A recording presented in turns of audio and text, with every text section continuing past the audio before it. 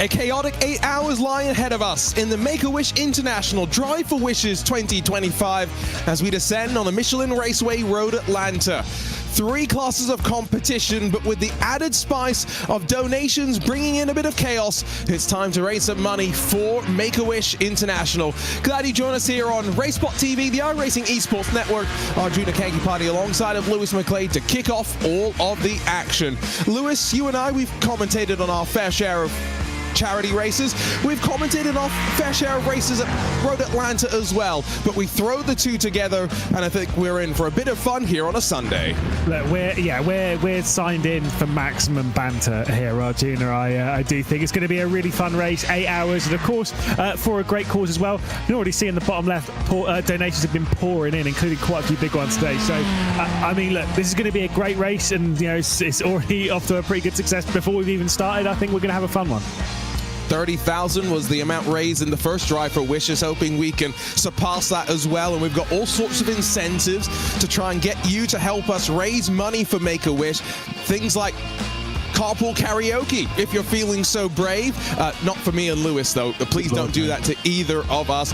We also have the ability to donate for a caution. And Lewis, I'm just taking a look at our race control sheet. An 8-hour race, we've already got 4 cautions, 1 in each of the first 4 hours lined up. Yeah, lovely. Just to clarify, by the way, automatic veto. I will absolutely not be singing on this broadcast. I'm ill or something. I don't know. Make up an excuse for me, Arjuna. Thanks. Race driver excuses. There you go. Obviously, we've seen a lot of these races where they've brought in, basically things that you donate for, and then things happen to cars. I like the fact that we get courses and stuff. It's going to make things interesting. Also, a few other things to talk about. We've got a prize for the best livery, which is voted on, I think, by you lot at home, it should be a lot of fun. Yep, no, take a look at some of the liveries. Qualifying underway right now because you'll be helping us to pick the best livery. There's also a couple of auctions going on, so some really interesting prizes, and so we'll sprinkle some of the links around as we dive our way through the course of the day. There's 8 hours of racing. We'll have plenty of commentators, plenty of faces on your screen as well. So glad that you join us again here for the Drive for Wishes 2025. That is one of the best webcams that I think, Lewis, you and I, we have ever seen. Yeah, I know. To the point where I'm like, now, get a bit of cardboard, cut it out, stick it on, and go and do a lap like that. Properly. That's got to be like AI. You know, that's got to be like a program that he's written that's like adjusting it as he goes. That's pretty cool. It is pretty cool. It's a little insane. Look, and you can even see that he's on the broadcast. Hello. There we go. Nice one. Nice one. Obviously, we're in qualifying at the moment. We're about to move into the race once qualifying's over, as is per the standard. But still, though, I'm sure people, they're still desperate on winning. Yeah, it's still a race. Absolutely. That apparently was Mark Calver. Just reading into some of our chat. So do say hello to Lewis and myself. See the times as they sprinkle on in. 3 classes, LMP3, then the GT4 and the MX5. So that's going to be a fun combo when we get some of the traffic on top of one another. Quad Dash Racing in that livery that we've been keeping an eye on might be a contender for best livery of the day. To the top, 125.972, 114.400 though for the LMP3. So Lewis, 11 seconds or so between each of the classes right now. Yeah, which actually percentage-wise is pretty good. That's better than what I see in even when it comes to car selection and some proper pro championships and such. Getting that balance. Obviously, you don't want. There's a fine margin between having too much and too little. Oh, that's a bit of a crash there from Brennan over the top of the hill. We've taken part in some charity races where I think the pace differential from the top class to the bottom class is maybe a little bit too large. I was thinking this will be all right. Yes, and especially in our particular team, the pace discrepancy between the fastest driver and the slowest driver, although the fastest driver also tends to crash a lot anyway. Well, MX-5's the ego from you, man. I just had to throw that one in. That was the second fastest driver on our team, to be fair. Dan Kell was pretty good. Dan Kell was the fastest, yeah, for sure. At the end of the day, a race like this with the safety cars every hour, as we've got for the first 4, survive. That's all you've got to really do, and you'll be brought back into contention. There's also an incentive that's going to put the MX-5s at the front of the field for one of the restarts, I believe. That will be quite interesting. And I've just seen, by the way, 3 carpool karaokes have come in, Lewis, and we're not even 6 minutes into qualifying right now. New pole sitter and LMP3s as we watch the 371 It's Point Motorsports. Hope I got that team name correctly. A Hyperion, though, to the top of LMP3. Yeah, we're going to struggle with some of the team names, even though like they're actually not that bad. We're normally used to a lot worse, to be fair. But I think that's kind of part of it. Is we're ready for a lot of really corny team names, and then to be fair, most of these are all right. But like you say, getting a good look at some of these liveries. You know me, I like to talk about liveries quite a lot, so I'm keeping my eye out, and I'm seeing if I can spot my favourite from a mile away. I'm looking for this race. I think I'm looking for big memes, to be honest. Big memes? Okay, yeah. So the biggest memes will make Lewis the happiest, but they have to be the right style, mate. I was going to say, there's got to be some choice to the meme as well, right? There's got to be some thought placed into where you put each one, how they tie together. There's got to be an overall theme that gets achieved at the end of the day, right? Out of the final corner, it's a big plunge as well for these MX-5s. The 371 looking for about half a second right now to the pole. Sim Racing 47, so 136.082. It's not going to be an improvement in time, I believe. Another attempt, though, as they continue running around for qualifying. Yeah, they only get 4 laps in this race, so they don't. Yeah, it's in this qualifying, by the way. That's what I meant. It's not unlimited. It's not the entirety of the 15-minute session. Just the 4 laps. Once those laps are done, as you will know from having done qualifying, I'm sure, sat at home. Once your 4 laps are done, that's your session over. You pull off into the pit lane. You can keep going around the circle. There's almost no point. Pull off into the pit lane and get ready for the race. But yeah, I think 4 laps should be more than enough to get the most out of a car around here. I think so. That might be something where some drivers are going out for 1 lap, coming back in if they feel like they push the tyres a bit too much, but might depend class to class. Project 91 had gone to second in GT4, but PWR Motorsports pipped them. Here comes the Vandelay Community number 3 across the line. No improvement from 6. They get bumped down as Boosted Motorsport and Will Ford in the 196 jump up to second. That was a little bit out of shape for the 29 onto the back straightaway.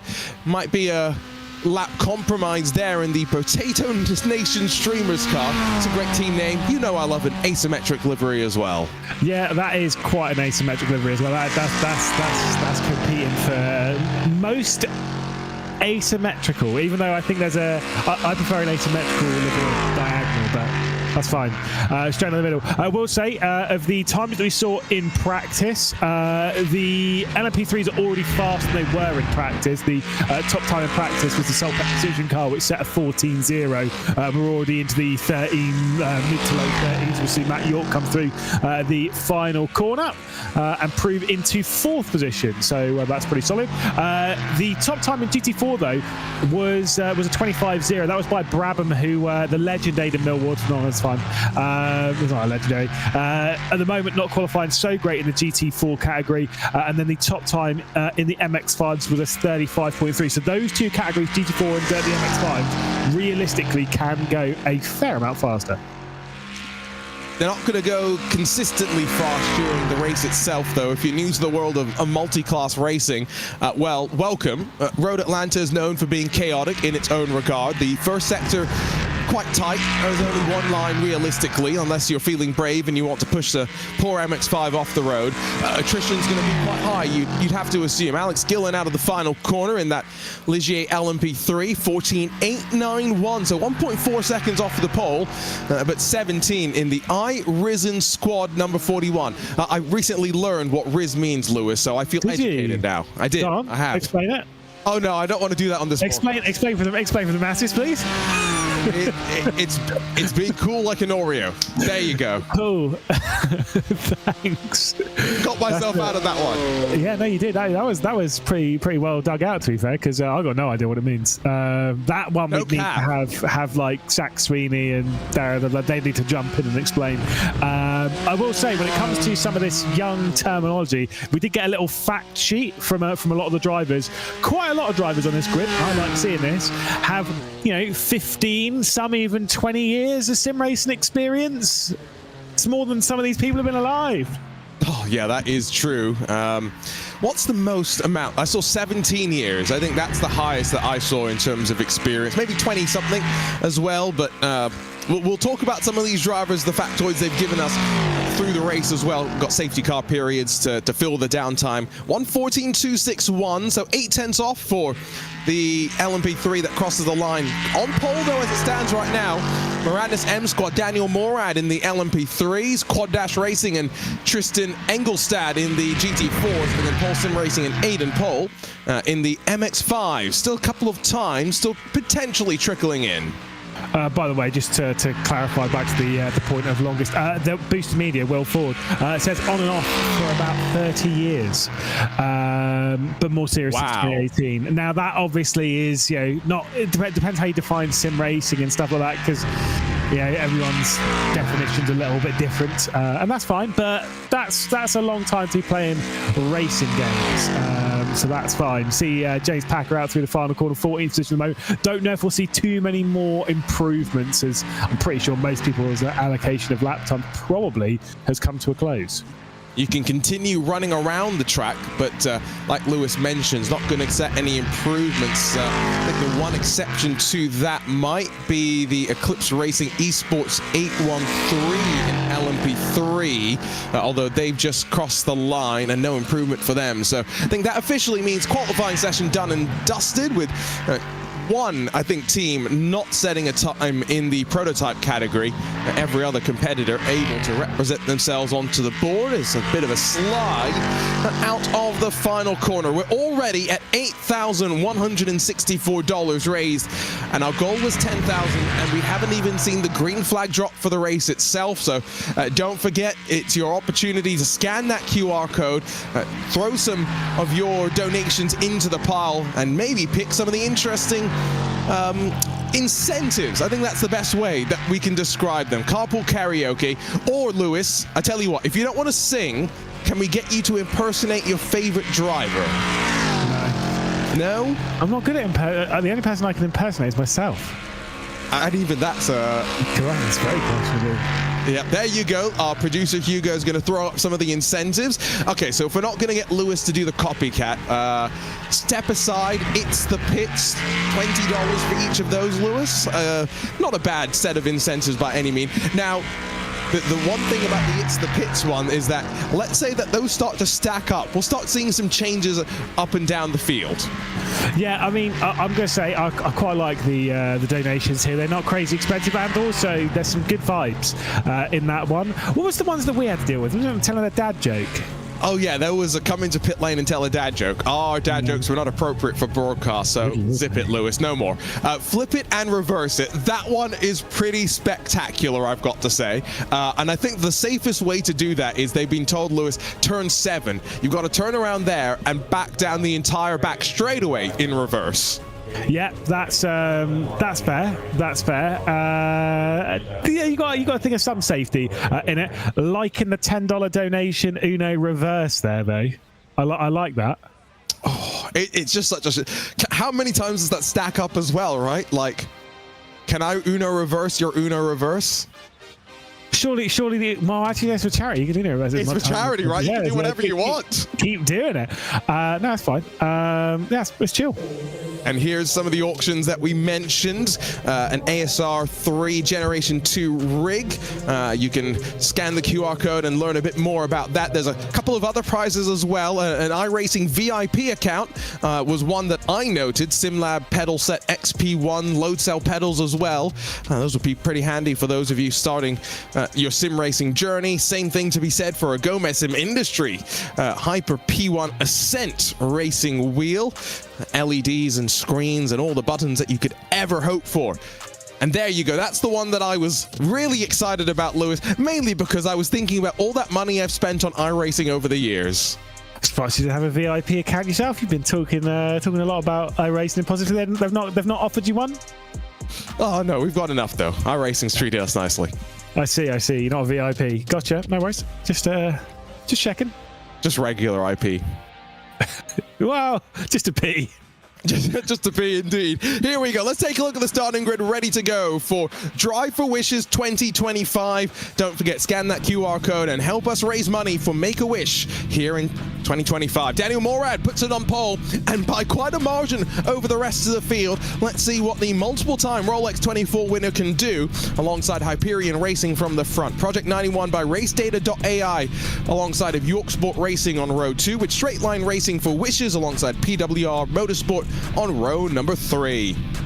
It's a big field of LMP3s. Another one of the Moradness M Squad cars, the ASR entry alongside of Cornish Lawnmower Racing on row 4. Edge of the top 10 for Nerdy Core XP, a special team. We'll talk more about them across of the race, alongside of Eclipse Racing Esports Solar. Second Hyperion car, 11th for the 44. Maximum Effort Motorsports only able to get 12th with their maximum effort. 13th, and hopefully not unlucky 13th for Racing Without Limits. And then the Eclipse Racing Esports Lunar entry alongside on row 7. Potato Nation Spuds alongside the Brereton Motorsports number 30. Grid Up Sim Racing, iRisen Squad 17th and 18th. And to close out the top 20, it's the second Cornish Lawnmower Racing car, Pit Stop Party Animals alongside. Love that livery as well. Take a look at the field. You'll be voting for which one looks the best. Vermilion Racing, Team Lee Watson, and then the rest of the LMP3 field scrolling on your screen. Lewis, talk to us about the GT4s. Yeah, indeed. Still got a few of these to go through. The Quad Dash Racing car is the one that starts from pole position, and I'm quite fond of that livery, by the way. I think it works really nicely, but we'll talk about that in a moment.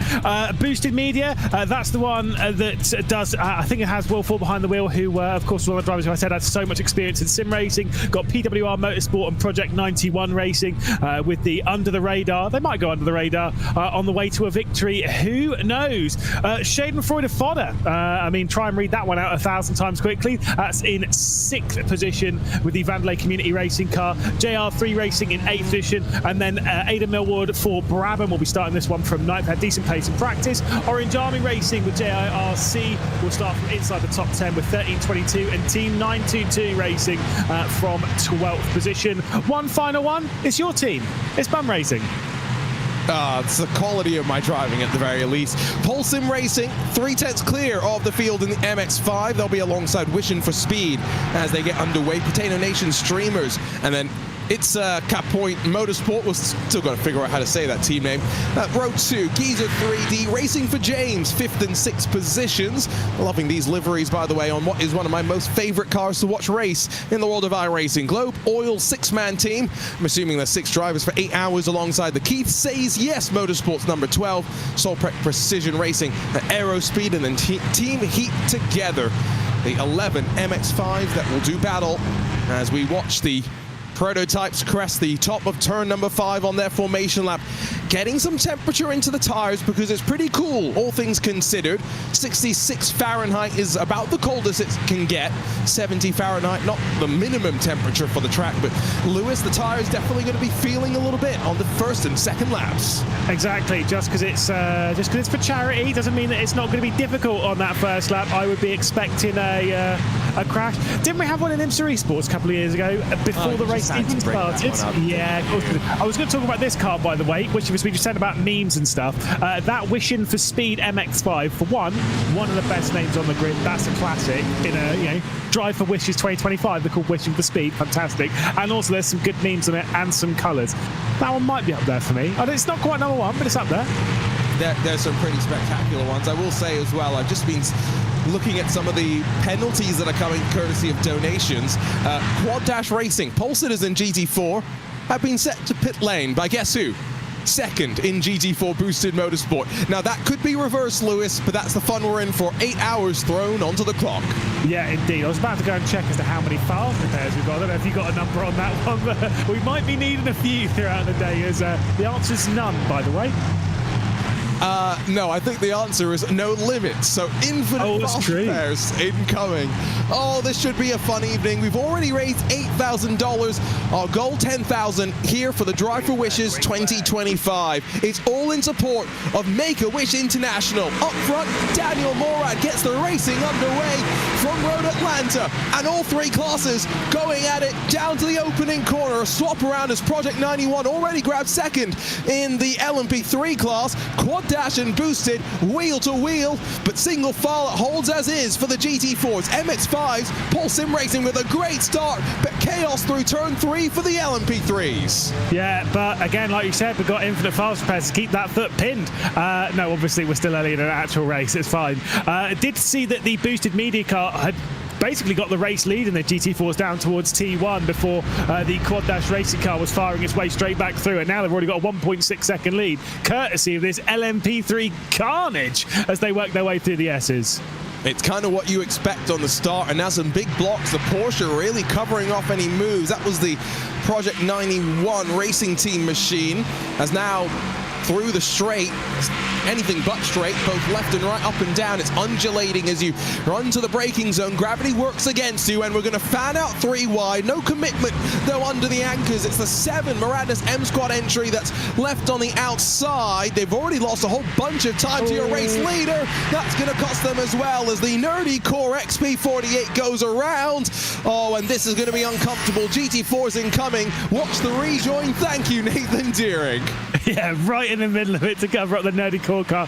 They'll get back going again, but yeah, that was a little bit messy. There's a car doing a little bit of rally cross as well, so that's fine. Rejoining as they work their way through turn 4 and then down through the S. There's a bit of chaos at the opening portion of this race. Basically, as we're expecting, side by side through the S's, all a bit of contact, and there's one stationary. And he's beached, and so he's just had to take a tow back to pit lane. So Doug Sorrentino in the Hyperion racing car that would have started, what, second in this race. Big drama, but this is kind of what we're expecting. Big moves as well. That's for 8th and 9th position through 6 and 7.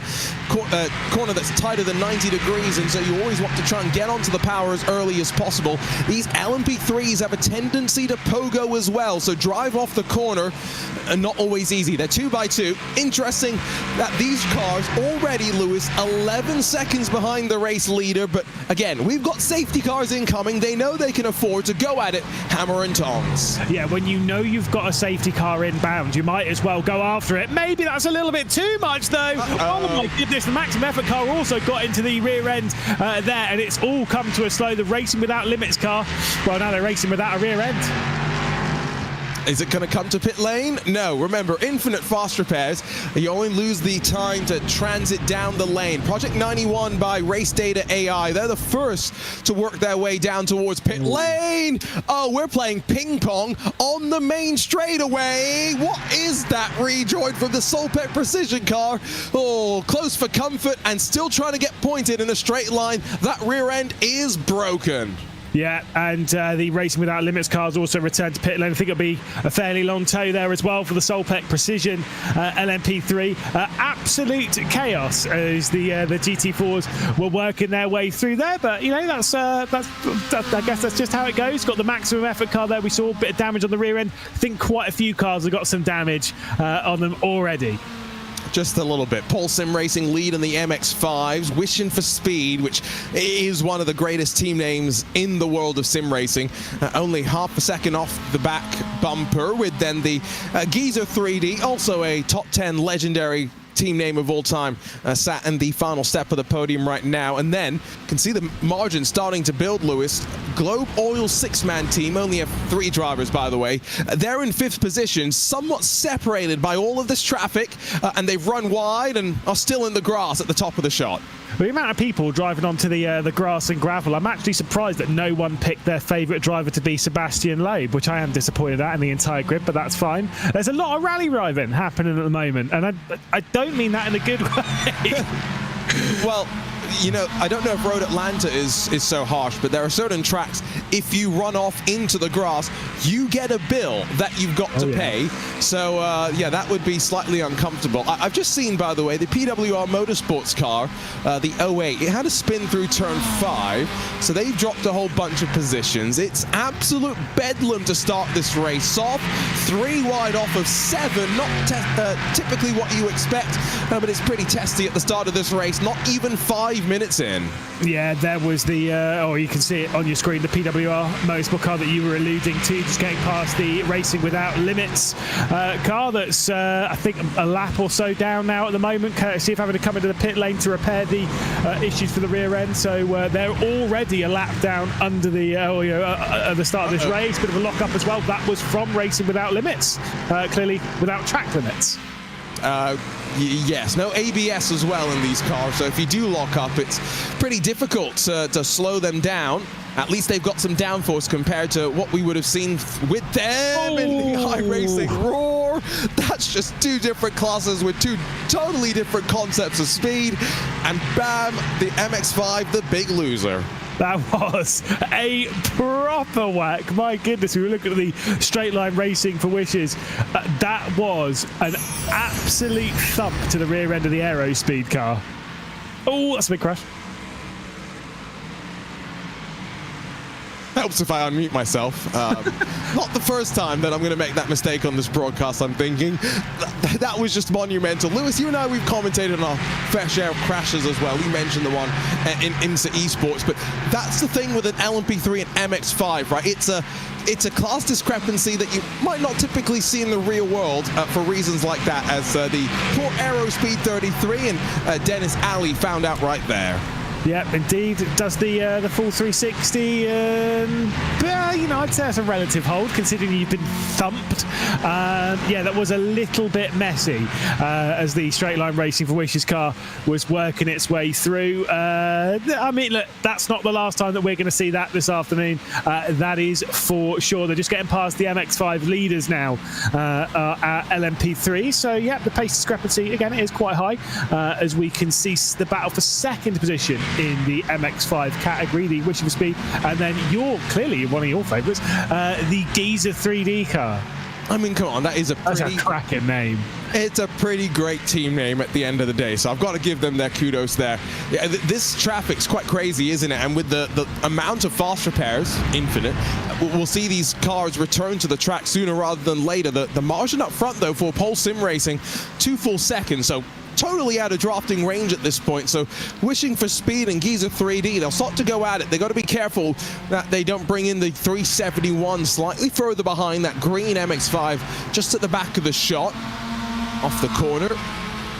Do like the almost 70s vibe on the Geezer 3D livery. It is very, very Miami almost. It really is. It really does have that. What was that Far Cry 3 expansion? Blood Dragons? Oh, yes. No, exactly. I know exactly what. And I remember around that time, everyone was going for that sort of like a super 80s aesthetic. And now this fits the vibe.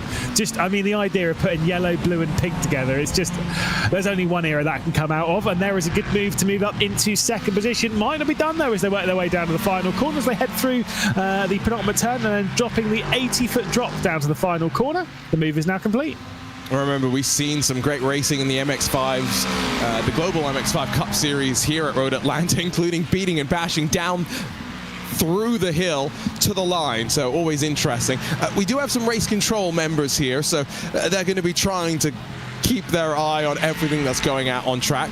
That's going to be a tall order. I do not envy them by any means.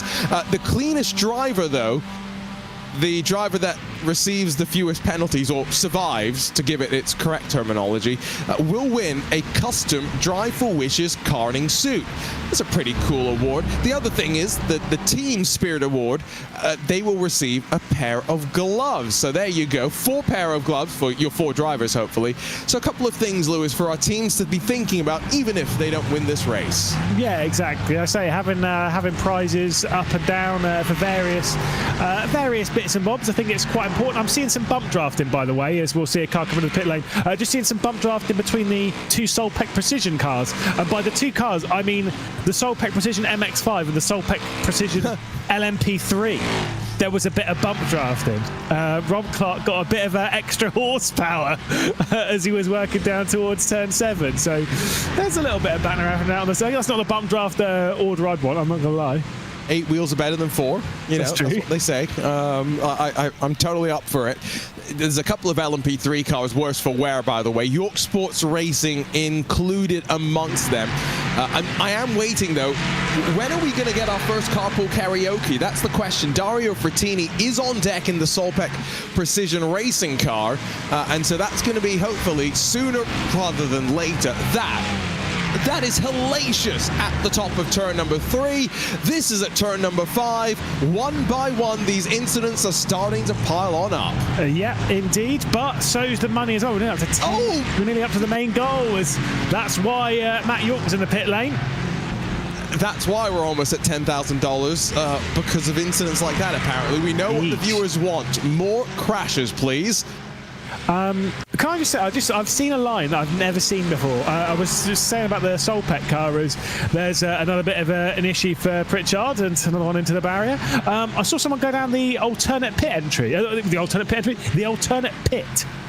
Oh, you mean the one on the outside? Yeah, exactly. Honestly, I thought there was going to be an invisible barrier and I was about to see a car detonated. That was Ryan O'Connor in the Solpec Precision LMP3. Change in your GT4 lead, by the way, as Quad Dash Racing, who had a quite significant lead. It was 15 odd seconds. Spun at turn 3, not showing too much damage, but they've now been demoted and they've gone off the track again, this time at turn 6. So to 4th and continuing to slide through the field as they rejoin the racing surface. It's now Boosted Media that lead in the 196. And I don't know, by the way, whatever happened to that penalty that we were talking about that came down to Quad Dash Racing, courtesy of their teammates, the rivals rather, Boosted Media.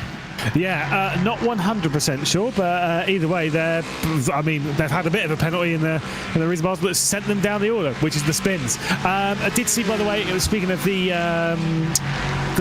carpool karaoke. Obviously, there was one. Let's take a little look at this first, actually. Just out wide. Marbles may be playing some part there.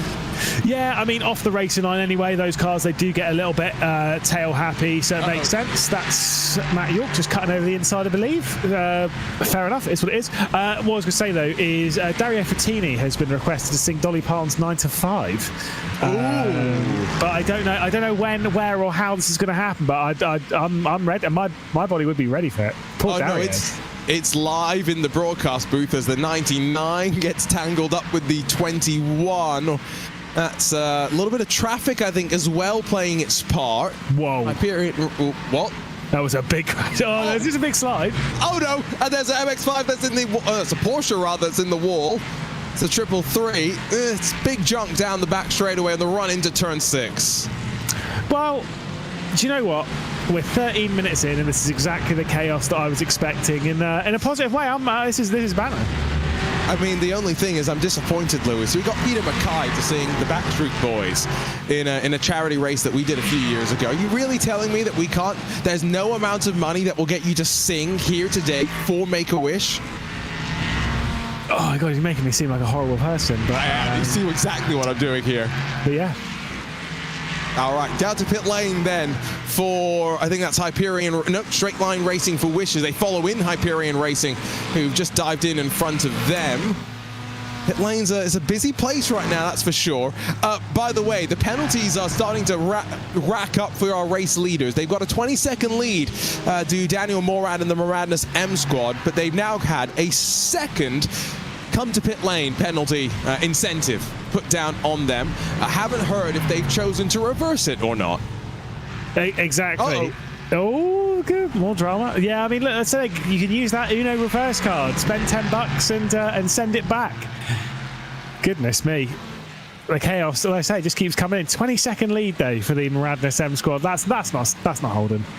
No, that's definitely... I mean, at the end of the day, everybody's going to stop putting the penalties down onto Daniel Morad at some point. Yep. I'd almost, this is not how I believe real racing should go. I was at the Rolex 24 this year and screaming at the BMWs about what they were doing to the Corvette. But we need to get all the other LMP3 teams just sort of tactically form a wall in front of the 70 at this point, so he's not allowed to go fast, if you're picking up what I'm putting down. I am somewhat. Oh my goodness, that is a whopper of ascent down into turn 7, trying to get past the Solpec Precision car, and well, not giving that one up, are they? No, this is exactly what I was saying, though. What's what we need right now? They are how many laps down? Just 1 lap down at this point in time. But anything they can do to slow down Daniel Morad, very, very important to keeping the overall race picture alive. But Morad's pretty experienced at this track to give him his fair shake, and he makes the move with quite clinical ease down to the final corner. Yeah, indeed. Obviously, again, not a legit position. This is the a battle between laps, but still, Ryan O'Connor is putting up a fight, because I'm not going to lie. There's if this was in real life, obviously you wouldn't ever do this in real, but you'd have no marshals. It's whatever. It's fair game out there. You do what you do. I like that analogy. We've got to, as Ryan O'Connor almost gets a little bit off into the grass as the MX-5 slows him down. We have to pretend there's no one on the flag stands, right? So there's no yellow flags being waved, no local yellows, just maximum chaos right now. Yeah, indeed. Which is the way we like it. Just unreal. Oh my goodness. Oh, that was an MX-5 murder right there. Oh, Danny Morad, mate, absolutely eliminated the Giza 3D car. Oh, that is the kind of team name, though. They'll be marching down pit lane like Michael Schumacher, finding David Coulthard. They'll be charging down to the Moradness M Squad team. You know what? And let me scan that QR code. I think Daniel Morad's earned a penalty for that little bit of contact. Let's watch this right here. Just square into the back. What do we always say, Lewis, to those that are new to the world of multi-class racing when they're in the slower class? What do we say?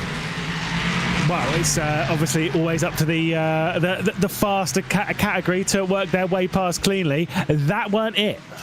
Yes, I agree. All right, so let's go and find how do I get the penalty? Make them pay. That's the one I'm looking for. Select options. Bam. We are doing this live in real time as we watch a 3-car fight in this LMP3 class. Now, at this point, it's also sometimes hard to tell if it's a real 3-car fight or if there's traffic that's playing its part as well, which I think is part of the issue here. Nerdy Core XP are back in the fight now. That's a team representing Make-A-Wish Portugal, Lewis, so it's great to see them still up for the action, although the blinking in front of them surely causing them some consternation. Yes, indeed. A few donations there come in, like you're seeing on your screen there. Did hear as well, there was a big donation coming in from Shoe125. I don't know if you're going to donate this kind of money, but still, $350 he gave to Boosted Media and said, good luck to the team, great cause. Sorry, not sorry for the penalties. Yeah, fair play. You see, that's... First, thank you very much, Shoe125. But I think the way that I'm going to do this, Lewis, is now I've got to... We are the. If there's no marshals around the track, right? We're the marshals. Yeah, we've got to start giving penalties, which means my wallet's going to start getting hit, right? Well, to be fair, I mean, I'm not going to lie. After being sort of not team manager, but not really, I paid everyone's penalties in that charity race. So you know, I'm free to dish out some more. Don't worry. I'm not scared to chuck around. Fair point. It is my time for my wallet to start being opened up. That's Finn McCall that's off the track, I'm pretty sure, in the pit stop party. No, the Breton Motorsports number 30 involved a battle with the pit stop party Animals car. And that's the green and orange that's still on the case of the Nerdy Core XP team up to turn number 1. Yeah, that was predictable and messy, but that's fine. Again, that's going to happen a fair few times as they try and navigate a little bit of GT4 and MX-5 traffic here for the Nerdy Core XP car that has already been stationary today through the final complex, but works its way past quite nicely there. And you're absolutely right, the pit stop party Animals right on the rear end, almost dressed up. I was going to say, in a sense, from one side, it looks a little bit like a Teenage Mutant Ninja Turtle, but it's the wrong shade of green, and yes, you see what I mean from the side. So the penalties have started to be enforced. Here comes Daniel Morad in pit lane. Not sure if this is a drive-through, a stop and go, or whatever it is, but it's going to cost them some time, that's for sure. Quad Dash Racing have been sent to pit lanes for a second time by Boosted Media, so I think that's going to mean I'll drop even further down the running order in that GT4 class. But I mean, even one penalty apparently not enough for Daniel Morad to give up the race lead here, Lewis. Yeah, indeed. I think that makes it clear as to what the dealio is. It needs to be more than one penalty. That's fine. Keep this rolling. See how many Una reverse cards they can chuck out. And whilst we're at it, we're only like $20 away from the goal of 10 grand. So it is all rolling in as they're side by side here for second position in the LMP3s. And it's a position now with a bit more importance given they are closer to Morad and the 70. It's a move for Edwin Onofre in the Eclipse Lunar 42. Nice move as well on Jeff Fleischman in the Moradis M-Score ASR car. They're 12 positions now gained since the start of this race. Yeah, that was really tidy, just straight around the outside. Like you said, 14th all the way up to now second position. So they are flying up the order, the Eclipse Racing esports car.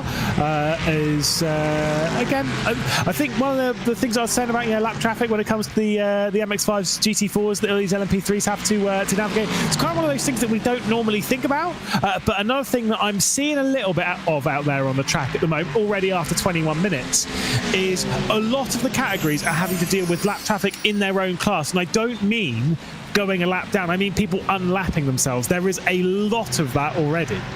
It's what's making it quite difficult on occasion to figure out what's going on. Quad Dash Racing have just passed Schadenfreude Fodder. Oh, no, never mind. Instead, they turned them and caused some chaos down towards turn 4 and into the S's. But that's a fight for what is now 5th position. And I think, Lewis, we're going to have to take another one, a look at the replays. Now, do we blame the BMW or not? It's Don't not sit on the fence. Come on. No, I'm sitting on the fence, mate. It's really nice up here. I've got a great view. No, I don't think it was on the BMW. Like, the thing is that BMW is quite far over to the right-hand side. Is that fair? No, I mean, I agree with you, especially since I don't have to donate in this particular case. I'm gonna have to. I get to save that money for the 7 hours and 38 minutes that we've got remaining. I mean, also the quad dash cars, like I said, that penalty's already come through for them. I did see the Nerdy Core XP car into the barrier, and that's explaining as to why. Oh, getting the double hit there for the 19. Yeesh. Oh no, I mean, iRacing's damage model sends the body parts flying everywhere off the car. Through turns. Ooh, okay. Okay, I have opinions on this. Yes, I know you do. So I bought that MX-5. I'm just going to say it now, that as much as the LMP3 went into the rear end of it, that I think that MX-5 was trying to get offline to the right-hand side to try and let the LMP3 through. Will say, not a vibe. Don't do it. Don't try and get out of their way, because you're just going to cause an incident literally like that.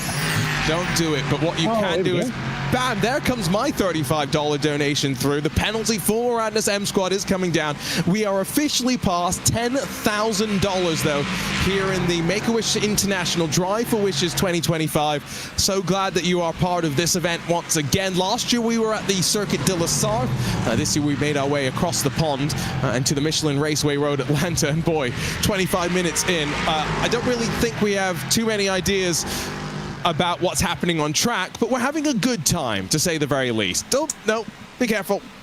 Yeah, right. I mean, it's you know, from commentating on some, you know, multi-class racing over my years, this is up there with the most confusing opening 24 minutes to any race I've ever commentated on, and I'm okay with that. I did, you know, this is the whole thing of, like, you got to understand what race you're in. If anyone out there is irritated at the start of this race, you're in the wrong race. You know what I mean? Yes. No. And that was the great thing about the charity race that you and I did, Lewis, right? Is that, you know, there was that penalty where it was you could donate if you got a penalty for hitting someone else. So instead of having to serve an egregious penalty, you'd come into pit lane, stop in your box, and tell a dad joke, which was at least a fun penalty to serve. You know what I mean? Yeah. We did the double whammy. I paid for so that we didn't have a penalty, and I still told a dad joke. I know. Great. Honestly, all of those jokes are somewhere on a spreadsheet that I have, and I am terrified of opening it again because they are so inappropriate. very inappropriate. Lewis, do not, this is an order in the broadcast booth. Do not open that spreadsheet until this race is done. Then we can joke about it. PWR Motorsports, the 033, gets a position because there's a Mercedes that's slipping sliding around. It's the Bum Racing 49. Yeah, which is really satisfying to say. But yeah, the Bum Racing car just off the road now. And, well, oh my goodness. Where on earth did that Cayman come from? Here we go. It's just out wide at T1. Easily done. Been there before. Going to slide, try and overcorrect, or try and correct and just overcorrect it. And then out of nowhere, a Cayman flies past him. That was wild. This is also pretty interesting. 3 into the chicane does not work. I could have told you that one for free.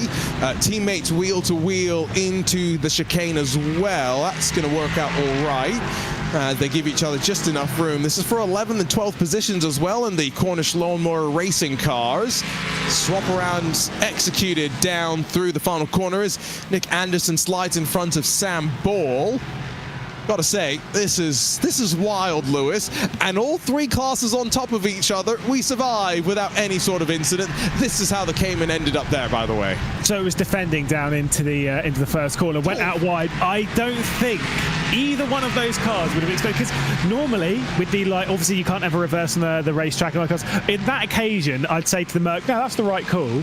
No one's expecting a Cayman GT4 to fly past at racing speed somehow between the gap between you and the wall. That is wild. No, I'm not gonna lie. I'm watching this being like, I want to get in the car now. There was a bit more smoke up in front. I'm hoping that wasn't the car spun around. It's a dangerous place to be stationary underneath the Fox Factory Bridge, but they bounce over the curbs, continue to work their way through. Has the Maradness M Squad served their second penalty, by the way, Lewis, or is Eclipse Racing Esports holding them at a 6-second gap purely on speed? I don't believe they've served that penalty yet. So I think that one's being held as there's a few cars that get chucked into this one. The straight line Racing for Wishes car was already out, and then they were joined by an MX-5 and another LMP3 is seeing Artura fly off the road as well. I'm thinking my wallet's going to get opened up shortly, isn't it? Potentially. Wow. Yeah, there's one of the Solpec cars into the barrier, Rob Clark. And wow, we've got the caution out for the first time today. About 28 minutes into the drive for Wishes. Wow, I think we all need a little bit of a change of pace as the BMW M2 safety car is going to head out onto track. Yeah, I was literally about to say the Wishing for Speed car, which obviously was the you would have seen a colourful MX-5 throw its way into the mix at the end of that incident. They are quite damaged. I think they were wishing for a safety car, or maybe just a new car. They've pulled over and they're going to get a tow back into the pit lane. They were running third in the MX-5 category. This will be bad for the Maradness M Squad team that's obviously leading the way. Let's try and find our way through all this. Wow. I think, wow. You know, in oval racing, where sometimes if you're new to oval racing, you get told if there's a crash ahead of you, you should aim for the crash, because generally by the time you get there, the crash has moved, right? That's almost what that MX-5 was doing there from at least that angle. Well, and so, you know, that's kind of true to some degree, that statement, but you know, there's a little bit, there's a little bit more that goes into it, right? Because if the cars are stopped down low, they're not moving, right? If they're on the apron, they're not going to, by the nature of not being on the banking, they're going to stay where they are. Gravity's not affecting them. If they're up high, slightly different thing, right? So yeah, no, it's a bit more nuanced, the crash avoidance on an oval than I think that lets on. But so the pace car is going to pick up Daniel Morad is the way that this should work. And after that, everyone should just follow the instructions that they're given. It's not. Daniel, yeah, that's what I was just about to say, Lewis. Daniel Morad is offered turn 5, and instead I think the leader has picked up the number 16, I'm pretty sure. 10. Oh, the 10, never mind. It's picked up the grid up sim racing car. Yeah, I think Barney's had a few bevies at the pub before jumping in over it. I mean, he's picked up the wrong dude. It is 5 p.m. somewhere at the end of the day, you know? It's nearly 5 p.m. here in the UK. We're coming up to it. That's fine. But yeah, that's oops. What I Is it have what I can just, say?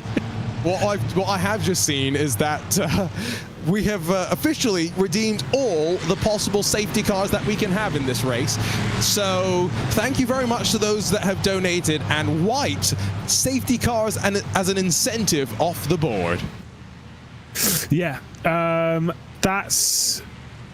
Yeah, fair enough. I mean, oh yeah, so I think that's the Madness M Squad car that's weaving around just ahead. Obviously, I'm assuming the safety car's got no contact like normal. I was assuming then that Daniel Morad was not following the instructions that he should have been following. Yeah, probably. Come on, Daniel. You've done this in the real world. He wanted the drama. He just wanted the drama. We were throwing Barney under the bus, but actually it's got nothing to do with him. It's just Danny Morad. Penalty for that. Exactly. Let's give him another penalty just for that. I mean, I haven't seen my penalty be applied to him. I'm just saying. Yeah, but you wouldn't. It would be a waste of money if you'd applied it pre-safety car, wouldn't it? No, this is even better, right? When you think about it, because now we've had the safety car. They're going to apply it. He's going to be dropped even further back in the queue.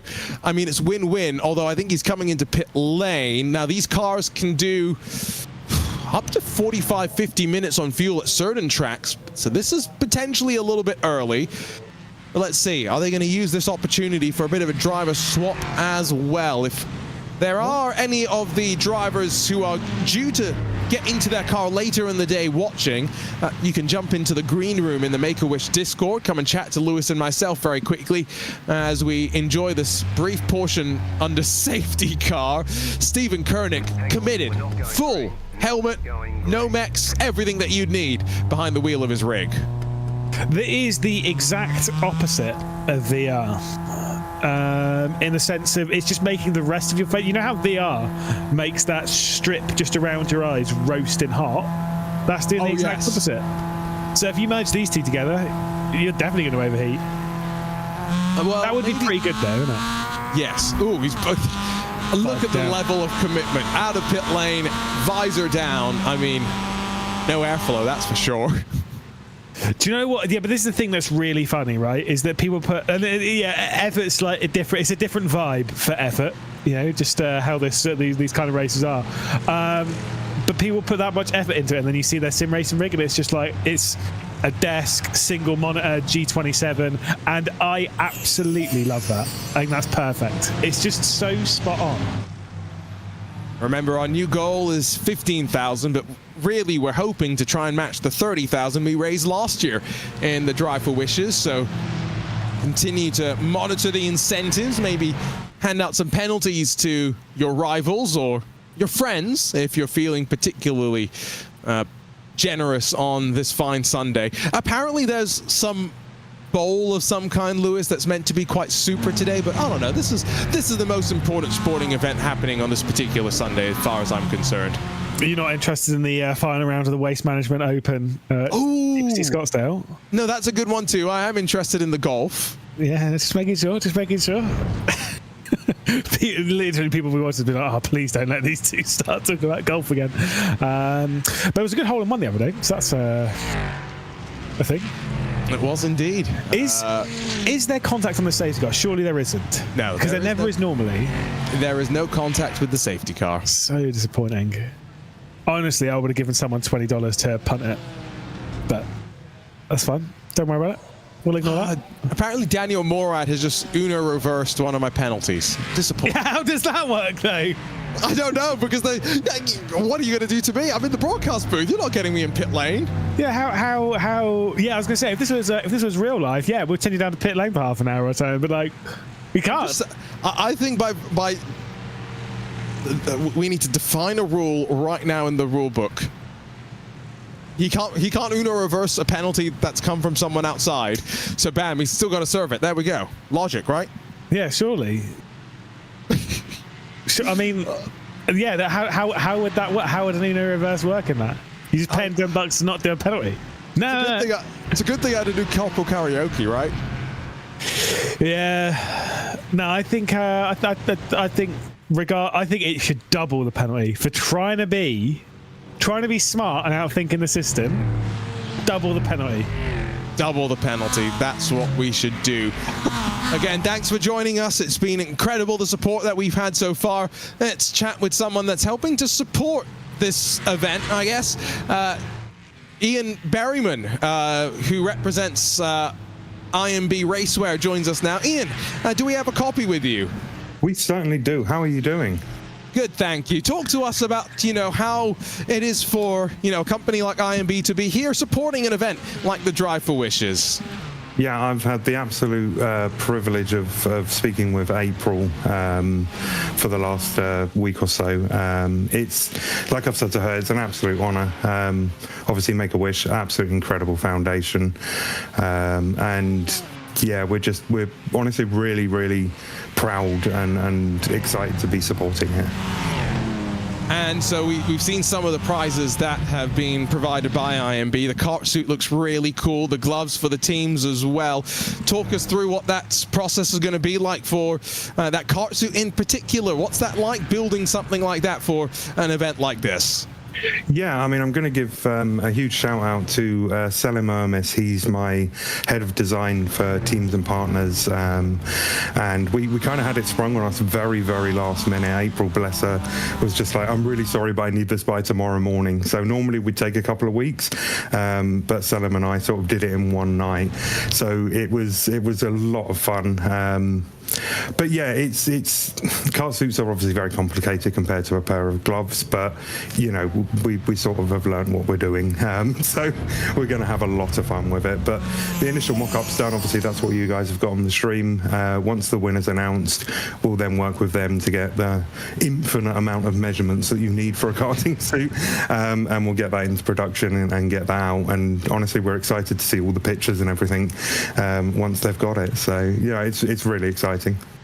And for those that don't know maybe about the offerings that IMB has, talk to us a little bit about what sim racers, if they want to do custom gloves and shoes for their sim rigs at home, what does IMB offer that can take advantage of?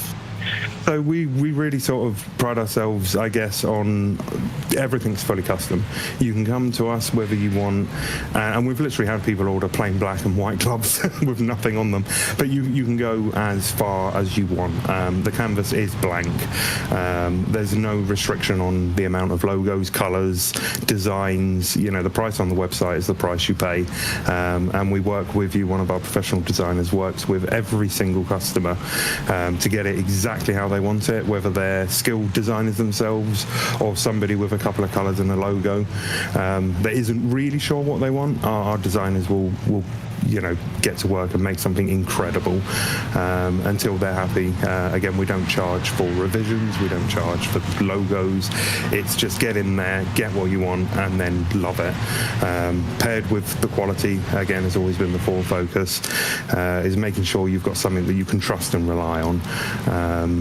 So yeah, I think the community knows us now. We're really proud to have been accepted into the community and trusted, and yeah, it's the best job in the world. We all love it. We're all sim racers. We're all passionate, so it's a natural thing for us to do, and it's great to work with some incredible people and teams over the last few years. So. Well, thanks for your support, Ian. I think we're getting ready to go back racing, so we'll let you go, and we'll get ready to focus on, this restart, and a restart that has got its fair share of intrigue, because Grid Up Sim Racing have been waved past the pace car and now enjoy what I count as a 60-second lead. We'll figure out exactly what's going on. There's already an MX-5 that's having to do its reverse. Let's not forget, there's all sorts of things going on. Reversing down the back straightaway as the green flag flies once again for Drive for Wishes, and an MX-5 off into the grass at the start-finish line. Yeah, they might have to stick it in reverse there, to be honest. There's a lot of damage on the front end of that car. A couple of cars also spinning and almost coming down onto pit entry. There is a car somewhere on pit entry. There's already crashes at the top of the hill. It's even more chaotic than the start of the race, Arjuna, because they're all just within each other, every class, all over the place. And I think there was some confusion about who was meant to be where. Oh, that speared off straight into the wall for one of the LMP3 cars. That's a big lick of contact, I do believe, and they've stricken in the center of the track coming out of turn number 5. Aidan Pohl still leads in the MX5 class in that number 47, but absolutely swarmed. McLaren up his inside and LMP3 around his outside, and he'll somehow survive through all of that as well. Crazy stuff, and like you said, Lewis, this by far crazier than the initial get-go. Yeah, a long way crazier. You're absolutely right. The Pole Sim Racing red car is able to hang on. There's under the radar racing. Certainly not so in that camp as they got spun round, I think, coming out of turn 7. I mean, I'm keeping my eye on the MX5 field, and I'm not feeling good about them. They are just in the middle of everything. Thankfully, though, for them, once all these cars have passed, it should be relatively calm for quite a while until, well, at least, 4 laps until they get lapped again. I mean, 40 minutes in, we've got 7 hours and 20 more minutes left to go, and that's the York Sport car that's gone around again, and the right front's come off the car. I have never seen that in the world of iRacing. Quad dash are in the grass. 1, 2, 3, count the flips. We need another safety car just to get this under control. Yeah, indeed. That was the PWR Motorsport car trying to get past the York Sport, and I mean, for some reason picking left, and yeah, that was it's not a good call. And we're about to get a baby Porsche McLaren in about 9 months, apparently, as they enter into the pit box. I'm still trying to figure out who leads in our respective classes. LMP3, I do believe, is... Wow. 1... Okay, maybe it's only 2. I will say, though, that is the clear definition of unlimited fast repairs. Absolutely no lifting of the throttle. Straight into the side of that LMP3. As to why you would go for the tiny gap on the right-hand side, I just don't know, but fair play. It's something called Arca brakes. I'm sure we'll see plenty of that at Daytona coming up. As Duel through 5, around she goes for... That's a big spin as well for the 4. And now trying to rejoin. It's a high-speed Porsche. Whoa. Wow. The My 98 goodness. shot all its bodywork and resets just in the nick of time. Yeah. Anyone else sat at home having a hard time following this race as to who's in what position? You're not alone. Although I will say race leaders in each of the categories, at least the GT4s and MX5s have been pretty much the same for a little while now as we get this battle a little bit further down the LMP3 category. Yeah, we just lost another one at turn 5, though. Yep. And I think Quad Dash Racing, the pole sitters in the GT4 class, they've been tangled up in all of this, and they have lost the front end of their car and have a meatball as well. So they're going to be forced to return to the pit lane. Meatball in iRacing means too much damage, and iRacing basically telling you that you must come down. The tires just yoink the panels off the car as it digs in after the contact. That was uncomfortable to watch. That was, yeah, certainly not a fun one, especially if you're with a direct drive. That'll certainly rip the wheel out of your hands quickly, but yeah, that's fine. Got a little bit of a low drag variant of the LMP3s there, no rear wing on that one. Wow. Oh my goodness. After being so high up in the GT4 category for such a long time, it was a bit of a disappointing... I wouldn't say ends to proceedings, but you know what I mean, for Quad Dash Racing. They've got to come back into pit lane and have that repaired. I think they'd already broken the front left. That's broken the rear wing. It's got no downforce. It's still trying, though, as much as it can. And Phelan Pritchard in the Potato Nation Spuds car. I mean, that was pixels away from being run into there. Yeah, that was intentional. Whoever got that close, there's a car there. Let's get as close as possible. No rear wing on this car, as you can see, and that's where the spin through the final corner really came from. Yeah, this car's going to be tricky to drive. Tricky's one word. Impossible is the word I was going for. Just take the flatbed to pit lane at this point. It's going to take less time. I can promise you that one. I think Aidan Pohl at this rate in the MX5 is going to lead by about a lap because the 371 has just headed off down to the pit lane, and so it is a quite substantial lead that the 47 has now managed to pick up. And let's not forget, you, the audience, will help us pick the best livery of the day. And there are plenty of good candidates, but if our producer can focus in on that 47 for just a second, and we zoom in at the front of the shot, I mean, Lewis, you know I love a face car. It's an interesting livery, that's for sure. It is. It's not top for me. It's not top for me. But it's good. I will say the pink and white LMP3 I'm quite liking that. Is that the iRisen squad? The Barbie I think it car? is. Yeah, it is. No, I know you like a face car, but in the MX-5s, I'm still got to be the wishing for speed car is that's the 17's a little bit higher for me. I vibe with that. Fair enough. Well, during our safety cars, you know, some of our commentary teams coming up are going to have plenty of time to just walk one by one through all the different classes so you can see the different liveries on screen. Just saying, that one looks pretty good. I do love a face car. And you'll see there's a warning on the back bumper, which I think reads, caution William Rasmussen. I have no idea where that comes from, but, you know, I'm sure there's a meaning behind that. Yeah, but the thing is, when you get cars like this, you always hide a lot of stuff on it. That's the entire point. Whoa! You hide on our livery, as that's a fight for ninth. I didn't hide anything on it. True, because it was just a regular livery. It was your livery, yeah. Yeah, slip and slide and go the MX-5s down through turns 3 and 4. It's close here.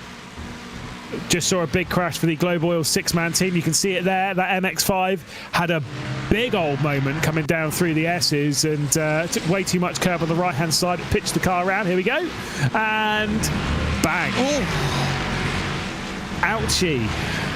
I can feel my lower back hurting on that one. Ouchie indeed. I was chatting with a driver that raced in the Global MX-5 Cup Series, and he was saying he did a race at Mosport, and you know Mosport, Lewis, turn 2, the descending left-hander? Left-hander, yeah. Well, his car had gone around, and he was pointed in the wrong direction, basically the apex of turn 2. Yeah, no thanks. He had head-to-head contact. MX-5s are pretty safe, but he felt that one. I can promise you that. This, though, good little fight down towards the chicane. Not sure if there's going to be a pull-out under the braking. This for 19th position between cars 2 laps down. It's York Sports Racing and the Cornish Lawnmower Racing number 98. They continue fighting. You called out the pink LMP3 car, by the way, as we jump on board with Brabham Esports. Yanis Olber trying to just push the third-place machine along. They are the pink LMP3 car in a 3-way fight in the LMP3 class right now for 5th position. So, Lewis, not only does the car look good, it's running well as well.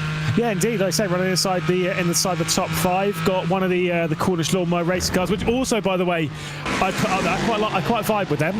There we go. And you've got the Hyperion car trying to get its way past as well. And I believe that move might be complete once we get under the brakes as we head our way in and working our way past one of the MX-5s. I think that's the Race for James car as they work their way through. It certainly was.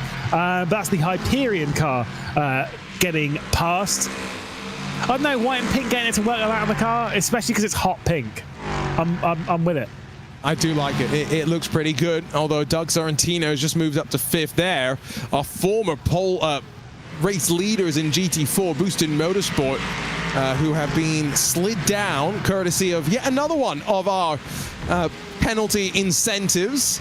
Another one bites the dust, as it were, and heads down to pit lane. They'll do a driver change as well, put Jay McCabe into the car as some grass and gravel's kicked up out of turn 5. And this fight, the 3-way fight that we were seeing, suddenly starts to split itself up.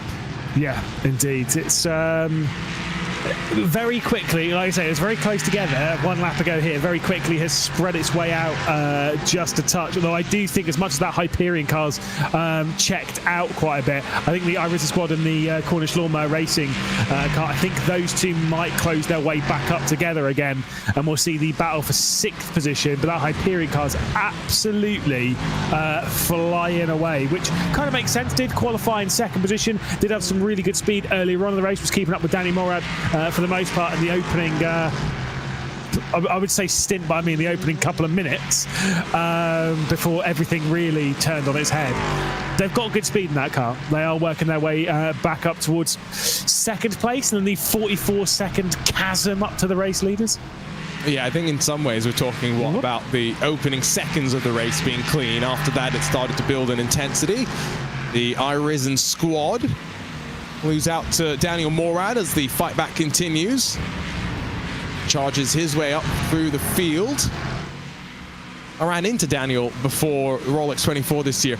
Lewis, did you watch the race? I'm assuming you did. Yeah, of course I did.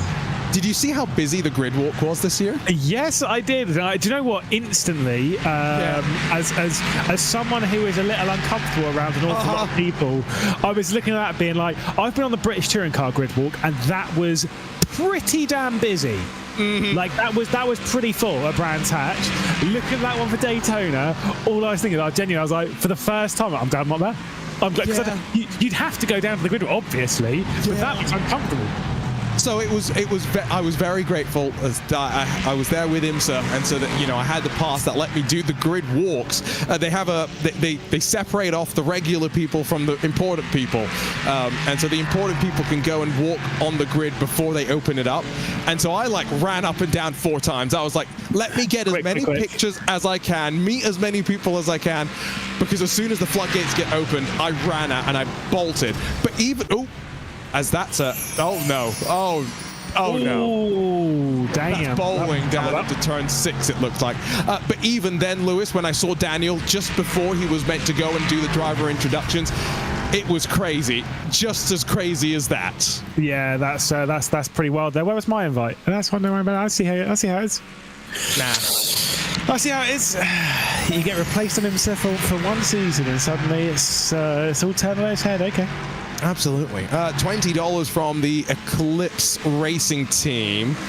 So now I don't know what incentive that was. That's the thing. So have they just given a penalty to one of their team opposition? Have they told one of their competitors to give them a position? Because that's also one of the incentives that we have. So we'll find out soon. Yeah, we don't have anything on our little sheet to say as confirmation yet. There might be still some confirmation coming in from Race Control. We'll update you on that. Let's be honest, at this point, if you drive in, as much as donating's fun, you're donating generally for a reason. It's normally to penalise someone else or get yourself out of trouble, which is setting a really bad precedent. But that's, we don't talk about that. That's fine. But obviously, we're already nearly an hour into this race, and like I say, donations have been flying in. So again, like I say, thank you for everyone sat at home that's been chucking them all around. It's been a pretty frantic side of things, not just from the on-track stuff, but the off-track stuff as well. And I'm wondering, is it MX5 leader so far out front, Solpet Precision getting together with the 132? That just seemed like a bit of a racing incident as the two lines sort of converged through the S's, and the Mercedes maybe not blending back in line as intending. I'm just wondering, do we need to give a penalty of some kind to the MX5 leader? Because they're about to be a good 2 minutes clear as that McLaren worked out. Yeah, Darren Nunn having a bit of a moment there. I think that was with a little bit of air between, a bit of contact to send them off the road. And there is Finn McCall going around and still probably not coming into pit lane.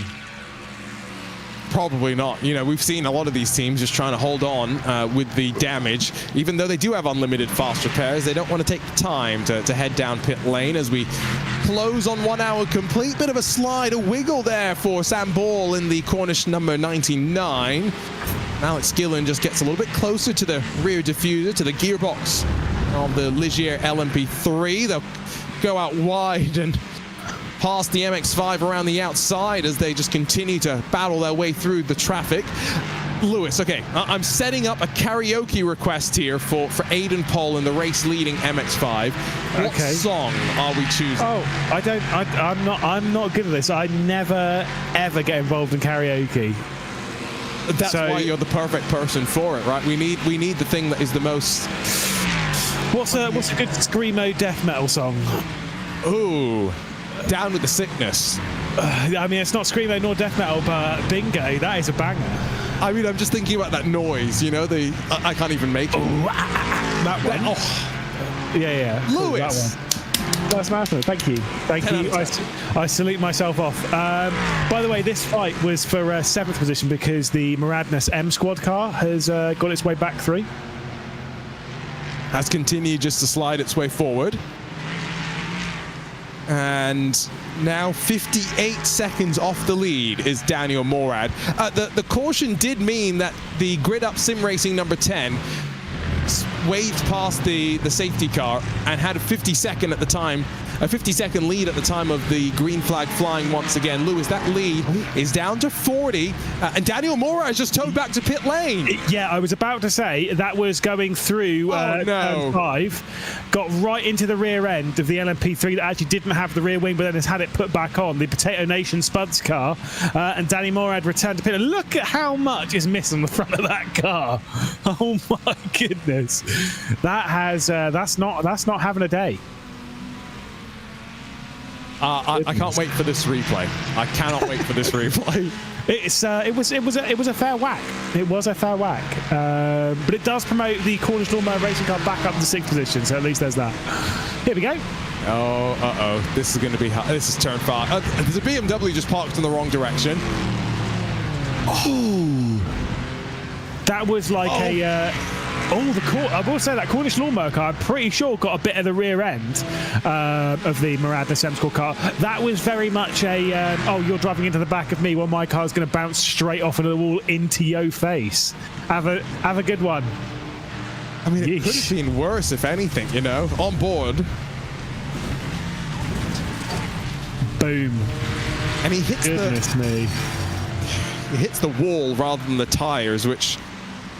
don't know if that's a good or a bad thing. We saw previous incidents, the tires basically, the force of the impact is such that it rips the body panels off the car itself, so I don't think there's a good situation to be in. Time of the tow is all it's going to take. Sorry, I stumbled over my words because it's a Mercedes that's perpendicular to the track. They are fighting for the GT4 lead, and I think Brabham Motorsports and Yannis Olber in the Porsche making the move on the Aston Martin to the point. Yep, indeed. So solid stuff there. Brabham up to the front of the GT4 category. They did top practice, courtesy of Ada Millwood, and now they're leading in GT4. We were seeing the Grid Up Sim Racing car, who obviously are being caught down by Eclipse Racing. Eclipse doing almost everything they can to catch up to the race leaders, including gifting them a penalty. So the Grid Up Sim Racing car does have a black flag, by the way. Nice. So that's going to bring the gap down at the very front. Boosted Media have been given another penalty, by the way. A mark against your flawless performance is the note from Race Control. So I think that means, Lewis, if I'm reading between the lines, you know, we talked about the cleanest driver who wins that IMB custom Drive for Wishes kart suit. Does that include people going and donating? I actually have no idea. I mean, if it does, we could get some penalties at the end of this race. I think we would deserve some. Let's be real. Let's be completely real here. Let's see what happens. My goodness! 0 out of 10 from that Mercedes. Poor Alex Gillen. That was uncomfortable. And then almost into the Wishing for Speed MX-5 with the rejoin. Now, that car looks surprisingly good, given the level of contact it's just endured after that. I will say, pretty solid reactions there from Alex Gillen. To dive almost out of the way. Yeah, I know there was contact with the barrier, fair enough, and all that, but I mean, that was pretty solid, considering the speed of what was going on as we head back down to the Cornish Lawnmower Racing number 98, 17th position they're currently running, but do remember they were running fairly well before a pretty sizable incident at the top of the hill at T5. Pretty sizable, and I think that describes most of the incidents that we've seen so far. All 48 cars are still listed as running, so that's a good sign as the fight for 10th position descends out of the final corner. Nerdy Core XP, Luis Nogueira has got the move done on the Straight Line Racing for Wishes team. I did mention that Nerdy Core XP, a team dedicated for fundraising for Make-A-Wish Portugal. And one of their drivers is actually a Make-A-Wish kid. So it's great, Lewis, that he's here. He's enjoying the sim racing world. It's an interesting race for him to be enjoying. Oh boy, no, I just had to say something, didn't I? It's not a commentator's curse. I don't think it's possible to curse anyone in this race because I think everyone's cursed anyway. But yeah, that was unfortunate timing. But that's fair enough. By the way, the 196 boosted media car has also been black flagged. Okay, so yet another penalty that's come down. Yeah. Race control, they're busy. They are very, very busy. Here we go, another $10. Rob, do you know what's that for? I have requested the race leading MX-5s. They must do their carpool karaoke in the broadcast booth, though. I listed it specifically on my note. And did you say Darren will sing this? No, I picked another song instead. Okay, that's fair. I might leave it as a surprise. Okay, no, I'll allow it. I won't look. Does it actually say on the sheet? It doesn't, does it? It might actually say on the sheet. I don't know about that. These are good questions you're asking. See, I don't think it does, because I think the times that I've seen requests for songs to be sung, it's come in game from race control. Oh, you're listening into the race control team. Oh no, it's just texted in chat. I always have. Oh, your race leaders into the wall. Yep, that's a pretty big hit, and they've lost some of the faces. They've left them behind. The fans have been left behind. And they have to return to pit lane to. I'm pretty sure it broke some of the front suspension. So that's costing the race lead. Potentially. No, it will potentially. No, potentially. I think they might still hold on to it. We'll have to wait and see. Again, I mentioned the Nerdy Core XP team dedicated to fundraising for Make-A-Wish Portugal. Mentioned that one of their drivers, full sim rig, participating in this race as part of the Nerdy Core XP team. Salvador, it's great to have him as part of the field, and again, hopefully we can get him into some more clean sim races. I think that's the right word to use for the level of chaos that we've seen here today. There's been some interesting wish givers, fulfillers, that's the word I was thinking of, over the years. Of course, John Cena, Lewis, historically known as the most requested Make-A-Wish person ever. So it's just interesting, because how can the kids see him? 650 kids apparently have seen John Cena. I don't believe that. That's crazy. No, that is pretty wild. He doesn't like John. John Cena's sick. John Cena is sick. Linus Tech Tips. There was a video that I saw where he had an interesting experience where he built a PC for a kid as well. So all sorts of interesting experiences. That's where the money that we're fundraising all goes towards. And so again, Drive for Wishes 2025. We're almost at 12,000 so far. And I've just been told that we are going to go and grab your your race leaders rather in the MX-5 class, Lewis. So I hope you're ready for some quality. I'm ready. We just got to figure out a way to drag him in here, don't we? This is a quality broadcast. Let's see if we can do this. Don't fool. Actually, go ahead and do it, dude. It doesn't make a difference. Actually, no. To save time. Hello. Do you hear us? Oh shoot! Hello, everybody. Welcome to the broadcast booth. You are doing carpool karaoke for us, Aiden, and you have to sing "Higher" by Creed. Higher by Creed? What is that? Is that like, I could take you higher, so high? No, that's Kanye. I don't know Higher by Creed. All right, I tell you what. We just need a song as your teammate pulls out of pit lane. We just need to hear some musical number from you. Okay. Okay. Oh, dude, there's like, I know so many songs.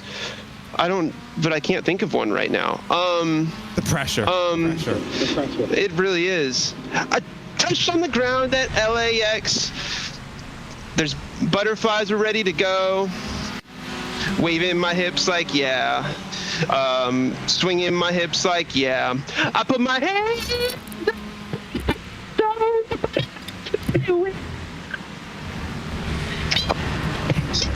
We appear to have lost your microphone. But 10 out of 10. Okay. Thank you, guys. I hope everybody enjoyed that.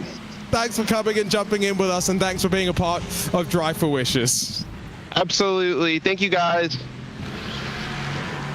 Well, I intended Lewis to distract him from the race lead. Turns out that he'd already been involved in a crash, and Party in the USA, our first bop in the broadcast booth. Ooh, no, honestly, I always mistake Kanye and Creed, so that's fair. No, respect the Party in the USA anthem, as it were. Do you know that was originally written for Jessie J? Was it really? You know that? I think so. I'm pretty sure it was. It definitely wasn't originally written for Miley Cyrus, that's for sure. The wonders of the music world. Absolutely. And that's where you get 33-odd writers to write you an album that will win a Grammy, which might not be deserved. Anyway, moving on. Has opinions. What? Let's be honest. The Grammys are kind of trash. Do you not like Beyonce, Lewis? Be careful what you say if there's Beyonce fans listening. Okay, this is. Whoa, oh my God! I've seen a crash turn one.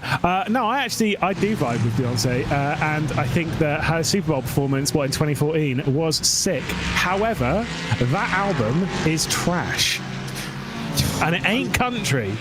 I've just realised we need a theme for our carpool karaoke's for the rest of the day, which is Super Bowl performances. That is true. On Super Bowl Sunday. Well, no? Yeah, okay, so pick a Kendrick Lamar song. Go on. Oh, I don't know any. You've asked. That's the Vandalay community car. That's lost the rear wing. The York Sport LMP3's lost the rear bodywork.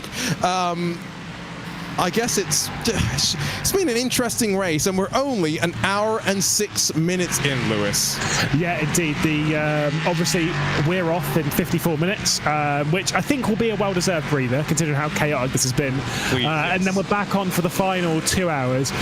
Normally, in an endurance race, we expect the start of the race to be chaotic, the middle race to be pretty quiet. Goodbye to the engine cover on that LMP3. That did go pretty high. And then the end of the race to have chaos, but in a in a very different variety to the first hour. I think it's going to be exactly the same. I think it's just going to be chaos all the way through this race. It's going to be exactly the same as the first hour times 8. And so I wish Jake Sperry, Mike Nouse, who are going to jump in for the next 2 hours because it's going to be interesting to say the very least. Vandalay Community, Aston Martin into pit lane from second in GT4 as we continue to watch the Solpec Precision car. Remember, this was a car that took a tow early in the race. It makes a move now as well on some lap traffic as it slides its way forward. Ryan O'Connor. Ooh, Matt York. No rear downforce. Big problems down on pit entry. Yeah, normally you follow that up with no problems. No rear downforce, no problem. Yeah, there was a pretty significant problem on that one. So it's not only the rear wing that's gone missing, which we've already seen from a couple of LMP3s today. It was the entire rear engine cover and everything on that car. It looked uncomfortable as we stare at our MX-5 leaders, getting a little bit of slipstream from the Solpec Precision MX-5 as well. Which I will say, the Solpec car, especially that MX-5, I think looks really, really good. Like genuinely, I think the Solpec livery, I really vibe with it, love it. But it wouldn't be in contention for my livery of the day because I don't think it fits the vibe. You know what I mean? It's a racing livery. It looks good. It's too serious, right? That's one that we expect to see, for example, in the iRacing 24 Hours of Daytona, or eventually, obviously, in a couple of weeks' time, in the iRacing 12 Hours of Bathurst. It's one that we expect to see in the proper stuff. Boring. No, I think for this sort of an event, you've got to have something a bit more wild and out there, right? Was it the iRacing Roar? It was. What was the race that we did, Lewis, at the end of last year? The Production Car Challenge, or whatever. Yes. Yeah. You remember the BS competition meme livery that we saw there? Yeah. What was it, the Jenny Ortega fan club? Yeah. That's the type of livery that you needed for this race. And so, that's the sort of memes that we're looking for as well. I tell you what, Ryan O'Connor's got a little bit of a fight here, and so maybe he does want the serious livery on his side as he's going to charge up the inside. Remember, downhill braking zone at turn 10A.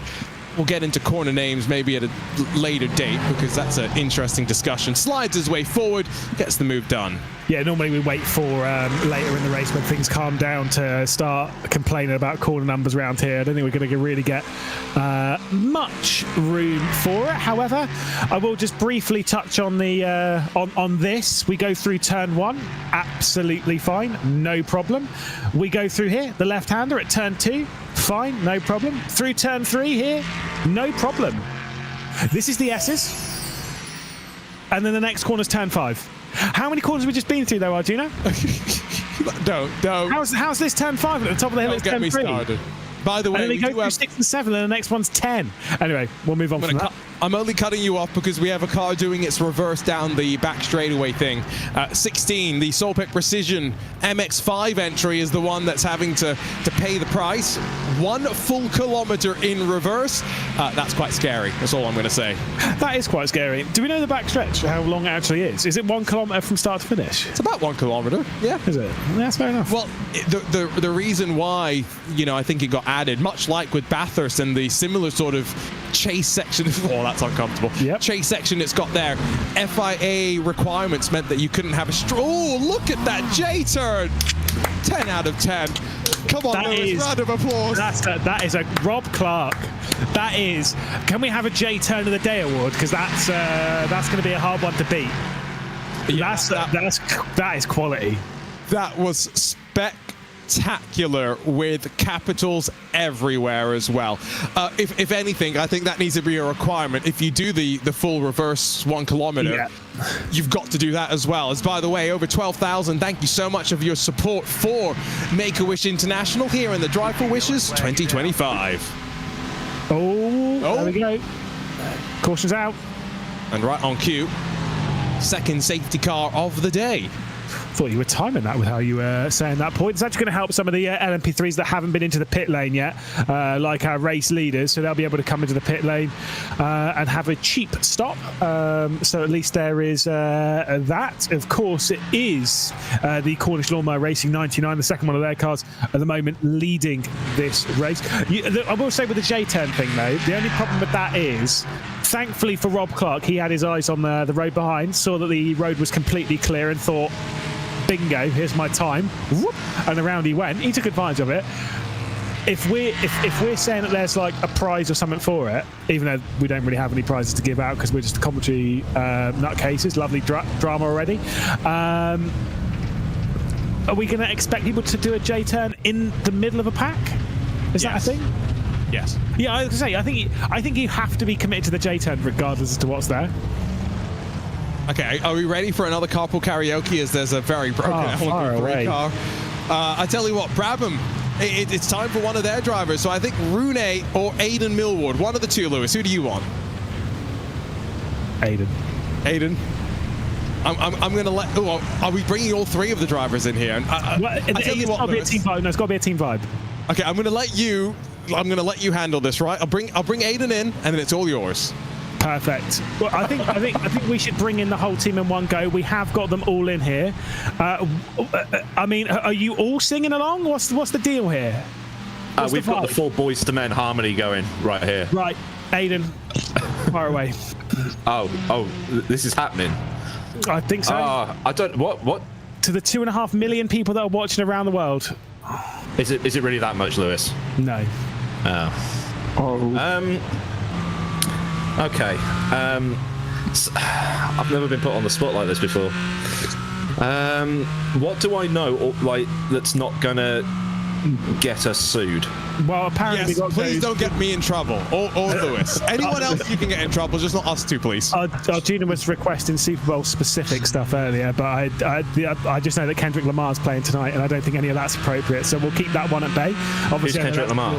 I was going to say, I know that's your number one artist there, Aiden. You love a little bit of Kendrick Lamar. I don't know. What have you not been told a song to sing along to? No. Oh, my goodness. Do we know any Creed in here? But that's just the letter A, isn't it?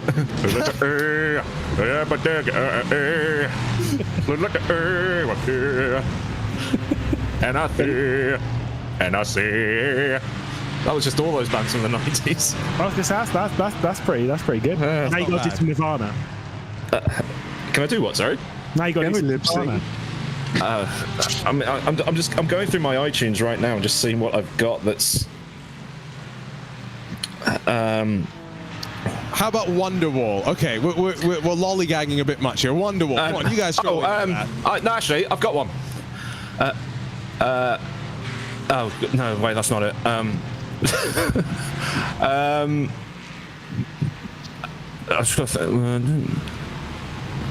Today was gonna be the day that they're gonna throw it back to you. By now, you should have somehow realized. But this is not in key, but I'm gonna keep on going. Realize what you gotta do. I don't believe anybody feels the way I do about you now. There we go. There's got a bit of delay on that. Nice, it works. I need to grab one of the guitars and do it on there, but My goodness. I've also said that if we hit the Brabham target, I'll shave my head. What? How much is that? 200. Also, Not easy. not my hair, so it's fine. Yeah. Sorry. So there we go. What are we at now, Aidan? Of the two? Let me have a look. Check my stream. We're at 167.50. So we are $33 odd away from a shaved Aidan Millward. Yes. Goodness me. The viewers have heard. There you You know go. what to do now. Yeah, jump into my stream, donate, and I'll see about getting it all, or what's left of it, taken off. Perfect. Thanks for coming and giving us a couple of bars at least of Wonderwall. And I'm telling you, it may happen again at some point in the next 6 hours and 44 minutes. Okay, I'll get the karaoke tracks out then. All right, that was the Brabham Motorsports team coming for a quick chat there and a bit of carpool karaoke as well. Lewis, the lights are still on the pace car, but guess what? We've got a little bit of rain. Goodness me, I didn't even expect. Where was my weather report, Argina? Where was my weather report? You've been sitting back and chilling, not focusing on your main job as a meteorologist. We got some relatively, I wouldn't say heavy rain. We've got some mid-rain incoming, and it should probably last maybe another half hour, 40 minutes. Yep, it's light to somewhat medium rain. It's not going to be too intense, but it's definitely going to put some questions into the mind. I see, is it 5 total teams of the 48, Lewis, that have gone onto the wet compound of Tyre, or is it 4? I actually don't fully know. I'm seeing 5 on my timing screen right now. So 5 teams have thought it's worth the gamble. Everyone else is apparently on slicks. Yeah, I think that's. I mean, I would definitely be considering coming in onto the especially if you're in the LMP3s. Like they're more susceptible to the tire grip, so they're going faster. And you know the rain's going to get heavier, so I think pitting now for the wet tyres, whilst you're on a safety car, you're not really taking anything out of them. I think so. I think the wet tyres is a great call, although maybe I'm reading too much into it. This is where we've kind of wondered during the iRacing special events what the correct approach should be for the choices to when to switch, and sometimes we've just seen that staying on the dry compound does work. The MX-5s, you do seemingly need to spend a bit more time getting your tires changed as opposed to the other classes, and so maybe there is a bit of a call now as Brabham sit in pit lane, Lewis, and get their own tires switched over. Yeah, I mean, shout out to Brabham, all of them joining and jumping in for the for a group karaoke sesh. Whatever floats your boat, fair enough. I will say this rain, at least according to the in-game, we should be down to it not raining. It's literally one little band of rain that should be over by about 12:15, 12. Well, realistically, it'll be before 12:30 in-game time. It's 11:47 in-game time. So this rain will basically be around for a maximum of 45 minutes. The problem is, of course, just because it stopped raining doesn't mean it's not going to be wet on track. That'll last a little bit longer. So it could be wet on track for about 40 minutes, hour, maybe an hour. And as you've said before, how long's an LMP3 stint? 45. About 40, 45 minutes, exactly. Perfect. Wet tyres, thanks. So are you going to be right or are you going to be wrong? That is the question. Doesn't matter. Doesn't matter? No, because we're going to get some chaos. I tell you what, we're also going to have a quick chat with one of the Potato Nation streamers because A, he's got to sing 500 miles, but B, there's something else we've got to talk about as well. So Lawrence, before we get into the serious business, the mic's yours. 500 miles, please. It's been put into the request booth. I don't remember this being in the contract. Unfortunately, we've already had Aidan Millwood sing Wonderwall, so you're now just the next up in this queue. I'm also trying to catch the number 44. Right, okay, hang on. I'm going to have to give this a good go because it's for charity. I've never sang on my stream before. This is a world exclusive, and it's going to be clipped, and it's going to serve as embarrassment for the next couple of years. 27 years in sim racing, and this is what it's come to. Oh god, this is so terrifyingly embarrassing. And I'm sliding all over the place. And I would walk 500 miles, and I would walk 500 more. There we go, that's it. That's all I got. We'll take it at the very least. Thanks, Lawrence, for being here, part of Drive for Wishes 2025. Of course, one thing that you are doing to support this event is the children's book, S is for Sim Racing, that you've written, with 10% of the proceeds coming to this cause. So tell us a little bit about that and how that came together. Yeah, so that was kind of a project for me with my kids over the last couple of years. My kids are now 5 and 8, and I started trying to explain the hobby because they see I review hardware, so they see all the equipment lying around the place, and they would often ask questions, but I didn't have a kind of a consistent way to just explain the same things over and over. So I said I'd start, just seeing could I explain stuff to a 5-year-old and try and make these things that are, to a normal sim racer, they know what elastomers are. They know what, the feel of a pedal is. They know what force feedback is. The kids don't know that, but they're very curious. So then it started coming together. It started looking like something, and I started trying to initially use AI to do some visualizations, but it was terrible because it knew nothing about sim racing. So before I knew it, I had the bones of a book. It started looking like a book, and I said, as soon as I put this on my YouTube channel, someone's going to say, where can I buy one? And then that got me thinking, and I started, just completing it. And then, kids charities, Make-A-Wish just popped straight into my head. Could I sell a few of them and put some proceeds towards charity?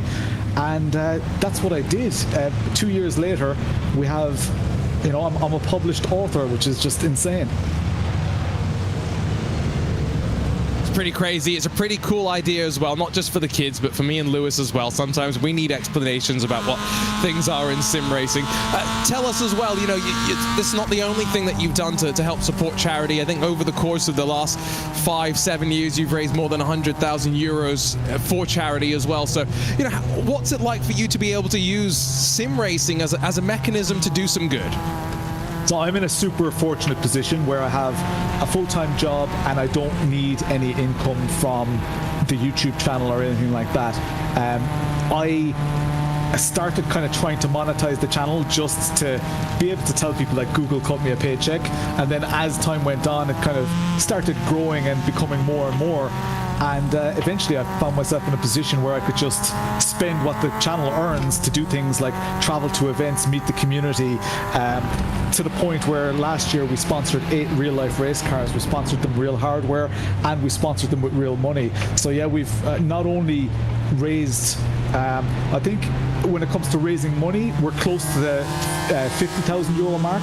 When it comes to giving away hardware, we're up over €120,000 worth of hardware that we've given away in the last 5 years. That's incredible, Lawrence. So glad to have you and your Potato Nation community part of our Drive for Wishes 2025, and hope to see plenty more from you in the rest of 2025. Thank you so much. I hope they're not causing too much trouble. Thanks for having us.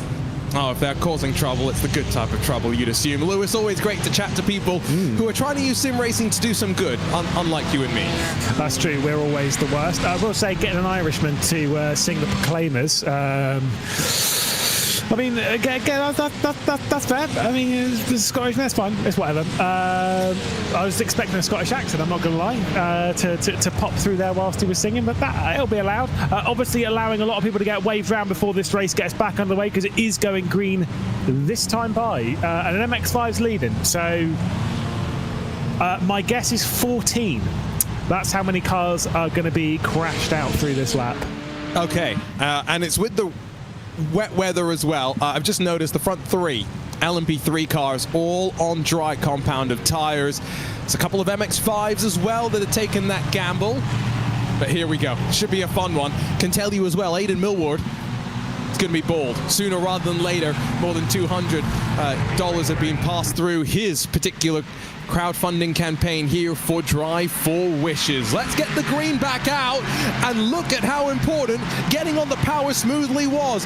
Switch for the lead. Hyperion Racing will take over the point of this race as they climb up through turn one, but it's a very tetchy stab onto the throttle in a handful of cases. Around goes Brabham Motorsports in the 66, and one at least of the 14 predicted that Lewis was expecting. Yeah, I'm really disappointed at the moment.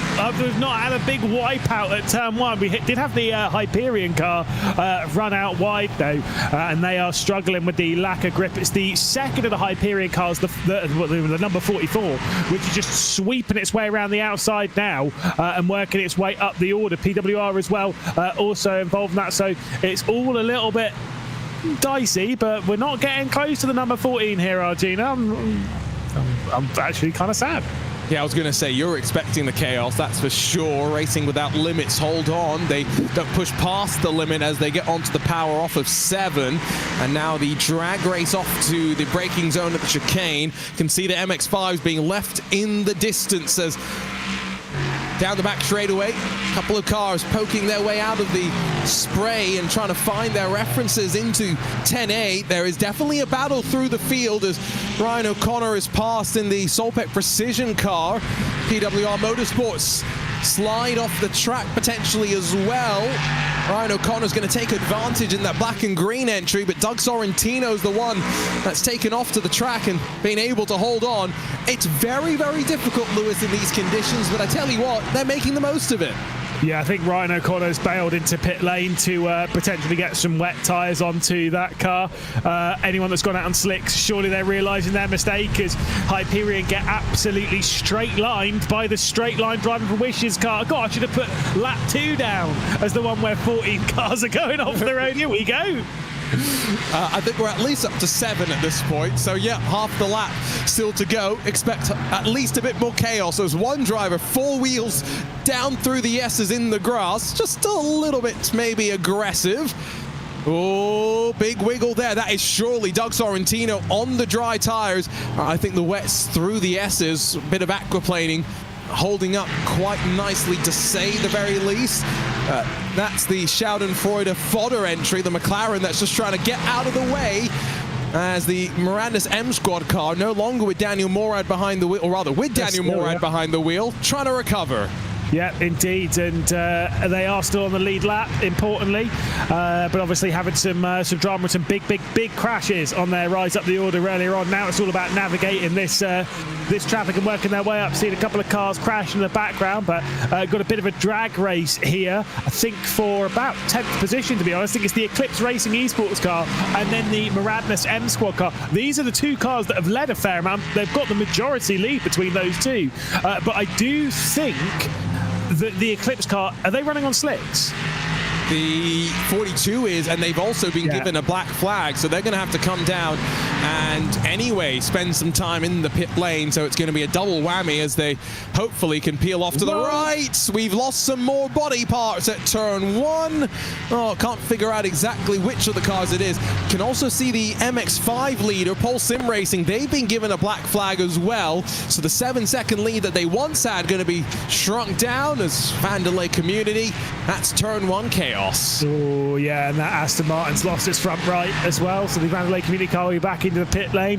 The LMP3s, as we've seen quite a lot throughout the day, a light breeze and the bodywork will fall off, so they're getting a little bit of a scrape, and the engine cover's like, see ya, as it just gets sent off skyward. But it is what it is.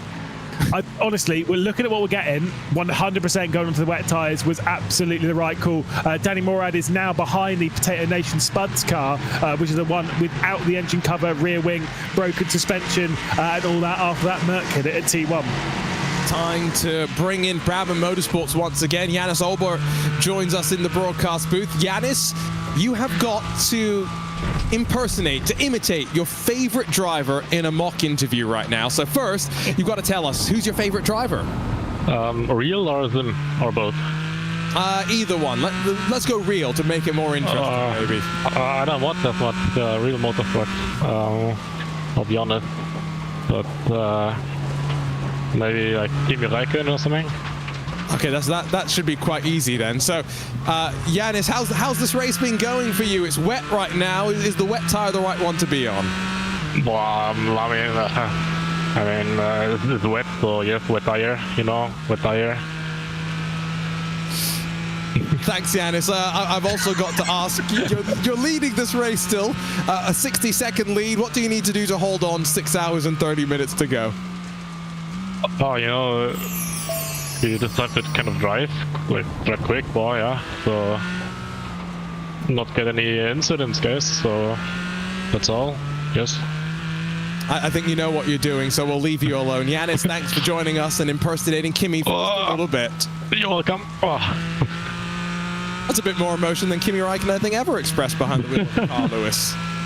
Probably. Normally he's talking about his pre-race bathroom routine, but that's fine. Yeah, we'll dance around that. And that was actually a pretty solid impression of Kimi. Actually, the bar was pretty good. Sorry, I was expecting to go there with that answer. By the way, wasn't that like 2005? It was. Yeah, 20 years ago. Totally forgot about that answer as well. Class. Honestly, one of the best moments of interviewing in any motorsport. It's just a classic. If you don't know what I'm talking about, probably honestly just look up funny Kimi Räikkönen interview. Bang, that'll find it. Well, it doesn't really narrow things down, to be fair. Because that is true. He's had his fair share of funny interviews. But yeah, you'll get there. Daniel Morad is flying right now. And when I say flying, I mean 2, sometimes 3 seconds a lap quicker than every other LMP3 car out on track. He is down to just 11.5 seconds off for the race lead. Lewis, I think we might need to do some carpool karaoke with Daniel before we leave the commentary booth. Oh, potentially. I mean, he's having the time of his life. I wouldn't be surprised if he was singing along behind the wheel at the moment. Like you say, much quicker than everyone. Most of that will be down to, obviously, for one, being on wet tyres, and quite a lot of the other fast drivers at the moment are on slicks for some unknown reason. I think quite a few of them have pitted recently. But more importantly, one of the biggest things about driving in the wet, confidence. Danny Morad's not struggling on confidence. He never has been. He's had his fair share of experience racing in questionable conditions.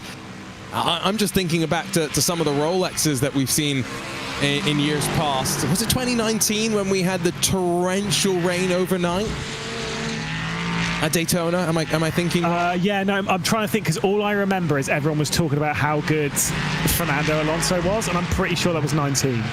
Yeah, well, and to be fair, he was good, but wasn't. Am I remembering correctly? But was was Lando Norris even?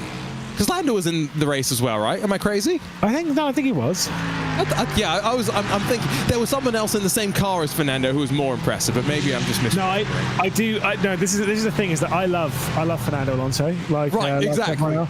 But there is this whole thing of like the Indy 500 in 17. Mm-hmm. Where everyone was like, oh, he would have won the race had the engine not given out. I was like, nah. He would have finished like 4th, 5th, 6th, somewhere in that. Would have finished really, really well. Win? No. That ship had already sailed. But there's a lot of that with like Fernando. Like, everyone's so just blind about it. I'll give you an opinion as well. I think watch for Carl Lawson this year at the Indy 500. Yeah. I was there last year, right? It's weird being in person versus watching on TV, because you note different things, right? The way that the car moves on camera is different in the real world, and so just some of the moves Kyle was making as the race went on, he was getting more and more confident, and I think that's what we're kind of seeing with this rain as well, right? Everyone in the first couple of laps, Lewis, tiptoeing around, making mistakes. Now they've all figured it out, right? It's pretty constant, the amount of rain they're dealing with, and so MX-5's front of the field, Pole Sim Racing, it's Joey Lotriciano that's taken over from Aidan Pole after we interrupted for a bit of karaoke. Wishing for Speed have got Thomas Weston behind the wheel, just 1.5 seconds between them. Yeah, indeed. This is the kind of wet weather that would allow a GTE to beat a Daytona prototype around here. It is getting a little heavy out on the circuit as the rain is definitely coming down, and so is all of the traffic. Oh, goodbye.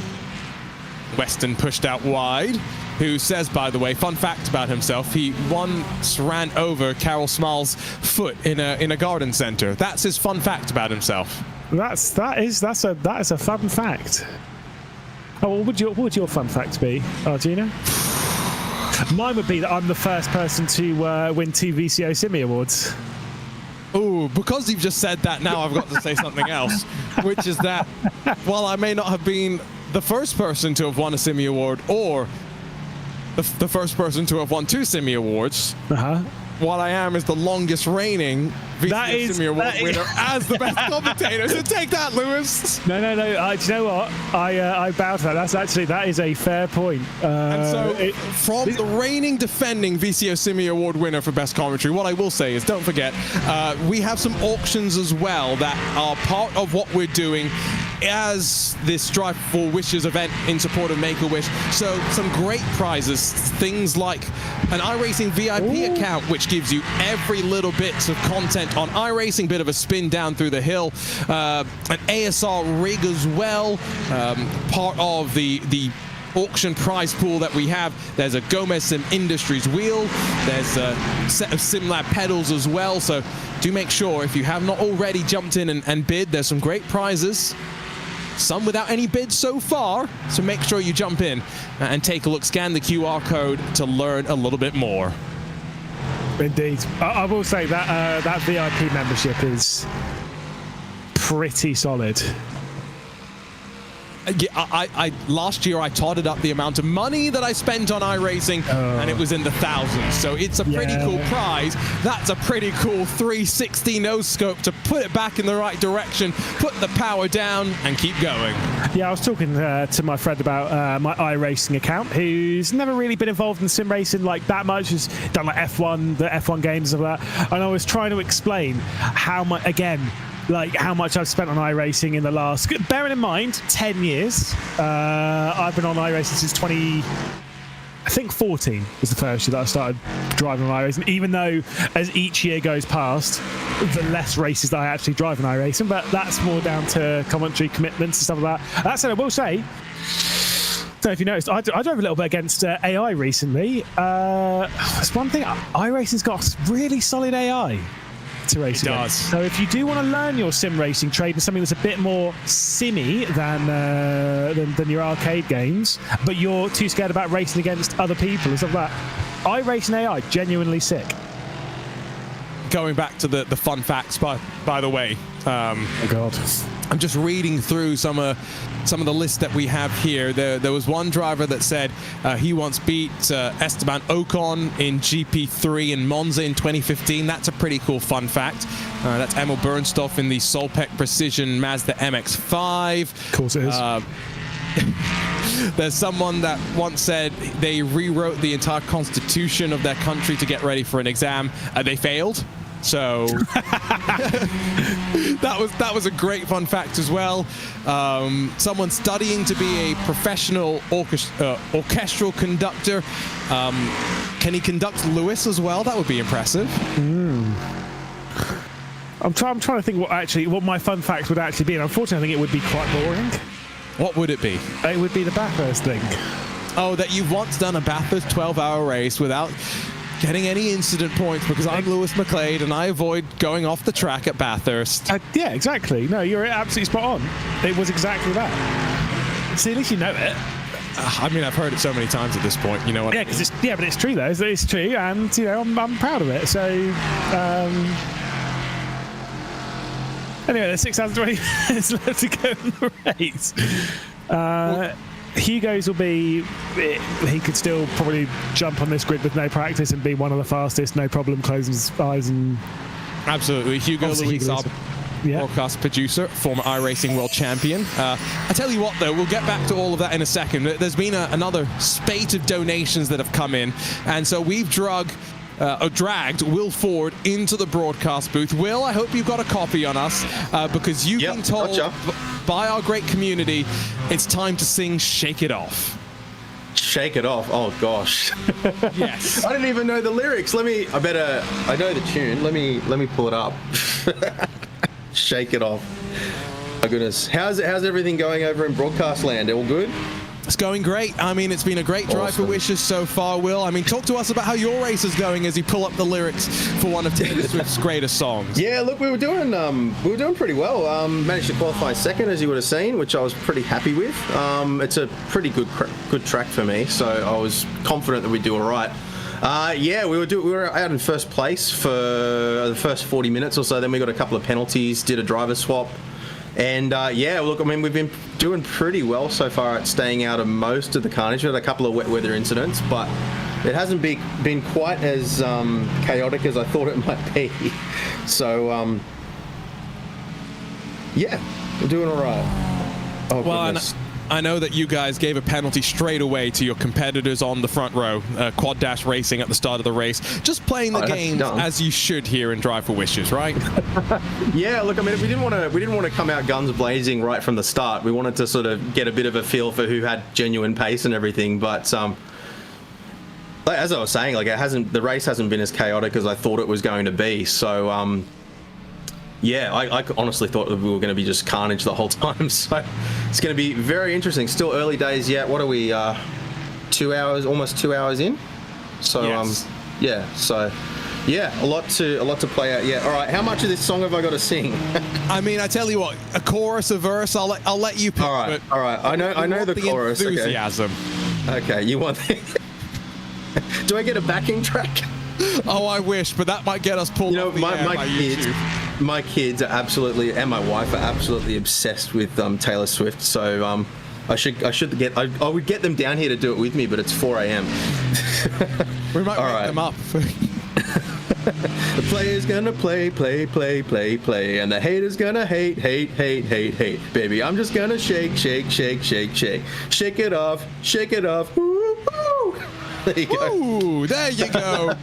Boosted Media, Will Ford presents Shake It Off by Taylor Swift. Hidden talent, mate. Hidden talent. Tell you what, that's the next YouTube channel that we'll need from you. Boosted Media, thanks for coming and joining us, Will. Best of luck for the rest of it. No worries. Good luck with the broadcast, guys. You're doing an awesome job. Great to have that rendition of Shake It Off here in our Drive for Wishes 2025 Make-A-Wish International. And if you're Team Taylor today in that bowl that's apparently quite super, maybe you'll take that as good tidings moving forward. Lewis, are you Team Travis and Taylor, or are you Team Philadelphia and Eagles? As in, who would I support, or who do I think is going to win? I mean, that's a good question. Because support is neither, but I do think the Chiefs will win. But you know, it is what it is. I don't really follow NFL that much. So you're going to watch the ads at halftime, is what I'm picking up from you. Excuse me, I live in a civilized society where we don't deal with that. We don't get ads over here. You do on BBC. It's part of the cultural experience, to be fair. Daniel Morad is trying to fight for second, by the way. This has been a mighty fine comeback, Lewis. 20 minutes to go to the top of the hour. He's 2 seconds off the lead and off the track as well. Yeah, straight over there. That's a clean pass, if ever I've seen it, apart from all the bits where it was missing from the circuit. That's fine. It is what it is. No, I will say, by the way, the Super Bowl stuff, it is boring to constantly go back to watching three people talking about what's just happened, even though I do need all the help I can get. As there's a bit of contact. That's an interesting angle for an MX-5 to be just kind of propped up on as they battle down through turn 3. That was Janneman Preuss who was wrong-sided in the MX-5. Now, did Daniel Morad lose out through all of that? He did, and we just caught up with Boosted Media, and around goes Will Ford, unfortunately, and his teammates in the Mercedes. Or did they hold on? Jay McCabe behind the wheel right now. Yeah, this is, like I say, I think it's kind of as things have... The rain stopped as things have not dried out, but you know what I mean? We're at this point where it's just got more and more tricky to navigate all the traffic and to keep your car on the road. And it's not a curse. It did get spun out. I don't think there's any major damage on it. I think it'll be right. For the time being, I'm wondering if Daniel Morad has got any damage on his car, given that he's gone off the track a few times, probably bobbled over curbs and whatnot, which, again, in the sim, you might not think too much about that, but there's definitely some risk to being associated with that. Lunge up the inside of the MX-5 entry as Morad slips and slides off the corner. Lights flash from the Aston Martin, so the Vandelay community Aston not thrilled with that traffic pass. No, I don't think, again, but I was going to say, I don't think there will be too many people that are thrilled with very much of the driving that's been happening on the circuit. But then again, as I said earlier in the race, if you're getting irritated by it, you're in the wrong race. This is kind of how it's going to be for the next 6 hours and 15 minutes. That's everyone's got to be having a good time out there. It's not about winning until we've got an hour left to go, at which point it's time to start spending some money getting people penalties. It's kind of like the Porsche All-Stars, isn't it? Where, you know, we're here, we're having a good time, and the racing is secondary, the fun is primary. And so let's have some fun. Daniel Morad's really on the charge right now, but there was a request courtesy of Jeff Fleischman that... Oh, dear. Daniel Morad jump into the broadcast. Oh, no, I'm going to kill someone, including myself. Okay, we're good. Sorry. Well, that's exactly what we kind of wanted. But Daniel, through all Am I good then? Can I leave? No. Thanks. Good to see all of you. You've got to do an interview as your favorite driver. So first you got to tell us who your favorite driver is as you fight for second. Man, I don't know. Probably Dion Fiallo.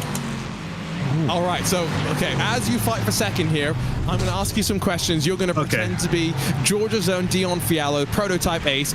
Daniel, been an interesting race so far. You've carved your way back up towards the front. How's things going? Yeah, they're good.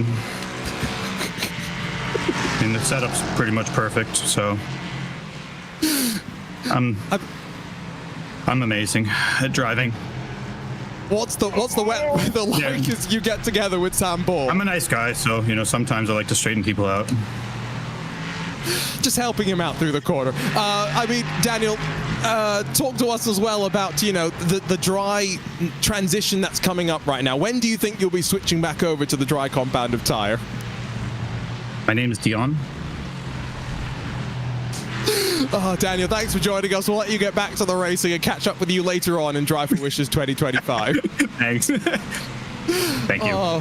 For those that don't know Dion Fiallo, prototype ace, based out of Lawrenceville, Georgia, which apparently is a hotbed for prototype drivers at Lewis, but that was certainly an interview of all time. That was one of the interviews. It's very rare that I've had the joy of hearing a driver mid-interview eliminate someone and then correct them and then answer a question.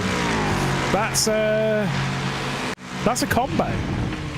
I mean, just the way he came into the broadcast booth was 10 out of 10, wasn't it? Oh, yeah. I mean, absolutely bursting through the door. I mean, honestly, I do... Look, we all love a little bit of Danny Morad, but that was chaos. That was very much on it for the race. And to be fair, 2.5 seconds off the race lead, I think he'll be taking over the race lead. Hopefully a little bit cleaner than how he took over second.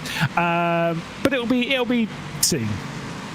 I'm not sure if this is just my timing screen playing games with me, but I am being told that Hyperion Racing, Alex Rogers, on the dry compound of tire, whereas those behind on the wet compound. So maybe a slight difference, but don't quote me on that one. We've sometimes been fed some misleading information in the past. Not being misled by my eyes. That's an MX-5 that is now perpendicular to the track and a rather uncomfortable place as well as it tries to rejoin. It's the Keith Says Yes motorsport car, but right now he's probably saying, no. probably saying, please help. But eventually getting that car back going again. It doesn't look particularly damaged, although a lot of gravel being kicked up. I thought someone might have been into the barrier on the left-hand side. We've seen a fair few of those this afternoon that have already visited the barrier at turn 5. Look at some of the gaps in that MX-5. This car is 4 laps down from the race lead. The gaps in the MX-5 class are wild. Speaking of cars in the barrier, there was a BMW on the right, MX-5 going off on the left. Goodness me. Some more no's coming out of that car as it rejoins. It's McLaren, rather Porsche, that slides up the inside in that GT4 class. Is interesting that, there's no BOP adjustments that have been made for this race, but you've got Porsche, McLaren, BMW, and then the Aston Martin a little bit further down that at one point was in a podium position, but that 922 BMW showing that can run well and run poorly as well, depending on how things are going. These wet conditions are definitely being a interesting test, to say the very least. Lewis, you and I were 10 minutes away from jumping out of the booth. We'll be back for the final 2 hours as well. But, we've had a couple of safety cars, a couple of stop and start moments, and this one guaranteed a light shower of rain that we were expecting. That was uncomfortable.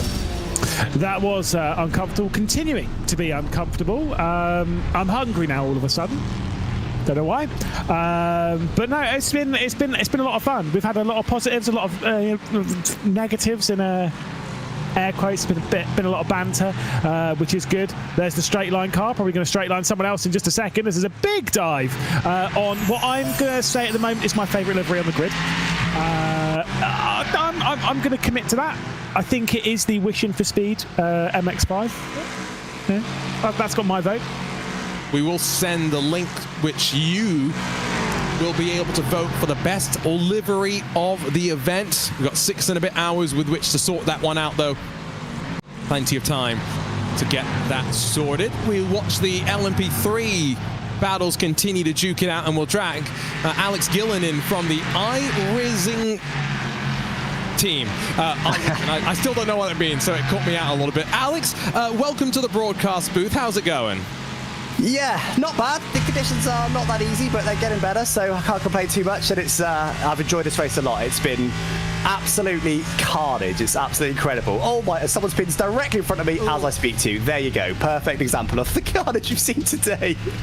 We saw that from your onboard perspective, but the main reason you're in the booth, as much as we'd love to have a chat, Alex, is you've been called out. It's time for some carpool karaoke. So good.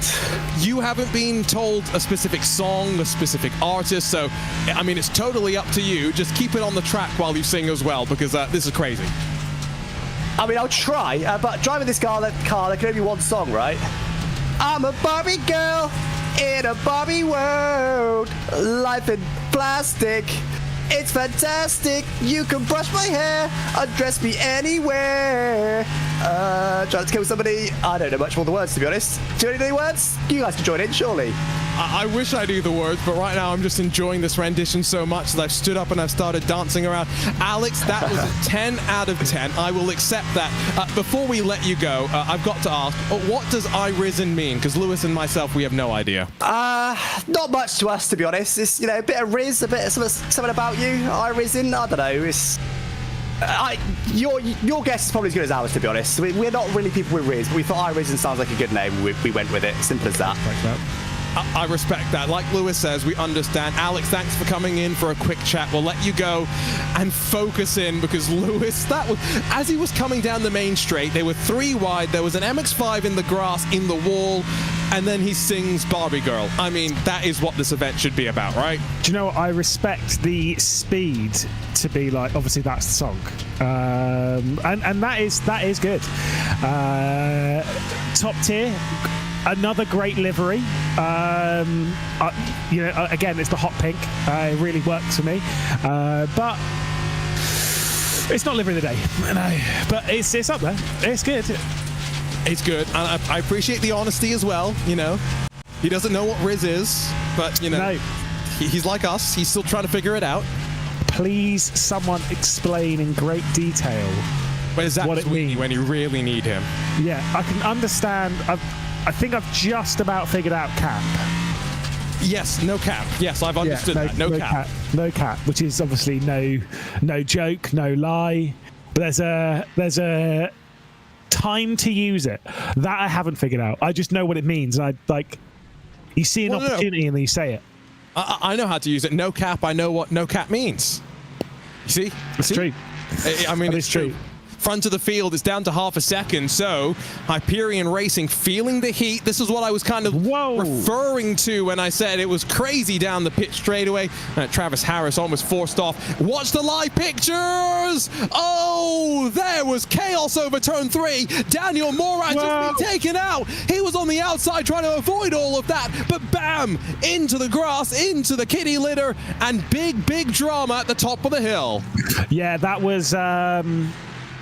expected from that much traffic. Danny Morad sent round, obviously dropped him down now to 5th position in class, 6.5 seconds off of the race lead. Chaos at the top of the hill. I mean, it's a hard corner to go through by yourself, is turn 3. Obviously, you go through the left-hander at 2, pull it back over the left-hand side, and then flick it through the right at 3. That was an absolute mess. I have just noticed something on the Racing for James car that I didn't realise. There was a tongue on it. We'll come back to that in a moment. I mean, it was so big-brained until right then. Had he never come back onto the track, that would have been perfect. Oh, that was almost perfect. Like Lewis says, it almost worked out just as intended. Unfortunately, it did not. GT4, by the way, black flags are being thrown around and traded like candy at a school lunch ground. Brabham Motorsports had one. Project 91 Racing Team, they now have one, but they still run first and second. Oh, Daniel Morad with a hip check to the boosted Motorsports Mercedes, and Jay McCabe's off wide. Goodness me. That LMP3's lost the left front.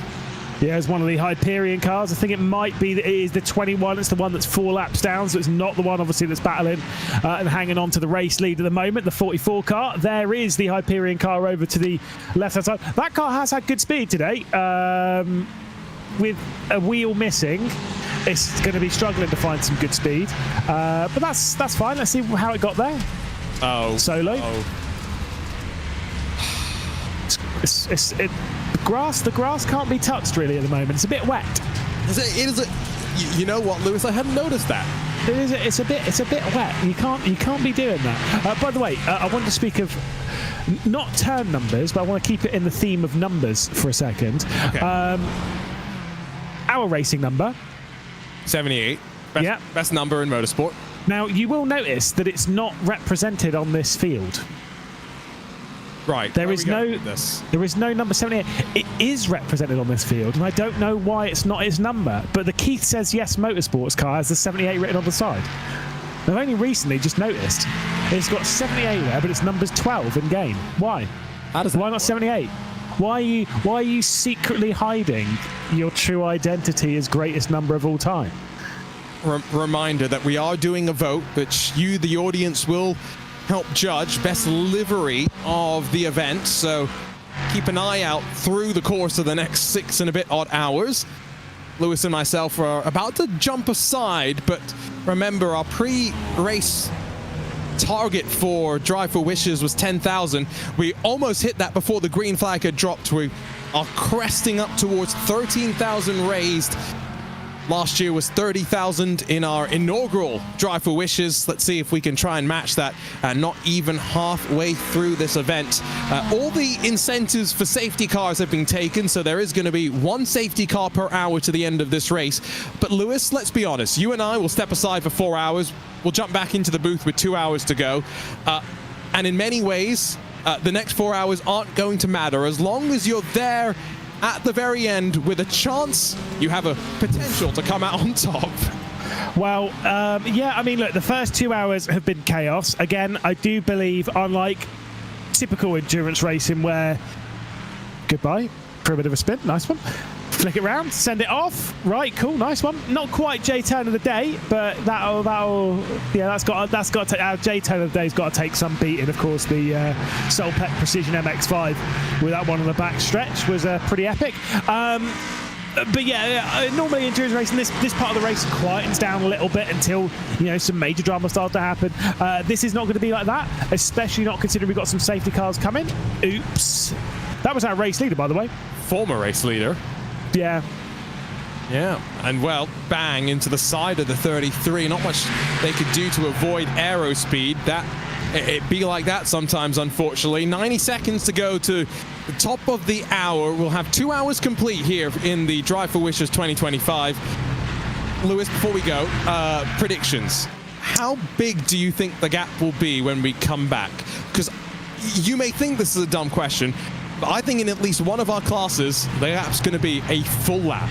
Oh, easily. MX-5 will be a lap. Yes. GT4 will be 31 seconds. Okay. And LMP3 will be 12 and a half. Oh, okay. Well, I agree with you on MX-5. I think that will be a lap. GT4, yep. I think that's going to be a lap as well. I think GT4 is going to be 1 lap. I think LMP3 is the one where it could be even smaller than 12 seconds, to be honest. I'll go 30 just because, let's say we'll jump in during a pit stop cycle. At least that will make it a little bit interesting. A little bit of contact there as they work off the corner. Left rear on the curb as well there. Slows the roll for the 08 down the hill, the PWR Motorsports car that at one point was running at the front of the field in what has been a truly chaotic opening 2 hours to the Drive for Wishes. We pick up the Eclipse Solar car as another car's run wide. $13,000 raised here in the Drive for Wishes 2025, all in support of Make-A-Wish. Arjuna Kankipati, Lewis McLeod stepping out of the booth, Jake Sperry and Mike Nows to walk you through the next 2 hours. Thank you, Arjuna. We are absolutely stoked to be in with what is some fantastic racing that will be going through, and a Drive for Wishes, which I'm sure that everybody around the world will have an opportunity to bring themselves toward. We are, as we were just mentioned, really close in terms of our donation goals, looking to jump over towards our initial goal of $15,000, but looking to jump over towards $30,000 hopefully by the end of our action. There are many ways you can donate. We've got a fantastic auction which is going on at the moment, and of course those racing incentives which are so key. The safety cars are all dealt with, so you're not going to be able to jump in with safety cars, but you've got some fantastic opportunities to jump on through and give some fantastically funny penalties. If you joined us for the first time, if you're just here right now for the new time, you've got opportunities for just $10. You can put a copycat donation in which says whichever your favorite driver is, you've got to interview in exactly that style. You've got the carpool karaoke, which is also at $10, which is you've got to belf out a safe for stream musical number on the main broadcast here with us, so you get to jump in and have a really nice fun drive. And then of course you also have the opportunity to say, I don't really want to do that, so for $10 you can play your Uno reverse card. So any sabotage which is sent by a team, you can send it right back and say, no, it's your turn, you can do that. So let's see how long of an Uno reverse chain we could maybe get into play. For those of course looking at higher incentives, for $20 you can ask a driver to step aside to give a position to the driver behind you. We might see that to the end of the race, which might just give a little bit of strategy over towards the end. It's the pits is a call you can have. You head to the pit lane straight there, and for $35 in terms of donations, you've got the idea to flip and reverse it, which is to say here at Road Atlanta to bring the car in reverse, take it out of turn 7, drive all the way to 10A and 10B and do so backwards. And then of course you can make them pay,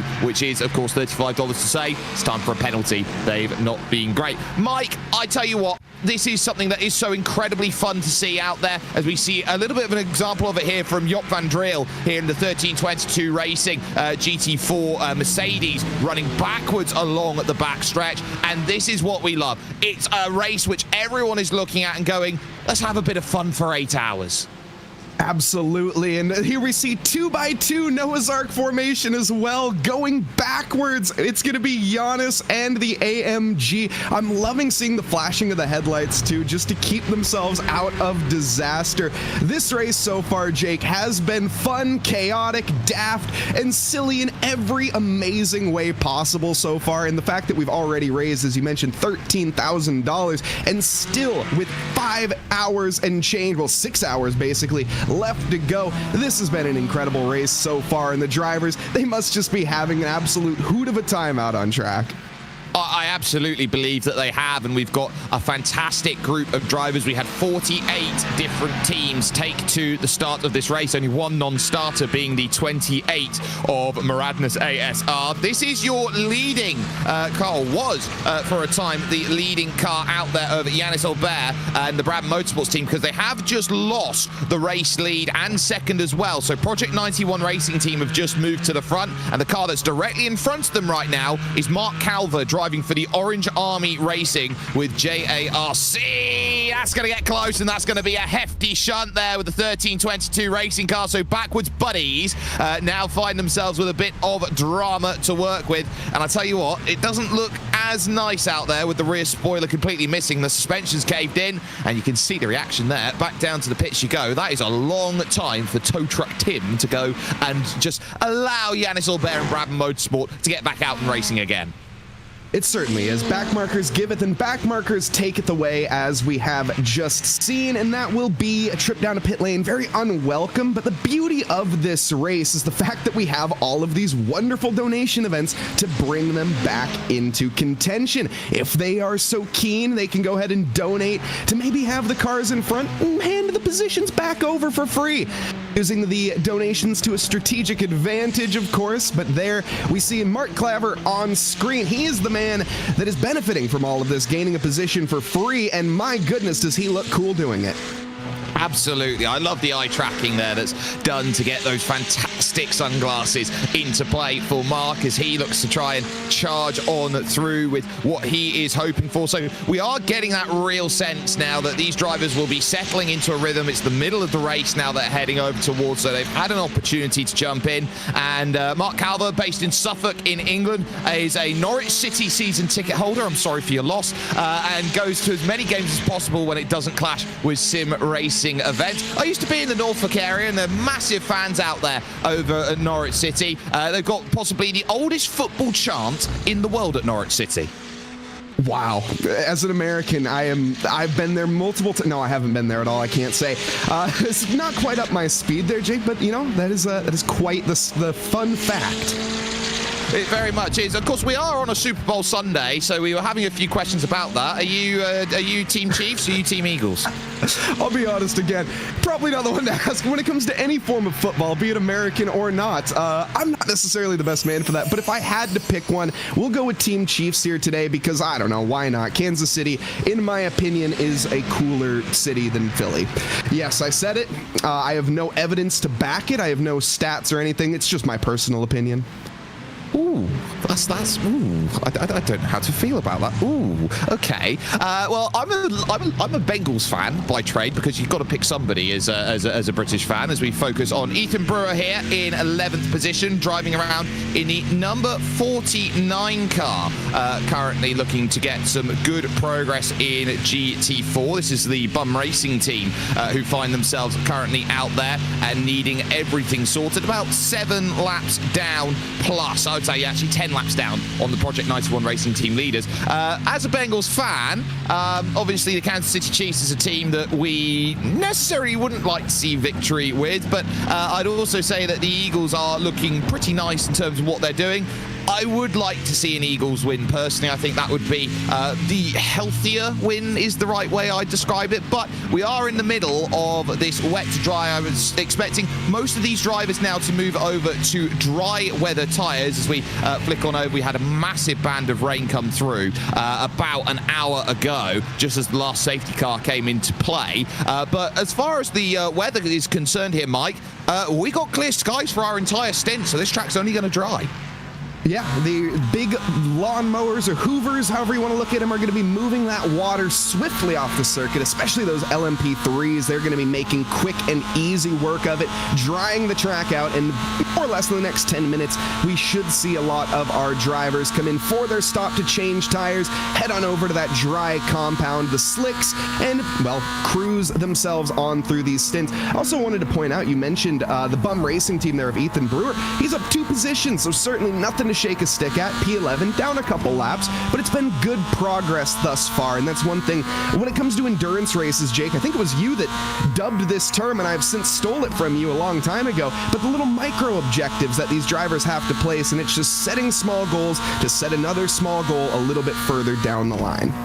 Absolutely. It's about getting manageable and achievable goals. What can I do in the next 5 minutes? What can I do in the next 10, next 30? Or you could have a massive moment like that as we got cars flying about here, there, and everywhere, and a very unique different category classes that we've got. LMP3 with all of the downforce available, but not necessarily the fastest LMP in iRacing. There are LMP2s and LMP1s for those who are new to iRacing, and that is an LMP3 looking absolutely third, fourth, fifth, I would say 100th hand at the moment where the back looks, and that was the 18th position LMP out there. So that might have been the Vermilion Racing car of Marcus Hemke, who was in trouble. Look, down the hill through turn 10, this is what people don't understand when it comes to wet circuits right now, is that the water will drain the furthest away at the bottom of the racetrack, and this is a very hilly circuit. So down through the final corner of turn 12 and over through the S's section, those are the two places on track I would suggest are going to be the last places to clear standing water.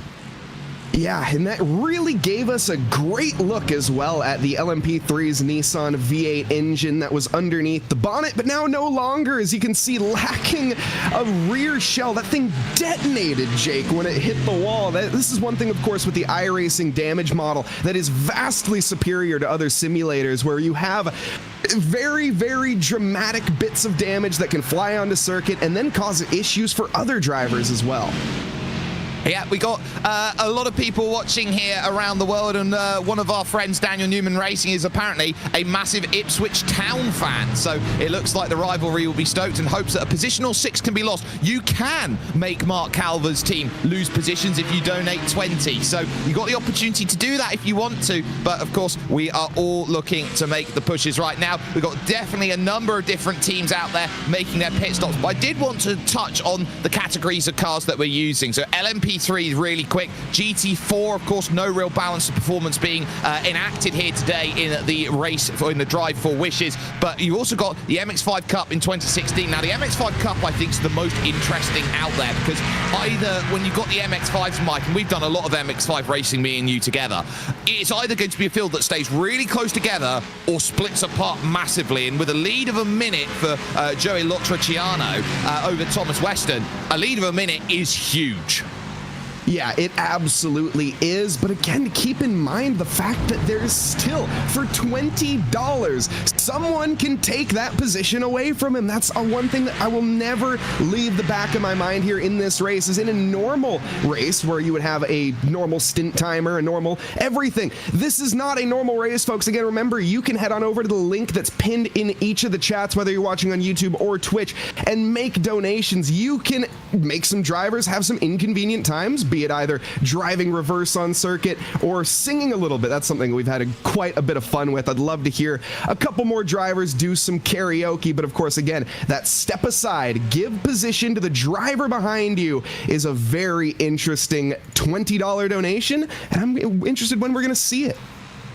I'm really going to be looking forward to it. We've had a number of very, very popular drivers, as we see there, the spin of Tyler Guillemette, and this is Tristan Engelstad taking a massive, massive hit going down through the S's, and the boot absolutely taken off along with the rear spoiler, so that looks like not the greatest moment out there for them. But I would love to hear people just tuning up the pipes, getting the opportunity to go out there and sing, and really, actually, it's all about just having a bit of fun, knowing that you're out there, you're all looking to enjoy, and we're all seeing what we can do as a community together. And this is what brings the best of sim racing out there. And as a community, and seeing what sim racing has been for a decade, I think the best of sim racing has always shown through the charity drives which are done, be it through the 24-hour races solo that we've seen, through races like this at the Drive for Wishes. I know that the Racing for Anna charity has done some amazing work year after year after year. It's just simply incredible what we see from this sim racing sphere time and again, that we're always one of those looking to try and just give as much as we can to those for a better cause. Yeah, exactly. And especially looking at some of the drivers in this race, they have some previous charity experience as well. Wayne M. Grenor, who raised over $15,000 themselves back in 2022 and for sim racing as well. So just loads of like-minded individuals taking part here tonight and just having a good time to support the kids. That's after all what we're about. 92% that you can see on screen, 92% of Wish children said they wish that the experience or the Wish experience has improved their well-being, and that of course is all we can ask to do. Sometimes we can't make the biggest difference, but at the end of the day, it's the little things that matter, and trying to just get everybody a little piece of sim racing and get them involved here for the Drive for Wishes. That's what we're all about. On your screen is your race leaders right now. Hyperion Racing 2, the number 44 car out there, being piloted by Alex Rogers, and deciding to straight line the final chicane there, just overcooking it into the corner. Was a little worried about running into Braden Melling there for Eclipse Racing Esports Solar. Oh, Hazik Nafi Mustaf there having a big issue with, I believe, Thomas Weston in the MX-5 category, who was second in class, so wishing for speed now at 1:27 back overall. But this does form part of a fantastic milestone for the Make-A-Wish Foundation. It is their 45th anniversary this year of their first ever Make-A-Wish that has come into fruition. I think it just goes to show you how long-standing the Make-A-Wish Foundation has been. Of course, about 15 years ago, the first ever Make-A-Wish Day was created, and that it's not just about the United States, it's about the entire world, where the Make-A-Wish Foundation makes a difference to each and every single person who is a part of that. I saw this stat that about in the United Kingdom alone, 134,000 people are eligible for a Make-A-Wish. So it just goes to show you that there are a lot of wishes out there that can be fulfilled, and it is, simply put, one of the most incredible charitable drives that the human race has seen. Absolutely is. And with that, of course, here tonight on this event, we have a couple votes that you can be taking part of. A, we have a bit of a drive that you could go on to, A, just for donations in the first place, and B, you might be able to cop yourself some equipment as well. But on top of that here, there's a livery contest, and the winner of that will be getting a cash prize. You go out there, vote for your favorite liveries out on track. I think, if I'm not mistaken, that the crash that we just saw there from the MX-5, that was wasn't that Lewis's pick for best livery out on track? The one here on your screen as well that we're currently looking at. Another great shout, but all the way around, let us know, chat. Who is your favorite livery? Who's your favorite driver? And who do you want to see win it here in the next 5 hours, 44 minutes, and 20 seconds as we get to the checkered flag? Jack Wynn there, running about for the Potato Nation Streamers, which is a fantastic group under Lawrence de Sosla, which we did have the opportunity to go and have a chat with earlier on in today's show. If you haven't had the chance to already, I'd take an opportunity to look at what he does, because what he is able to do from the reviewing side is fantastic. We are getting word that we are going to be getting a song request coming in pretty soon for Vanderlei Racing. So they look like they're going to be those looking to jump through. Got a few penalties coming through as well. So Giza 3D, the number 5 car, have just been given a black flag penalty. But that Vanderlei Racing team, apparently they've managed to survive 2 hours and 15 minutes worth of racing here, Mike. So they've got to sing I'm Still Standing by Elton John. It's very fitting. It might be a little early, to be honest, to be singing that. But, you know, it's about the message, right? The memo, and trying to keep that in their head. That'll be their theme song for the rest of this race, I predict. Well, we're going to get the opportunity to bring Dan in right now. Dan, hello. How's your race been? It's been all right. It's been all right? Yeah, been managing to survive as well as you can? Yeah, we've had 1 or 2 accidents, but that's all. That's all it's been, really. That's all it's been. Would you say you're still standing? Yeah, I'm still standing. Well, the good friends of ours here at Make-A-Wish have found that, courtesy of that guy, or that one guy 243, your job with us right now is to sing I'm Still Standing by Elton John. Okay. You never know if I'm still standing, better than ever did, looking to survive, feeling like a little kid. I'm still standing after all this time, picking up all the parts of my life without you on my mind. I'm still standing, yeah, yeah, yeah.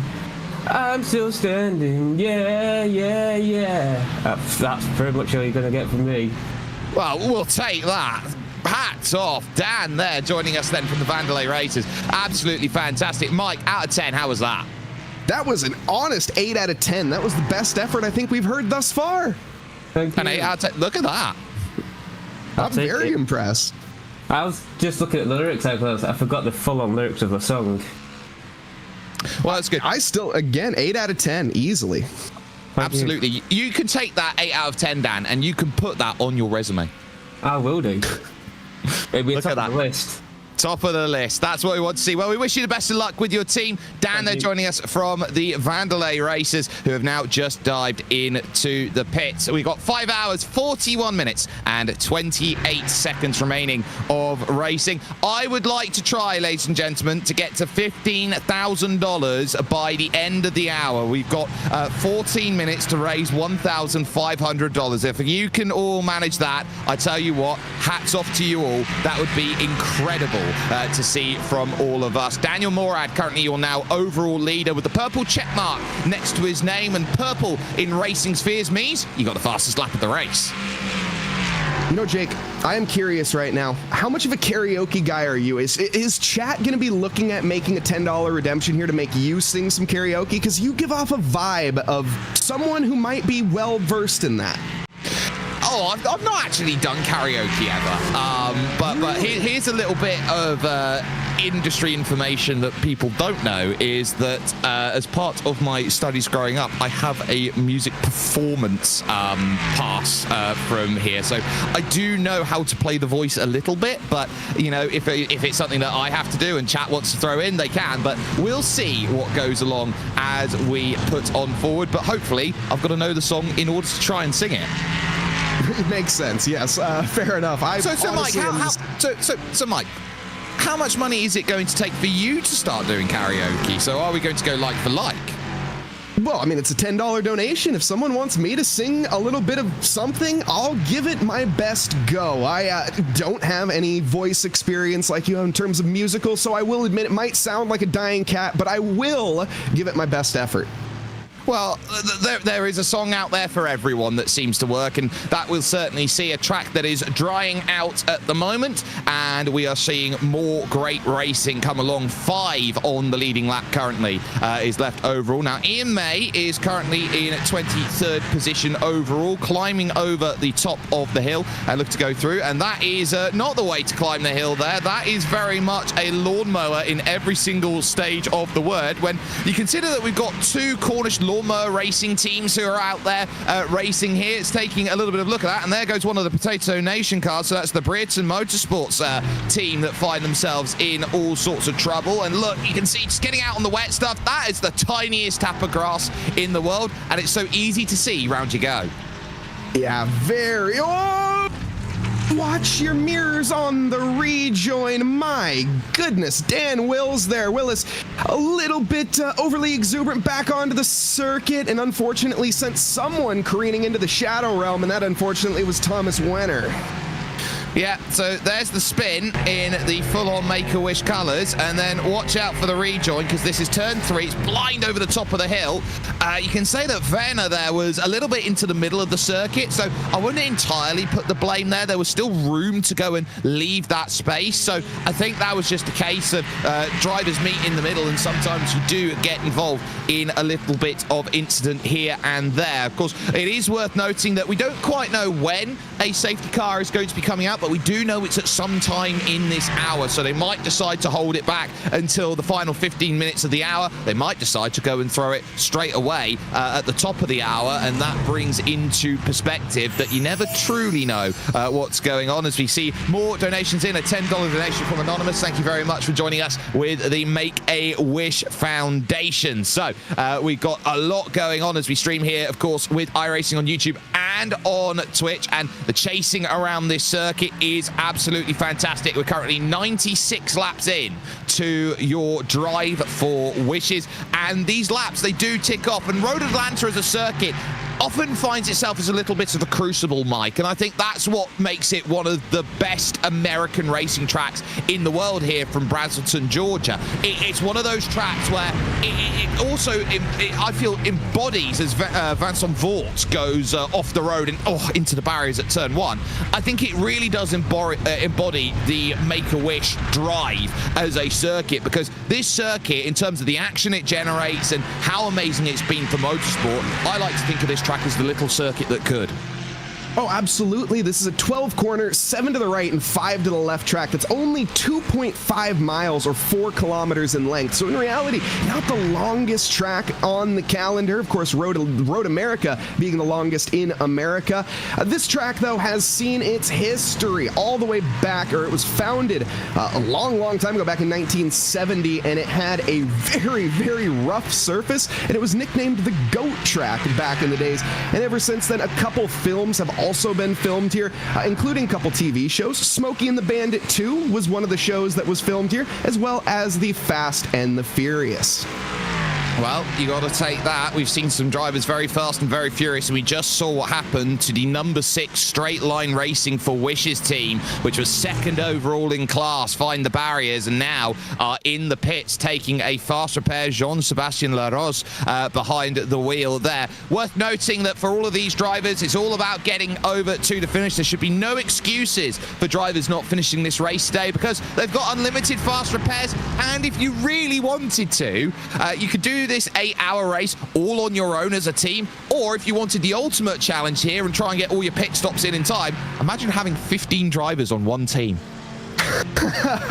Yeah, that would be quite the roster, and I wouldn't be too keen on having driver changes throughout, as it'd be an argument every single time they come into pit lane of, no, I want to take the wheel, no, I want to take the wheel, and then once the wet weather comes, who's going to be the one volunteering?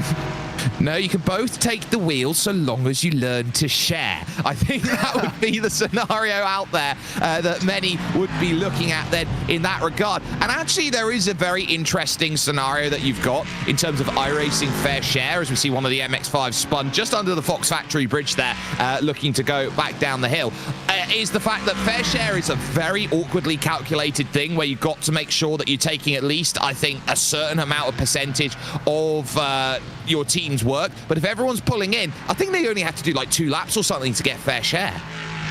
Well, of course, one of the main endurance racing strategies is minimizing the amount of times that you spend down pit lane.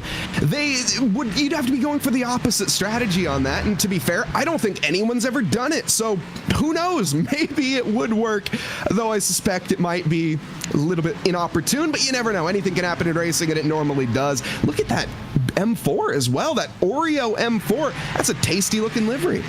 I'll tell you what, as Matt Scherf has a big issue out there on circuit, that M4 Oreo car looks really, really good. I would say it's been in through the rain, so it's been dropped in a glass of water or a glass of milk, whichever way you want to say it. It's had its dunk, so to speak, and now very much has been a case of, well, trying to get itself through to the end of this race. So we've certainly been keeping an eye on that. That is an MX-5 that has been taken through the ringer down at the bottom of the hill. That's David Duke for the Keith Says Yes Motorsports team, and that looks well, modified is one way of calling it. I'd say it's the American way of calling it. That is banger racing quality now for an MX-5.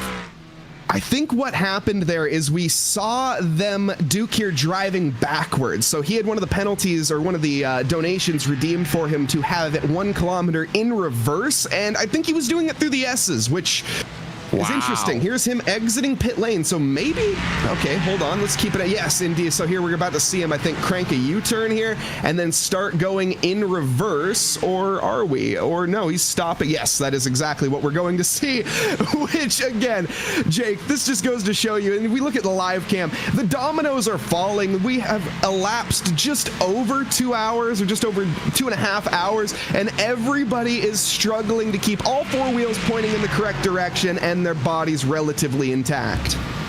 Well, here's the issue about doing a kilometer backwards. It's you got to find where's the right place to do a kilometer. Oh, across the circuit. Oh, and which way do you want to go? Left, right, up, down, sideways. Take the Grace Glass elevator if you're Willy Wonka. That, you know, this is the sort of thing that I would look at as a driver going forward. and even though it's virtual, it's something that sends my hair straight up onto end, because going backwards on a live racetrack is something that will never be allowed in the real world. So you look at this in terms of an incentive. This is what sim racing is in my book, which is what I love. I love the way that it breaks, pushes barriers out there. And Brereton again, that 21st position car has been in all sorts of trouble. And that was William Rasmussen, who was up right there near the front, and find a way. Secondary contact there. The engine goes pop, and that is a tow back to the pits. Yeah, he looked death in the face and said, "Give me your best shot," and it repeatedly punched him in the face over and over and over again. Thankfully, the faster pairs got him back out on circuit pretty much right away. We also saw from their other teammate as well, Ian May, from the Potato Nation Spuds. We mentioned him a little bit earlier. Ian hasn't had necessarily the greatest race here for the past 30 minutes, and one of the fun facts about some of these drivers, I was looking at Phelan Pritchard's. He knows Ian May, I'm assuming in real life, because Ian crashed Pritchard's Ferrari at one point. It doesn't say what type of Ferrari, but apparently Ian May has crashed Phelan Pritchard's Ferrari at one point, and I'm very curious to know the lore behind that.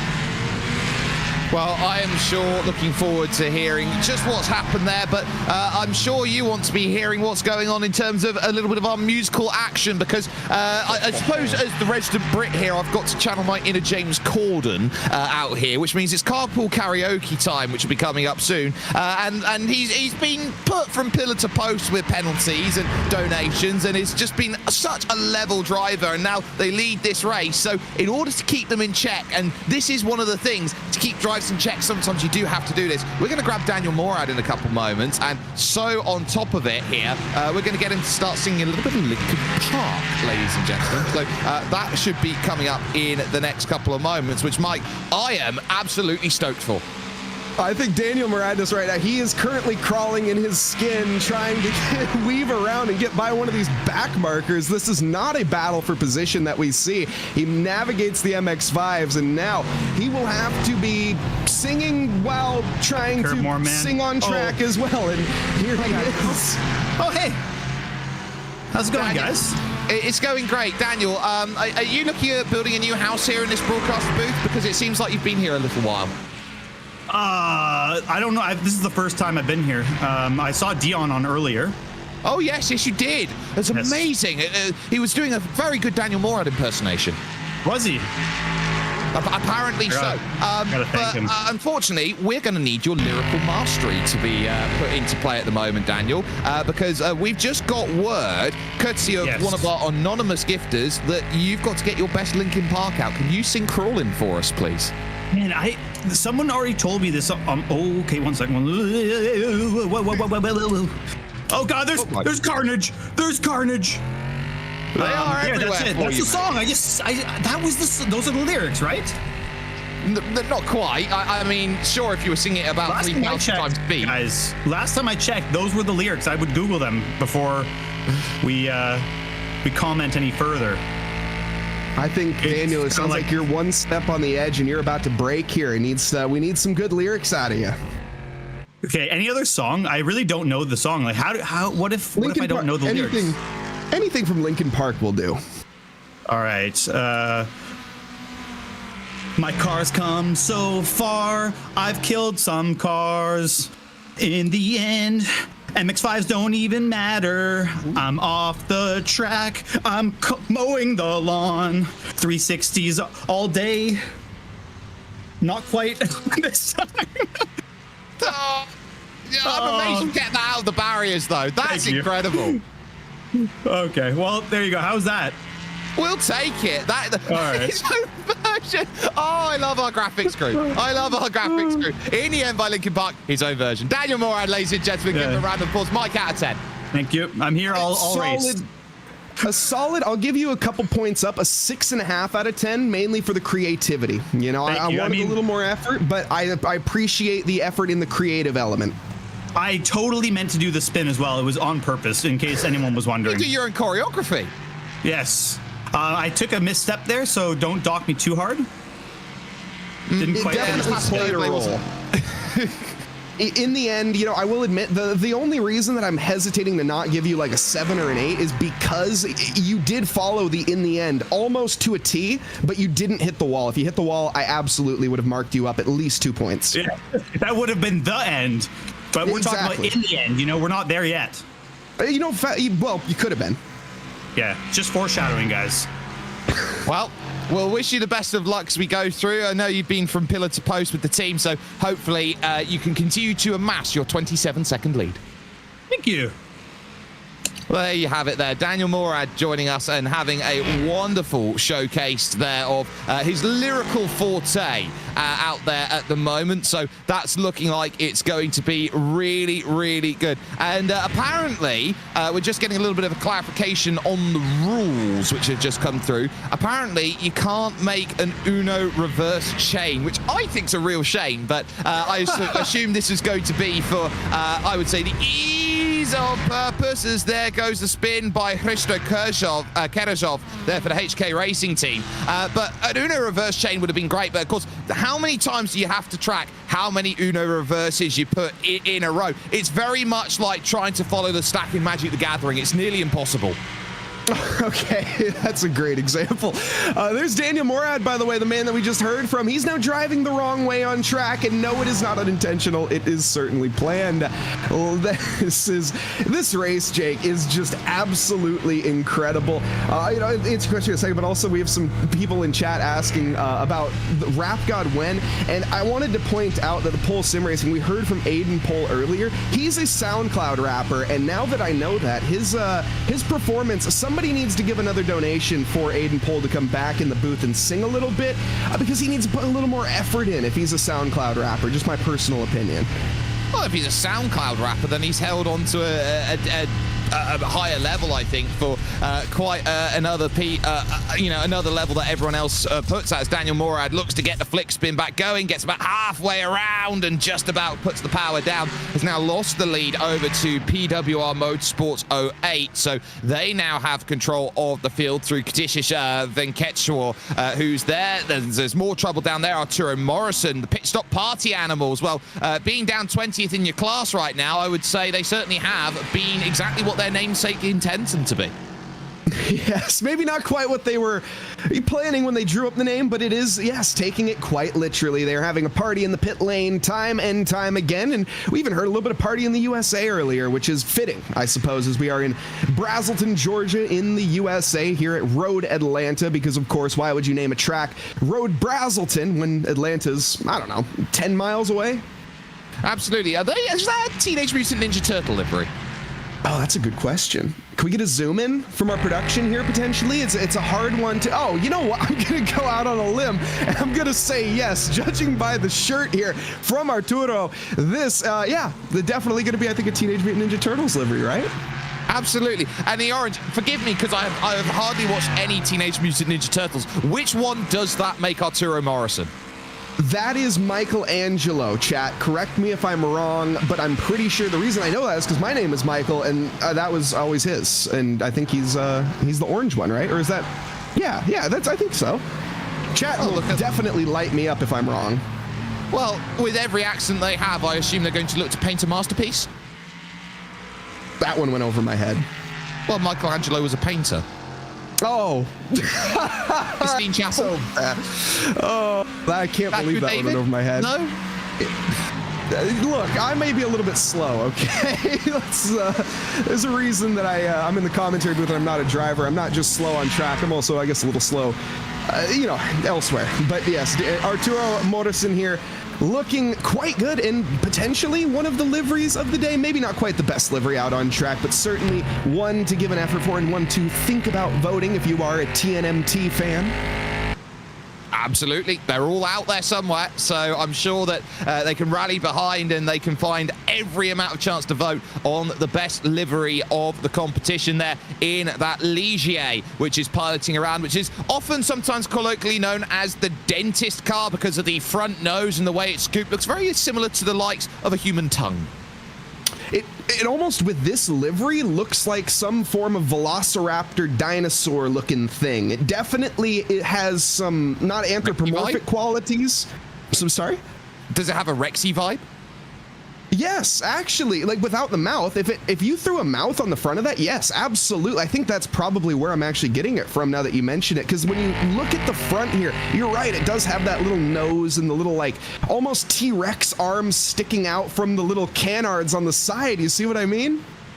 Yeah, it's absolutely fantastic. And of course, for every race that they win, they can make one of the teeth gold, very much the same as Rexy. And I'll tell you what, I do love our team, the entire team that works to get together. Hugo Luis, 2011 iRacing World Championship Grand Prix Series champion, can indeed tell us that it is Michelangelo. Okay, there we go. I feel good. If I got that one wrong, it was either Michelangelo. Donatello's the purple one.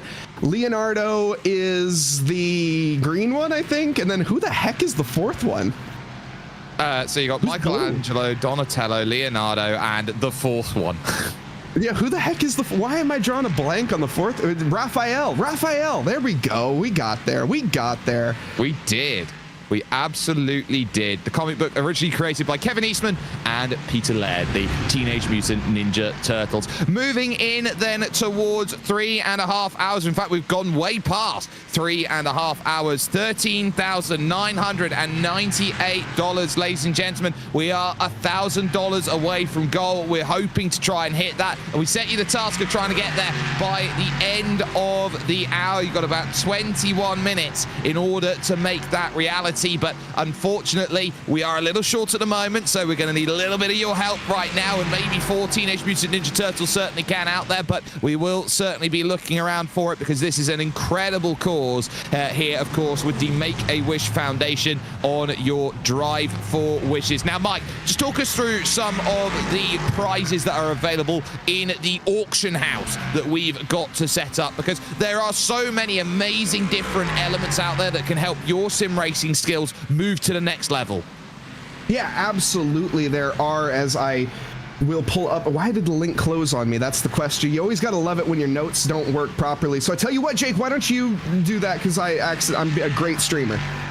Well, at the moment, we got on screen here this ASR3, which is the second generation of it. It is valued at $580 in terms of its price, and is brought to you by Advanced Sim Racing. This is a fantastic way to set up your rig and get yourself all nicely situated in there. You need a strong base every time you go out there and sim race, especially when it comes to the force feedback that goes through your wheels. So you need to be stable and make sure you jump in on that. You have also got a set of the XP1 loaded pedals here, brought to you by SimLab. They are valued at $725, and you can see there you've got all three there. And the pedal game is something that I'm really interested into seeing as we see spins around. If you're going to spin like that, you're going to need a lot of help out of your wheel with your Hyper P1 Ascent racing wheel, and is valued at $1,700. So you definitely want to try and get in for that. And of course, if you are here for us with the first time, 1 year of a VIP membership with iRacing.com Motorsport Simulations is valued right now at $3,000. Starting bid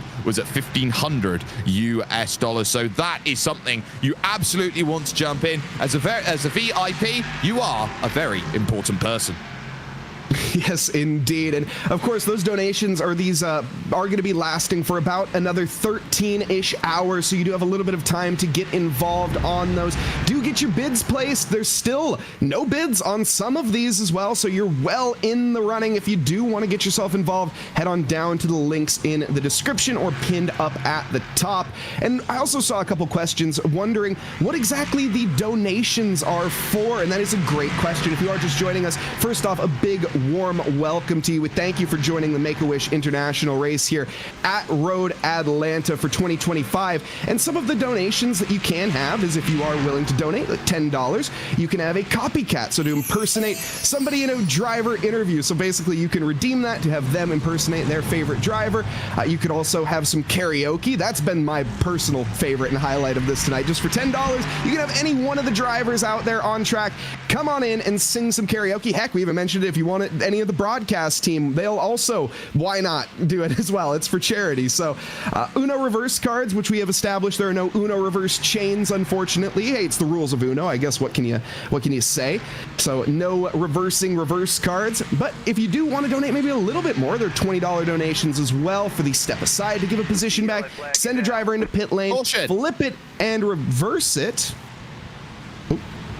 And we got a full course yellow out. We were expecting them because all of our full course yellow donations have already come into play. There is a look at the brand new iRacing BMW M2 safety car, which looks absolutely fantastic there in the pits, which will be going out there onto circuit. The work that BMW has done with iRacing is simply put sensational. And you take a look at that. You got the lovely different colored flashing lights, the yellow and the blue. I tell you what, you cannot miss it when it's out there. No, this car is just absolutely stunning. And the M2, of course, being just a classic BMW car. It's got the, what's the word I'm looking for? Quintessential 3.0 liter twin turbocharged straight six that BMW has made their staple pretty much in every single car at this point, barring a couple. But the classic 3.0 straight six is one of the coolest engines out there on the planet.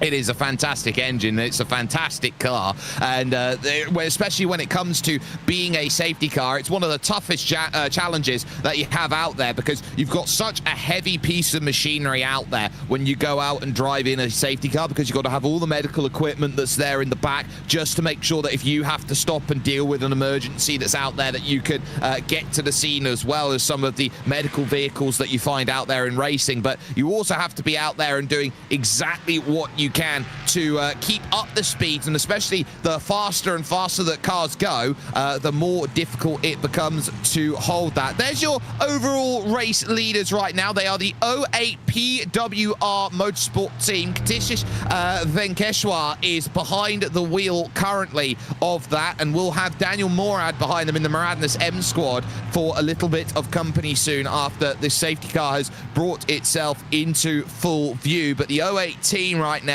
have also had Paul Taylor behind the wheel from Club Texas, so they've certainly been looking to try and play this game very well, and they've maybe gone a little bit under the radar to the way that they've moved up in towards the race lead. But I tell you what, you take it at this stage. If you lead in any form of racing, I would say you've earned it. Doesn't matter how, doesn't matter where. They don't ask you how you got there, they ask you how many laps you led.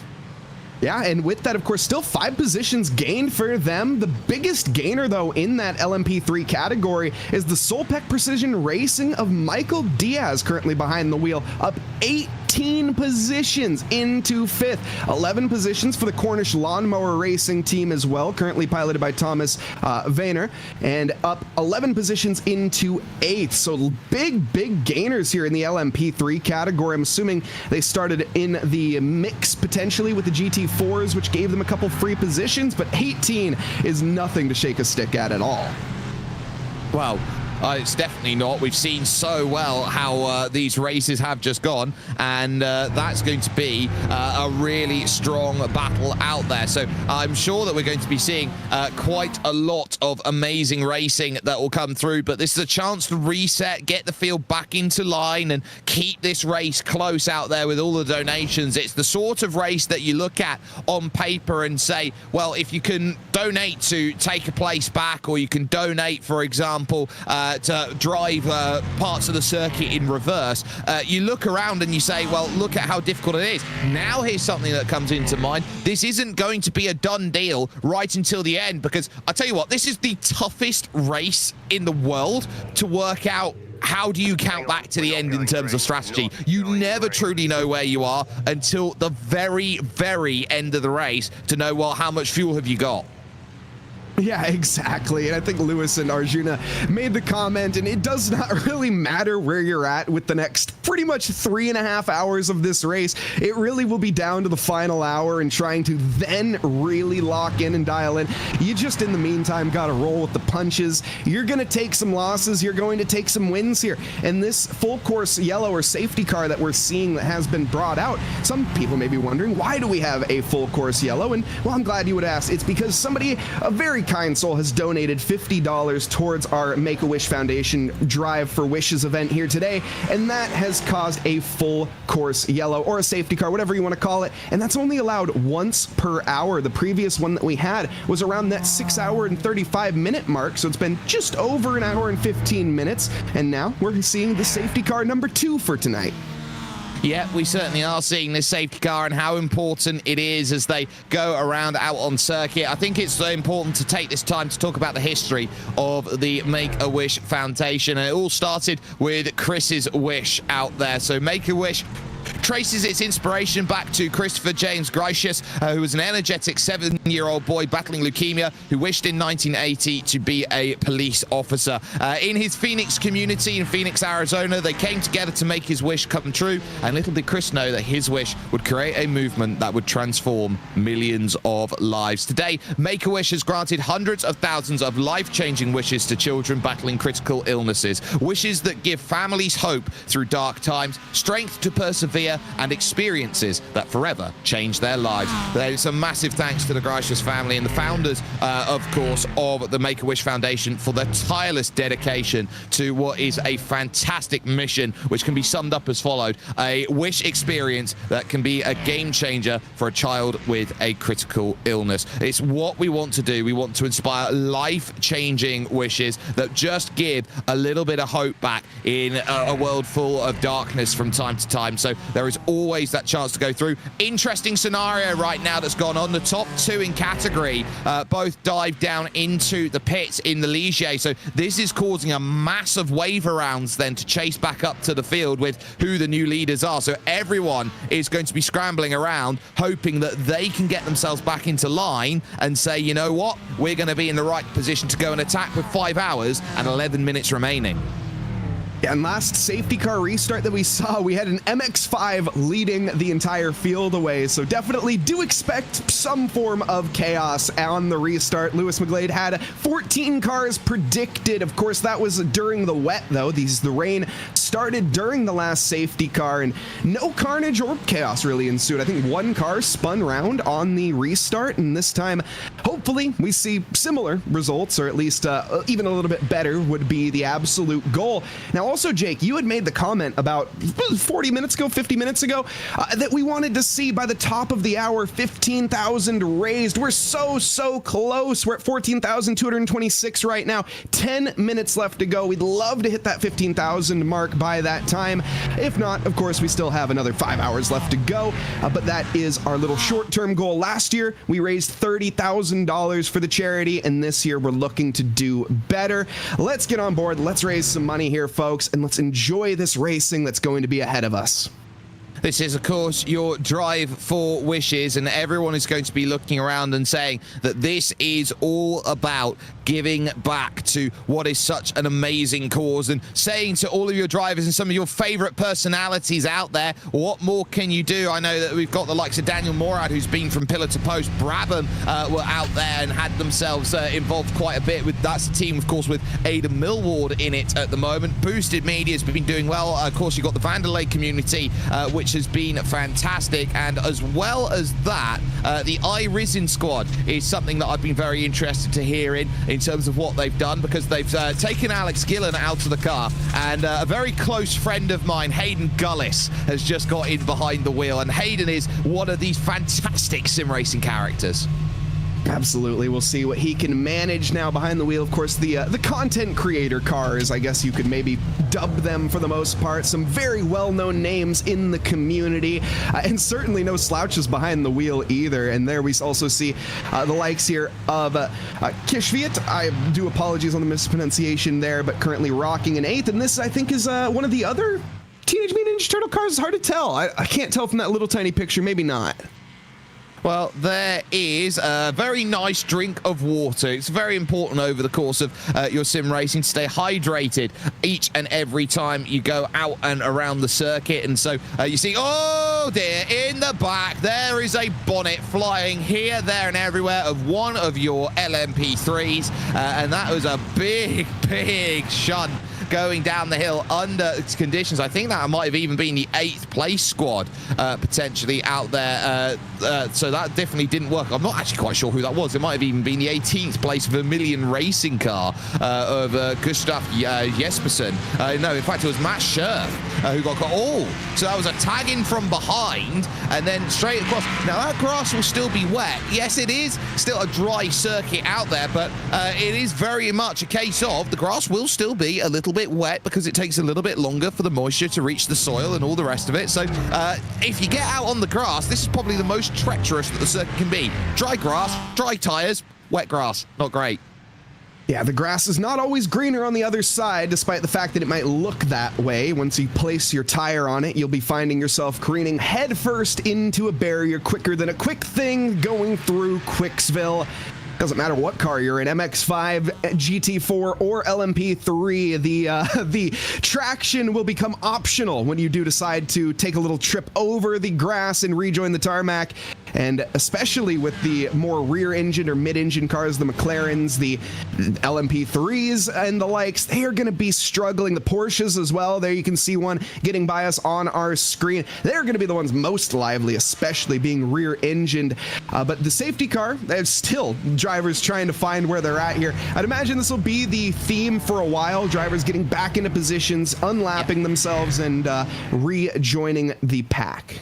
Yeah, we're in a very big wave around process currently. So all of these drivers now are being given what is known as the wave around. That is a free license to go past the safety car, because normally when you are in these sorts of conditions, you are not allowed to pass the safety car or the cars in front of you under any conditions possible. A wave around is a way to say that you can make that way around the safety car freely and without penalty to then rejoin at the back of the pack when you catch back up to it again. So it is a very important process of racing. You don't often get to see the wave arounds, and it has different names in different series. For example, when it comes to NASCAR style racing, they call it sometimes the lucky dog, because only one car gets to do it and you're the lucky dog who gets it. Yeah, and this time everyone really getting back around here, and I'm interested to see what this is going to do for the Hyperion Racing team in the PWR, because of course we've seen now the likes of for the number, I guess, 8 team, a very quick driver behind the wheel. Their best lap times are just a little bit quicker than the Hyperion. Currently, Willie Brenman behind the wheel here of the 44. And the Hyperion Racing 2, some interesting facts about that team in general. There are one of the drivers there, Greg Conway. He had 9 hot dogs and drank 9 beers during a baseball game at one point in time. That is his fun fact about himself. Well, you got to say that you get your money's worth every time you get taken out to the ball game, and at that point I would say you've done that and then some, and hopefully your team managed to find a victory. Hello Fry, it's nice to see you out there. A little bit of Futurama there on the back of Thomas Weston's car out there, I believe it was at the time. So there, the Wishing for Speed team now has Matt Warner in behind the wheel, and they are certainly doing a brilliant job out there, and we get to see all of those fantastic liveries. That livery competition is very much still open and available. I think this is the perfect time. We've got all of the teams there in and around together. We can take a little look at some of the teams out there who might just be catching the eye slightly there. So, of course, you've got some traditionals out there. I really like the Eclipse Racing Esports Solar Car, just from an aesthetic standpoint. I think it's really well put together of an LMP3. It's the 813 car out there on the road, as we still get a little bit of the lapping process going. The orange and the blue perfectly blends with the white, which makes a very nice accent to it. I think it's one of the best liveries out there. Absolutely, and the MX-5 as well that we see kind of just in shot right there in the background, that's one of my picks for sure. I'd want to take a little closer look at the rest of the field, and I think I cannot remember if that was the car that Lewis McGlade picked as well, which if it was, well, he has a great choice and a great taste in cars, because it's a brilliant one. I like those colorful, striking liveries, the ones that as a commentator, you can recognize that you look at that car and you say, yes, this is exactly who those people are, especially you go and look at Hayden Gills, for example, in the hot pink Barbie machine. Hard to miss. Very striking livery. Maybe not, again, one of the best on the grid, but certainly one that you're not going to miss. No, you're really not going to miss a bright pink car out there on the field, and I'm sure that Hayden will be loving drive. Oh, we got troubles behind Hayden actually right now. They are junking everywhere. Chris Mail racing for James has gone around massively out there, and everyone is trying to avoid. In fact, they're almost having to go up there into the club pits up there on the left-hand side. So you don't often even get to see that when it comes to racing. Everyone knows that pit lane is on the inside here at Road Atlanta. There is an outside pit at Road Atlanta, and there is a variant of the circuit here in iRacing, which I think is the club layout, where you can actually go and drive it with the club pits. That is not the layout that we're using today, to say the least. So the drivers need to... oh, that's what caused it, too, is hard to break down from that angle, but just a concertina effect is clearly what played the role there. GT4 is getting tangled up with a singular MX-5, it looks like, but it looked like primarily GT4s. So you know what happens when you go to Los Angeles, and you know that you can extend out the freeway out there to 8 lanes wide, 10 lanes wide, 100 lanes wide, and there's always going to be traffic there no matter what you do. Ladies and gentlemen, with 2 minutes and 15 seconds to go, we have hit our goal of $15,000. Thank you so much. $15,042.33 race so far. Thank you so much. We have hit our goal before the end of the 5 hours to go mark. Thank you so much for all the donations you're putting in here for your 2025 Drive for Wishes. Let's now go and attack a little bit further. Let's get to 16,000 and on and beyond, because we're looking to try and jump forward and do as much as we can for it. But I did want to put the freeway perspective back into play here at this moment in time, Mike, because it's very much that same reality that we saw with the incident. You got this freeway with all these lanes and all this freedom out there, and it only takes one person to hit the brakes for one thing, and then you get a tailback of about 50,000 miles. Oh gosh, you don't even, as somebody who lives near Seattle, yeah, you don't need to tell me about that. The 405 and through Seattle can definitely play roles through that at times, and absolutely so. We'll be seeing a bit of concertina. In fact, we're back green flag running already now as the cars have resumed, and there was that donation that I wanted to point out. There was a huge donation. That's another one, $250. We've had, thank you guys so much for your support. I think we've had literally $1,000 in the past 10 minutes. You guys are amazing. Thank you so much. Oh, it's incredible here seeing all these donations, seeing $250 come in from Pit Stop Party, and the likes that have all come in. Each and every donation goes an incredibly long way. 20,000, that's our next target to try and hit, and you're making so much progress. Braden Melling there going around up at the top, and there is Vincent Vaught racing without limits. Well, he might be racing without any form of suspension if he's not too careful with the way he's going about, and now we're starting to get all of these drivers now looking to get back into position. You can still see a few vapor trails out there on the circuit, and that's because that's off the racing line. It's a lot more difficult to see the track get fully dry off of the racing line. The track is currently classified though as dry, as this is Lee Watson and the Oreo machine there, and that's just a little tag to the inside. I'll give a lot of credit there to the MX-5 to stay out of the way of Lee Watson, because that was going to be destined for the biggest steak T-bone we've seen all day. Absolutely. A little dip into the milk there, and it would have been a splash and a half with a cannonball as a result. Certainly not what they wanted to find, but maybe, yeah, like you said, just the slightest touches, maybe even a little netcode playing a role there, unfortunately, but the Oreo car making it through. Also, just got to shout out Cyberdust with the $500 donation. That is, and thank you so much. Absolute legend. In fact, I think what that does, if I'm not mistaken, is that the handle with care clause fulfilled now, where everybody does a full course caution, not official, and lets the Mazda zoom by and feel like they're a race car. Are we going to see another full course yellow? Maybe not soon, but at some point here, and Mazda's gaining some more laps? I don't know.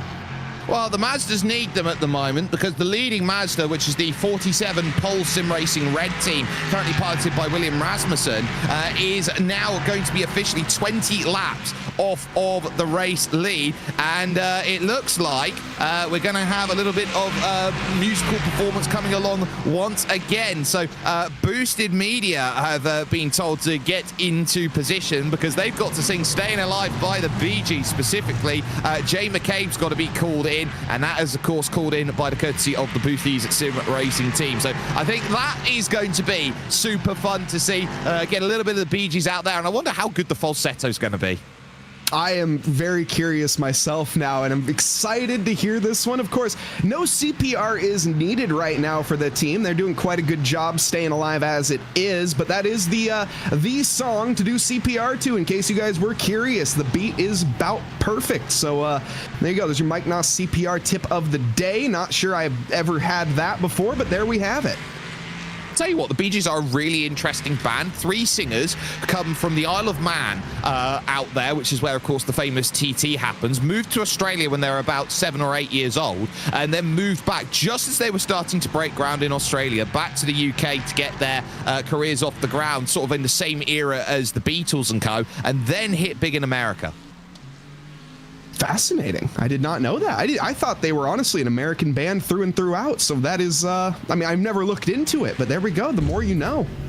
Well, we've got Jay McCabe here with us from Boosted Media. Jay, just talk us through Boosted Media's run so far here in the Drive for Wishes. Have you been getting your wishes granted?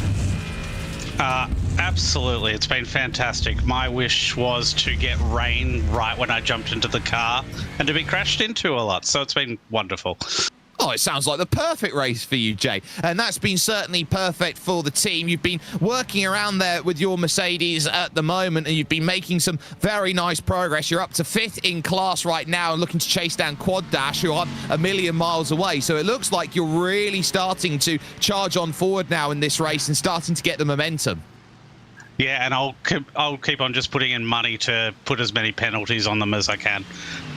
Absolutely. You got Dan Yeaman in the car at the moment, who last time out had a massive issue in terms of his work. He had a loose cable or something. I know him very well from a good friend of ours over at SimSpeedTV. So he'll be out there 3 o'clock in the morning. He's doing all of the work he possibly can right now. Yeah, he's working hard and he's making his way through. He's a very good driver. Glad we've got him. So would you say that he's staying alive right now? Most definitely, yes. Staying alive. Well, now, Jay, this is where it's the reason why we called you in, because it's your turn to sing Staying Alive, and our expert judge, Mike, will give you a grade. Pretty sure I just did that, and that was about to my ability. Oh, you're at a solid 0.5 right now. You can do better than that, Jay. God, you got to get at least 1. Mike's doing half points, and we know that nobody wants a half point.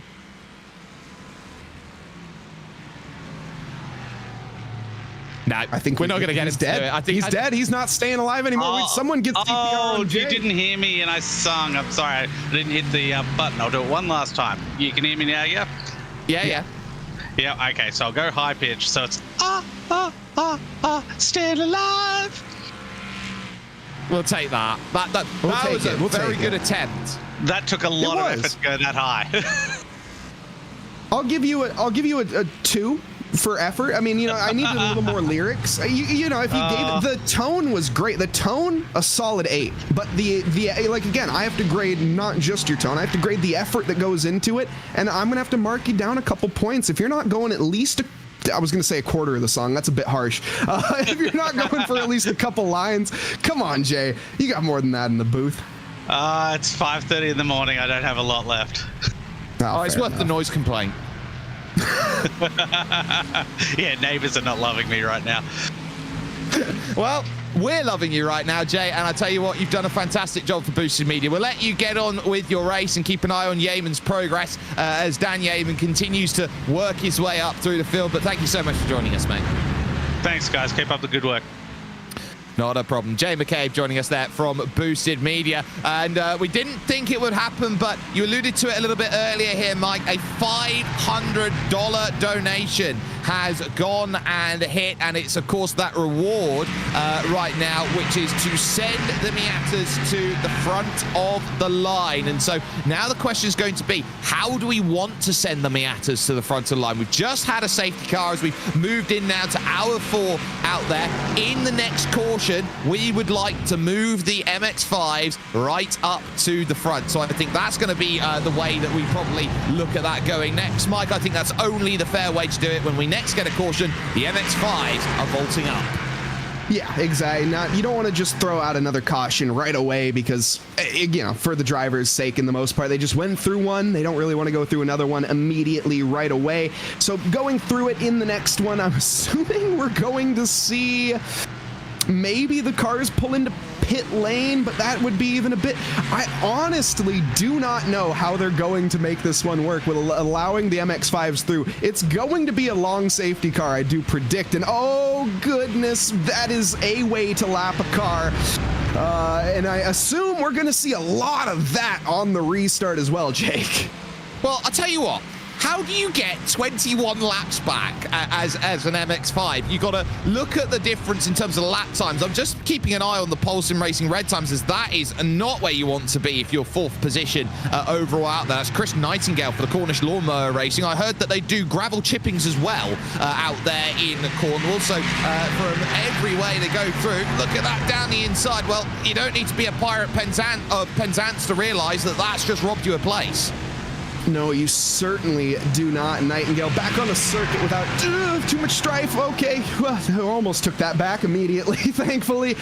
We didn't. That was the Barbie team. That was the iRiz team as well now on our screen, and getting by that back marker, not back marker, getting by 4th position here.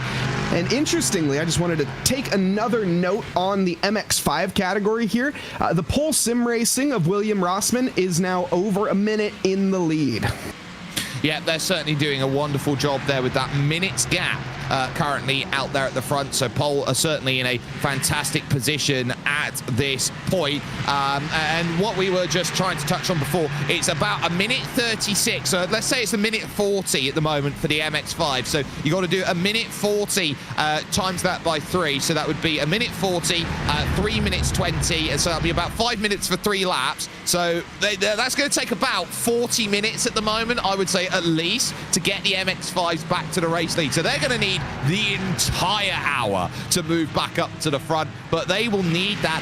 In the meanwhile, though, we do have a little bit of a something going on right now, because it's time for a little bit of a case of a copycat. So who is your favorite driver, and why should you sound like them over the course of an interview? We've got that in for Gianni Tahar out there at the moment, and that would be your 4th place Quad Dash Racing 494 car currently out on the circuit. So that has been called in by the Brabham Motorsport team, who are in 3rd, who I would say sound a bit threatened right now, Mike. They certainly do seem that way right now. We're currently, though, looking at this fight for that position. I think it's going to be the iRiz, or no, this is a battle for 6th position, and a 3-way fight at that is all 4 position. These 3 cars all on the same lap as each other and having to negotiate the back markers. We're seeing a bit of a hold up, and that is not the Riz you're looking for, unfortunately, as Hayden Gillis has taken a trip off the track and has given away the position for free.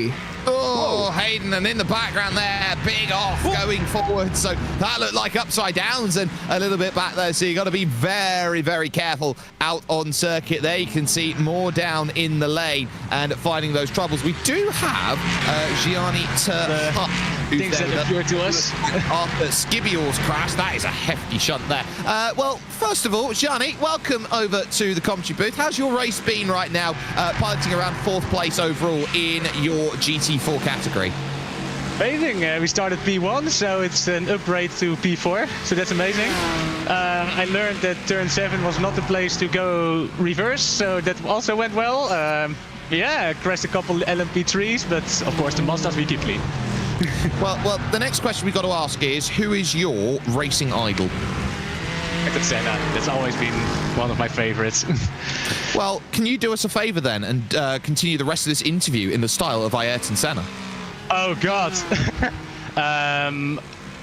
All right, guys. I was trying to go for the gap, and if you don't go for the gap, you're not a real racing driver. Well, in terms of this race, you're trying to get up into 3rd position. It's not quite Sao Paulo, it's not quite Brazil, but you find yourself here at Road Atlanta. How do you feel about the circuit, Ayrton? Yeah, it's quite a good track. Yeah, I can't go for the gap that often because it's very tight. A lot of LMP3s just flying around, of course, me. I also now go for myself off track, so that's also not the gap I wanted to, but yeah, for the rest, it's a beautiful track. Well, the next question that is going to be there is, well, what more are you looking at? Are you looking at here second? Are you looking at first? At this point, you know, it's a case of trying to find your rivals. I heard that Alan Millward is up there in front of you. Is that your next target that you're trying to get to? It's always P1. If you don't go for P1, you're not a real racing driver. Well, you are very much a real racing driver there. Ayrton Terha has joined us here, ladies and gentlemen, and has given a wonderful job. Mike, do you want to talk to Ayrton for a second? I was honestly just going to say 10 out of 10 on that one, but all in all, I guess, Ayrton, when it comes down to it here, and, you know, you mentioned the gap a lot and the priorities here, but obviously being in a GT4 car, maybe not quite the equipment that you're used to, how does it feel the difference from going from a Formula One car down to a BMW GT4? Yeah, it was of course that the MP4 that I was driving previously, always in the Formula One, was a lot quick, but the downforce was amazing. And yeah, this car it's good, but if I want to dive for the gap, it's just very difficult. Just the brakes are a bit heavier. I can't go in that late, and the muscles are sometimes just too quick in the corner. So it's very difficult. I like it. I like it. Honestly, again, 10 out of 10 on that one. This is probably the best impression we've had all night, Jake. I know, Hugo. I mean, Hugo's a Brazilian. He's given a strong 3 out of 10. A 3 out of 10? Ouch. Oh, that's a shame. He didn't go for the gap properly. Well, he's a world champion, so you're talking to a world champion who didn't go for the gap properly. I think he still didn't go for the gap.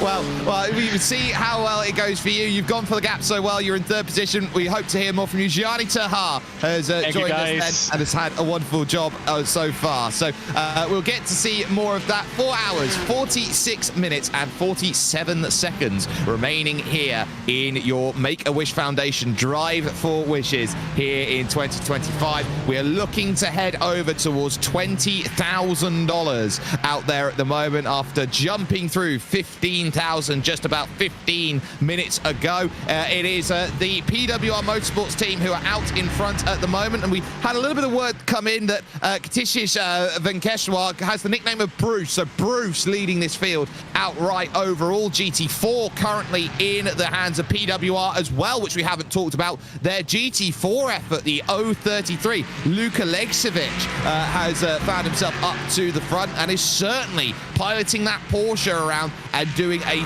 very sterling job to take the lead. But he also has one of the great YouTubers out there. If you ever want any understanding of any motorsport ever that has ever happened, go look at Aidan Millward's YouTube channel, because it is, simply put, one of the best, I would say, channels out there for historical information.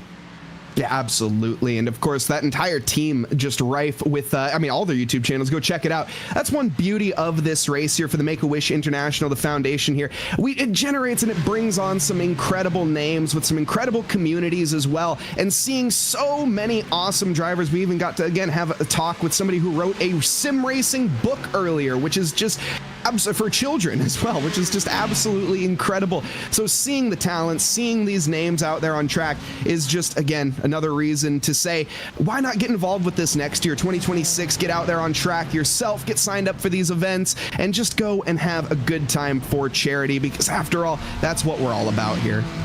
Well, the Oreo right now could potentially crumble on this battle if they are not too careful. So down over to the front stretch they go. Oh, there goes the Oreo, straight like that into the barriers and hard, and that was not what the doctor ordered there. That is a massive, massive shunt, and that puts them well out of play. Justin Ramsey and the JR3 Racing team, they're 25 laps down on the lead, and right now, it looks like they're going to be a couple more. Yeah, this is the equivalent of when you have one of those little packs of Oreos. I don't know if you have these over in the UK, but you have let's watch a little replay. That's just a miscommunication, unfortunately. Maybe even a bit too much of a squeeze from the BMW. Hard to call on that one. The stewards will definitely be taking a look. But when it comes down to it, that's sort of like sitting on one of those little 6 packs of Oreos and then opening it up and seeing them all just crumbled and broken. And the expression on your face is just sadness. They still taste good. It's still a BMW after all. But at the end of the day, that is not how the engineers, that is not how the cookie manufacturers had drawn that one up. No, it's not what they were hoping for, and it very much puts them basically as some crushed Oreos. It's very much like what you find on a Subway muffin. What? A Subway muffin? Come on, you have a muffin Subway in from the United Subway. States. A muffin from Subway. I don't know why I thought that was some crazy British meal. That's goodness, Ollie bitey right into the back there of another GT4. This is. It seems like before we go on to this tangent conversation of Subway, I feel like every now and then we get to a stage in these races, Jake, where everything happens at once. You see a long span of no incidents, and then all of a sudden you see incident, one after another. It's like dominoes, basically. It is very much a chain reaction that you certainly get to see, where all of these drivers find themselves one instant and then another one and another one, and that concentration is going to be in play and is always going to be worth keeping in mind. But of course, it is a endurance race, so we had to talk about food at some point. No better place to do it than with an Oreo car out there. So that very much tells you all you need to know about what makes a great endurance race, is that at some point you've got to talk about food. Now, we do have one driver down in the green room. We got no form of incentive. We just want to have a little bit of a chat with him. Stephen Koenig is the driver that we're going to jump into right now. So, Steve, you've certainly taken this to new heights in terms of what we're looking at in terms of racing, because I hear you're in a full race suit. I've just jumped out of the race suit now. Oh, come on! Can show what it is. It's all a bit sweaty, but had full Nomex underwear, Nomex socks, Nomex gloves, Nomex mask, helmet, and Nomex overalls. It was a bit warm, but 37 degrees here and 34 degrees during the day, plus all that. Got a little bit toasty. Eventually said to the team, I've got to pull in the pits. I'm getting a little bit blacking out at this point. Well, I certainly don't blame you for jumping out and taking out. If you can just jump your camera on, we'll actually get a chance to see that, because we saw you with your helmet pre-race looking to get ready. In terms of going from real-world experience to jumping onto the sim, what do you think makes iRacing one of the best places for you to go and race?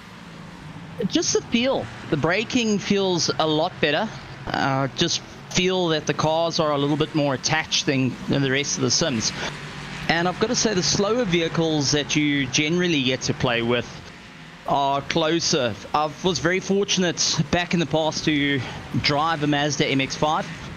And I've got to say, this little car actually feels like the proper thing. The braking feels better. And with the new gear that I'm running at the moment, it's definitely made it a lot more fun. But yeah, I've just been having a ton of fun with everything. The team said, well, let's try something a little bit different with obviously the race gear. And yeah, so I went and pulled up an old friend of ours that passed away. You'll see John Whitfield written on the door, and it's actually his old racing gear to try and get it across the line in his old helmet. So got to use it, got to have a bit of fun. A little bit different to racing in VR and racing without all the stuff. It is a little bit different. Your team is known as Team Heat Together out there. You're a group that have been all putting it together from what is Club Africa-South Africa out there. So in terms of the scene there, we're starting to see more and more South African drivers coming in. I know there's a new sim centre that's just been announced over, I believe, in Cape Town or Johannesburg. It's one of the two. But the work that's being done in sim racing, are you seeing more and more, drivers out there when you go around the circuits go, yeah, I'd like to jump on and do some more sim racing. It keeps my skills fresh. It's most certainly the case, and we are seeing a lot more drivers going and moving into the sim world. A lot of drivers that are wanting to hone their skills or keep it sharp, they move into the world of sim where it's ultra competitive and keeps you going, because generally we get to race once or twice a month. In sim racing, we're racing weekly. Keeps us busy, keeps our mind sharp, and we get to utilize the same stuff that we use on track in terms of trying to protect positions, go for positions, or even trying out with different strategies. And I've got to say, it's been a huge amount of fun. Everyone that I've raced with and our entire Team Heat Together, which was basically everyone coming together, try and have a bit of fun. We've actually got a little car we're building up to have the team going out in a Lemons 24-hour, and that will be their first experience in racing. For me, it's a ton of fun, and I get to race with my mates. But we've got to survive this race first, and on the cards, top 5 is what we're aiming for. Got the fastest guys in the car, slowest one out the car now, and I get to sit back and enjoy. You absolutely do. You're currently 37 laps down on the overall lead. You're 16 laps down on Pole Sim Racing Red, the class lead. But I'm hearing word that the MX-5s are going to get a hefty amount of a wave around due to the Drive for Wishes $500 donation that puts the MX-5s up to the front. So are you looking at that as a huge opportunity now as a team? Oh, most certainly the case. We've had a difficult first hour. I think I've seen the sky more than once. Unfortunately, with double wide and LMP3 cars plus Mazda doesn't go all so well. But that's going to be the huge climb for us. Quite funny enough, every time there's a safety car for the MX-5s, we flat out giving it everything we got. But hello. The GT. Oh, you've very nearly found the barriers. You've done so well to hold it. Yeah, Janeman and Cameron have done everything, and Cameron at the moment has got his one eye getting covered if people are donating. So we'll see how it all goes. I'm just hoping that we can keep the climb. And yeah, that's going to be a tough one. Well, it very much is. Well, we wish you the best of luck, Stephen, because it's such a fantastic cause and you've been doing such a great job out there in the MX-5. So we hope the best for your team as we head on towards the second half of the race. Thank you very much, and thank you very much for allowing me to race with us, and thank you for letting me wear racing gear in a sim racing. Now, I was ultra safe. Now I can go and have a nice, refreshing beverage. Perfect. Stephen Koenig there joining us there from Team Heat Together. Mike, an absolute character out there. And we just saw that incident in front of them that involved your second place overall Hyperion Racing 2 team, the 44. Willie Brennan was on the radio saying, what on earth are you doing? How on earth did we get involved in that? They were 4 wide on the backstretch causing that. And in fact, they've just gone sliding over at turn 6. Yeah, very close call there and managing to make it out. Still in second place. No, my goodness. There's that hip check for the number 16 car getting sent off, careening into a wall. And I think everybody, that's that 4 abreast there. Ping pong back and forth. You hit me, I hit you. And, well, unfortunately, everybody ends up with tears. And that is going to be a long trip back to pit lane for some, and others able to keep it relatively under control for the most part. I also wanted to point out, here's another view of another incident just down to the inside. A very over-exuberant look there for the number 7. That's the Muradinus squad, currently piloted by Dorado. So not quite the best look, Manuel. They're thinking twice of that. But I wanted to mention one driver out on track we haven't, I don't think, talked about too much just yet. Yeah. It's the Globe Oil 6-man team, currently piloted by Daniel Taylor, who just came behind the wheel. But the real driver I wanted to mention out of that team was Steve Axtman, who just started sim racing for this event specifically. So there you can see currently Daniel Taylor behind the wheel, but he just last lap traded the car over from Steve Axtman, who again, congratulations to them taking on their first event. What a first event to do. Yeah, this is a wonderful first event to jump in and get yourself involved with. And we did see that number 7 Muradinus M squad. We're being dared to try and say the name. So I would say that the road to Manuel Otosinclas Raya Angel Dorado is paved with good intentions after that incident. I'll give you a solid 8 for the effort on that one. Yeah, better than I could do, Manuel. Up a position now as actually Alex came back into pit lane on this lap, so that damage must have been much more severe than I had realized. He's Alex Rogers in and will be having to come back out soon. When was the last time they made their stop as well? I'm curious if this is somewhat on schedule or not, or to be honest, Jake, I'm not even sure there is a schedule at this point in this race. No, it's sort of like if you play the game Overcooked 2 or something like that. It's pretty much like that. Everybody's pan is on fire trying to work out what their strategy is. Yeah, and the building is burning around them, or at least they're having to get the fire extinguishers out and figure that out as well for some of the drivers. Some of them, though, they're able to get those dishes out quick and have some happy customers, or in this case, I guess, some happy teammates. But everyone else has had, oh my goodness, as there's an MX-5 rolling struggling with enough mid-air timing to be served wine on their flight. Who was that?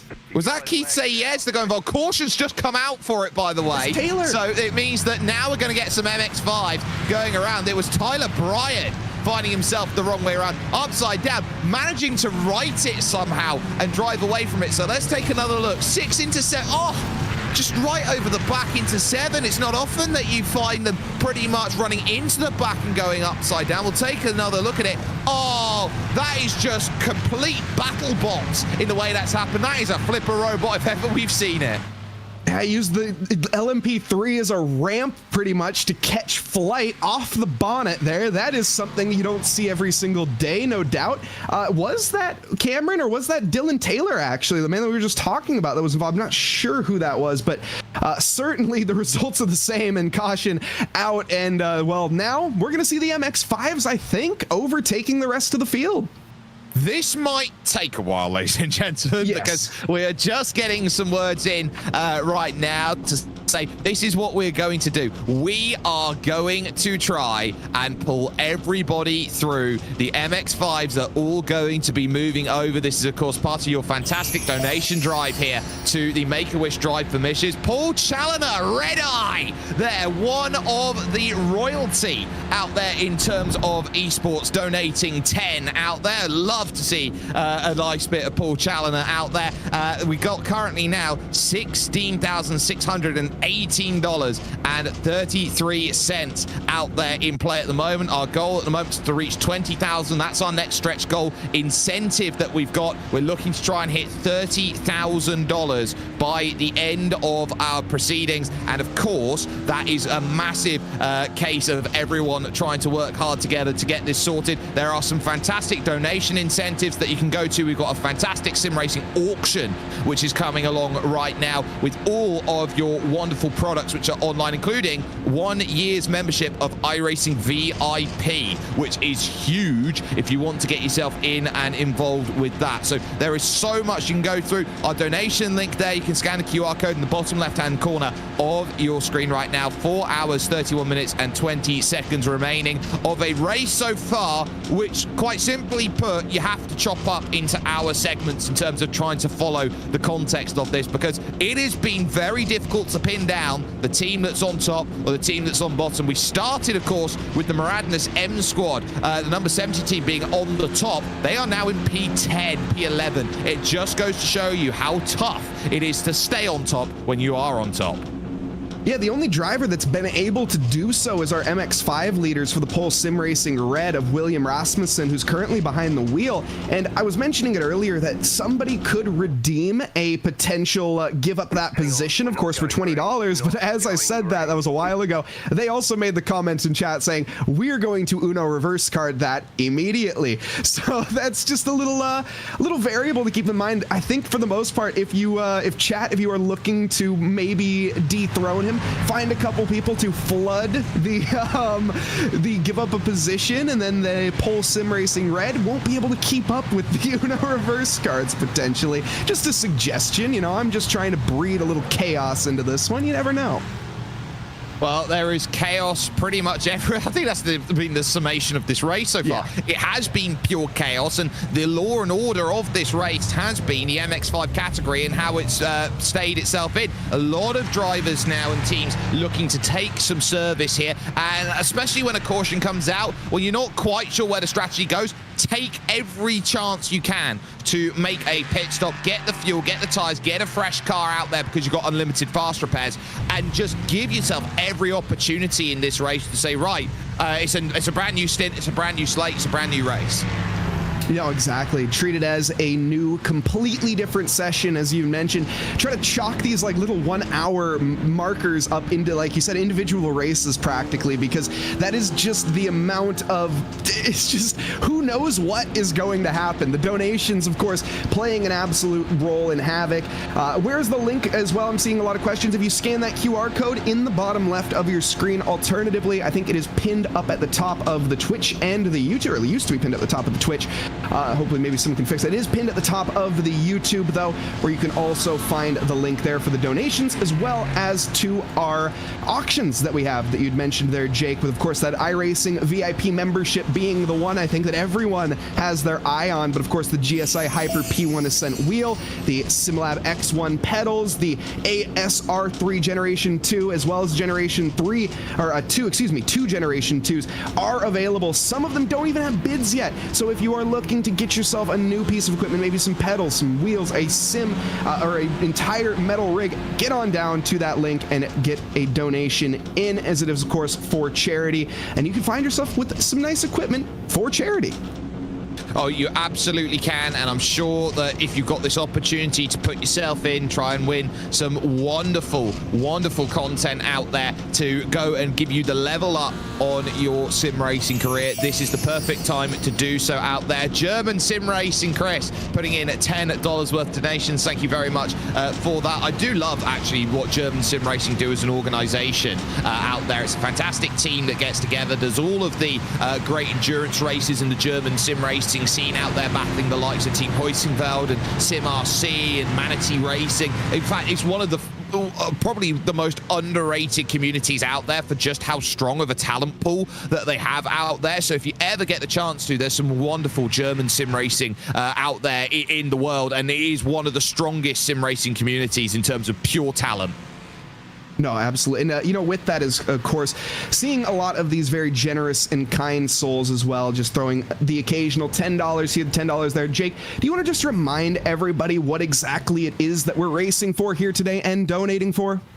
Well, this is the Make-A-Wish Foundation, and as an international organization, they've got tens of thousands of volunteers, and they're looking around and saying, what more can you do? In the United States and its territories, a wish is granted every 33 minutes. That wish, of course, for those who are critically ill children, is one that can spark a lot of momentum in children. It can give them the help that says they can believe that anything is possible. It gives them the strength to fight harder against their illnesses, and it's the one belief that guides us and inspires us to grant wishes that change the lives of the children that we serve. And this is something that goes along all across the world and is a message and an inspiration for what they've done. We're into a 45th year of the Make-A-Wish Foundation since the very first wish, which all started with Christopher James Gracious all the way back in 1980, ladies and gentlemen. So this has been building up again and again and again, and the wonderful work that is being done by all of the people behind the scenes. I know that April has been sensational to us in terms of getting all of the penalties over to us and helping with the production of this event. We've had Carlos Villa, who's been working hard down on the pit controls at the moment, making sure that race control is being found the best way possible. Simply put, Mike, when you get down to an incentive like this, a lot of people know that Make-A-Wish Foundation is one of the premier charity drives that we see over and over again. So I think this is going to be fantastic. Now, we're just getting word, actually, from Race Control that the Miatas will be allowed to race under the next green, which will be coming up through next, but the pace speed has to be maintained by all GT4s and LMP3s. Oh, goodness. All right. This is going to spice things up. You know what else I'm noticing as well? You remember that 1 minute gap that Pole Sim Racing Red had? Well, it's now down to 4 seconds and closing. The safety car has concertinaed everybody back up and put them on the lead lap. Well, mostly, unless they were more than one lap down, then it didn't. But of course, this is going to be electric, Jake. I have no other words for it. I just wanted to remind everyone as well what got us to the point that we are at right now, and that was, of course, a $500 donation from Cyberdust, who's also over on the Twitch chat. So big thank you to them for being so kind. But also allowing us this, whatever we're about to see. Pace car is in, Jake, and we're about to see the action unfold. Yeah, that pace car has been given the license to pull away from the rest of the field while everybody else now looks to go and chase behind it. So I think that's also really good. And there's been a few people who are out there. Engage your pit limiter out there for your GT4, and also stay to one side, because this is going to be where the race becomes, I think, the most interesting, because you're looking around at each and every single driver out there in this field. The MX-5s are now being allowed to go forward, and they've got to stay on the limiter for a very long time. These MX-5s are currently 24 laps down at the front of the field with the Pole Sim Racing red team. So 24 laps have to be brought back. This might take a while, is an understatement. This might be the next hour of sim racing that you see, ladies and gentlemen, that the MX-5s are given license to go to the front. I would have loved to have seen this come into play with 90 minutes to go, just so that final 30 minutes becomes so frantic. It certainly does, and this is, again, just nobody really knows. And we do see a LMP car going. I'm not sure that's supposed to happen, as of course this entirety of everything that's happening right now is a question mark in general. So the pace car is going to be on this lap, and MX-5s are going to be rolling on through them, as of course the pace car, I always forget, doesn't have any contact, which the leaders are going out and battling to the hilt right now. Yeah, they are given every license to go out and charge, and I think it's worth keeping our eyes on them. The Pole Sim Racing red car is very happily staying in line, but they are all still trying to work themselves around to get to the back of the pack. So that safety car has been given all of the time that it needs necessary. They're running at 70 kilometers an hour.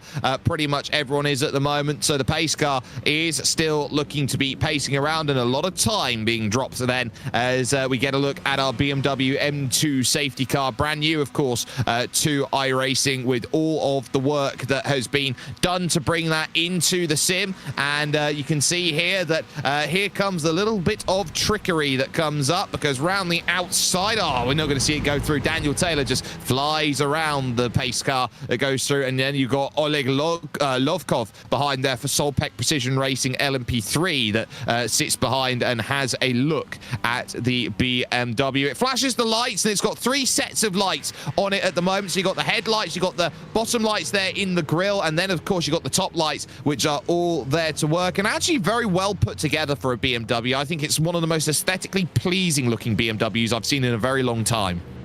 It really is. And speaking of just the M2s in general, when it comes to a car that's a fun race car, for anyone who has taken part in Assetto Corsa Competizione, and that's just the simulator I've driven this car, and I actually haven't had the pleasure of trying it on iRacing just yet, but it is truly one of the most fun cars to drive. And you might ask why. It doesn't have high power. The thing only has about 565 brake horsepower after all, and maybe 370-ish Newton meters of torque. That can't tenderize an elephant. Heck, that can barely stir up a coffee.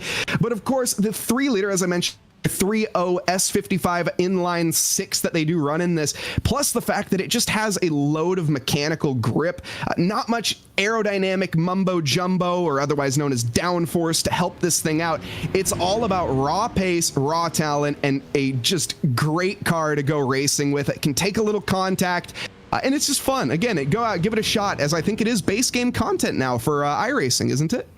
Absolutely. iRacing does have that free tier level of content, and the BMW M2 CS is very much one of them. So the pace car still maintaining its way around across the circuit. Everyone else very happy to be running their speeds at 70 kilometers an hour, but it's going to be a case of drivers are being allowed to make that progress, jump the line and run through. And look at this, a sea of Miatas now are able to start making charges down through, rushing down along the circuit like magical gazelles leaping through the savannah. It is that sense of, this is what happens when you let the underdogs go to the top, and this is possibly the most Make-A-Wish Drive for Wishes goal that I love, because it's a chance to say that we all have a shot of victory.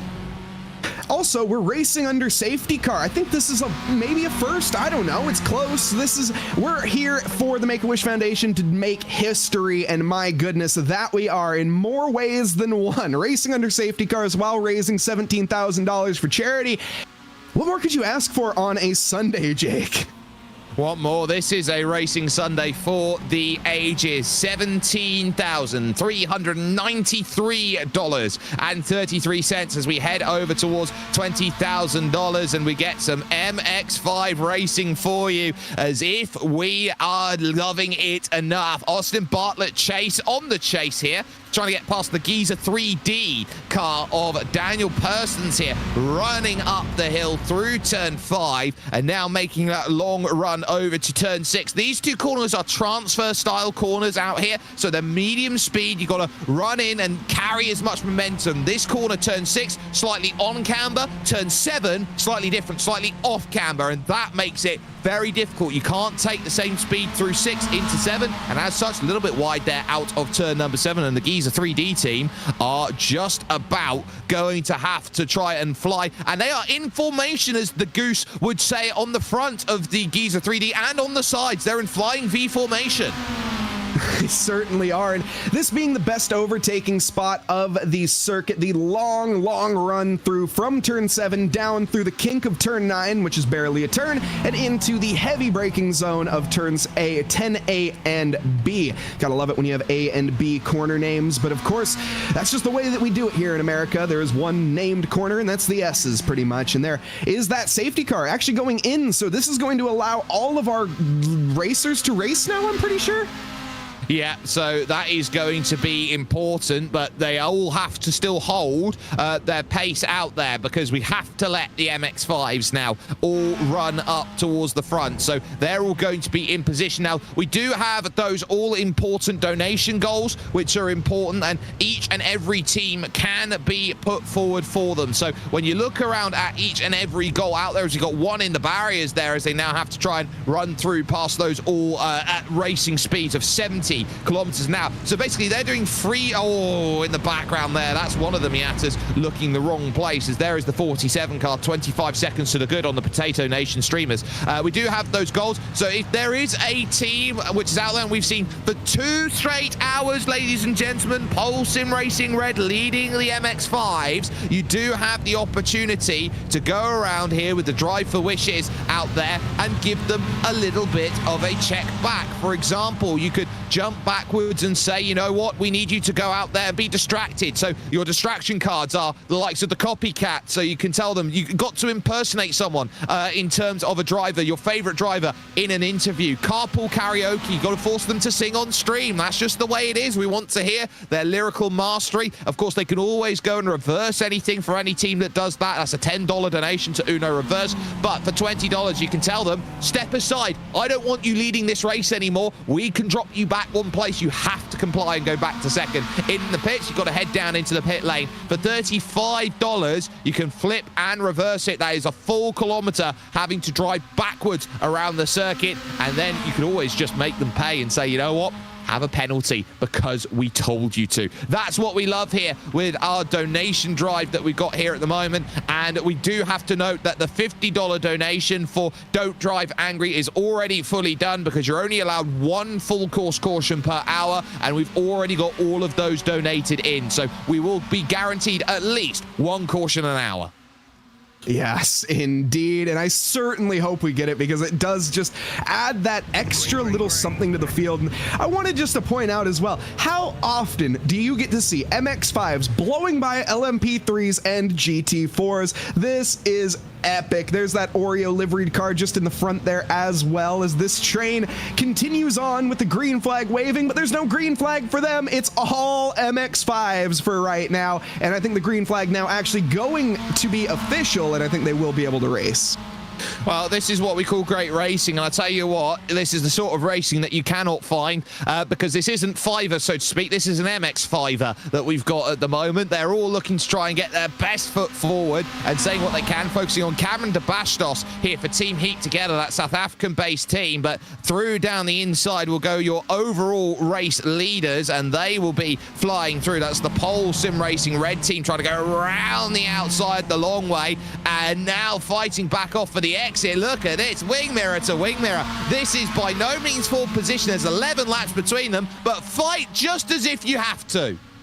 Absolutely. Give it your all, but don't take your opponent out, or at least don't get caught on camera taking your opponent out. That's the most important element. Side by side, they go down into the first corner, and it's going to be advantage there for, as you said, that was Persons? Oh, cut back. Wow, just absolutely brilliant. Side by side through the hill, but now they're approaching back markers.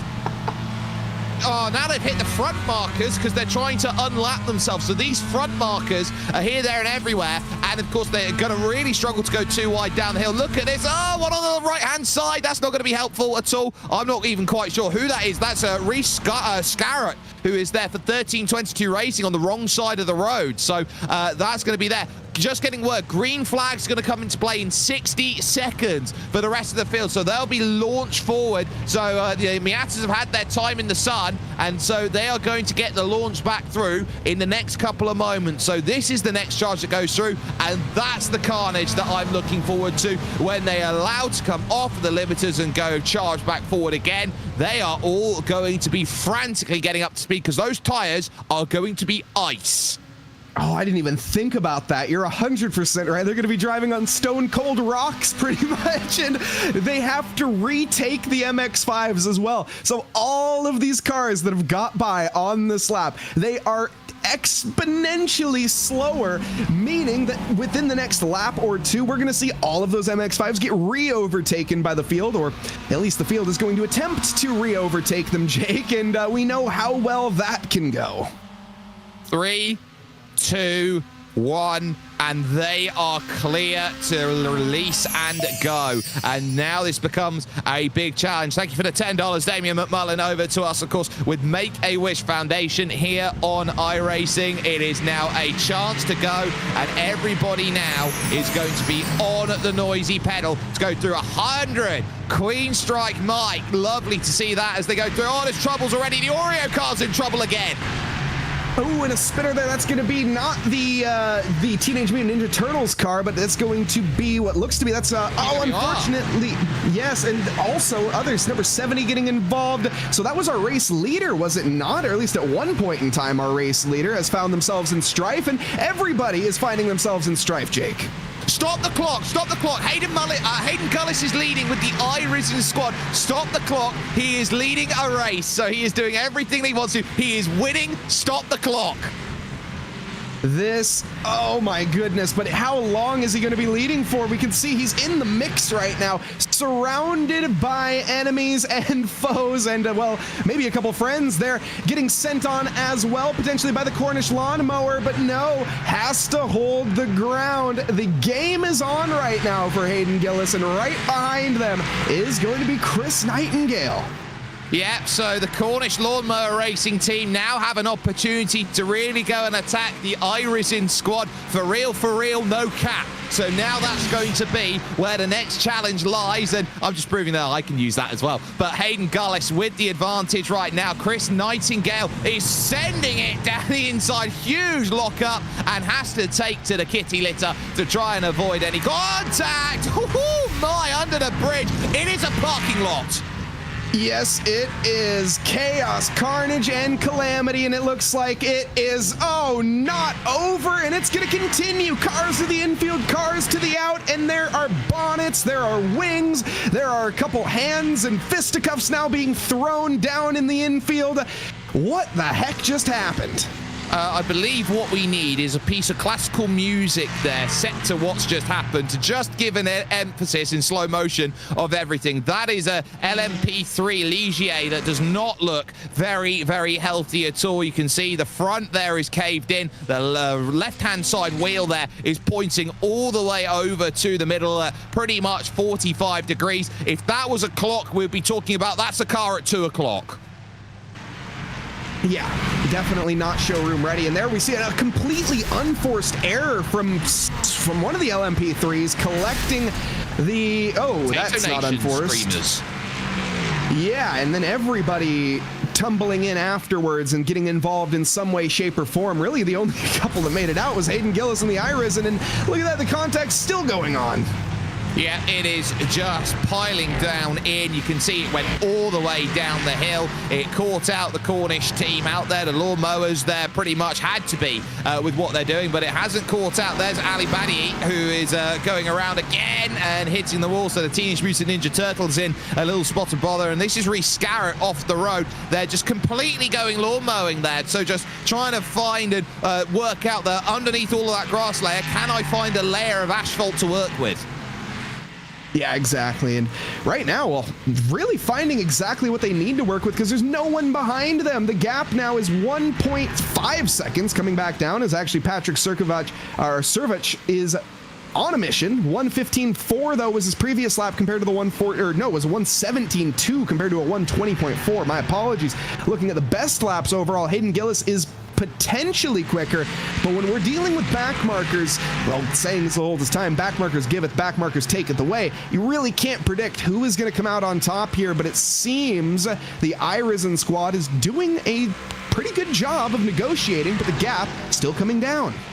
It is, because you got Project 91 by RaceData.ai. Patrick Servach behind the wheel currently and in a scrap for second place with the Cornish Lawnmower Racing 98 and Thomas Vayner, who is there behind. So they are both trying to chase Hayden Gullis down for position. It is also the team that houses Alex Gillen in it, the number 41s out there at this moment in time. Racing Chai is also in that team. So we've got a little bit of Creator Series love going on out here in this race right now, seeing Racing Chai looking to try and put his best foot forward. And we got a stranded GT14 here, there and everywhere. Team 922, Rollet Dingle around at the moment. So they find themselves wrong place, wrong time, down in 44th position. And we'll take a look here through turn 3. Oh, it's so easily done. You just get 2 wheels up over the curb at turn 3, and then the car just doesn't want to grip.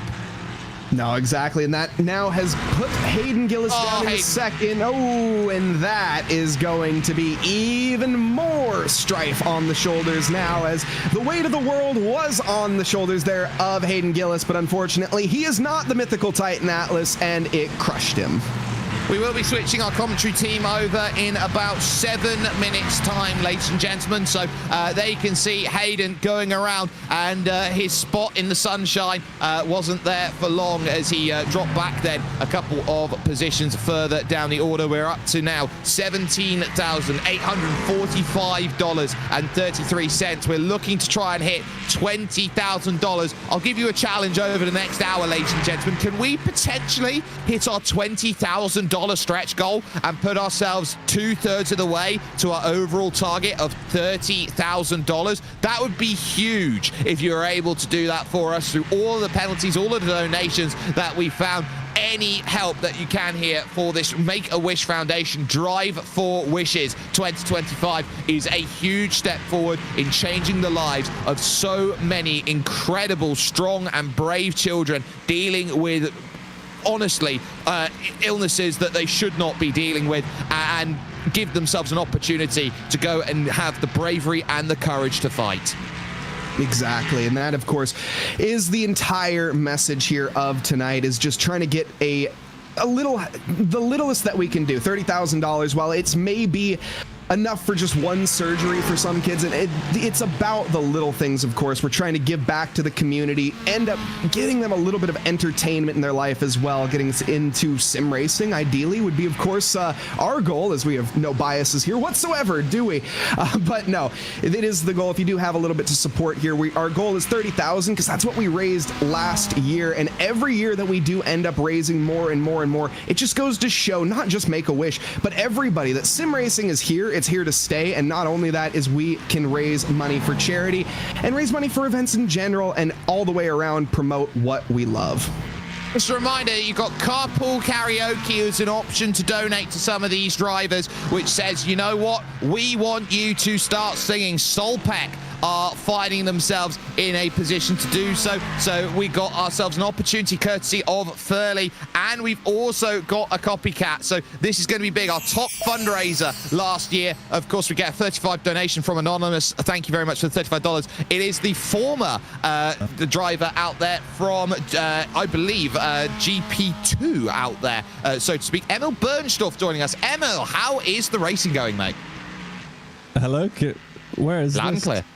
Can you hear me? Yeah. Yeah, absolutely. How's the racing going, mate? Oh, yeah, it's good.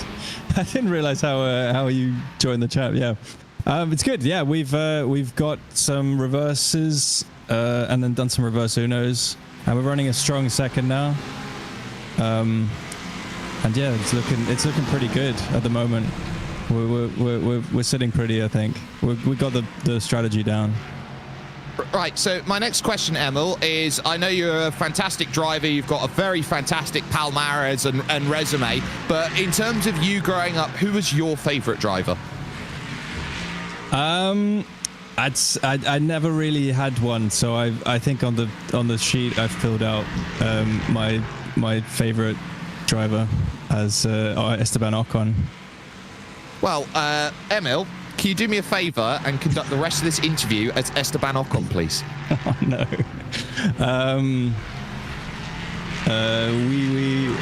Je suis Esteban Ocon. Oh, this is fantastic.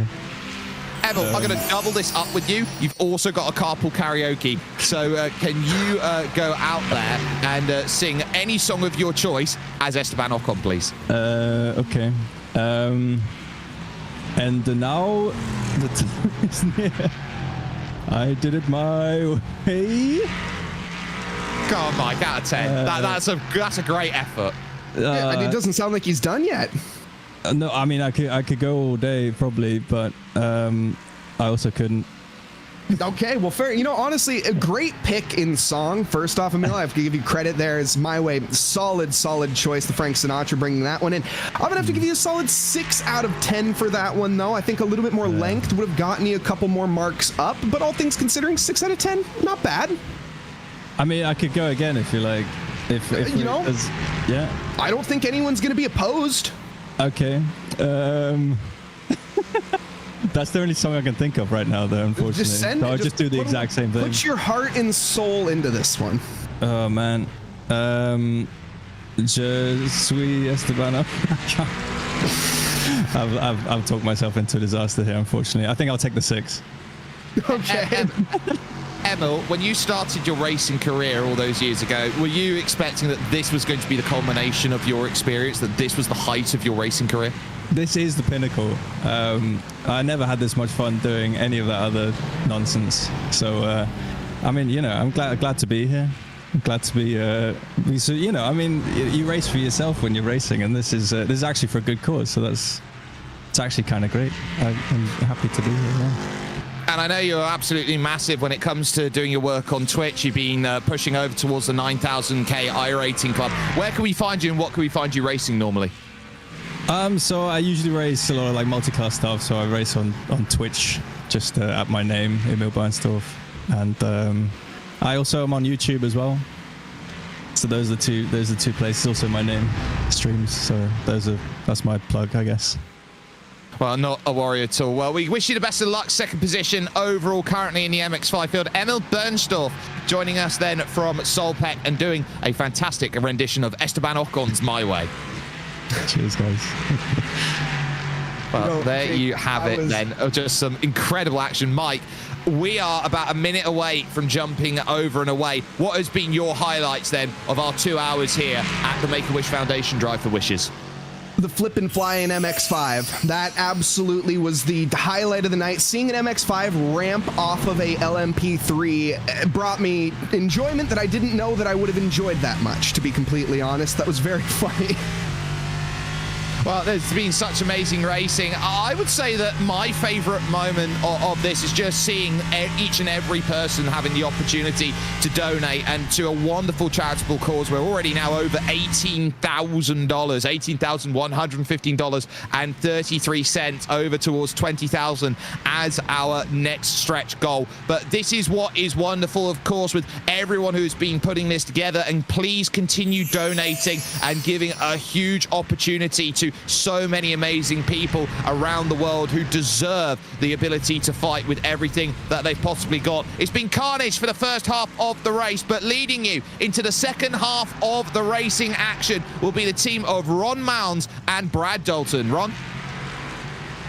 Thank you very much there, Jake. Hello, everybody tuning into this broadcast on iRacing. Hope you've enjoyed the action thus far, because we've got a whole lot of racing left to go, just ticking over the 4-hour left mark in this race. My name is Ron Mullins. Brad Dalton going to be joining me in the commentary booth for the next 2 hours. Brad, this is the first time we've worked on broadcast together, but this is going to be a pretty fun introduction for us working together. Yeah, good morning, good afternoon, good evening, everybody. Ron, I will tell you this. I've been keeping up with this broadcast as much as I can since the broadcast came on at 10 a.m. my time. And I will tell you right now, it has been just as fun since the start as it is now at the halfway distance. And here's what I'll say. If you showed up here and your only goal was to win, you're at the wrong event. You're at the wrong thing. This is all about, the drive for wishes. There's a reason it has a name. Stuart Brierton here, sending the car off around and having a moment. But all in all, everyone's here for a good reason. Everyone's here for a good cause. And Ron, it's so great to be here. We're here to have some fun. It's really good. I'm super excited to be back on this broadcast. I was here for the first one back at the end of 2023, so really happy to be back here in 2025, raising money for an absolutely fantastic cause. And we've been raising a whole lot of money as well, $18,140.33, and that's continuing to go up. We're hitting that goal. We're getting very close to that goal of $20,000. I need to come up with something that I'll do on the air myself if we hit that $20,000. I don't know, maybe have a spoonful of red pepper flakes. That would be something interesting on the air. Interesting in the sense that I would be on the floor crying in pain for about 2.5 hours after that. So that would be fun for sure. Hey, folks, tuning into this broadcast, that is a good reason for us to hit that $20,000 goal. But as we're raising money, we're seeing some great racing action go on right now. If you haven't been able to decipher it thus far, we got some really close quarter stuff with LMP3s having to tackle some global MX5 traffic. That traffic dilemma is just absolutely ridiculous to see every single time it pops up. I am a strong, avid, forever lover of the MX5s. One of the things I will say is mine and my fiance's favorite thing to watch is the MX5 Cup in real life with IMSA Racing. The LMP3s are fun to watch, the GT4s are fun to watch, but I tell you what, I feel for the MX5s in this race because the MX5s have not caught a break, and neither has anyone in this LMP3 class, because it feels like every moment we blink, something is happening, just like we see here. Just losing a little bit there, losing the rear tires around the GT4, and then, well, it's just kind of a game of that Spider-Man meme where all the Spider-Mans are pointing at each other, trying to figure out who was going to move. Yeah, I think that's a very good comparison there, Brad, talking about the incident we just saw a couple of moments ago. I will mention my personal thoughts on the whole traffic dilemma. Occasionally on iRacing, I will do some very goofy combinations with the iRacing AI, and one of them was running the Dallara IR18 IndyCar at Michigan International Speedway, and it was a 50-50 split with 20 IndyCars and 20 Formula Vs. And that was absolutely terrifying for both perspectives, driving an IndyCar going about 240 anywhere around Michigan and just blowing the doors off a Formula V that's going like 105 with the wind at their backs. That's the best way I can compare seeing these LMP3s buzz past the MX5s. If you're one of these Mazda drivers, just seeing one of these LMP3 cars hove into view in that rear view mirror, it's got to be absolutely petrifying. So the fact we've gone through this race thus far and we haven't seen an MX5 car strike the moon is a little bit surprising. But, we still got over 3 3 hours and 55 minutes of racing action, so a lot can happen. And speaking of racing action, we've got side by side in the LMP3s heading down the back straightaway into the turn 10 chicane. Yeah, and as they go side by side here, continuing along through turns 10A, 10B, going around. Any pit stops coming around? Nothing here. We go through. This is Justin Sadowski that is making a move. There was an MX-5 missing half of the MX-5 car. Looks like it started race 2 at the Rolex as we go around. Another LMP3 around on the front stretch. We continue along, keep things moving and grooving. Oleg Lovkov going through for Solpec Precision Racing. And man, look at those LMP3s run through. I absolutely love it. And, you know, with the MX-5s, it's technically, I want to make sure I say this right because otherwise I'm going to get yelled at in the comment section here on the broadcast. I think it's a 5-class step down from LMP3s to MX-5s. And that's what happened with Oleg Lovkov through with that MX-5. Just a little bit of a tap out of the final corner. And, well, it sent both of them flying around. Yeah, those lap traffic encounters going to be the reason why that incident took place. That was a huge impact for the Mazda as well there. So hopefully we won't have more drama like that between now and the checkered flag. I think we have a brief little technical issue here, so we'll try and get back to live action. We'll say, as it stands at the moment, the number 98 leading this race overall in the LMP3 category, a race which has certainly seen its fair share of drama, and we're expecting the end of this race to be just as dramatic as the first half was. Brad, we kind of joined into the commentary booth and we're lurking around as Jake and Mike were still on the call and seeing the drama of the last restart that we had. So perfect time for us to come into the commentary booth. It's like, hey, welcome to the broadcast. Welcome to the chaos as well.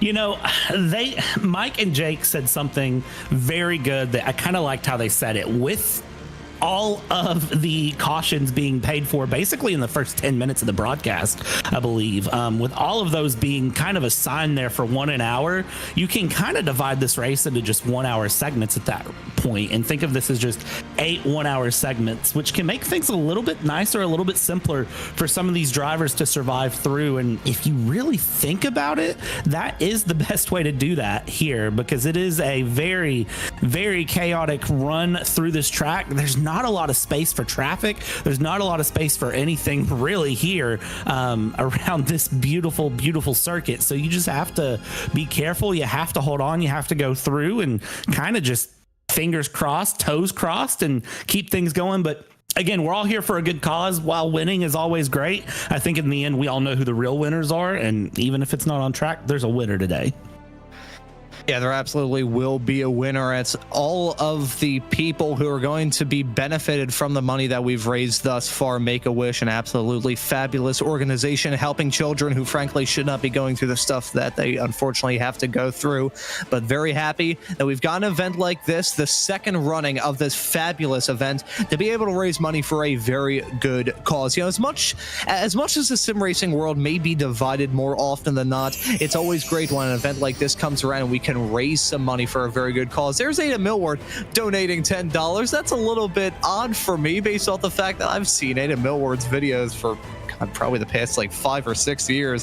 Very big part of my geekiness as a motorsports fan, watching his old motorsports history videos. Pit Stop Party still holding on to the top donation at $250. But that ticker that we've got on the bottom corner still going up now to $18,335.33. And if you want to donate, you can scan that barcode right there. Actually, no, that's not a barcode. That's a QR code. That's the right term right there at the bottom left of your screen if you'd like to donate and contribute to this absolutely wonderful event, an event which has seen some drama. It's seen some action and craziness, but it's a wonderful venue to do this as well. Road Atlanta, just a fine circuit in the world of motorsports. I may be a little bit biased since I'm a member of the Sports Car Club of America here in the States for the past 10 years, and the circuit of Road Atlanta used to play host to the SCCA National Championship runoffs for many, many moons. But Road Atlanta, just a fabulous motorsports circuit, and the host for today's race. I mean, I'm probably biased too because I am also a member of SCCA, so I am a big fan of this circuit as well. But this is also, again, this is one of those classic American tracks that I kind of always say anytime I'm on a broadcast and we're at, you know, Laguna Seca, here, Road America, Road Atlanta, Daytona Road Course, Watkins Glen, those tracks. I always say that those are tracks that you should be able to just get on and put a lap down. If you're a, you know, driver, you should be able to jump in your favorite car and put in competitive laps, kind of, you know, with just 1 or 2 warm-up laps. This track goes on that list as well. So it definitely is a track that should be well known, should run through, and for Road Atlanta, it makes perfect sense here to be doing an event like this. You know, I kind of akin it to the 23 Hours of Zolder that a certain shed-dwelling dad likes to run once a year. You know, Zolder is a track that you don't traditionally think would run endurance races. Road Atlanta is a track that you wouldn't traditionally think would be running LMP3, GT4, and MX5s together. But hey, we're here, we're doing it, and it's all in the name of fun. It's all in the name of charity. I absolutely love it. It's so much fun. Yeah, this event has been so much fun already. And hey, folks, the fun is still far from over. We've got a couple hours left in this race. We've got a couple hours left on this broadcast. If you're tuning in to this broadcast right now, we hope you enjoy all the racing action. And while you are tuning into this broadcast, how about you hit that like button to show us some love on the air, as all of you have been showing Make-A-Wish some love all throughout this broadcast, still raising money, getting more donations in all the time. As we go back to live action, you can see these drivers continuing to deal with lap traffic with the fantastic amount of participation that we've got in this event. If you're an LMP3 car, there probably hasn't been a single lap for you where you haven't had to deal with lap traffic under green flag racing conditions in what has to feel like about 14 bajillion decades. So these LMP3s, just the endless, non-stop headache of lap traffic. Yeah, and I would argue that, honestly, the MX-5s are kind of the inverse of that. They are the nonstop epitome of avoid becoming the cannon fodder of the race here. You're constantly driving in the mirrors. You're not driving looking forward. You are always concerned behind you because of the fact that the GT4s and the LMP3s are running faster. I think the GT4, for me personally, would be the sweet spot class here because you're just fast enough to get past the MX-5s without too much drama. You're just slow enough that the LMP3s are going past you without too much drama, without too much chaos. There's not a big delta either direction to them. So I think if I was running this race personally and I was a driver, I would be in a GT4 class, and that would just be ideal. But again, the love of the MX-5s and the love of the LMP3s. I mean, let's be honest, that's one of the best kind of intro prototype cars that you can get into in iRacing. When you start stepping up into those more competitive, you know, higher end cars that you start running into, you don't want to immediately jump into GTPs. You don't want to immediately jump into the Formula One cars or the Indy cars. You know, iRacing is built in a way that you want to step up. And for me, you know, this is essentially the order of step up that I run. It's MX-5, GT4, LMP3. Those are my 1, 2, 3s as I run it through. I don't know about you, but it's very natural that way. Yeah, it is that natural progression going from one to the other to another, and you bring up a very good point. You don't want to just immediately jump in the GTP. I mean, I love the GTP on iRacing, albeit I may be a little bit biased because I just love driving and like the fastest cars imaginable, and I don't do a whole lot of officials. There's a very good reason, folks, why I'm behind a microphone instead of behind the wheel.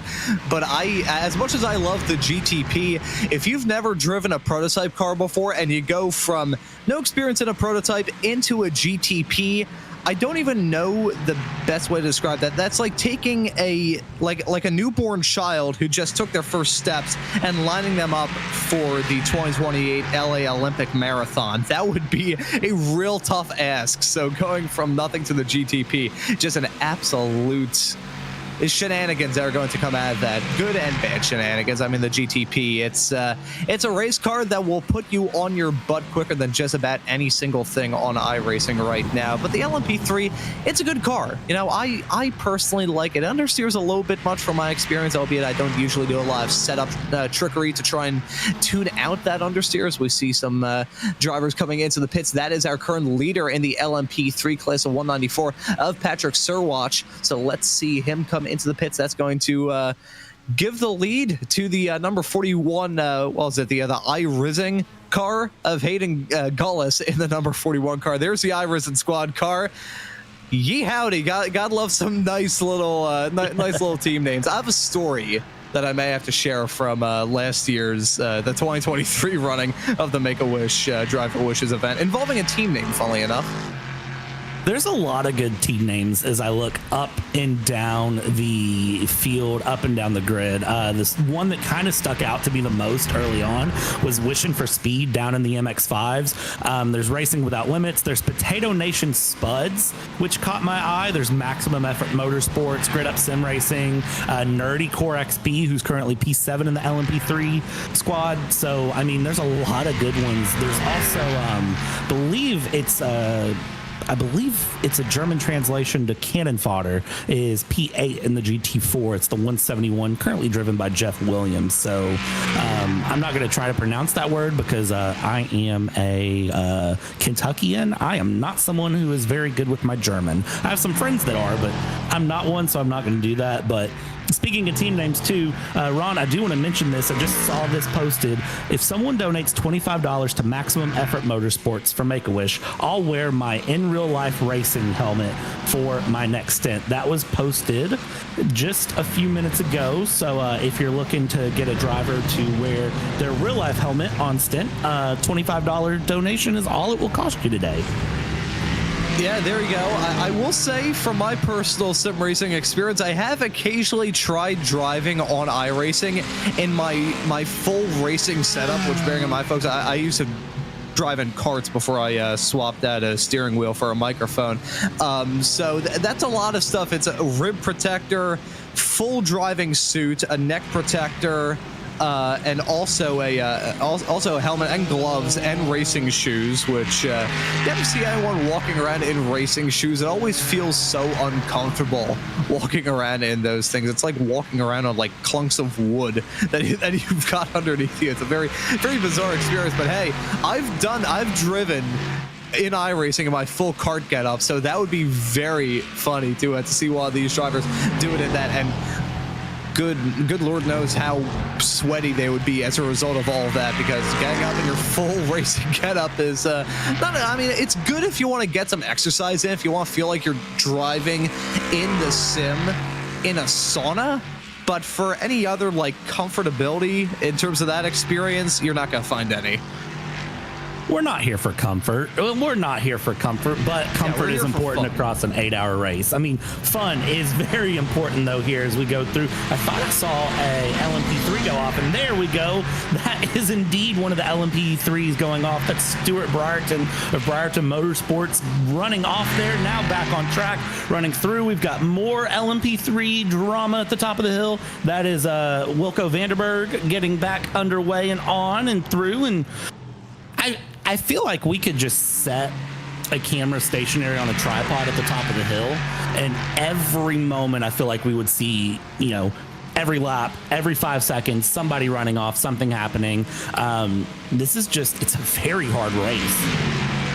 Oh, it is super, super tough. I mean, the conditions that these drivers are finding themselves driving around. We saw the rain earlier on. This track is slowly but surely rubbering in. We're getting to the point where the marbles are starting to build up on the outside of the racetrack. So if you're in a GT4 or one of the MX-5s and an LMP3 car comes barging through and you have to go off the track and jump out of the way, you're going to find yourself driving around on a slip and slide. So that's one problem. Second problem, the traffic. Holy cow, in this camera shot, how many cars do we've got? We've got like 13 cars in one singular camera shot heading down into turn number 5, one of the toughest corners around this racetrack. You've got some MX-5s, you've got some GT4s, and you've got a gaggle of LMP3 cars. For all the drivers in all these classes, you've got something riding on your mind when it comes to the traffic. If you're in one of the MX-5s, you're going to be driving around. You'll feel like you're in a drag race, like at some sort of insane drag race with like a top fuel dragster. Oh, and contact being made, and the LMP3's at the bottom of the circuit. That's through turn number 6 and 7, and that's going to send that was actually contact between 1 and 2 in this race overall. So controversy at the front of the field. have a feeling that there will be a penalty coming for the number 41 by way of a donation coming their way, because that was Maridinus M Squad and Cornish Lawnmower Racing. And I have a feeling that Cornish Lawnmower Racing isn't going to take very nice to that. And just as a reminder of some of the different things that we have here donation-wise, $10 donations for Carpool Karaoke and Copycat. Carpool Karaoke, kind of self-explanatory. Copycat, well, you have to impersonate a driver. We heard that earlier on. We heard a beautiful Ayrton Senna impersonation and, of course, an Esteban Ocon impersonation going through. $20 donation, step aside, get position to the driver behind you, and then head to the pit lane, straight there with you. Those are the two options. And then, of course, there are some additional ones that can go through, and then there's always Uno Reverse. If you get really feisty, you just throw $10 towards the donation, and it's an Uno Reverse card. I absolutely love that. That is absolutely brilliant. Oh, and a spin, a big spin coming at turn number 5. Oh, very careful on the rejoin. 4 wide right behind. This is going to be terrifying at the front of the field. My God, we've seen many moments like that, but catching that on the live action was absolutely insane. I will say one thing as well, talking about the donation goals and the donations that you can give to this event here for the Make-A-Wish Drive for Wishes charity event. To see some goofy stuff here on the air, I'm kind of happy that there's not a donation goal to make us sing here in the commentary booth, because I was kind of worried about that this morning, so I tried practice singing this morning and actually cracked the mirror in my bathroom. I'm not gonna lie, I was kind of worried that would come this way too. Maybe we should set that up and make Arjuna do that on the final 2 hours. Maybe we should say if we can hit 25,000, Arjuna will sing. I don't know, what's a good song he can sing? I gotta think of something. We'll come up with a song, but we'll say that 25,000 Arjuna sings somewhere near the final 2 hours of the broadcast. Sorry, Arjuna, but you've been volunteered for that. Will someone communicate that with him, please?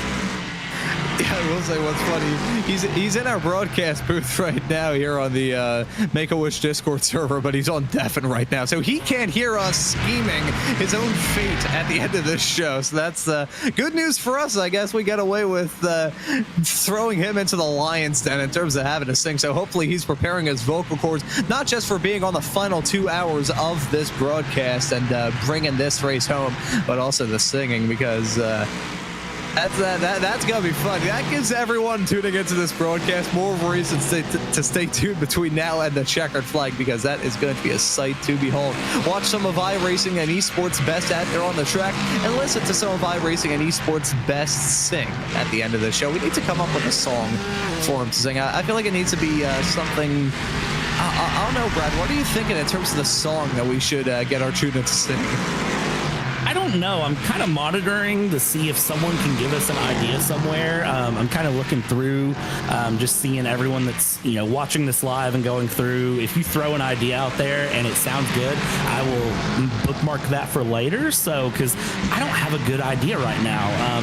I've been listening to a lot of different music lately for planning of some personal fun events coming up in the next few months for me. So I'm very musiced out right now. I'm not gonna lie. So I don't have a good answer of song.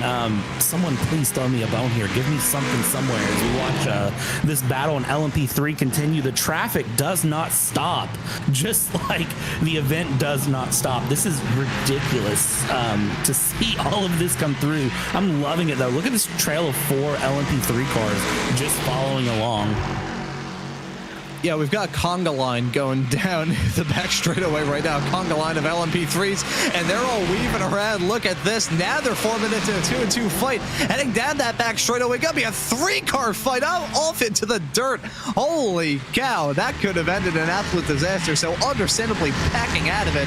But we had that Conga line for a brief moment. Dun, dun, dun, dun, dun, dun. Heading down the back straightaway.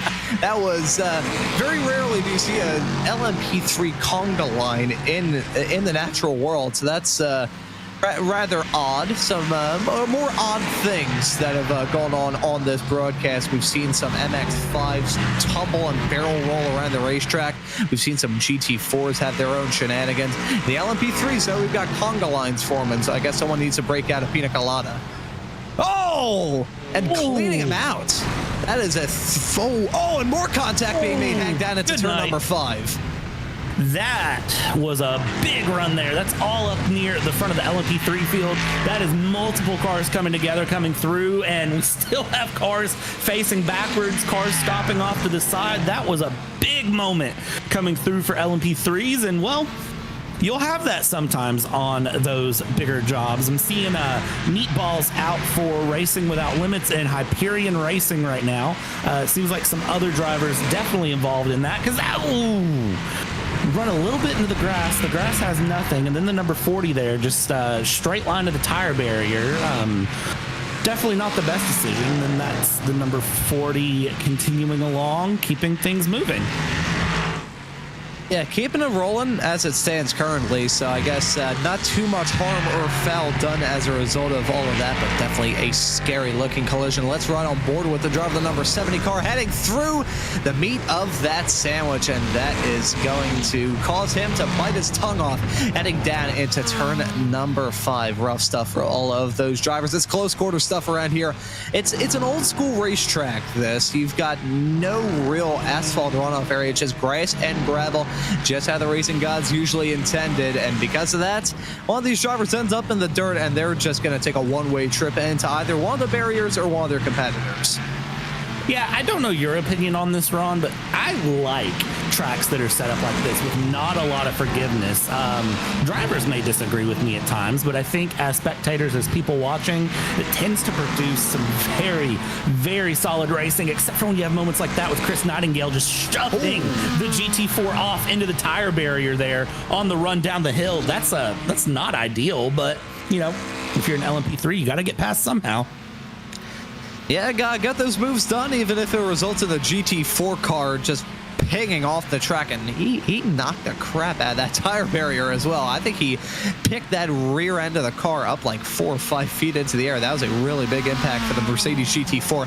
The other side of that incident we saw the replay of a couple of moments ago. But yeah, I'm absolutely with you there, Brad. Having a racetrack with a bunch of asphalt on the shoulders, it's just going to create a whole track limits dilemma, which, you know, it's good for safety at time. I mean, I don't even buy that at certain points in time. I feel like the old school grass and gravel approach, it not only causes these drivers to understand the risk of pushing the limit and going off the track, but at the same time it also just looks better than just having a sea of asphalt. Otherwise a fast series of corners just looks like a parking lot. Now granted, there's certain corners in the world of motorsports that could certainly go with some expansive asphalt runoff area, but you don't want to Paul Ricard every single track and just have a bunch of red and blue stripes on the outside. Those colors look good for Slurpees, don't look too good for the runoff area of a racetrack. Man, I want a Slurpee now. Yeah, I'm going to have to get a Slurpee after this. You know what? That's a good point. I will say that one of the tracks that I think needs to take note of that is a certain track that we've already visited, we've already seen here this year, and well, that is a moment there as we go through and around. That's Darnell Williams with Muradness that has ran off the track there. You're starting to see the marbles really pick up. Big shout out to James for the $20 donation here as it stands, but you're starting to see the marbles pick up there on the edge of the circuit. I think you mentioned this right when we jumped in the booth, but those are coming through. France with $100 donation. That's amazing here as we are over halfway distance here. We're almost at that $20,000 goal, and well, we're seeing drivers really get settled into the pocket here, really settled running through and doing everything they can to keep these cars on track.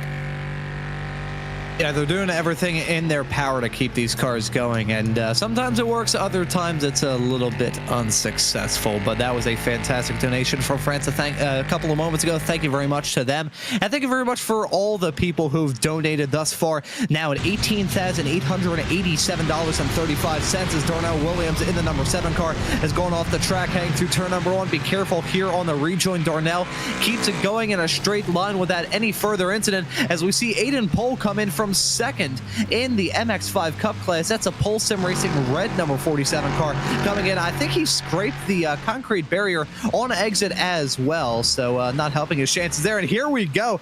Ethan R. Brewer run his helmet. There we go. I can see the headphones right there by his neck as he's tackling the track as it stands at the moment, but breaking out the helmet to run in this race. There we go.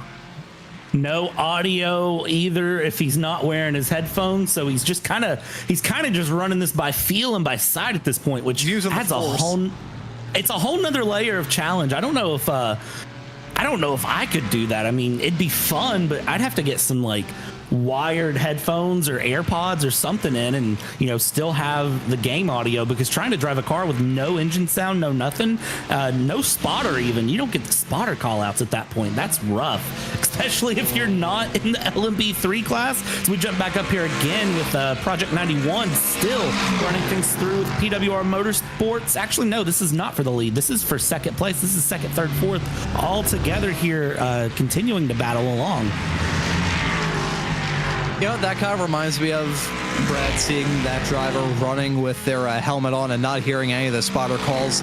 Usually hear that like the worst spotter call that he could ever hear came to Juan Pablo Montoya at the 2015 IndyCar race at Pocono, when I'm pretty sure his spotter said 4 on the outside, 3 more on the inside as they went down the start finish straight away. Oh, and taking at the camera, heading down into turn number 3. They have to send a bill to that driver to repair the broken camera that at this point has been turned into a veneer. But that's not the end of their off-track encounters, heading through, and that's going to take them into the barrier as well. But the point I was going to raise, you'd usually think, 4 on the outside, 3 more on the inside is the worst call you could hear from a spotter. No, the worst call you could hear from a spotter is the spotter calls that driver is hearing right now, which is essentially just... So that is not good at all for that driver. So we may have to keep the tabs on them. Actually, I think that's them just barely in the back of shot, hanging through onto the back straightaway now. So they seem to have a good system going on. I'm not sure what's going on for them to cause that. Maybe they got the captions on for what the spotter call outs are, but still working as we see a side-by-side fight in the P3s. Yeah, and as we continue to watch this side-by-side, this is Muradin's M Squad running things through and around and about and trying to keep the battle going along where they can. I mean, it's so jumbled up at this point, too, in terms of positions, in terms of cars. At this point, if you're a driver, your big goal is just to set the best laps you can and bring the car home for the next driver to jump in. There's nothing too crazy you can really do. I know I said that battle earlier was for position. It was not, actually, and I'm kind of looking through.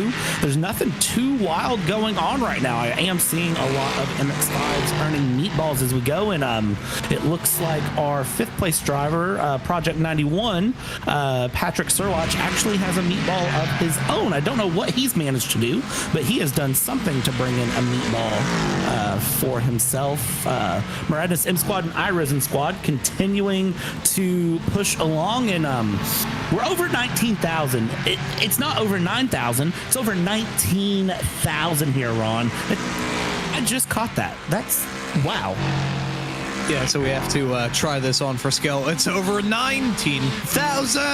That was absolutely foul. I apologize for that. Tell you what, tuning in to this broadcast. Now at $19,084.85. There we go. We got 84 and 85 right there at the end of that, but still less than 1,000 to go until we hit $20,000. All the people tuning into this and donating into this event, thank you all so very much. As Jake Sperry said earlier on, it may not seem like a whole lot of money, but a little bit can go a very long way, and at Make-A-Wish it certainly will, for children in need all across the globe. Make-A-Wish International making this event possible, organizing it, and doing a wonderful job behind the scenes to make this exciting, brilliant, charitable, and also hilarious iRacing event together. And speaking of hilarity, Brad, I have a suggestion for the song that we should have Arjuna sing during his final 2 hours on the air for this broadcast here today. What do we think about having him sing Jailhouse Rock by Elvis Presley? It's a bit of an old one, but I think we'll have to have him do that. What are your thoughts? I was going to say My Heart Will Go On, Celine Dion, but Jailhouse Rock is somehow even better. I'm going with your choice. That's a good decision. I think ultimately Arjuna is going to sing what he sings, but I think we have 2 very solid choices there. Yeah, I think we definitely got some very good choices. And anyone in the YouTube chat for this broadcast, if you've got any suggestions, shout them out to us, and we'll be able to vet them through as we take a look at the holy cow. That I'm pretty sure is a line that I've only seen be used on Forza Motorsport 7. That's Cameron DeBastos in the number 38 car taking the shortcut line through turn number 5, and it doesn't work out too well for him. His car is now absolutely destroyed. Oh my God, that's a spinner in the LMP3 spinning in protest as a result of that car still being stopped. And that is a real messed up looking MX-5 car. The worst part is, in like the streets of New York, that would probably sell for about $3,500.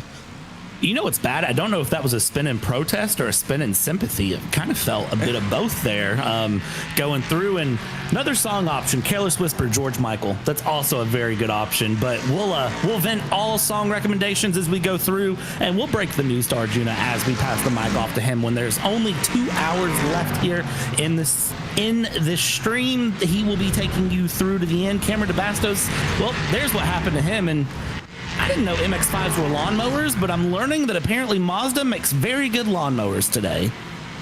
Yeah, Mazda making very good lawnmowers. The tires, on the other hand, I think they decided to just say no. So that's part of the reason why that car ended up looking like that. But look at that. It actually wasn't a sympathy spin for Hristo Karskov in the number 24 LMP3 car right behind. Oh, he had a big bit of wall contact coming at turn number 5. Smacks the outside wall. He nearly ended up ballparking it in the number 24 car. Let's take a look at it. Oh, he got sideways, hit the asphalt. That kind of got his car upset, and then bang, he hit the wall a ton in that number 24 car. I gotta wonder if there's some major damage on that race car. We were thinking it was a sympathy spin, but no, that was just a normal non-sympathy, just a straight up loss of control spin. I'm going to be real honest. If he had been going a little bit slower in the moment, he probably would have caught air and went over that wall. And there is Dennis Ali that is going around there. Currently P10 and MX-5s, and well, you can see leaving the front bumper on the track. I'd like to imagine the amount of bodywork that would be left around would be comparative to a junkyard if the bodywork wasn't disappearing, if it was left there the entire 8-hour race. I have a feeling that everyone would be leaving most of their bodywork on the track multiple times. So thankfully these drivers do of course have some fast repairs to kind of help them make it through the entirety of this 8-hour event and go through, but fast repairs only get you so far. And well, when your car looks like that, you gotta kind of nurse it around. Straight line racing for wishes. You're racing to the pits at the moment, my friend. Yeah, the straight line racing for Wish's car kind of going crooked as it stands at the moment. Crabbing down pit lane as it stands at the moment is the number 6, currently running 22nd in the LMP3 class.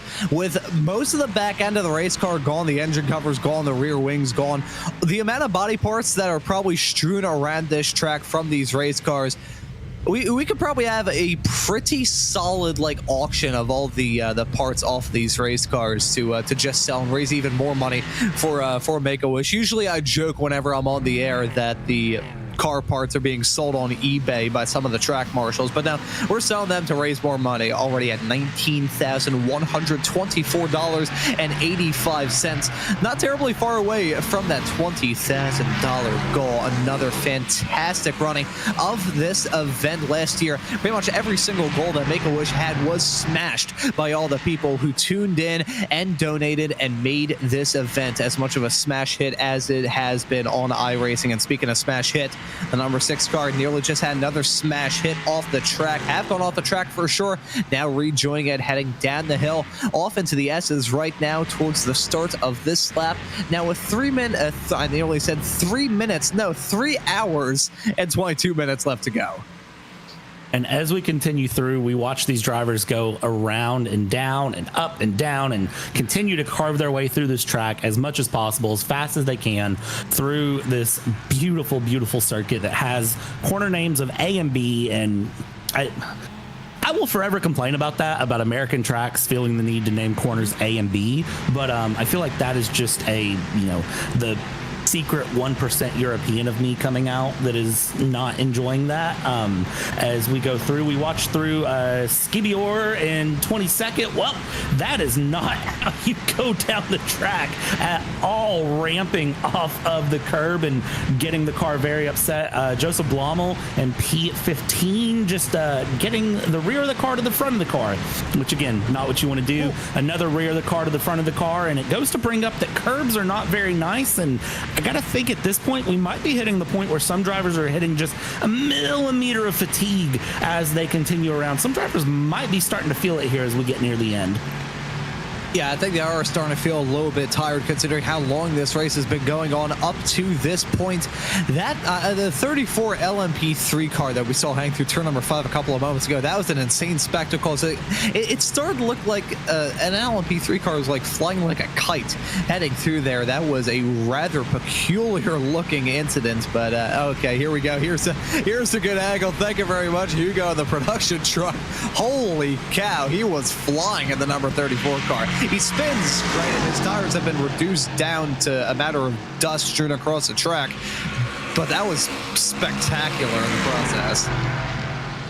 That it was. And as we continue along, these LMP3 cars, I mean, I know I said I felt for the MX-5s. I kind of feel for anyone in the LMP3 class. But another car's around, and there's a send around. And thank you for proving my point live on cam in the moment.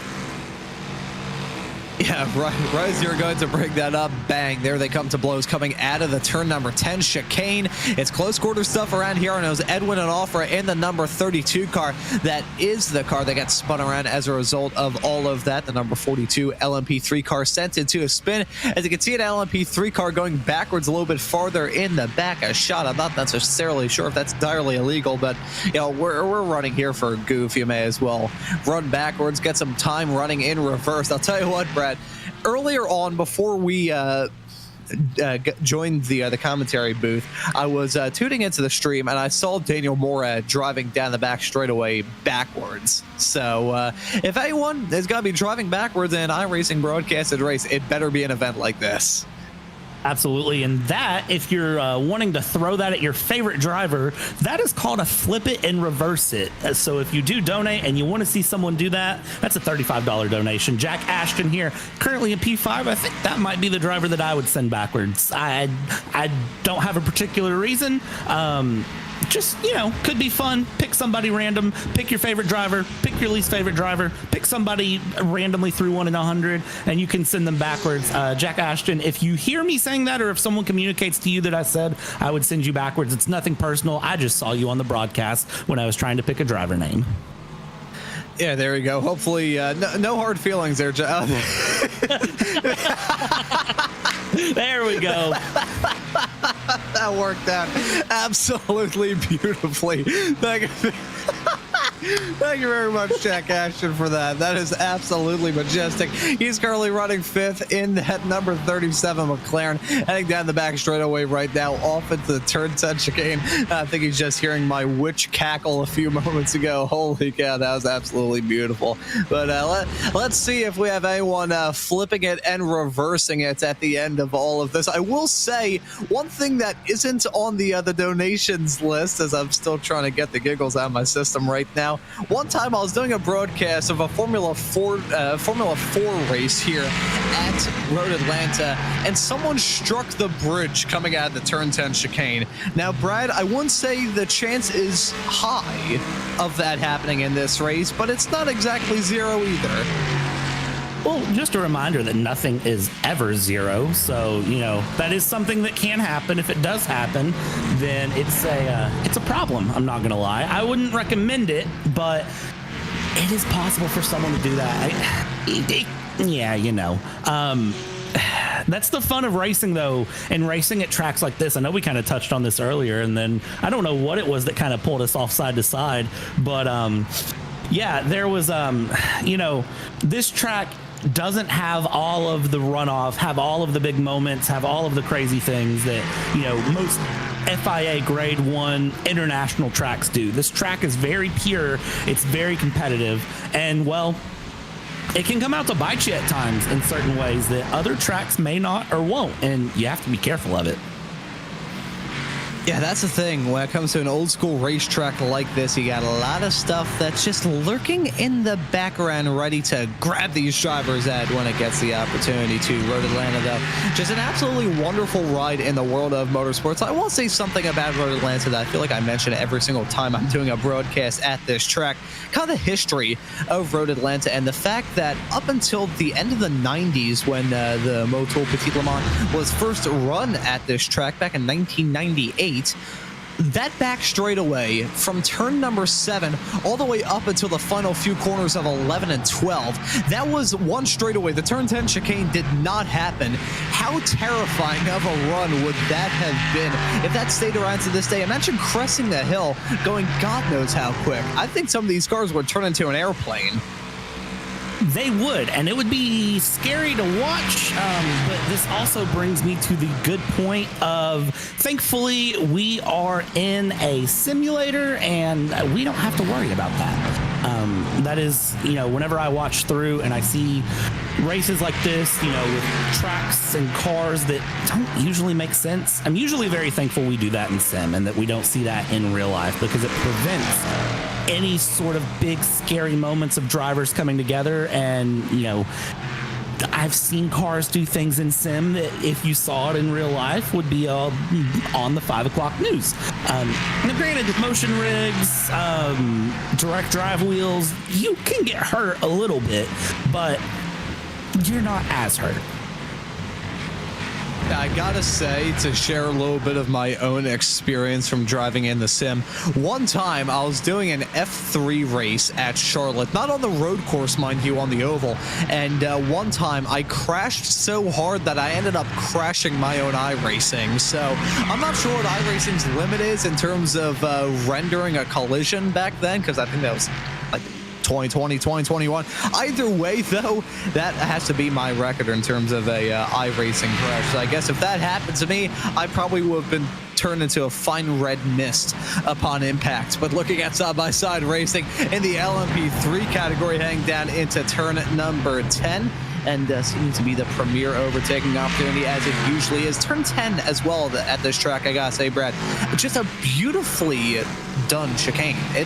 You rarely, if ever nowadays in the racing world, see just an expertly crafted chicane, but turn number 10 at Road Atlanta was done very well. It's enough of a braking zone whereby you can get some moves done and try and go side by side with your competitors, but at the same time, it's not so ticky-tack that you end up resulting in tears as we see Jack Ashton in the number 37 car coming to blows, hitting the wall, heading down into turn number 10, the chicane right as I was mentioning it, and he's going to come into the pits with damage on that car. I want to preface what I just did by saying, Jack, I really like you. I think you're awesome. However, you're going to owe me a flip it and reverse it. I love the shirt. However, I said your name, so I have to pay up. That's a case of put the money where the mouth is on the broadcast. And as soon as he notices that, I have a feeling he's not going to be thrilled. Let's give him a second here. I own the exact same shirt, though. I will give him credit. I own the exact same shirt and multiple iterations of that shirt. So he's got good taste. His team name is very good. However, this is for a good cause. I must put money where mouth is. And, well, you're no longer in your car, so that's fine. You've now switched to Darren Nunn. Darren will owe me on your behalf, one Mr. Jack Ashton. Thank you. I do this all in fun, in love, and for a good cause. Again, if you want to donate, if you would like to get involved, just like I just did, to send a flip it and reverse it to somebody somewhere, whether it's the Orange Army, whether it's Maradness, whether it's Boosted Media, Racing Without Limits, Straight Line Racing for Wishes, Pulse Sim Racing, you can go ahead and jump in and throw in your donation, pick your team, and do what you want. Oh wow, we've now went over 21,000, and Ron, you see what just came in, correct? Yeah, that I did. Holy cow, we just got a $1,550 donation. Wow. We've now broken past 20,000, folks. Thank you all so very much for all the donations made throughout this stream. That was absolutely... I'm having to bring myself out of the giggles that I had with that moment a few moments ago with you doing that donation and it popping up at the perfect time. But holy cow, we've now broken past 20,000 on today's race. That is absolute, pure, unbridled madness. Thank you so very much. We'll have to get their full name up here in a couple of moments' time. The donation that just put us over that $20,000 goal. Where are we going to go next is the real question. And I got to wonder, I feel like I promised I was going to do something for 20,000. I don't think I ever came up with what I should do. Here's what we could do for scale, Brad. You know, we saw that driver doing this race while driving around and doing this race with their own real-life driving helmet on. Should I do this broadcast with my helmet on? Probably for like 15 minutes, but should I still do this anyways? If you do it, I'll do it. I'll have to run and take about 90 seconds to go get my helmet, but I would more than happily do that with you. We could definitely make that work. I gotta say, I'm definitely giving myself a little bit of an excuse. I've been retired from racing since 2023 after I had some back problems in my karting days, so it's been a little while since I had the opportunity to put my helmet on, so I may end up having to do this. We just saw some LMP3 splitting the difference with a Mazda MX-5 Cup car a couple of moments ago, but I think at this point in time, I will note before we end up doing this, it was Potato Nation streamers that gave us that $1,500 donation to put us over $20,000. Thank you so much. That incredible generosity is absolutely insane. As we see a collision in the LMP3s heading through turn number 3. But we've now broken past that $20,000 goal. Thank you very much, Potato Nation streamers, and Lawrence Dos Salsa for doing that. I hopefully got that pronunciation right of him, but thank you, Lawrence, and thank you, Potato Nation streamers, for giving us that donation, giving Make-A-Wish that donation. That is so incredibly kind. We've now got a new goal, $25,000. And with that $20,000 goal taken care of, Brad, I'm going to pass it off to you for a couple of moments. I'm going to go grab my helmet. And while he's going to grab his helmet, just remember, as soon as he's back, I'm going to grab mine. So we'll enjoy this together and run through, ladies and gentlemen. If you are just joining us in, 3 hours, 9 minutes left to go here for the Drive for Wishes supporting Make-A-Wish International. Make-A-Wish, it's a foundation. It's an organization that I know everyone's heard of, everyone knows, everyone loves, and, well, this supports the sim racing and the vehicle experience of it, supports more. Every single day, there are children that are being diagnosed with terminal illnesses, with diseases that really no child should have to deal with. They should not have any part in that. And, well, Make-A-Wish has granted over 585,000 wishes in 50 countries and territories worldwide since being founded in 1980. Every 25 seconds, a child is diagnosed with a critical illness and is eligible for a wish. Wishes are so important to what kids get. It's so important to them being able to fight diseases and being able to stay positive in something that can be so devastating for them, for their families, for their loved ones, friends. So everything we do here, you know, everything that we're doing with this broadcast, all of the money being raised is to support continuing to drive those wishes forward. There are many kids that are going to come out and say things, you know, such as, hey, I want a Lamborghini experience. I want to get a driving sim, you know, I want to be able to enjoy a real life race. You know, there are things that kids will say through that is their wish that they're looking for that you can help support and continue along here through the incentives, through the donations that you're doing, through the auction. If you haven't auctioned through, there's some amazing auction events there. All of the racers have their own live streams going as well. Some of them are racing with helmets. Some of them have raced with a full race suit on. Some of them have oven mitts. Some of them are doing impersonations of different things, whatever it may be. So be sure to support everyone here that is going through all of the good events they have going on. And this is an amazing event here at 8 hours. Darren Nunn, thank you for serving my donation. It's much appreciated to see that being paid here today. I can tell that driving backwards is not something they enjoy, but hey, hey, it is important. Through turns 7 through 10, well, Darren Nunn, you make it look effortless, I will say. For Jack Ashton, much appreciated, but hey, you know what? I'm enjoying it. This is fun. Continue to bring that one on around, bring it through. You can see he's getting that McLaren GT4 going backwards. That has to be terrifying. I don't know about you all, but it has to be terrifying. I would not enjoy it, but hey, it's neither here nor there. It's somewhere in the middle. And, you know, we'll see how things go. They continue along. They continue on. Oh, for Darren Nunn. That's a scary moment. And, ladies and gentlemen, if you wish to cause a driver to have to do something backwards around or do something different, you know, there's a lot of big names here that you may know, you may love. Just jump in, give a donation. You say who it goes to, and well, Race Control will tell them what to do, when to do it, and make them send it around. So hey, you can get involved with that. We jump back in. Eric Leroy here in the number 70, running downhill, keeping that LMP3 moving forward and do what he can. And I think Ron might be back with his helmet on. Yeah, there we go. Hey, Ron.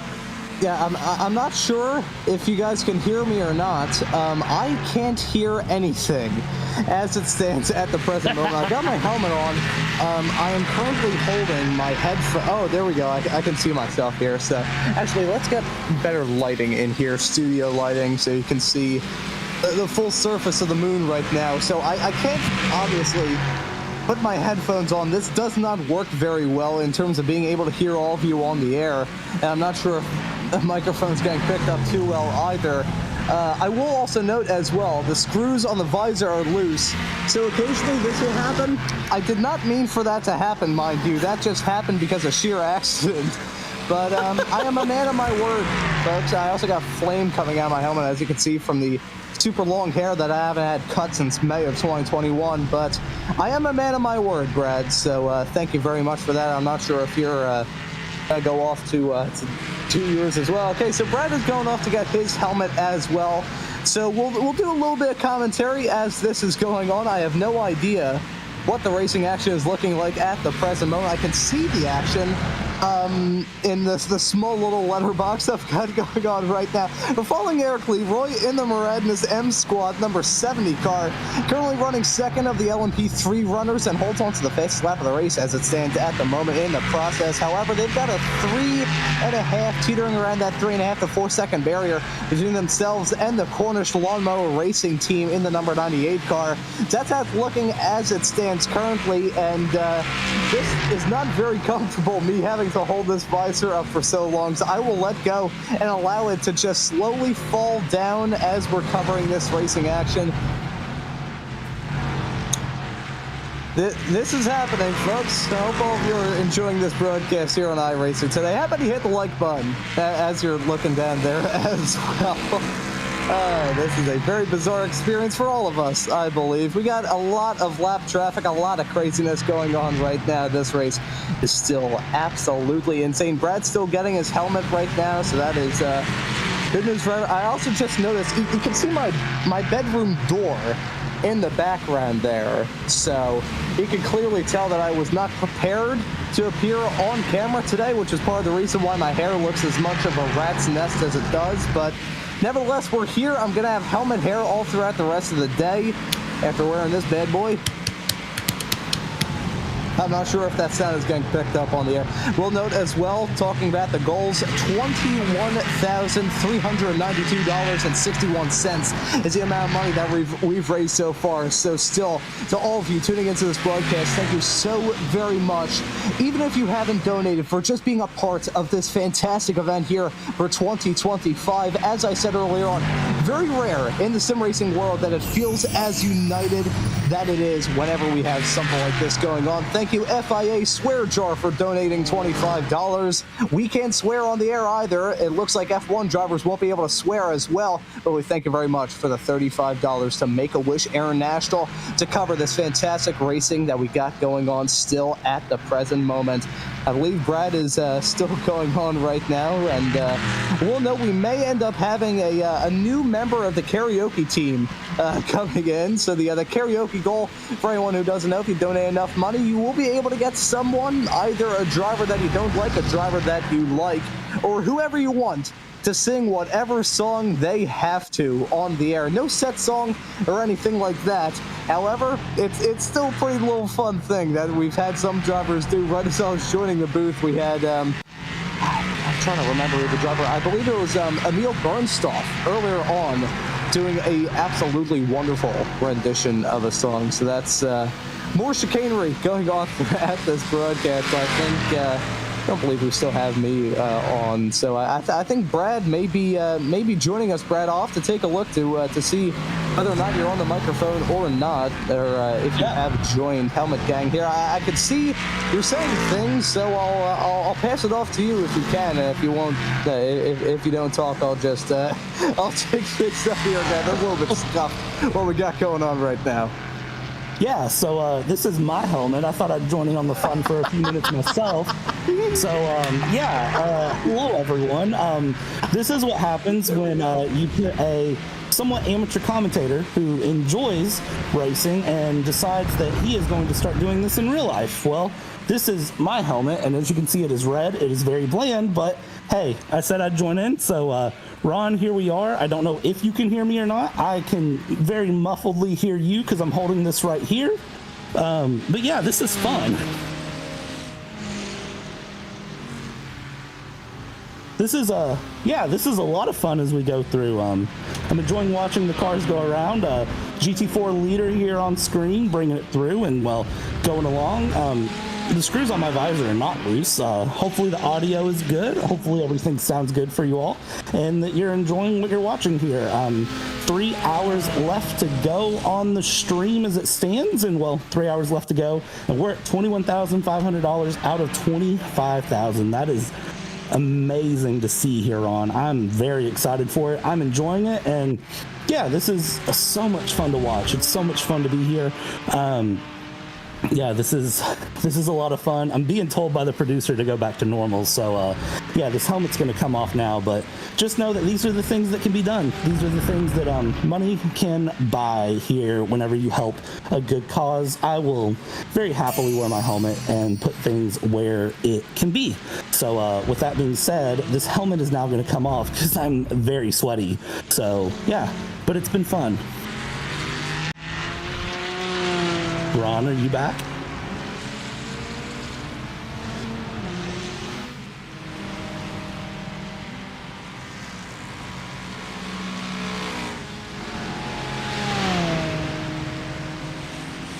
All right, and now that my helmet is off while we wait on Ron to get back, that is the fun that happens here with these races. Again, these races are fun. They're here for seriousness. We're here, you know, because it's a race, but we are here for a good cause, as we talked about with Make-A-Wish, bringing money in to help children as we can. Well, you get some goofy moments like that. And as I mentioned earlier, being on a certain 23-hour race, I got to run overnight broadcasting for that. So if you caught that 23-hour race as the safety car is out and about, you'll remember that there was a point that there was an Australian Power Hour. And what did that teach me?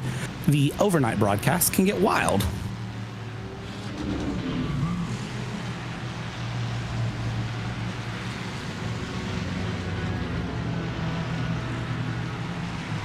BMW safety car is out and about here running through and bringing his way around. Looks like this is going to be that pre-scheduled pit stop that we were expecting as it went through. We knew that we knew this one was going to come, and well, yeah, MX-5s will continue on about their business, and we will just have our safety car as expected. It picks up the leader, we run things through, and that beautiful BMW iRacing safety car will pace us around here around Road Atlanta.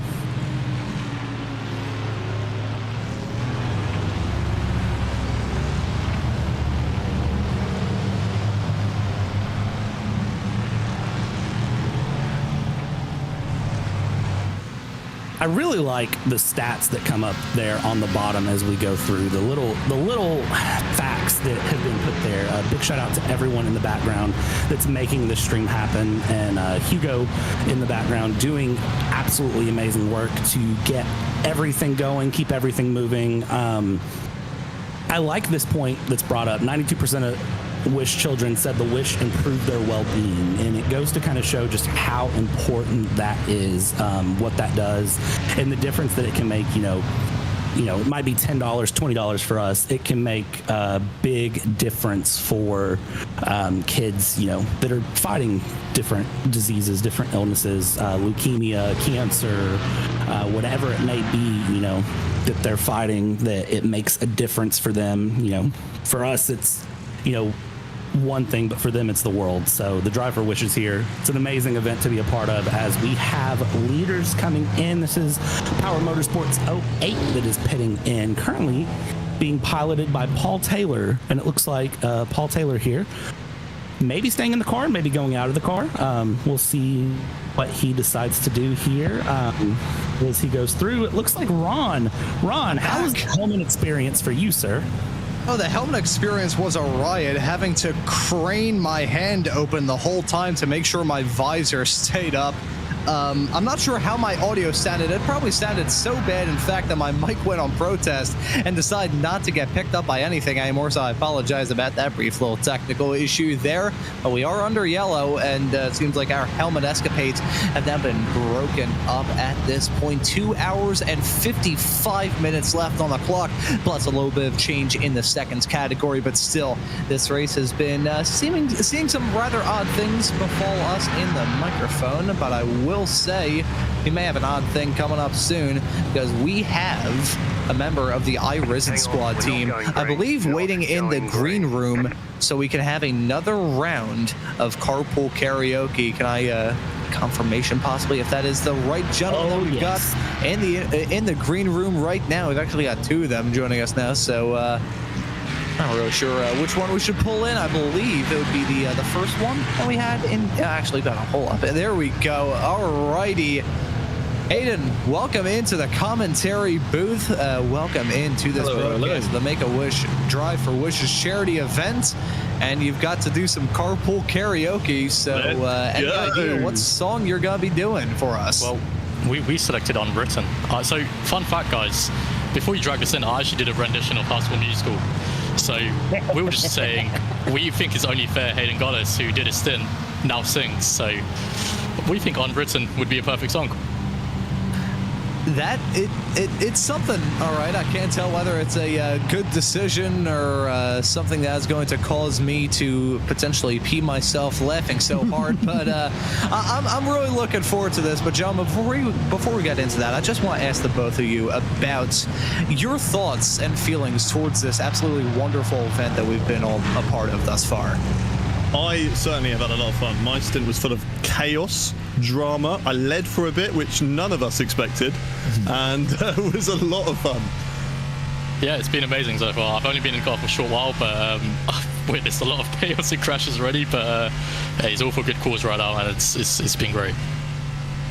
And I gotta say, from my perspective as well, being a part of this broadcast for the second time running, just absolutely fantastic. And I'm waiting for the fantastic singing gents. With that taken care of, I'll give you guys the microphone. We can dim the lights and set the mood and prepare to laugh our ears off. Ooh, setting the mood now. Okay, all right. Let's go for it. I've dimmed my lights as well. Make it more ready. Reaching for something in the distance, so close you can almost taste it. Release your inhibitions, feel the rain on your skin. No one else can feel it for you, only you can let it in. No one else can speak the words on your lips. Drench yourself in words unspoken. Live your life with arms wide open. Today is where your book begins. The rest is still unwritten. I'm standing up applauding right now. I mean, I'm not even driving more. I'm applauding. Yeah, that was glorious. That was absolutely fantastic, Hayden. Thank you so much, Brad. You're welcome. I will pass the buck off to you. What would you give that on a score scale? All right, so bravery, you got to give it a 10 out of 10. Song choice, 10 out of 10. Execution, 10 out of 10. Overall willingness and gumption into it, 10 out of 10. I'm giving it a 10 out of 10. I don't know what else you would give it. I gotta say, honestly, it's maybe one of the best we've had thus far. So, Hayden, thank you so very much for that rendition. I think we've had the race leader crash as all of this has been going on. So, I think someone had to crash to stop their car so they could give you a round of applause as well. We'll leave it. Are you gonna deserve a wave around? Maybe. Yeah. Maybe. So, is that pushing my luck? Yeah, but potentially, I think that may be above our pay grade here on the broadcast. I'm not entirely sure. But gentlemen, thank you very much for joining us in the commentary booth. And Hayden, thank you very much for that absolutely beautiful rendition. And good luck, gentlemen, for the rest of the race. Thank you. Take care, guys. And that right there, Brad, was absolutely beautiful. That was fantastic. I see. That's what you need whenever you're going to come into carpool karaoke. You got to put the whole gumption into it. You got to know that you're in it and you're doing it and you just commit to it. I think it was glorious. I loved that. I mean, with that being said, I'm going to give the disclaimer that you will not catch me as a driver having to do a carpool karaoke. However, I thought that was a lot of fun. So kudos to the drivers for being great sports with it.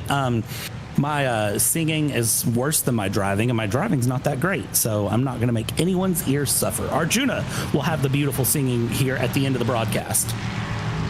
Yeah, that's gonna be absolutely fun. I saw some recommendations for some stuff that he can maybe sing. The Max Verstappen meme music, the do do do do Max Verstappen. That would be.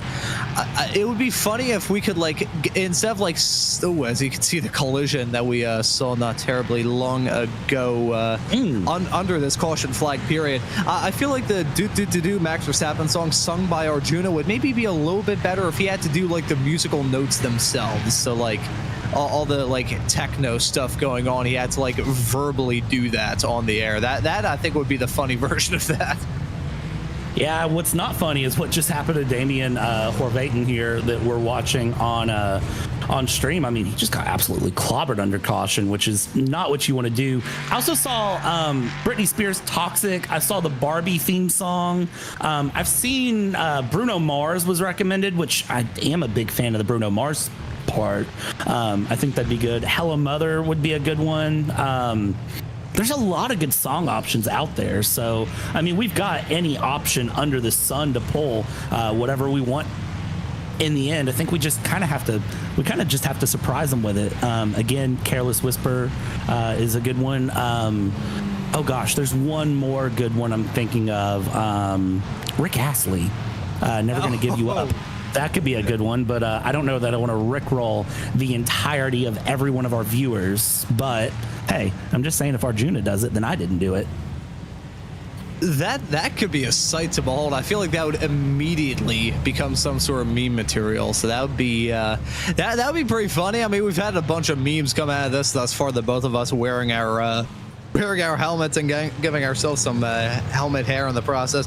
Pretty sure when the camera was also on me as well, I gave a view of just about every single thing going on my desk, including one empty, dirty glass, a half full glass of water, some packs of fruit snacks, a box of tissues, my keyboard, my mixing board, my mouse, my random mouse pad that I think I got a Staples or some sort of office supply store here in the US for $10 a couple of years ago. Also, a random screw that I've just got on my desk. I forget why I have this here. I think it's a part of my old mic stand, which you can also see in the back of shot. My house looks like one that you'd see put on full display on some sort of TLC show. The worst thing that you saw in my shot is probably my headset for work and a cookout cup. So, and if you are in the Southeast U.S. and you know about cookout, you know how good cookout is. So the fact that I have a cookout cup, just give me some credit where it's due. Very, very tasty sweet tea and big double burger with cheese, cookout style. And if you don't know that, you need to travel to the Southeast U.S. and get cookout one good time. We're still under safety car here at the moment, still continuing to pace our way along. Someone refresh my memory on this. I should remember this, but I don't. What are the odds of the MX-5s getting an absolute run and then getting terrorized by the LMP3s whenever they're let to go race? It's a non-0% chance, right? Yeah, I would definitely say that the chance of that happening is certainly above zero. I remember when we first got into the commentary booth before Mike and Jake earlier on passed the show off to us a bit over an hour ago at this point here, Brad, and we saw the MX-5s battling as it was just a continual procession of LMP3s and GT4s driving around the racetrack. So I can't even imagine what sort of goofballiness that we're going to see in a couple of moments. Is goofballiness a word? If it isn't, it is now. So I will coin that phrase as we see the brand new BMW iRacing safety car running around here. That is a very good looking paint scheme on it as well. Some very good looking paint schemes all up and down the grid at this point. So lots of good stuff going on all around here. And so some goofy stuff going around to be sure, but we're all here having a good time and raising some money for a very good cause. Currently at $21,804.61 of our current $25,000 goal. Just on the time that we've been on the air, Brad, for less than an hour and a half at this point, we've already gone up from, I think it was a high 17s when we started off. We're now above 21,500. So those donations still rolling in, and to those making those donations and just tuning into this broadcast and supporting this fantastic event, thank you all so much. We jumped in the booth at just over 15,000, and we are now again where we're at. It's amazing to see, and here's the thing, we still have 2 hours 45 minutes to go. There's still plenty of push to go. I think our overall goal today is 30,000, if I'm not wrong, is where I think the overall biggest stretch goal is that we had planned on. So I would love to see that smashed by the end. I would love to see us get above that and continue things forward, because it would be amazing. And again, you know, just $1, $2, it all makes a difference in the grand scheme of things for the cause here. Drive for Wishes 2025 benefiting Make-A-Wish International. Huge donations have come through.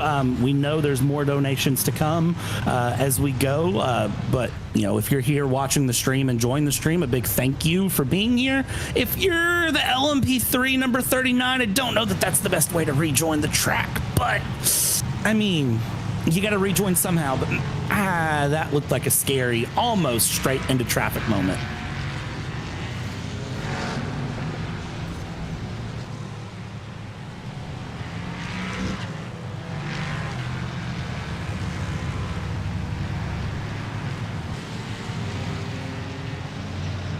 We continue to pace around here, and I like that there's a caution warning flag on the back of that MX-5. I don't know about you, Ron, but I really like that.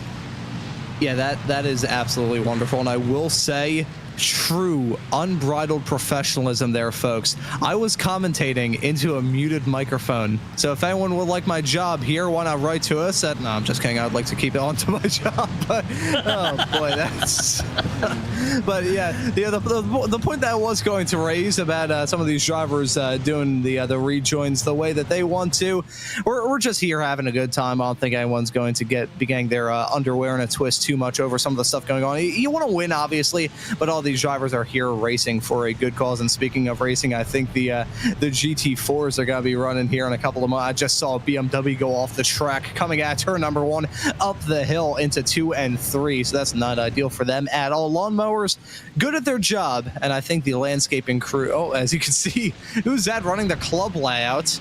You can see them running the dogleg detour, so maybe that's another donation that people can have if you decide to donate enough money to Make-A-Wish for this event, you'll have some drivers take the club layouts of Road Atlanta, including those two little detours heading through the S's section, the club version shortcutting the bottom half of the circuit, and also using that dreadful chicane coming out of the fantastic Turn 10 chicane.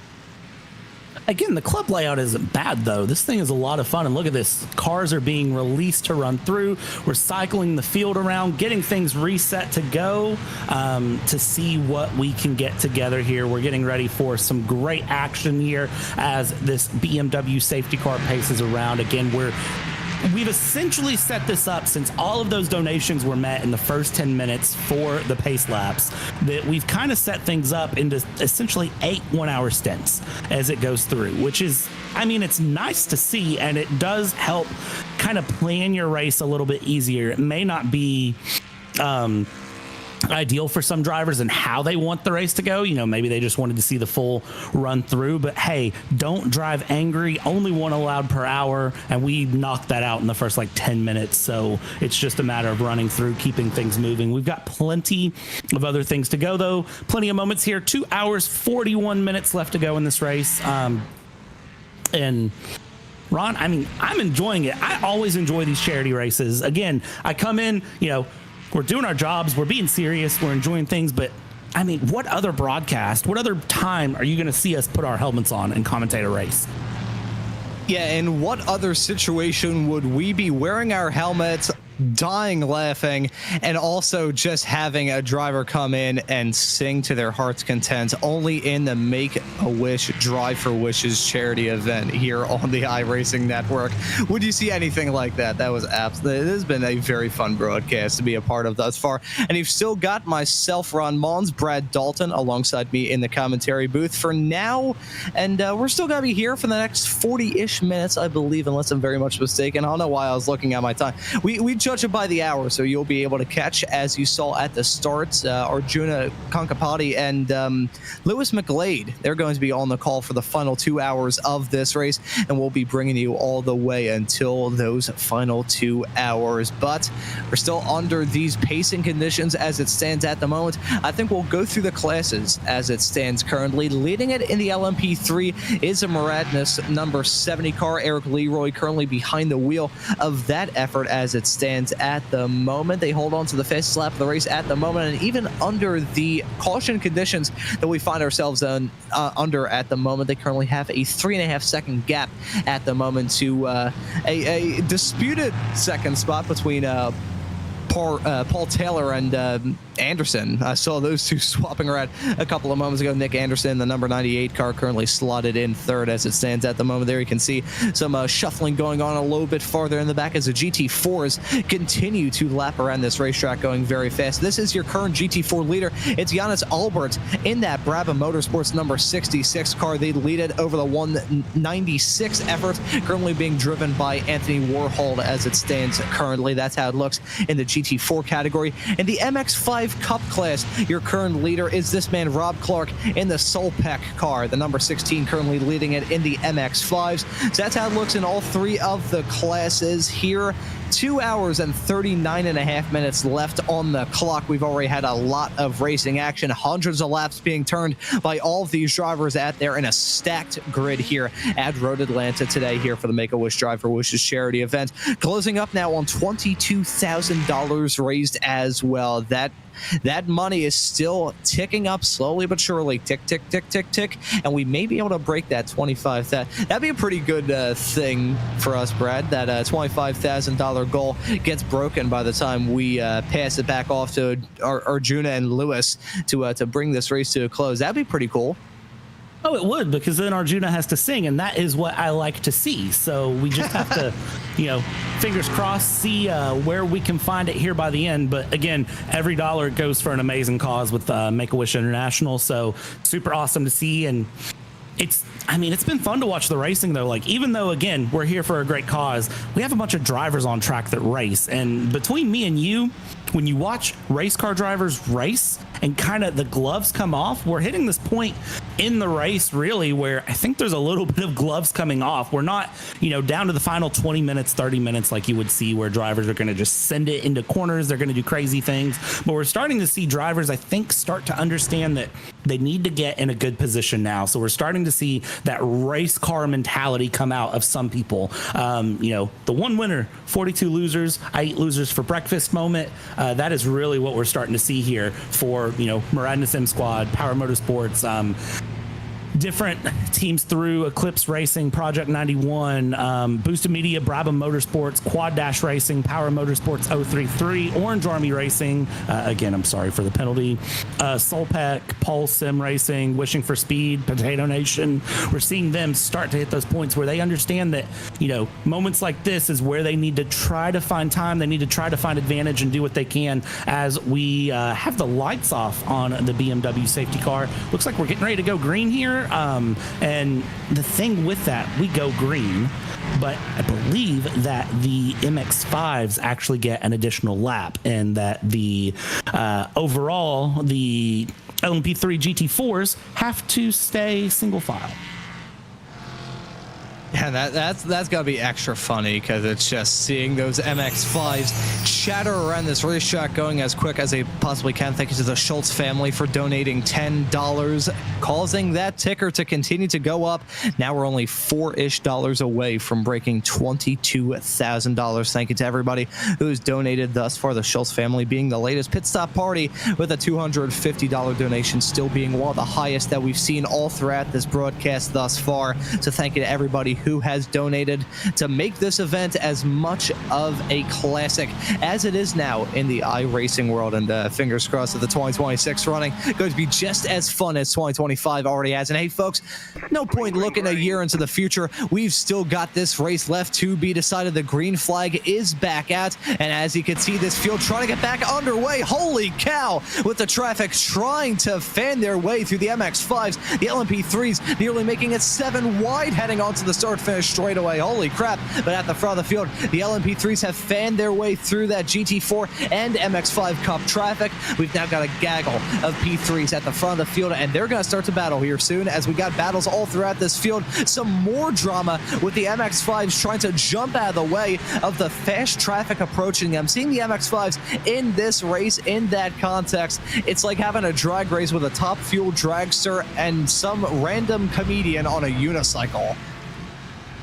I don't even know that the MX-5s caught the green flag. There's the Orange Army going around. Ooh, that is an unfortunate moment. And that is the 171 GT4 of cannon fodder, Robert Cottle, that went around there. So big moments there. Oh, that's a horrible place to be sitting. That was a horrible place to be sitting.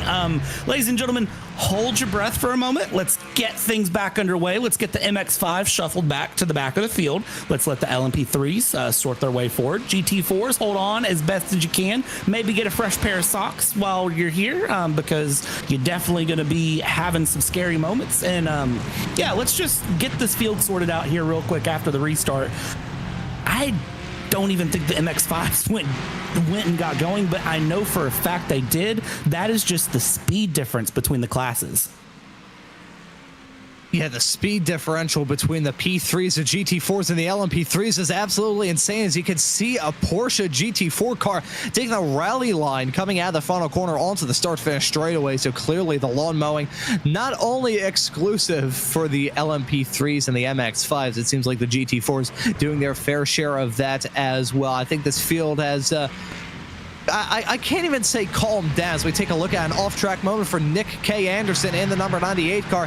He was running third in the LMP3 class. He's dropped down to 12th, and I think he may have had some help in all of that drama. Yeah, you can see Darren Nunn spinning, coming out of turn number 5, and he got hit by another McLaren that was spinning into the scene of the accident. That right there was a 171 car of Robert Cottle that spun into the side of him. Cottle got help from an LMP3 that pings him off into that McLaren. I will note the The other McLaren that we saw spinning was not assisted in the spin by the LMP3 that we saw go off the track in that very same section a few moments beforehand. As we take a look at a lot of drama going on at that restart, Nathan Kenneth Edwards spinning off in the number 91 with Provi_1 making a $20 donation. Thank you very much, Provi. Restarts are the most dangerous thing here at Road Atlanta, and I will tell you what, I know there's a saying, caution breeds cautions. I'm very, very glad that that was not a caution thrown in that moment, that we are just keeping things moving and grooving and under control. Up at the front, Eric Leroy, Edwin Onfray, 0.3 of a second, 0.2 of a second, bumper to bumper for the LMP3 lead, the overall lead here as they go underneath the Motul Bridge, and they are going to continue to chase each other down, mind the traffic, mind the gaps, see what you can do. You've still got 2.5 hours. There's still plenty of racing left to go. 2.24 hours of racing left to go here, so we'll see what happens, but nobody's holding on right now. Edwin getting the pass, a little bit of elbows out, a little bit argy-bargy, nothing too unfortunate there. So Eric Leroy will slot back in second. Can he send a pass up the inside? He's certainly going to try. And side by side down the front stretch, here we go. This is going to start 2.5 hours left to go. And there you can see the number 70 of Leroy on that inside line, holding off the challenge from Edwin and Offer, but still not over yet. And Offer fighting back on the inside line, nearly heading into turn number 3, but not close enough to get that move done to move his way into the overall race lead and the lead in the LMP3 class. We'll note as well about the donation from Provi One a couple of moments ago. That breaks us past $22,000 raised thus far. Thank you all so much for donating, tuning into this broadcast, and just making this wonderful event possible yet again. There's a spinner in the LMP3s a little bit farther in the back, a shot as they exited turn number 5. Not sure who that was, but it looked like a pretty big one. As you can see, the drivers at the front of the field now having to deal with more MX5 Cup traffic. This may not affect it too much. However, this interrupted run heading down the back straightaway, that may not be good news for the Maradness M Squad number 70 car of Eric Leroy. Edwin and Offer in that Eclipse Racing Esports Lunar car, trying to get the move done around the outside, heading through the braking zone into turn number 10, and contact being made. That'll send Leroy around into the grass and gravel. That'll take him out of the race lead. It'll give it to on Offer in that Eclipse number 42 car. But as Leroy has to pull off a 3-point turn to get back spun around in the right direction, controversy at the front with 2 cars coming to blows, battling for the win. Yeah, an Offer is going to have a couple of step asides coming his way, I would imagine. That is usually, usually drivers are mad and upset through that, but the fun of this is they can just throw a couple step asides and send him right back behind them. So we'll see how this moves through. Now you got to carve through the MX5 traffic and continue to try to make your way forward. Playing the smart, patient game here, though, with the MX5s and the GT4s. Here's a replay. This is where, man, just 2 into 1 doesn't go. A little bit of side-by-side there, and the nose was just, I think, a bit further forward than Eric Leroy thought it was, and unfortunately, not able to just get right back on track. As you said, having to pull that 3-point turn, the Oreo car having an Oreo moment, and into the blue and white wall he goes. This is Dan Willis and P11 having a moment. That's a big spin there through. Thankfully, not collecting a wall. Don't make me regret saying that. Not collecting a wall. There we go. Okay. Plenty of spins through the field here. Ron, I gotta ask you, what's been your favorite moment of the race so far? I think the favorite moment of the race was, as you can see, that's an MX5 going off the track through turn number 5. Be careful on the rejoin here. That could have ended in tears as the GT4s approached him. But I forgot what the driver was who we were following, and we were like, you know what? Well, you had the idea of slapping them with the turnaround and go backwards call. And as I pass it off to you, that donation message popping up on the screen, and I was doubled over in my chair laughing so hard. So that was absolutely brilliant. So I think that may be my favorite moment thus far. Possibly, maybe close to being usurped by Hayden Gullis and his fantastic singing that he had here in the commentary booth a matter of about a half an hour ago. We've had some fantastic moments together on the air, and we still got about half an hour left. Absolutely. Yanis Albert here, currently P1 in Brabham Motorsports in the GT4 class. You can see him really having fun there. You can see him kind of dancing along, and into the pits he goes in the number 66. So he was in the lead. We'll see where he comes out, where he goes through. I would imagine that this is a penalty being paid for through the donations. So that is going to be Yanis Albert dropping down the order. Boosted Media now up into the lead. I don't want to say that that's personal or professional, but that is definitely going to be just a little bit of a professional, personal way to get your way forward. Above 22,000 we've hit, and I'm going to imagine that Yanis Albert doing that drive-through has something to do with it. And the worst part about losing the race lead because of something like that, you can't be upset about it. It's like, oh, I'm going to be upset because I lost the lead in this sim race because someone donated to charity. You can't get away with that. I mean, drivers can occasionally be a bit self-centered. It takes one to know one. Believe me, I drove in karts for a decent chunk of about half of it now. Holy cow. And I know how selfish some drivers can be. So you can't get away with that if you're like, man, I'm really upset I lost the race lead because someone made a donation to Make-A-Wish International. So you can't be upset about that. All these drivers here to have a good fun. We're all here to have some fun, raise some money, and also have some pretty fun moments throughout it. And this race has been chock full of fun moments. We're seeing the now leader in the GT4 category of Anthony Warholt leading it at the moment in the 196 car. He has a 7.5 second gap to himself and Yanis Albert. So Albert's still exiting out, involved in that battle. It's about a 14-second swing as a result of that, but he's still in contention. Hey, we got 2 hours and 27 minutes left to go. It's not like it's the end of the world for him. Yeah, I think that's the big thing too, and that's that endurance racing mindset, you know, that I talk about. If you've ever heard me on any other endurance race, I always say that you have to remember it's not where you start, it's where you finish. It is about getting to the end. Your race is not over because of something that happens here, unless, oh, the MX-5 into the wall there. Again, unlimited faster pairs are a blessing for this race, but your race isn't over just because of, you know, if you're David Duke, what just happened? It's not game over for you at all. You're in 8th place, you're down 13 laps, it's not game over. Plenty of time to make that up. That is more true now than I think it's ever been in any other race that I've said that at. Because, Orange Army, what was that? That was Darren Nunn sending it the wrong way around there. That's a code brown. Amazon overnight express shipping. I will send some fresh underwear for all parties involved in the mail. That's if he has a butt kicker, he's gonna have to clean it after that one, because holy crap, that was that had to have been a matter of like 2 inches of separation left and right. He could not have judged that more perfectly if he tried. I mean, granted, give him a million opportunities, I don't think he would have been able to replicate that. As Mike Rose TR donates $10. Thank you very much, Mike Rose, for donating. But that was terrifyingly close. I am petrified just from my perspective in the commentary booth. I'm not sure about you, Brad, but looking at that was just wowzers. I would like to think that if we rode on board with Darren Nunn there, we'd cover our eyes. Honestly, I would have covered my eyes and looked away, because that was absolutely terrifying. And that was someone underneath the Fox Factory Bridge, upside down, or not upside down, but backwards. It's Nathan Whiteley. That was not a good way to be sitting. Yeah, not at all how you want to be. As he goes through, he's around, he gets going, and thankfully it looks like he's able to get that car right way around. He is going to be back a little bit there in position, but not the end of the world. And here is Damian Horvaten spinning around backwards. Don't tell me this had something to do with it. Oh, that's a scary place to be. Here's Nathan Whiteley going through, just hard on the brakes, and oh, he had a lot of help there.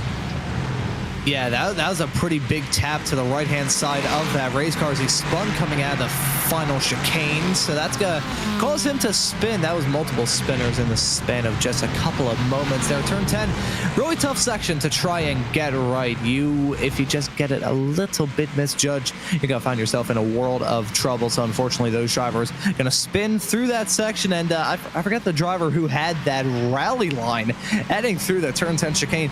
My back hurt just looking at that, so that was a really wild ride in an LMP3 car. Not the fast line at all, even if you just go through and gun it and the bumps somehow don't cause you to spin out. I have a feeling your floor would probably look so bent up it looked like a beaver chewed on it, so chances are that is not the smart call to keep going for throughout the rest of this race, unless you want to give your fabricators something to have nightmares about. Look at some side-by-side racing in the MX-5s, and it looks like they're barely moving in the MX-5s compared to all the fast race cars going around them.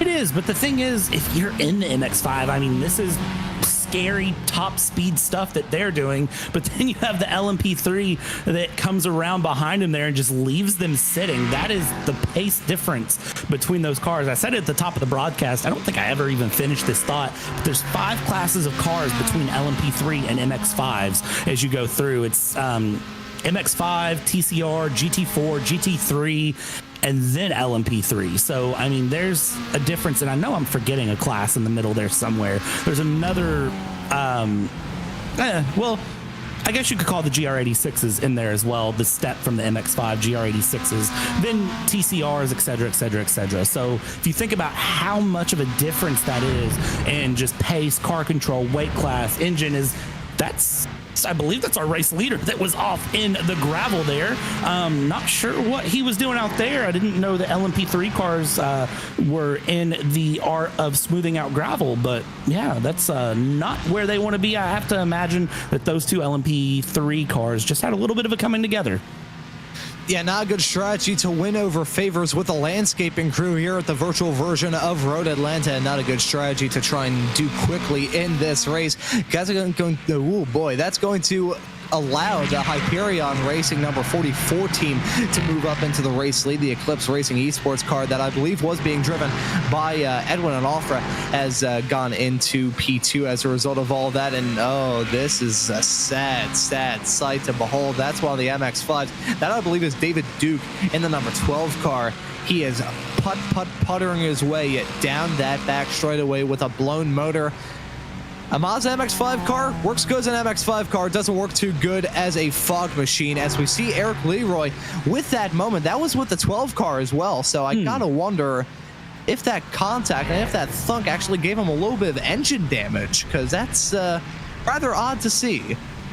Yeah, it's unfortunate to see that there. A little bit later. I wonder if he misshifted or something.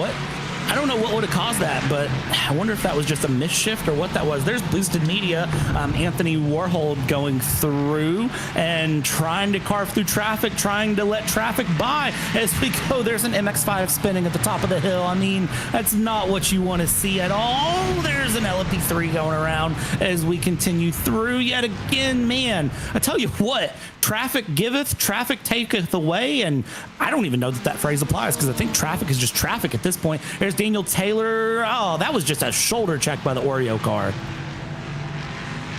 Yeah, the Oreo car trying to get that car sandwiched. That was tough, but again, that's how the cookie crumbles, folks. There's Jacques Van Driel backwards, heading down the back straightaway, and oh, he makes contact with an LMP3 in the 132 car, so that's going to spin him back around. I'm curious as whether or not he was doing his backwards time. Of course, folks, if you donate enough and nominate a driver, you can have them drive backwards for, 1 full kilometer around this track. And oh, contact being made nearly upside down is one of the MX-5 Cup cars. That's your leader in the MX-5 class. That's Rob Clark in the Soul Pack car. Holy cow, he nearly rolled it. If anyone tries to come out of this race, and there it is, that's an LMP3 getting up underneath with the arrow, with the body bits there going through, and then the number 66 GT4 giving a little bit of a push. If anyone comes out of this race and they say they didn't have at least one scary moment happen this race, they are wrong.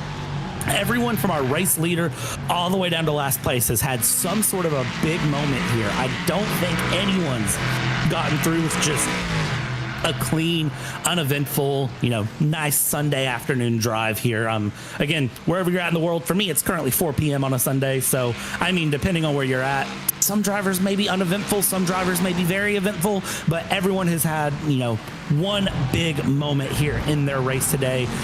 Still far from over, too. I hate to calculate how many moments there are. I'd be curious to see some post-race stats, I'm not going to lie, to see exactly where the number of fast repairs used throughout the entire field is. I want to know how many fast repairs have been used through the whole field, because I've been watching, and the amount of meatballs that have been given out here today is ridiculous. And if you don't know what a meatball is, Ron, I'm just going to kind of explain it for those who may be newer to racing. A meatball is when you are told you have to pit to repair your car. Whatever damage you have, it's too substantial. Get off the track, get in the pits, repair your car.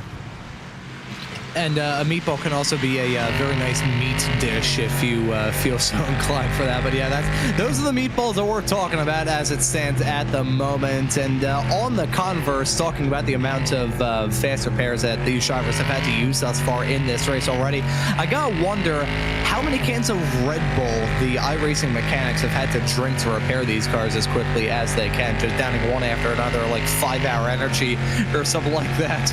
I remember as a kid, I used to joke about how I could live forever if I drank enough 5-hour energy. Clearly, the American education system and my health class not doing me any favors back when I was a kid. But look at some racing that we may have going on in the LMP3 category. Riding on board with Nick Anderson in the Cornish Lawnmower Racing number 98 car. He was running in third come time for the restart that we had not terribly long ago.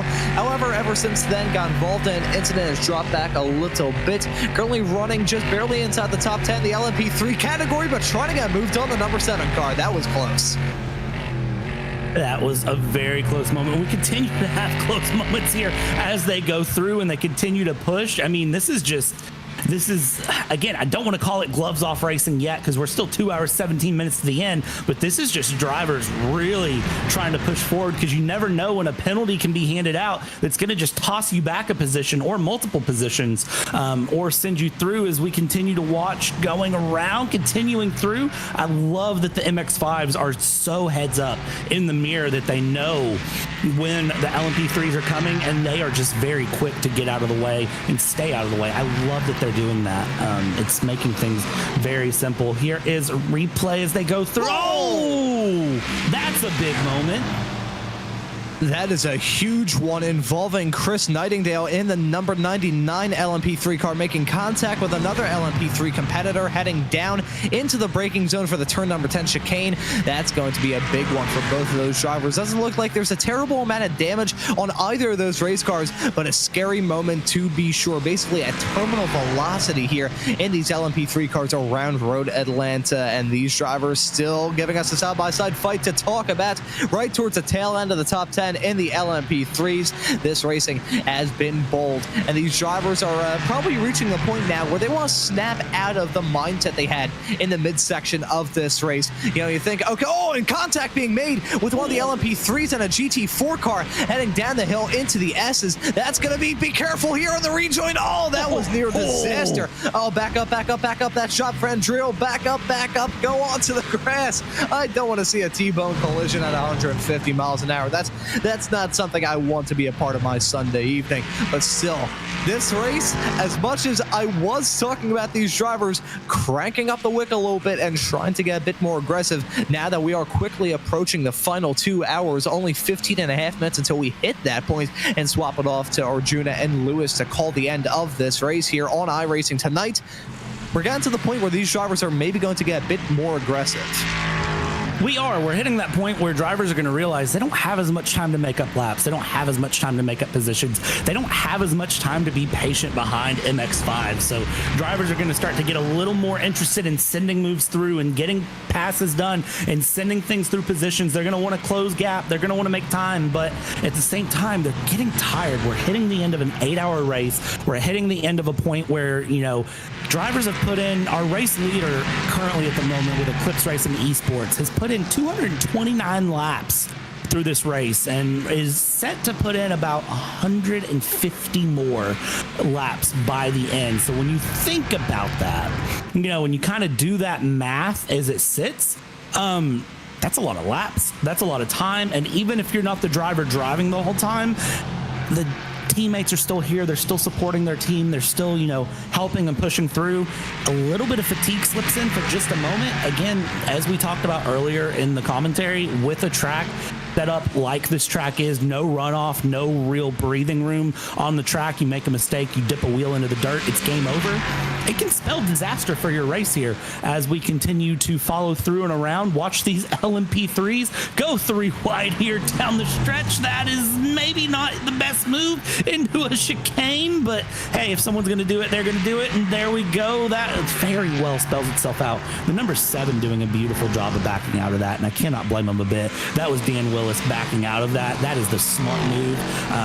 However, if there's like 15 minutes left to go, I don't think he backs out of that. Yeah, I think understandably so. You don't want to back out of that right towards the end of this race. I mean, as much as we're all here to have a good time and raise some money for a very good cause as well, these drivers, they're still drivers. They want to do well, and come time for the end of this race, they're going to break the elbows out and get a little bit more feisty between now and the checkered flag. Looking at some action in the LMP3s, I will note at the present moment, with 13 minutes left for my time on this broadcast, we've now raised $22,631.13 for Make-A-Wish International here for the Drive for Wishes 2025. Thank you to everybody who's donated, who's tuned into this broadcast, and all the drivers out there on the racetrack making this fantastic event possible. And it was a big crash in the LMP3's upside down barrel rolling is Samuel J. Ball in the number 99 car. Let's take a look at another angle of this. A little bit netcode involved, hits the wall, he got hit, and oh my good lord, that was a shot and a half. And that was Nathan Whiteley, the other car involved there. Very, very lucky to not also be going through. And again, that's a quick tow. That's a quick faster pair. Add one more to the tally board for Samuel J. Ball, and we go through. But yeah, no, I believe that was Nathan Whiteley that was involved, who is very fortunate to have been able to stake his way through that one and kind of get away without flipping, spinning, sending through himself. He was able to drive it straight. Lee Watson there, that's a very lazy Susan style of spin. I think that was a case of just a little too much brake, locking up a wheel, sending it around, and it's never a good sign when the back of the car becomes the front. As an MX-5, the bottom of the hill just got shunted in the back of the shot there by an LMP3. That was well, that was that moment that we talk about where LMP3s are going to get tired of being behind MX-5s. I think after almost 6 hours of that, Ashley Crispin, the one getting the bumper there, the number 69, that is the Wishing for Speed team, currently sitting 4th in class going through, was just bottom of the hill, minding their own business, and the LMP3 just out of nowhere. Nothing you can do as an MX-5 to avoid that, and I think the SpongeBob on the side kind of says all that the MX-5 has to feel. Yeah, the SpongeBob getting wrung out there as a result of that collision. That's the thing when it comes to these MX-5s. If an LMP3 just doesn't like the cut of your jib, they can nearly roll you over heading into some of these corners. So that is really speaks volumes about the power that the LMP3 cars hold. With great power comes great responsibility. They may be just about the same height. The LMP3 cars may be a little bit lower down to the ground than the Mazdas, in fact. However, and contact being made. That's spinning the Oreo car off into the wall.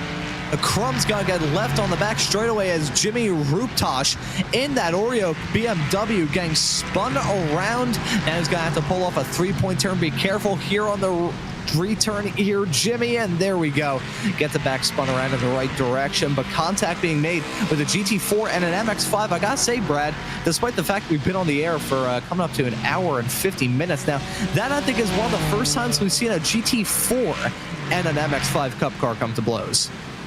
GT4s are usually going to be the calmest class. Usually the middle class of 3 is the calmest, but I think that's a case of just misjudged clearance between both parties. I don't think the MX-5 meant to spin the Oreo car, and I think the Oreo was just trying to clear and get ahead, and I think it's just, a little bit of miscommunication between the cars. No harm, no foul. I'd call that a racing incident every day of the week, twice on Sunday. Give me a glass of milk to go with my Oreo cookie, please, and thank you. honestly, I would take a whole sleeve of Oreo cookies after this. After we're wrapping things up on this broadcast for me and Brad's portion of this show, gonna pass it off to Arjuna Kankapati and Lewis McGlade in a couple of moments time. Those two handle the open of the show, and they will be here to bring you all to the checkered flag here from the 2025 Drive for Wishes charity iRacing event. As you can see, oh my God, leaping over is one of the Mazda MX-5 Cup cars. Just piggyback rided on an LMP3. What in the world did we just witness? I raise my glass to an MX-5 because MX-5s are getting the absolute worst of the day. I think if you picked to race the MX-5 for this, Jack Wynn catching Wynn there. I think we found the newest Boeing model coming out. I don't think it's going to be an actual Boeing brand at all. I think Mazda might be releasing an airplane after this race, because that is not the first time we've seen an MX-5 in the air this race. We've seen it several times over, and I don't know what caused that actually, why the LMP3 was slowing down, but that is just, man. Whew. I don't have a lot of words for that other than just ouch. Whoa. Ouch indeed. That was a huge wreck for Jack Wynn in that number 29 car, leaping over the car. That is a rather peculiar collision heading down into turn number 6 a couple of moments ago, leaping over an LMP3 and an MX-5 Cup car. That is absolutely bizarre. And the collision leading up to it in the first place, that was a huge hit for Wynn in that number 29 MX-5 Cup car. But either way, gonna cause both of those cars to have some rather significant damage. They will both have to tow back into the pits. That car of Wynn was ready for the scrap heap, if ever I've seen it. I don't think any single wheel on that car was still left intact as a result of that collision. So these drivers got to the end of this race. It feels like there's no time left to go, even though there's over 2 hours. And another collision on the start-finish straightaway involving an LMP3 of Jack Wenner in the number 98 car. And that was another MX-5 Cup car. That looked like a case of lap traffic encounter with a P3 to a Mazda gone wrong yet again. Yeah, and that is, I mean, here we go with the number 47 coming around. And yeah, that was, I mean, just running straight again. You got to feel for MX-5s here today, because they have just been on the short end of the stick when it comes to any sort of passes or moments. I think if you picked the MX-5, you knew that you were coming to this for fun, no seriousness involved, and you kind of knew it was going to be a long day. And yeah, I think that is the definition of running the MX-5 in one of these sort of, you know, triple class races, is you know what you're getting into with an MX-5, right? Like, let's be honest, we all know what this is going to be. Here is Mimic Karase catching the car. That was actually a really pretty job catching that spin there in the number 17 /69. I see it on the side there. Doing a very good job catching that car around, as it looks like LMP3s are into the pits. But yeah, no, if you're MX-5, you knew what you were getting into today. You knew exactly what you were signing up for, and you knew what it was going to be. You're just holding on for all the marbles, all the fun, and I think the MX-5 is the best embodiment of kind of the spirit of this race. And just the spirit of racing, period. That MX-5 Cup car is one of the most well-used in the racing world, both in terms of iRacing and real life as well, those MX-5 Cup races. Every single year they're running at Daytona. It is absolute, pure, unbridled madness in the best way possible. Really wish I got the chance to see the MX-5 Cup race at Martinsville. Yes, that did actually happen. No, that was not a Moon Car event. That was not on iRacing. That was in real life. The MX-5 Cup Series ran at Martinsville, and it was absolutely glorious. I really wish I could have tuned in for that whole one, because man, talk about a racing event that needs to happen every single year. Holy cow, that will put some butts in some seats, that's for sure. That will be my cue to go down to Martinsville, Virginia, and see my first ever oval race in person, as we see more cars coming out of the pits. That's the iRacing number 41 team. You can see them exiting pit lane right now in the Barbie Mobile. We'll note again, iRacing squad and Hayden Gullis came into the commentary booth earlier on and gave us, I think, one of the best carpool karaoke performances we've had thus far here today. A reminder to those tuning into this broadcast who think you've tuned into an episode of The Late Late Show with James Corden. No, carpool karaoke in this case is A donation being made and drivers singing, but here we go. Those drivers aren't going to be singing at all. They're going to be crying more than anything else. Contact being made through the braking zone into turn number 6. Going to send both of those GT4 cars off the circuit. One of them being the Brabham Motorsports number 66 Porsche, who I believe was in the race lead at the point in time. Jonas Albert, he was either in the race lead or closing up back to it. We saw him come down pit lane earlier on. Albert doesn't seem too phased, though. He's still bobbing up and down, moving side to side like a roller coaster in the number 66 car, but he's down second in GT4. And that's a lot of LMP3 sitting off to the side there as he comes through. But, you know, kind of seeing his move there, Jonas Albert, just kind of seeing him, you know, urging that GT4 forward, really wanting it to go faster. Oh, Ian May sends an LMP3 upside down flying. That was a big hit there. I think that's what we had just drove by while we were on board with that Brabham Motorsport GT4. You know, that embodies the spirit of this. Yeah, drivers are going to get frustrated. They spin, whatever happens. Eric Leroy there. Add that to another flying car. That's the number 70 of Eric Leroy. That's the Muradness M Squad LMP3. Oh, and very careful trying to get it from one side of the track to another, pulling that car into the pits. Eric Leroy, that number 70 car, absolutely ready for the scrap heap. He spun again, coming at turn number 10, but that was nearly a blowover in the number 70 car. Either way, a big collision there. You can see riding on board with it. Close your eyes if you're a little bit nauseous, folks, because holy cow, that was a wild ride for Eric Leroy. Look at that. The P3, the fellow P3, spinning him off, and the Mazda MX-5, the number 29 car, who we just saw involved in an incident a few moments beforehand, getting caught up in another collision. First time, it was the number 29 car going upside down. That's Jack Wine. In the span of, what, like 10 minutes, he gets involved in some incidents involving some flying prototype cars. Holy cow, that is a scary ride for Leroy, and a case of deja vu for win. Again, Jack would have never saw this coming either. Watch this. He's on board, he's going, he's just minding his business, and then all of a sudden the car's around. There's nothing he could have done. And again, that's the thing with the MX-5s in this sort of race. You kind of see where it's at, but again, it's the spirit of the race. It's the spirit of, you know, running this to benefit Make-A-Wish International. It's all with that one end goal in mind of fundraising for Make-A-Wish International, helping to move things forward. We're about to cross that $23,000 mark. And just a reminder, if we cross 25,000, Arjuna is going to sing. Did we finalize the song? Did we say Rick Astley? Yeah, I think we can officially clamp that in as being the other song that Arjuna is going to be singing if we do break 25,000. And I will break that news to him as we pass it off to him in about a minute and 40 seconds time.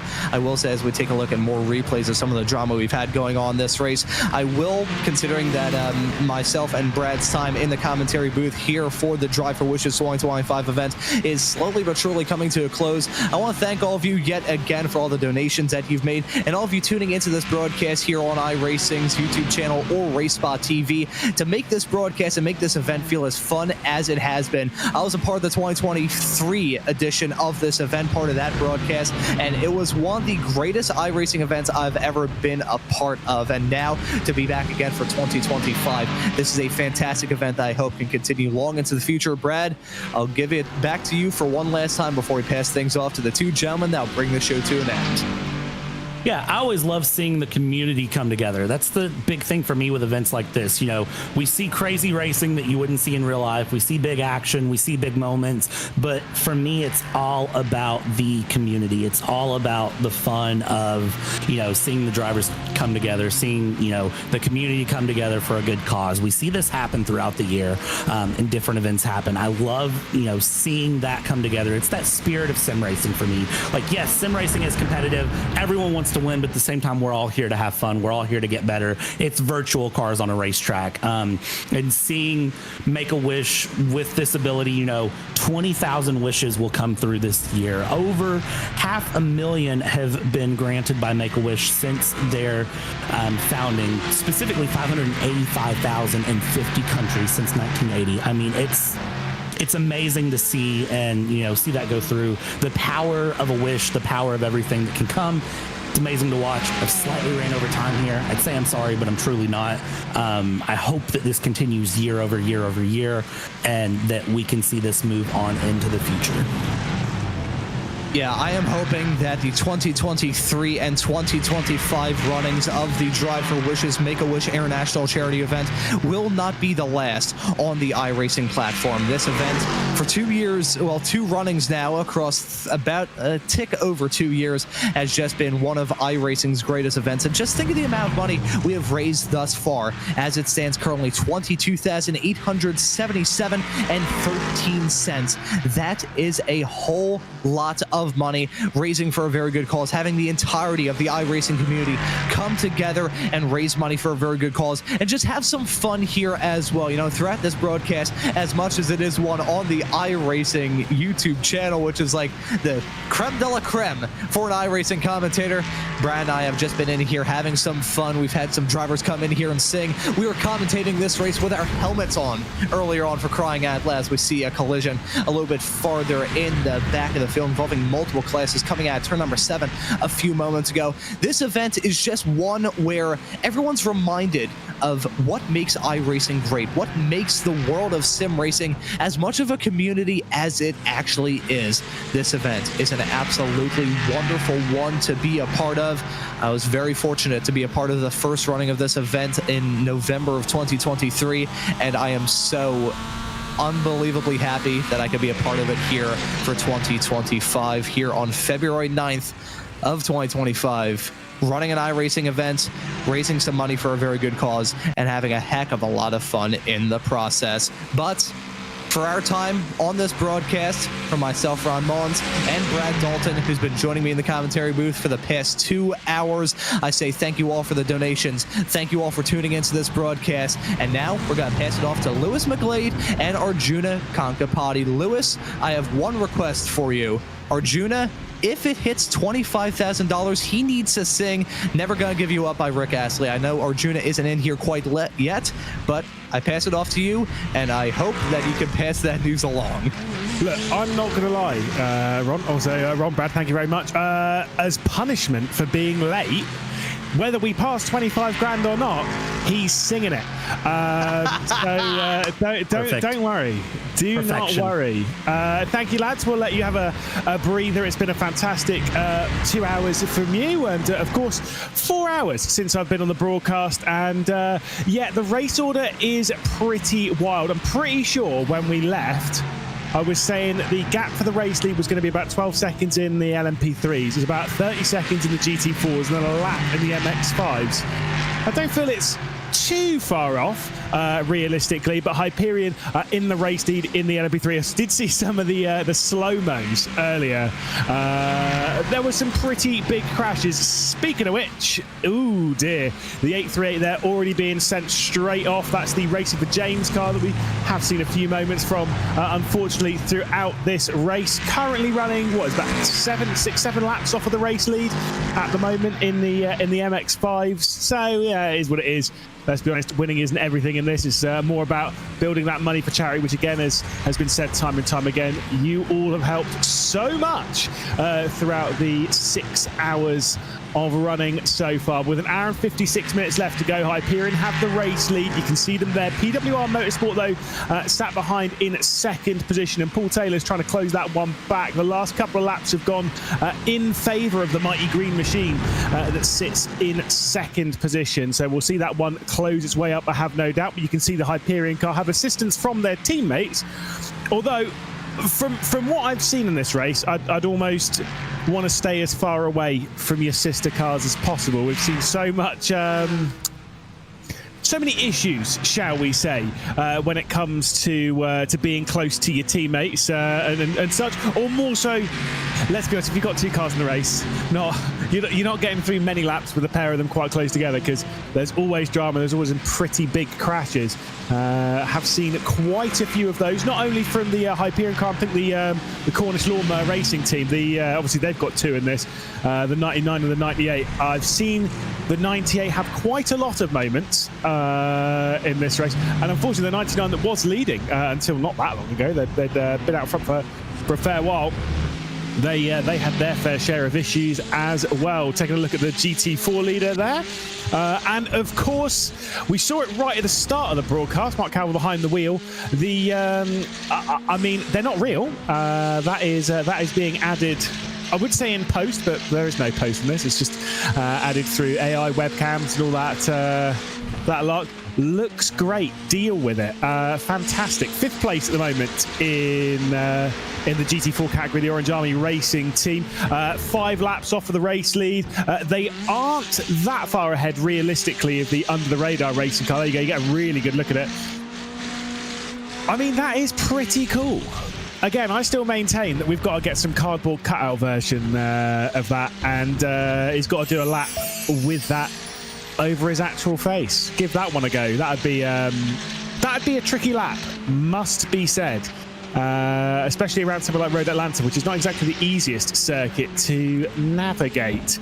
And obviously, the chances of victory well and truly gone. That one is not going to be happening. But we are talking about again, just getting to the end of the race, the endurance spirit and all that like. And Boosted Media currently is sitting at the head of the GT4 category. They are nearly a minute clear, but I think we've got some pit stops and stuff to deal with in all of this. I mean, realistically, for the GT4s from this point, as long as they've already made a stop in the recent past, i.e. in the last sort of 10 or so minutes, we are expecting them to stop just one more time throughout the running of this race. We ride on board with Project 91 by RaceData.ai, and you get a real feel for the traffic once more as they duck and weave in and out of traffic right behind the Cornish Lawnmower Racing car that currently sits in the 8th position. Now they're going to go for a move, look to the inside as we work our way down towards 10A. Surely you're not going to make it 3 wide. That one's not going to be a good move, as the Racing Without Limits car is the one that's trying to get out of the way, relatively speaking. That's Vincent Ford behind the wheel. And so the movement happens as Hugo Luis, loses, our broadcast director, loses a camera in the grass there, coming down the 80-foot drop at the final corner. Back up to the rise at turn 2 and then through 3, and again it is really tight in this. Little bit deep on the brakes though goes Hovarton in the Project 91 car, and so the Cornish Lawnmower Racing Sam Ball behind the wheel at the moment is really starting to feel that pressure. Got a couple more LMP3s to deal with ahead, obviously going a lap down. First is the iRisen squad car, well actually no, now make it Lee Watson, who they'll have to navigate, and that one's gone awry. Sam Ball getting caught out a little bit as they work their way through turn 6, and that's allowed the position switch to happen in favour of the Project 91 car. They've also got the addition in the fight of the Solpec Precision Racing car. That is 4th position, the black and yellow, trying to make it 3 wide here on the back stretch. We work our way down towards 10A and 10B. Right the way around the outside. I don't think Evander's going to be able to do this. He's going to give it a good go, though. Sends it in right away around the outside. That is a superb move from the Solpec Precision Racing LMP3 to take 2 cars in 1 corner. Now comes the look to the inside, though, as Project 91's not done with it yet. Side by side through the final turn. Back up towards turn 1 they go. And the 194 on the inside line throws it in as hard as he can. And there's going to be a little bit of blocking with the GT4 traffic. My goodness, that was close with the Quad Dash Racing car. And now, finally, it does seem as though as we head into the S's, that the position switch is indeed confirmed. So, Boris Angel Ovando able to move his way up and confirm themselves in 8th position. Wasn't easy though, my goodness, and that Quad Dash car nearly was in the wrong place at the wrong time as they were trying to work their way through turn 3 at the top of the hill and then their way through the S's. iRisen's up next for them, and then of course another one to go, a lap down. The iRisen car we've seen running quite well, and we've heard some excellent questionably excellent singing from inside the car with I'm a Barbie Girl in a Barbie World, and it makes sense in that car. It fits. It really does fit. More Solpec issues though as they try to navigate the MX-5, going each and which way trying to get around. Again, more donations pouring in. I mean, even since I've been on the broadcast, which has been a whopping 8 minutes, I think we've gone up maybe $200. So thank you so much, everyone, being so incredibly genuine. My goodness, generous is what I was trying to say. And genuine, why not? We'll cover both off. Zolpek's not out of this fight fully, though. They've not been able to pull away from the Project 91 car. And that's not going to help. Wow. Straight over goes two of the MX-5s, including the Giza 3D car. And I think I didn't quite see who the other one was. I believe it was the Globe Oil six-man team car as they were working their way through the S's. So already a little bit of kerfuffling happening as this group's trying to work its way past as quickly as possible. Project 91's doing a really good job of keeping up with the Zolpek car, must be said. So the fighting definitely not done in this group, as there goes the Racer for James car. So do manage to get past that one with relative ease as we go through the imaginary turns 8 and 9. They don't actually exist, apparently. Again, you leave turn 7 at the start of the backstretch, and the next corner you come across is turn 10. Make it make sense. I don't know. I just don't know. It's always very, very confusing to see, and it is what it is. It's going to be a lot of fun, though, all the way to the end of the race, as I think more side-by-side happening here on the back stretch as well, as we've got the fight for, I was going to say for the race lead, but it's not. It's between one of the Cornish Lawnmower racing cars, which will be the second one of there then. So I think it's them versus Grid Up, and Grid Up do indeed have the inside run coming through the final corner.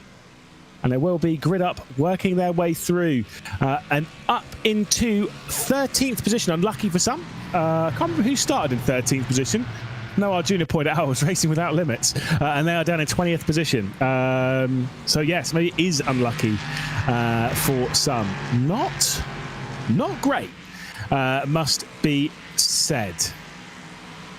Can see a few moves in the GT4 class. That is courtesy of Pit Stops, I believe. So the 196 boosted media car has been in pit lane, and Will Ford will jump back behind the wheel. Someone who we chatted to, I think, a little bit earlier in the race, and we were discussing from our little sheet of information on each of the drivers. I think had around 30 years, is what he was saying, experience in sim racing. Has got more Maradness action in this one, as the M Squad car tries to work its way past Project 91. Big moment at the top of the hill at turn 3. And straight on. Wow, opens up the opportunity. And once again, Project 91 by RacingData.ai work their way through once more. So not ideal there for the Maradness car, but definitely has the speed to close its way or to keep its way up with this trailer. Though I say that, lap times recently 19.0. I'm gonna rescind my point just then. I've made it, and I'm gonna instantly put it back. The Zolpek and Project 91 cars have caught their way right up to the rear of the Maradness M Squad ASR car, the second of the two Maradness cars in the LMP3 category, because of course the number 70, which was in some beautiful slow motion airborne action when I jumped back into the comms booth to see what was going on, and yeah, they were flying through the air and causing all sorts of chaos. It must be said, as this battle was certainly not done yet. As we'll take a little bit of a look at a replay, and the Oreo car going for a little bit of a spin. Of course, that one being the number 36 JR3 racing car, just getting turned around by the McLaren Artura. We do have, by the way, still Brad, because Arjuna's decided to let the clock run out. Maybe he's still in bed, I don't know. Maybe he's getting himself ready for the big hand egg competition later on, I don't know. But Brad, you've had literally 10 minutes out of the comms booth, so welcome back. Thanks, Lewis. I love the commentary booth, so I don't mind to be back. Had to eat a couple of bites of cake and then come back. So we'll let things run through. I can't leave you alone for 2 hours. Again, Arjuna maybe just getting ready for the fun things he has coming on later today. I'm sure he'll be here in a few minutes. Oh, well, we'll see. We'll see. Normally Arjuna's very timely, but on this occasion, we're going to hold it against him. But it's fine. We'll get him to sing later on. It's fine. That's his punishment. Already in your time, though, of being away, we've already got up nearly $500 of donations. Just absolutely flying up as Vincent Fort has a bit of a spin. There's been a lot of incidents in this race, but I think that's kind of part of it, and that's part of it. Just like that incident right there with Samuel Ball. I mean, I feel like as soon as I walked away, or just before I walked away, I heard you say something about I would avoid teammates, I'd avoid being around other people of the same class as me, and I think that's the same moment there as we're again seeing the LMP3s can be very good lawnmowers. We've seen a lot of that through today. Of course, we had the conversation with Ron early on about how this track doesn't have runoff and a lot of different things, you know, so when drivers run off track, it's dirt, it's grass, plenty of action that can come from that, plenty of scary moments that can come from that. But I mean, this race has delivered top, bottom, all the way around, but I haven't seen any drivers really get mad about any of the moments. You know how you would normally see drivers get upset, Lewis? Usually you'd see drivers get mad that they got in an accident or they got in a mix-up if you're an MX-5 with an LMP3 or GT4 or whatever, but it seems like everyone's really taking this in stride and just having fun. Again, staying true to the nature of this event. Yeah, I think me and Arjuna were talking about this in the first hour or two of the broadcast, where we were basically saying of like, if you're getting angry at this, if you're getting hit off the road or whatever, and you're getting frustrated by it, well, I get it. It can be frustrating, but if you're getting angry to the point of like genuine annoyance, you're in the wrong race. This is we're here for a good time, we're here for a great cause, and that's the more important bit, is having a good time and making some great money for a very worthy cause in Make-A-Wish, and I think in that sense it's a great success. And like I say, I don't see anyone really getting annoyed. We've got the drivers chat here on Discord and stuff. Obviously, we've seen a few drivers jumping into the YouTube chat, and obviously we've had a chat to quite a few in the way of the race. Everyone's got good vibes. That's the important bit. Yeah, it's a lot of fun to watch. So I mean, we're even seeing drivers, joke around about what's the better donation to make? Do we want to make someone do an Uno reverse? Do we want a carpool karaoke, or should we make them do step aside, or it's the pits? There's a conversation right now in the Discord that the drivers are all trying to decide what they want to do to another team, which one adds more of a time penalty and will bring them back in.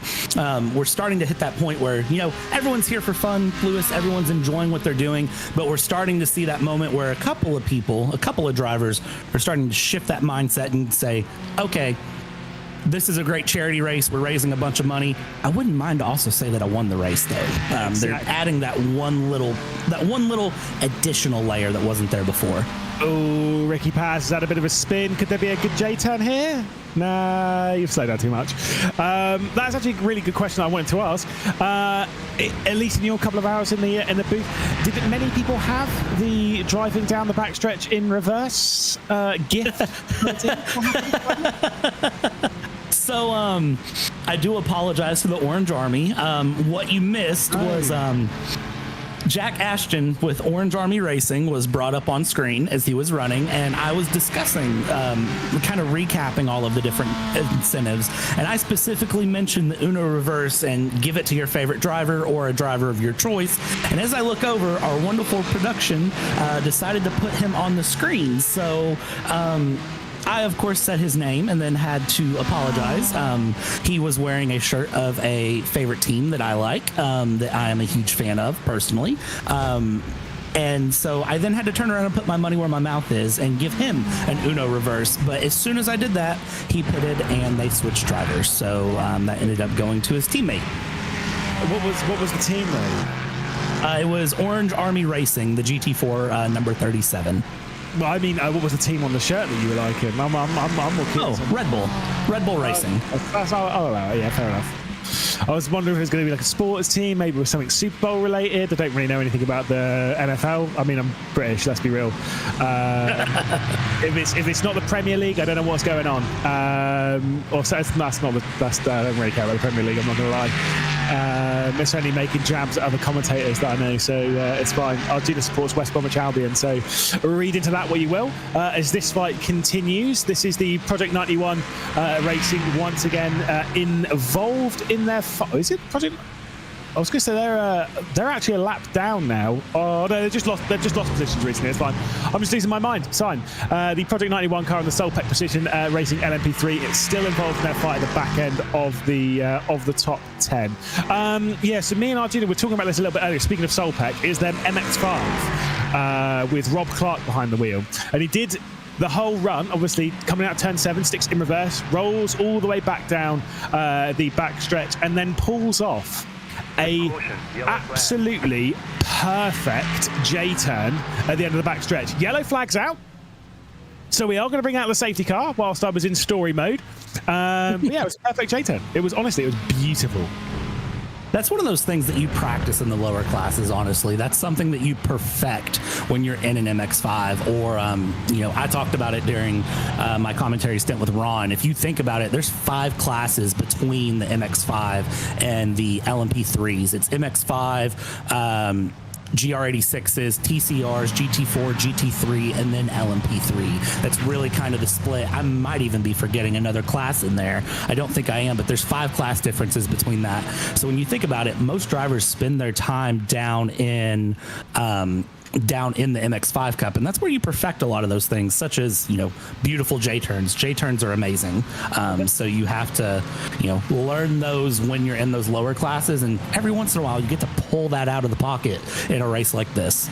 Well, this is where I've got a few friends that have done drifting and stuff, and they're quite good at it. I am terrible at drifting, terrible. And the reason why I bring that up is I think that these kind of things, little J-turns or drifting or things like that, they do actually teach you quite a lot about just random bits of car control. And there is a benefit to it. I'm not saying go out there and jump into an MX-5 race, stick it in reverse straight away and try a J-turn immediately, but sometimes it's good to know. Yeah, and that kind of applies to real life. Everyone likes to say that sim racing, real life driving don't overlap a bit, but there's a lot of things that can overlap. And I will say one of them is learning how to control your car in less than ideal conditions. Yeah. I don't know if you all do this a lot in the UK, Lewis, but here in the US, anytime there's snow, my favorite thing is seeing kids take their cars to empty parking lots and spin the car. Not wreck it, but just send it around in donuts and turns and learn how to drive when there's snow, when there's ice, when you don't have the best grip, less than ideal conditions. It has saved me personally several dozen times over from wrecking a car. Just taking that time and learning how to drive my car in less than ideal conditions. So learn it in sim, do it safely in real life. I don't think it's a bad thing.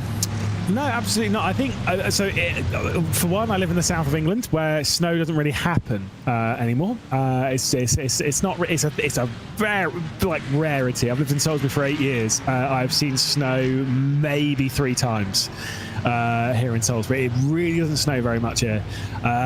Certainly not enough to set and actually have some fun. And the other problem is that most people here in England, me included, we drive front-wheel drive cars. And now this does actually bring in a very interesting point of sim to real. Is if you're used to driving front-wheel drive or you kind of never driven it, one of the bits of advice that you should get pretty early on is what happens when you when you slide out the rear in a front-wheel drive, and that is bury the throttle. Absolutely plant the throttle down and then allow because then the front end will pull basically the car around, and generally speaking it works. And I am not saying that I've had to do that in a real car, but in reality it works. I'll just say that, and we'll leave it there. That's a very smooth coverage answer there. So I don't disagree with you though. Again, not saying I have personally done crazy things. I've owned all sorts of cars though, and driven a lot of different vehicles. Saying that some of the things I've done in sim sometimes can carry over to real life, and I'm going to give this disclaimer: kids, do not do this just because you heard someone on a iRacing live stream say that they've done fun things in sim and then carried it out in their real car. We are not responsible for anything that might happen. Please do not do this. Please perform any events on a closed, controlled environment. Thank you. God, I was watching the Super Bowl for a second, and then Adam appeared, and suddenly there was a little speech at the end saying not viable. Yeah, I respect it. I respect it. Already the safety car, I believe, is coming in. Those lights straight off. My goodness, that was quick. That was that was just over a 4-minute safety car. That's the quickest one we've had all stream. Is it definitely coming in? Yep, there it is, pulling in. That is a wildly fast safety car, and you will notice it's not an LMP3 in the race lead. Well, at least leading the cars round from behind the safety car. The lead car behind the safety car was the Quad Dash racing car, currently running second in class in the GT4 category. That has cost them 80 seconds to the race lead in the GT4s. Brabham Motorsport have nearly a lap lead in that category. It's insane the difference that can make. And I'll tell you, one of the crazy things that we saw during the last restart back an hour ago is we see one of the things I've seen, which is chaos, but there was a group of MX-5s that led us back to the restart on the 2-hour yellow flag. And I'll let you picture how that went, because it was about how you expected. Yeah, no, we've had an MX-5 being fairly high, but yeah, not all towards the front. So yeah, I'm sure that was fun. It was Hyperion that had a moment. You've got the Solpec car having a moment there in the background of the LMP3s. A couple of the MX-5s run off the road. There's a McLaren going backwards, because why wouldn't there be? Oh my goodness. Yep, we are back racing. Is that the McLaren serving a reverse it? I think that is under the radar, serving that reverse it, which I don't know if that's the best time to be doing that. Also, anyone but the Chiefs. Anyone but the Chiefs, who I think I did predict earlier to win. I'm not saying I want it. That's my personal prediction too. Here is Louise in P5 and LMP3 going around. I think that's what started all the chaos, honestly. Yeah, this will keep going through up towards turn 5. That's why Ricky Paz is going backwards, having a bit of spin out of 5 and narrowly avoiding one of the LMP3s. I think that might have been the Grid Up Sim Racing car that was getting quite close to them on the run out of T5. There's a couple of cars going out wide. Let's see what happens to the 17, which I still maintain. As the meme machines go, the wishing for speed. Ooh, that's a pretty big hit. They're probably wishing for a new car at the moment. They'll get it when they get back to pit lane. The wishing for speed livery, I think, is up there for me as potentially best of the day. Thinking of it from a meme perspective, a colour perspective, a bit of a wild livery. I'm liking the wishing for speed car. Arjuna likes this one. Yeah, I'm actually looking through on my side trying to see if there's any of them that I like better, but I do think that is probably one of the top meme machines. I'm currently looking through some things here I have on my back end to see if there's any other ones that I like more. I know that the number 41 in LMP3 has the Barbie look on it, but yeah, no, that's probably the best meme machine that we could have, honestly. I don't really see too many people going for that meme setup. Of course, JR3 Racing running the Oreo car. I am a big fan of the Oreo car. Pit Stop Party Animals has the TMNT LMP3, which I do like, but yeah, no, I think Wishing for Speed probably the best look on the day. Yeah, I mean, like I said, there's a few. The 1322 racing car, by the way, at the moment is running backwards. That is the 132 car running backwards on the backstretch. They're fulfilling their penalty of a certain nature. I'm going to see if there's going to be a good J turn from the 132 car. They're currently running a fair few laps down. I think it's like 20 or so laps down on Brabham, who are the race leaders, who have been given a delicious penalty from Boosted Media. Also, I have not seen a J-turn from Reece Scarrett, who was behind the wheel of that 132, because he just reversed straight through into the gravel trap. Fair play, I guess. I mean, why do a J-turn when you can just keep going in reverse? But yes, as I was saying, Brabham will have a penalty, so Boosted Media passing one of those out to them, unless they use the Una reverse. Although, to be fair, I think that would have already needed to have been done, so there's no Una reverse from Brabham. They'll be into the pit lane, so at least part of their lead will come down. Yeah, which is going to be nice as it's all said and done here as we look at the number 33, Dennis Allier in Aerospeed. Just runs a little bit wide, cutting some grass. Again, MX-5s are beautiful lawnmowers if you set it up right. Just runs a little wide there, gets things around, and now continues to go through and keep that car moving and grooving. Big thing for the MX-5s for me, Lewis, and I don't know if this is the same way for you, but this is just my opinion. I think MX-5s need to just stay on the racing line and run through and let everybody go around them. That's sometimes the best deal for them. Yeah, absolutely. There's Ricky Paz off the road. Speaking of the Aerospeed car, hopefully we'll be getting someone in at some point, because they have been put forward to sing Wannabe by the Spice Girls. So out of ours, will it? Oh, I think that's out of one. Oh, here we go. We've got Dennis in here. Hello. Have we got a copy? I'm sorry, what? Well, we can hear you. You can hear us. That's always good. I've been told that you've been put forward in the carpool karaoke to I've been Wannabe by the Spice Girls. Yeah, I was in the middle of singing it, but I can restart. I was singing it for my stream. All right, now I am driving, so we'll see how this goes. But I'll restart it for you. All right. Say what I want, what I really, really want. So tell me what you want, what you really, really want.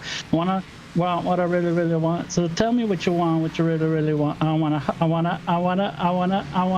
zigzag. Wanna be sure, but get my past. You wanna get with me, better make it fast. Now don't go wasting my precious time. We'll act together, be just fine. Say what I want, what I really, really want. So tell me what you want, what you really, really want. I wanna really, really zigzag. My lover, you gotta get with my friends. It lasts forever. Friendship never ends. If you wanna be my lover, you have got to give. Taking is too easy, but that's the way it is. What do you think about that? You know how I feel. Say you can handle my love. Are you for real? I won't be hasty. I'll give you a try. If you wanna bug me, then I'll say goodbye. I'll tell you what I want, what I really, really want. So tell me what you want, what you really, really want. I really, really wanna zigzag. Wanna be my lover. You gotta get with my friends. Gotta last forever. Friendship never ends. If you wanna be my lover, you got to give. If it's too easy, but that's the way it is. Whew. Wow. Oh man. 10 out of 10. 10 out. Kept going through the moment as well. Thank you. Yeah, thank you. Amazing. Thanks for having me. Wow, there we go. That's Dennis from the Aerospeed car. Obviously there, delightfully giving a rendition, and that is perfect. As someone who is a Red Bull fan there, Brad, obviously Spice Girls, obviously Jerry Halliwell. Perfect. Oh yeah. Exactly. Yeah, no, that'll get you closer to Christian Horner, I'm sure. He's done that rendition a few times. Oh, he's had to have. Honestly, the funniest thing for me is the fact that he kept it going as he was getting pushed off by the Orange Army GT4, and you could hear the pitch raise right as he was trying to gather the car back up. Just that split-second moment of just, oh no, never mind, I'm fine, and just kept it going the whole time. Smooth and collected. 10 out of 10. 10 out of 10, Lewis.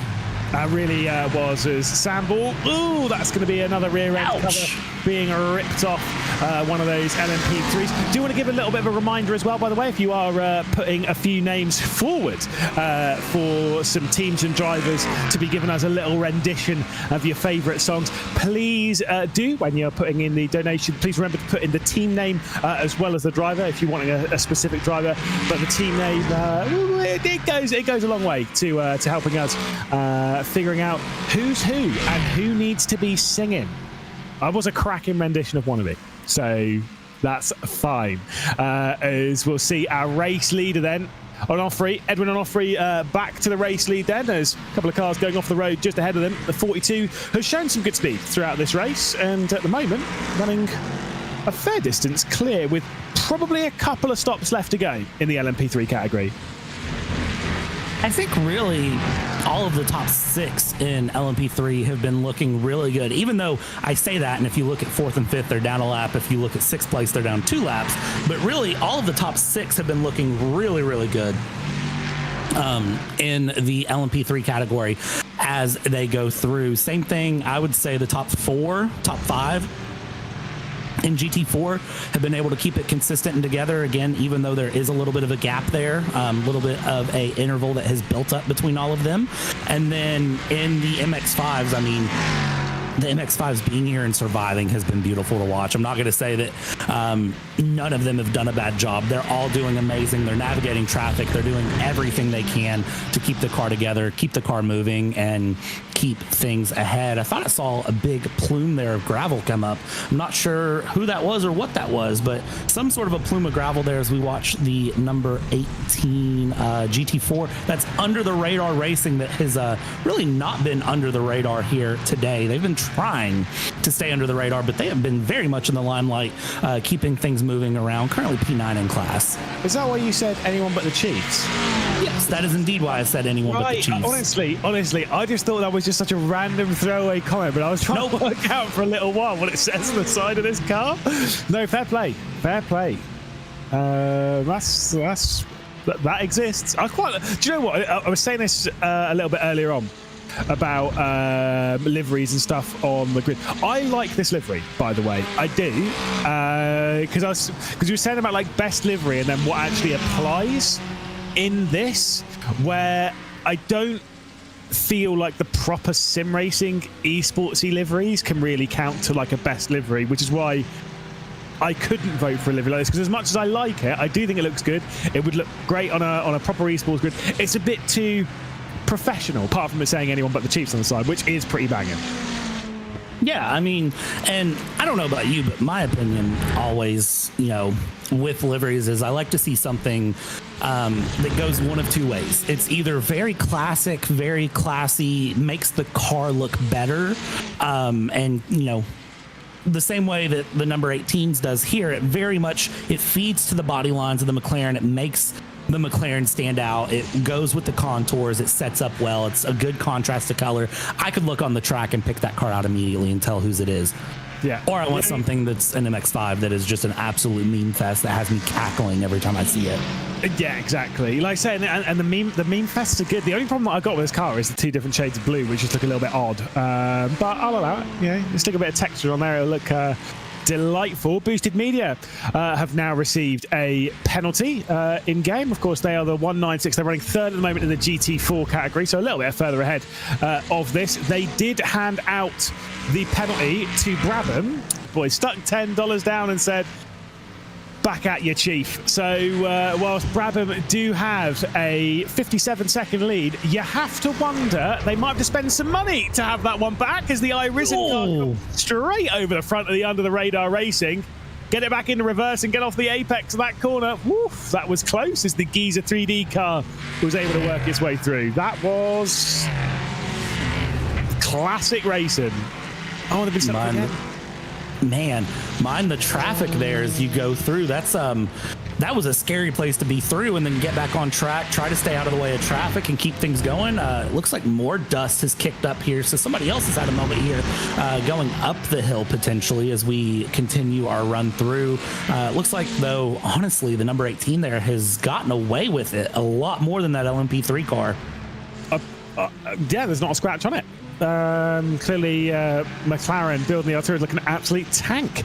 Yeah, that thing, I mean, apart from a little damage on the rear right, and even then I don't know if that's damage. I think it's fine. Yeah, it got a wallop on the front right from the iRisen car that then went into the barrier, which I think it was a fair price to pay for them. I'd have to say they kind of cut across the McLaren. They're playing a bit of a risky game. Then I think the McLaren did also get bumped off a little bit on the exit of the corner from, I think, the Grid Up Sim Racing car. So, yeah, that's fine. Yeah, it looked like it.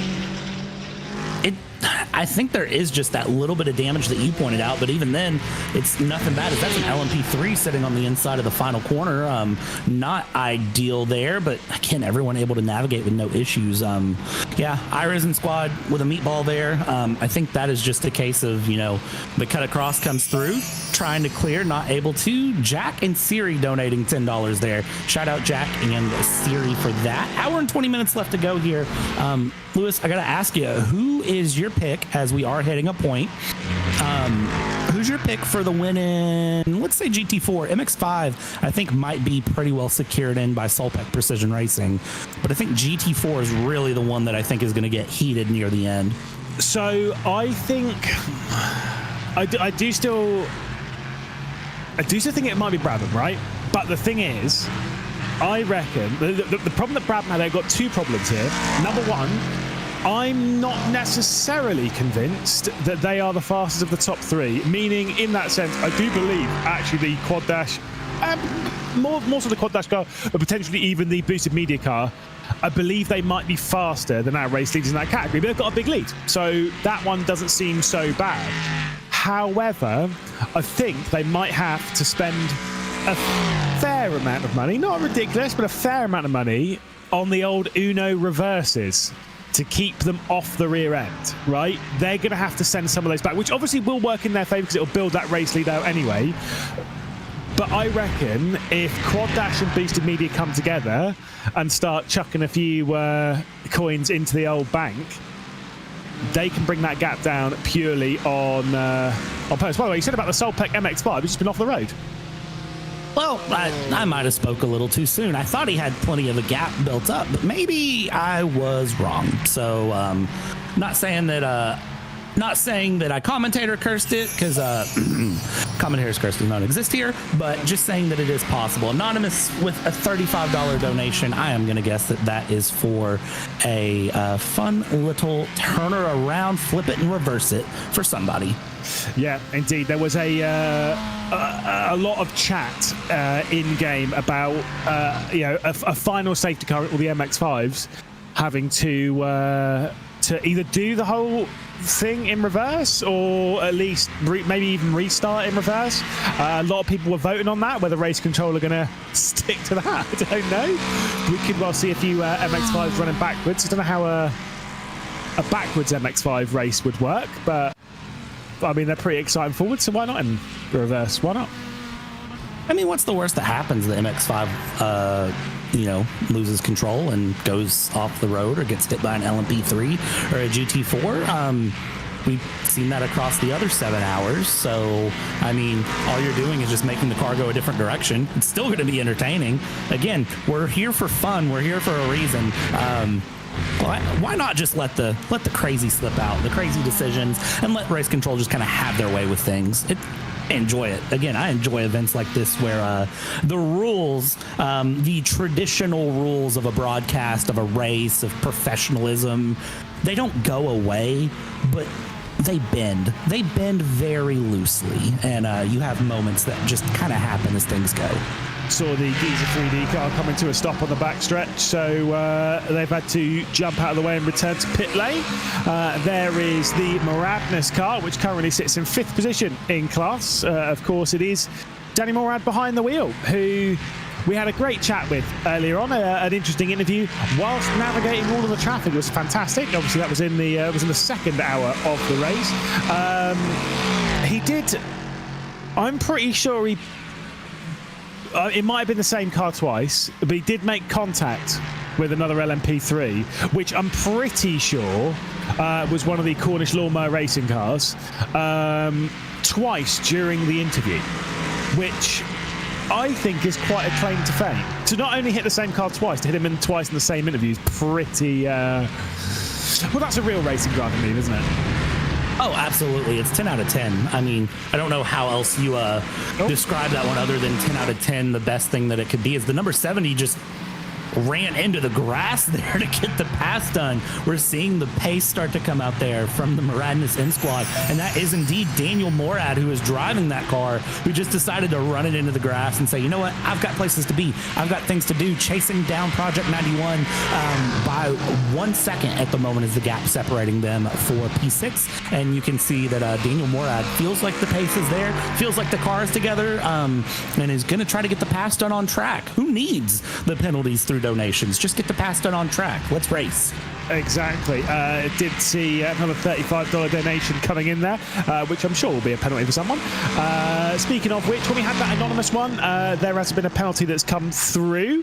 That will be for the number 33 Aerospeed car. They've been given a black flag, so Why not make last even more last? Even though they're not actually last, Globe Oil six-man team, awkwardly a three-driver entry into this race. They're actually last in the category, but it is pushing us closer and closer towards the 25 grand goal at the moment. I think we are going to fly past that pretty quickly, as the Globe Oil car that I was just talking about there had a bit of a spin.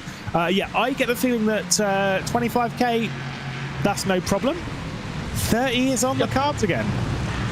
Yeah, and you know, one of the things too with, you know, these donation races, these charity races, as we see it unfold, you tend to have a big run up front. You know, I think in the first hour or so, Lewis, while you and Arjuna were on, we hit 10,000 very quickly. And then, you know, there's the mid-race lull. Again, as the drivers are just getting through the race, you know, donations are still coming in, things are still going. It may not be as quick.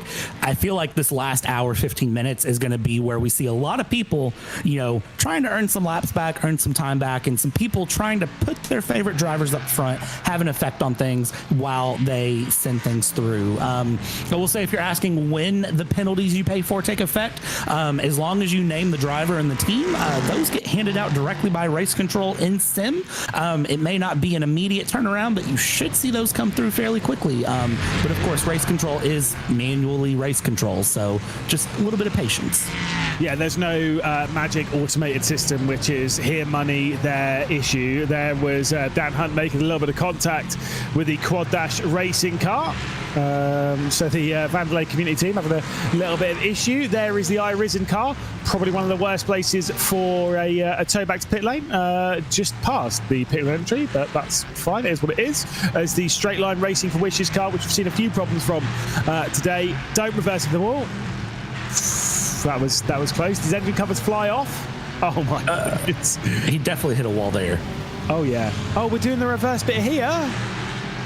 Fabio Gamma. This is well, maybe there's your J turn though. I was gonna say maybe it's an attempt for J turn of the day. Got to do a lot better than that. A lot better.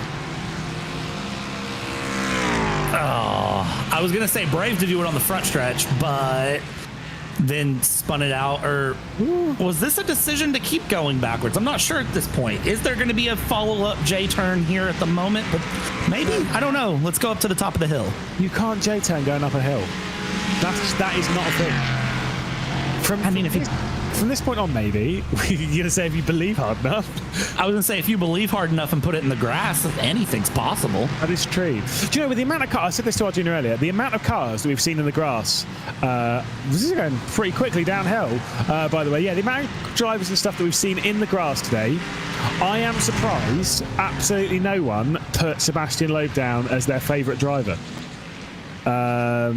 Because I'm actually, again, from the amount of people that have responded driver-wise, that have answered the questionnaire that was handed out to the drivers, I am thoroughly disappointed that Sebastian Loeb wasn't picked by a single person. It is really unfortunate, I'm not going to lie. That would have been really good. Well, man. What? Get ready for. I'm pretty sure that we're about to see some oddity here coming up towards turn 7 for Fabio Gamma. Got a few drivers coming round right in the middle. Tries to make the corner. Ooh, that is close. Something tells me that Fabio had something on his stream that said he would drive a full lap in reverse, and now he's paying for that. As we go to the number 6 here, who is now also in, well, I was going to say is also driving in reverse, but it looks like is ramping off of the bank there of the gravel. And clearly finding an invisible patch of ground, maybe looking for one of the legendary landmines. If you are new to iRacing, Fabio Gamma right in the middle of the road. Nice one. It's concerning. If you are new to iRacing, you've jumped on maybe in the last couple of years, 3 years, you may not know what I'm talking about when it comes to landmines. They are very, very rare now. Very rare. But they are some of the funniest things that I've ever seen. No, like, to have your race end not through not through bad driving, not through bad luck, not through oddities, but through just some random patch of ground which has sent you quite literally to the moon. That's pretty devastating. It really is, and if you ever want a good time on YouTube, just go look that up after this broadcast. Look up the iRacing landmines of former days, because it's rough. It is. I remember you could cause some oddities on certain cars with the suspension. Because I remember the DW12 used to have quite a large issue when you crashed it. If the suspension got basically sort of under the car, nah, you're gone. And that would jump you around. It was very entertaining to watch, and sometimes it would spin you around in circles insanely fast. These things are much rarer now, and part of me is like, that's great because they are bugs and they need to be fixed. A lot of them have been fixed. It's more boring though, isn't it? Just, can we not have like wild mode where just random stuff happens every now and then? I mean, it would make it more simulator-ish to me, because there are random moments in real life. I mean, come on, if you're a Formula One fan, the cars in Las Vegas pull up the manhole covers. Come on. Why can't we have that here and there in iRacing? I know why we don't, and trust me, I am sure the iRacing admin will probably come yell at me after this for even suggesting that, because now they're going to get someone saying that they would like that. Indeed. Right. Now, next karaoke event of the Drive for Wishes 2025. We have Sam Ball in the commentary booth. Hello. Right, first off, you're behind the wheel. How's things going? It was going very well for the first, 5 hours, and then it's all gone a bit pear-shaped, really. That is sometimes, unfortunately, how it goes. However, I have some potentially bad news for you. That's always good. Yeah, you've not been brought into the comedy booth for a chat.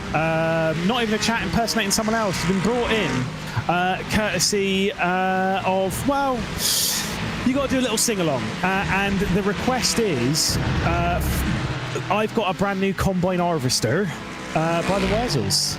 So, in your own time. Can I do this in the most sort of southwesterly accent possible? 100%, please. I'm not too sure how many words I know, but I've got a brand new combine harvester, and I'll give you the key. I don't know much of the rest of the words, and something harmony. I agree. That's about my lot. Yeah, that's it. No, 100%. I can also only name you the first two lines as well. So we're all. Yeah, you and me both. You're very welcome. Amazing. There we go. Now we have lost all of our international audience. Anyone outside of Great Britain and Northern Ireland will have absolutely no idea what that is, I'm sure. Sorry. Yeah, I couldn't tell you at all. As an American, I know I've heard it. I recognize the rhythm. I know none of it otherwise. Yeah. Again, the two lines that Sam so graciously sung there are the only two lines that I know from the song. I'm sure my dad probably knows all of it. So that's fine. Thankfully, he's not here. So we don't have to worry about that, as the 132 goes for a spin and collects another car as well, coming out of turn 7. Let's see what happened to the 033. Ooh, and that's a big error as well. No rear wing, goodbye. Looks like has another moment there further up. That's a broken rear suspension based on the way that car is going through, and it looks like just... Ouch. Oh! Just make it bad to worse. It lands upside down. That is a whopper. Did see that you wanted to have a good look at some lovely slow-mos before I jump back into the comms booth. Let's take a look at this from on board. I mean, there was more time to react. We'll say that. Yeah.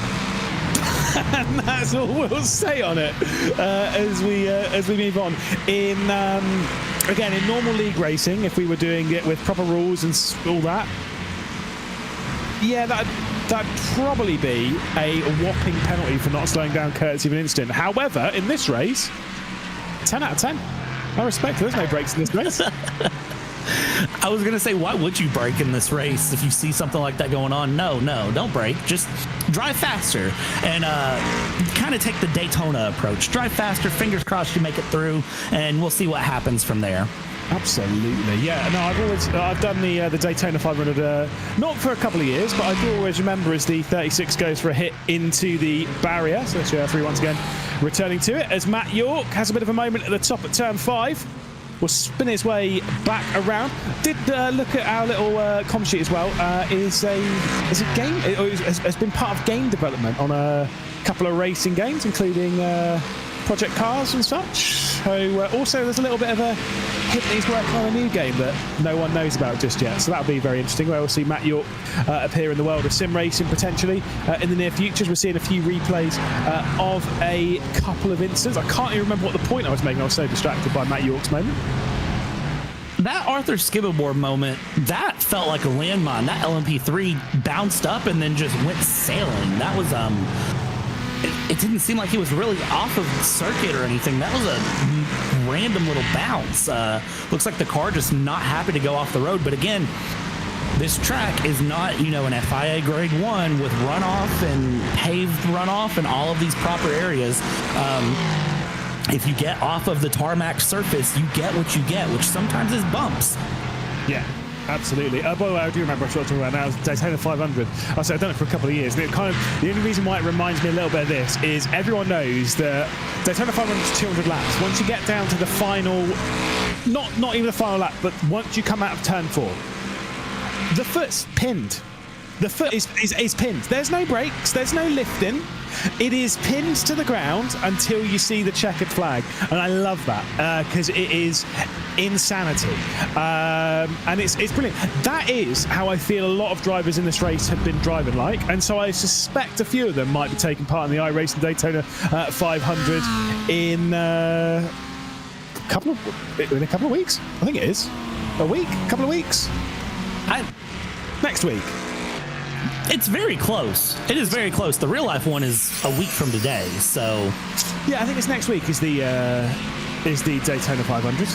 I'm pretty sure because they do like all the events there the week of on the NASCAR stuff. Counter to how things are with a lot of the other iRacing special events, it's normally they're like a week or so out of sync. So like the Daytona 24, might be the week after, week before. It's this week. Yeah, I was going to say, it is February 14th. This is Daytona 500 here on iRacing. At least the broadcast race does run throughout the week. There are evenings fixed and open that run throughout the week, so be sure to check that one out. But yes, indeed, February 14th, Valentine's Day. So if you are alone for Valentine's Day, like the majority of sim racing, jump onto the Daytona 500. You're truly never alone, though, with sim racing. You have friends. You have everyone with you. You have this beautiful community that has raised $24,926.13 of $25,000. So you're not really that alone, let's be honest. But with that being said, we've almost hit that $25,000 mark, and we haven't officially crossed an hour to go. We still have a minute and 25 seconds to go here. Lewis, that is a huge, huge thing to see. So, I mean, it's awesome. It is very, very good. Very cool. Again, nearly past that 25 grand, hopefully with a few donations coming in, auctions, etc. Hopefully we will be getting our way up towards 30 grand. Hearing Race Direction might be jumping in here for a little sing-along as well at some point, not quite yet, but with 60 minutes left to go, it's a nice little teaser for you. We've got some potential stuff to go on. Get Hugo Luis as well sing along. Why not? Right, Hugo? Oh yeah, Hugo, come sing along, man. Come on. You've been behind the scenes for this entire race. You should come to the 4 Light and do a little bit of singing. Everybody would love that. I already know that Hugo will sit there and be like, oh no, it's too hard for me to route it through the broadcast or whatever, and blah, blah, blah, blah, blah. Nah. I'm sure Hugo's got a lovely singing voice. The voice of an angel. It'd be amazing. I can't explain to everyone that's watching on Twitch and YouTube what they're missing. Yeah, no, it's it would be thrilling. I don't know. I'm trying to wonder if I ever heard if I heard him sing when I was in the RaceSpot studio last year. I don't think I did. Maybe he never sings.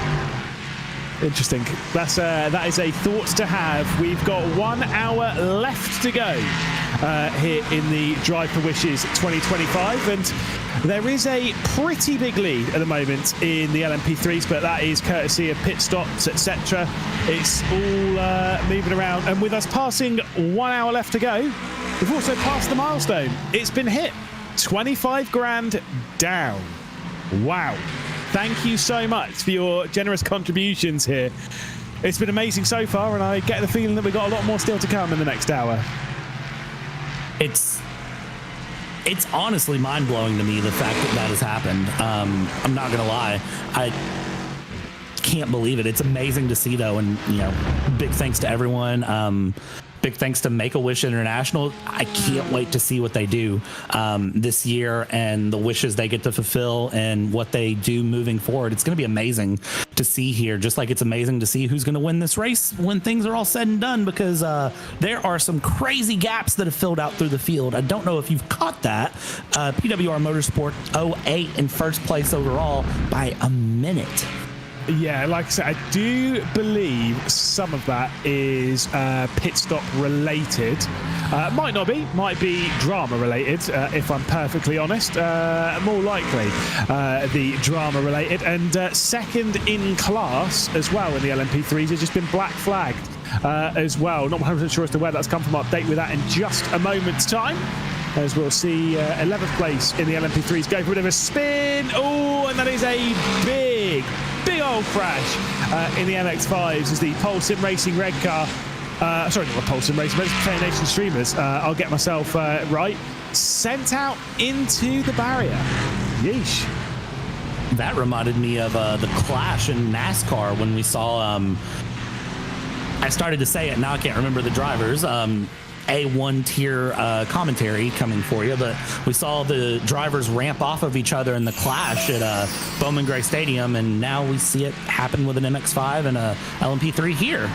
Crazy to see that moment come through. Hopefully nothing crazy, and again, thankfully we're in sim. Oh, there's David Duke coming together with that was the Orange Army Racing car of Mark Calver and GT4 MX-5s. Again, just brutal all the way around to be an MX-5 today. Yeah, indeed. There's it's not a day to be an MX-5. Let's be honest.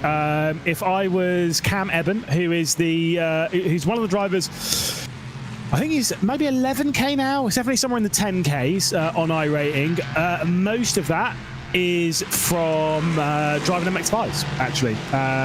Races a lot of MX-5s, I think IRL and in sim. We don't typically see him out in any of the iRacing majors, like Daytona 24 Hour. Don't see him involved in any of those, generally speaking. I'm kind of one of the drivers that I'd almost be like, maybe he'll make an MX-5 appearance. And no way. I can understand why not. Let's take a look at that for a setup. Bit of a lean in as well. Clearly getting ready for MotoGP to start again with a bit of lean in there. It's more just to sort something out, I'm sure. And a disco light going off. That wouldn't be distracting at all. Oh, no, not a bit. That would just do nothing but encourage focus, honestly. If you're Wilco here, Wilco Vandenberg, holding things through, look at the focus. Definitely has some sort of a... I can't tell if that's just from his wheel that is shaking his whole setup, or if he has maybe like a butt kicker or some sort of motion rig setup. But look at the vibration on the camera and look at the focus in those eyes. I mean, he is all together, keeping it through, carving his way through traffic down the hill. Look at this. That is the way to drive an LMP3. Yeah, I think, definitely driving a pit LMP3 in 20th place. He certainly is giving it a good go. I do believe this is pure shake from the webcam just being attached to the monitor, which is obviously on the same bit of surface, be it a rig or whatever, as the wheel, as to being any sort of butt kicker stuff. It does seem very intense. Could be very high load on the old Newton meters of torque.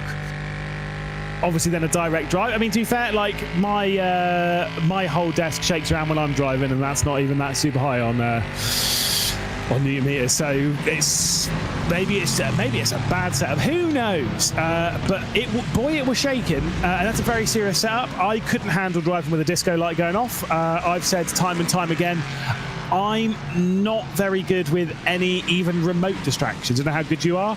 Even a race engineer, I've said it time and time again, and I will continue on it. I can't even drive with a race engineer in my ear. I can't do it. Anything is distracting. Music, no. Race engineers, no. Other people in the race, absolutely not. See, I can't do it with like music on or any sort of like background noise, but like if I'm talking to someone, I'm typically okay with that. As we see Ethan Brewer here, who's currently P11 in that number 49 GT4, and look at the different setup he has. And this is one of the things I like about sim racing. It kind of, you know, everyone in real life racing has a way they like their car setup. They have a preference of their car setup.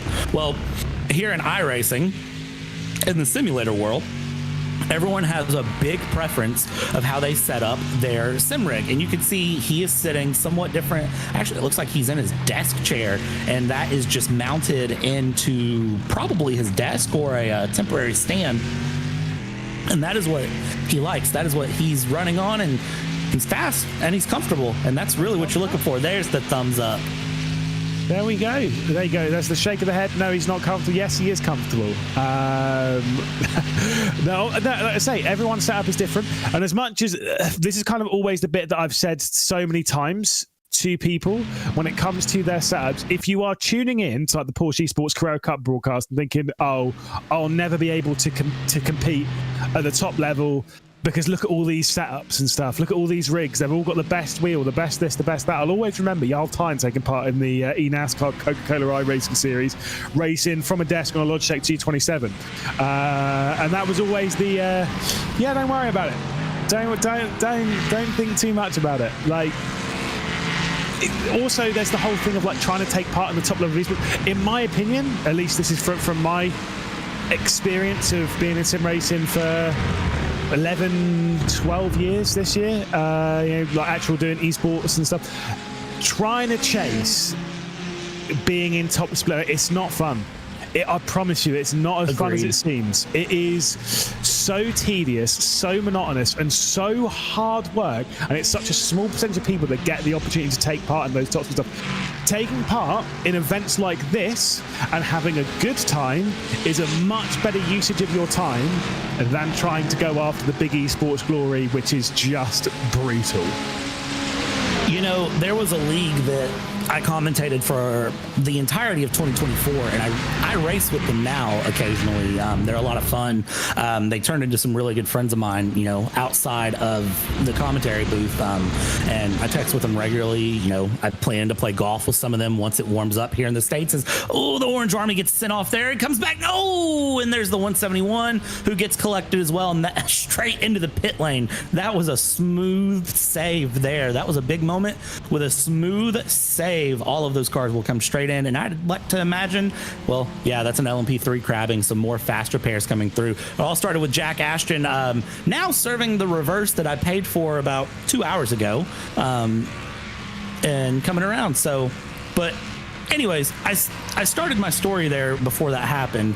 The top driver in that league was a guy that was nicknamed Thumbsticks, and he was nicknamed Thumbsticks because, well, he got to the top. He won a championship in that league and would win races regularly because he was racing on a controller, and he was so comfortable on a controller. He's tried to transition the wheel, but just can't. And I know that is crazy to hear, but he has like thousands of hours on iRacing in a controller. Yep, I know someone in sim race, at least from where I'm generally from. elsewhere in sim racing, and he was raced on a controller named Lazarus for the Parkos. Again, had a wheel, tried moving onto it. Actually taught Jacques Villeneuve a little bit for a sim racing event that Jacques Villeneuve took part in. Taught Jacques Villeneuve how to drive on a controller, how to set it all up, gave him all the settings, taught him how to work it in sim racing. Jack then crashed into everyone. We're not going to talk about that. We'll talk about the positives of the story. But yeah, that's from the podcast. Absolutely rapid. The only problem with racing on a controller is you do tend to burn out your tyres a lot more these days in sim racing. But there's always a route. Hugo Luis did say you said golf, that is dangerous. Absolutely spot on. Talking about golf around me, woohoo! That is probably not a good idea for racing broadcast. That's fine. What's your handicap? Don't worry. I'm American, so I can plead my Fifth Amendment rights. Okay, that's fair. Mine's, I think, 21 at the moment. Mine's like 25, so.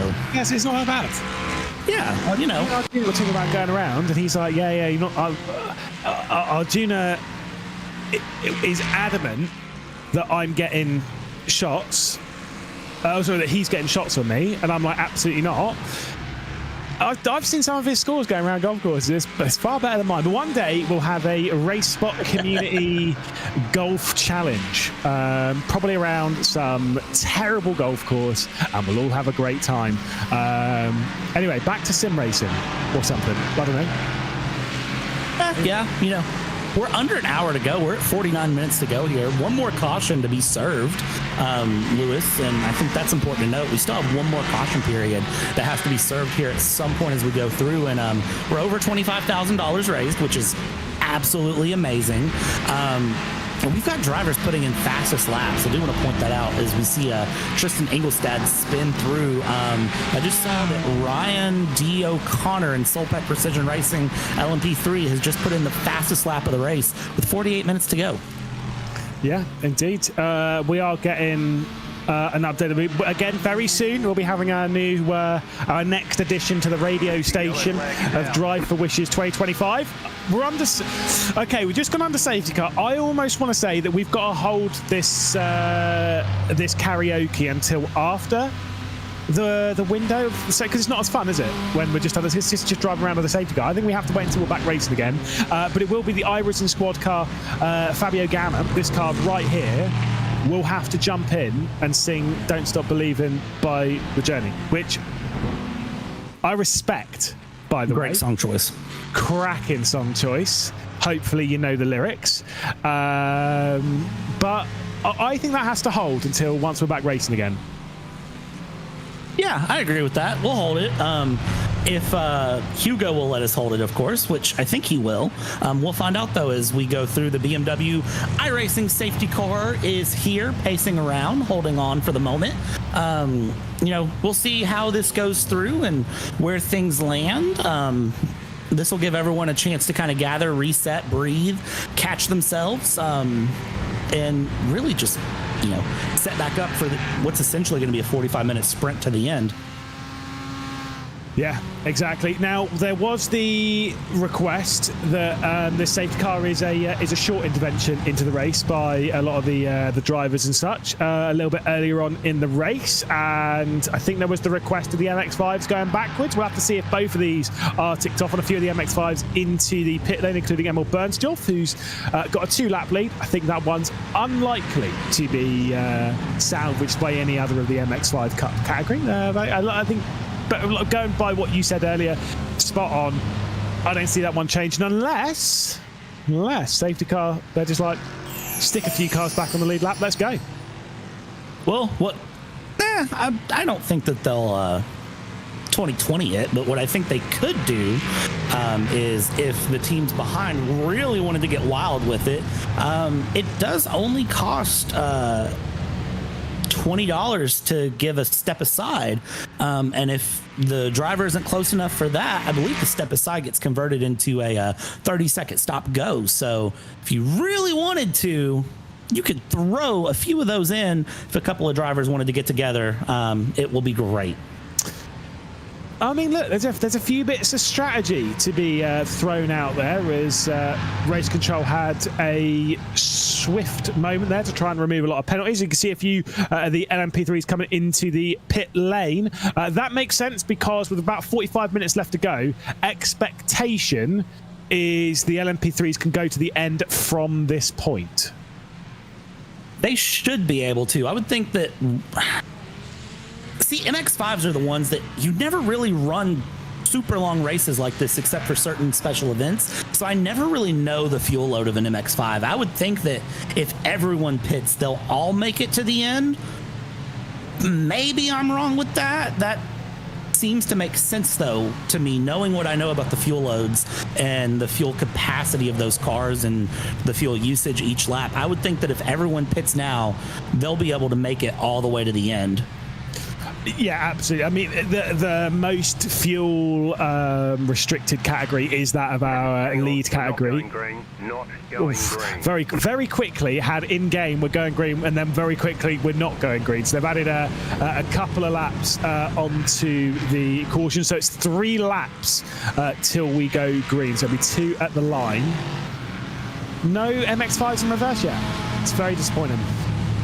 They may save that until we are green, but MX-5's getting a wave around there. It looks like some of them are starting to go through, and it's kind of funny to me because the MX-5s in terms of race pace are almost running similar to just the safety car pacing around. Like, they're not that much faster than the pace rate here at the safety car has, and it's so funny to me. I said it earlier whenever we had all of those MX-5s at the lead and then LMP3s behind. I didn't even think the MX-5s saw the green flag come out because of how slow they were on the line compared to GT4s and LMP3s.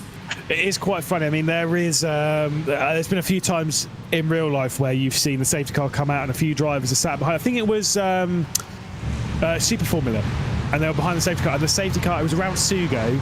The safety car driver was absolutely ragging it, like full on, full send.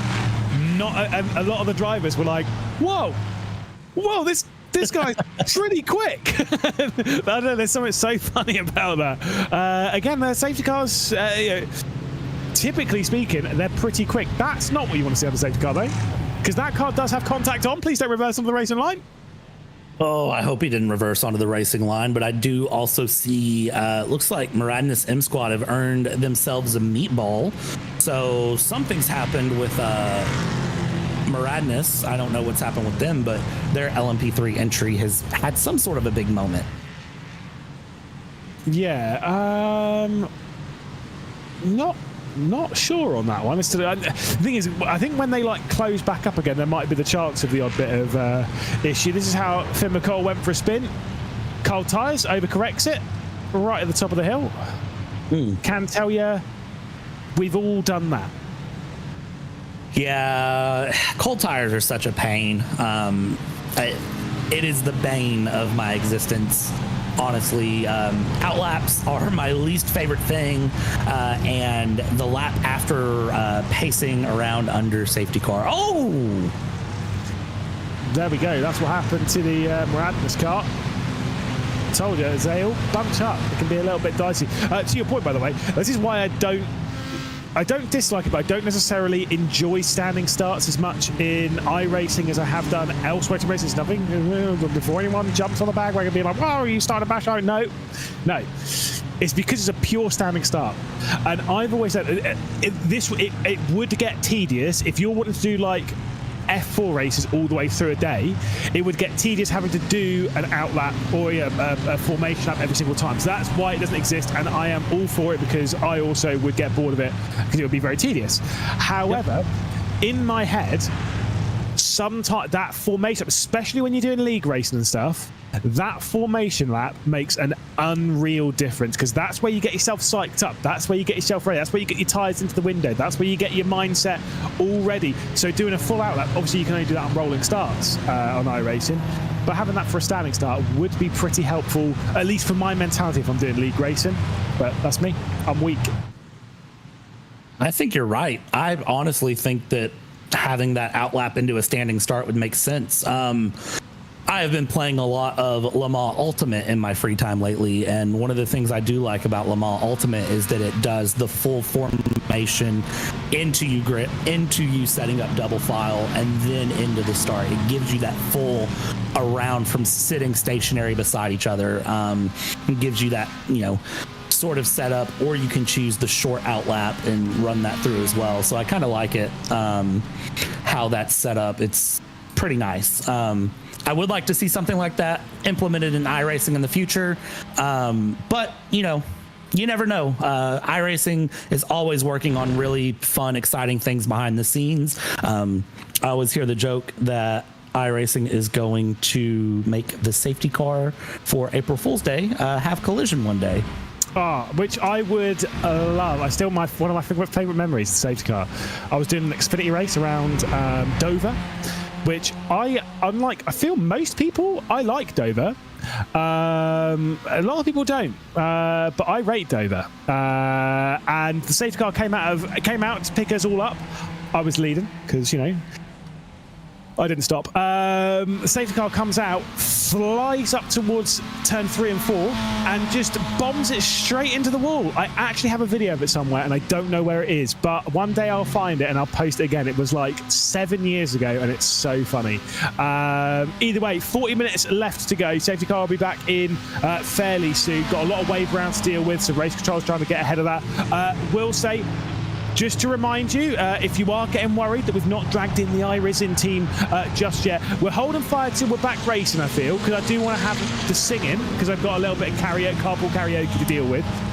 I'm looking forward to them jumping whilst driving around and then hearing Don't Stop Believing. That's what I want. So we're giving them a chance to go back racing again. We'll let it settle down for a lap or so, settling down in big air quotes, and then we'll drag them in, and then we'll have the sing-along. So if you are worried that we've not done it yet, that's why. And let's be honest, if Lewis wants to wait until it's green, that's what we're going to do, because it makes it more fun, too.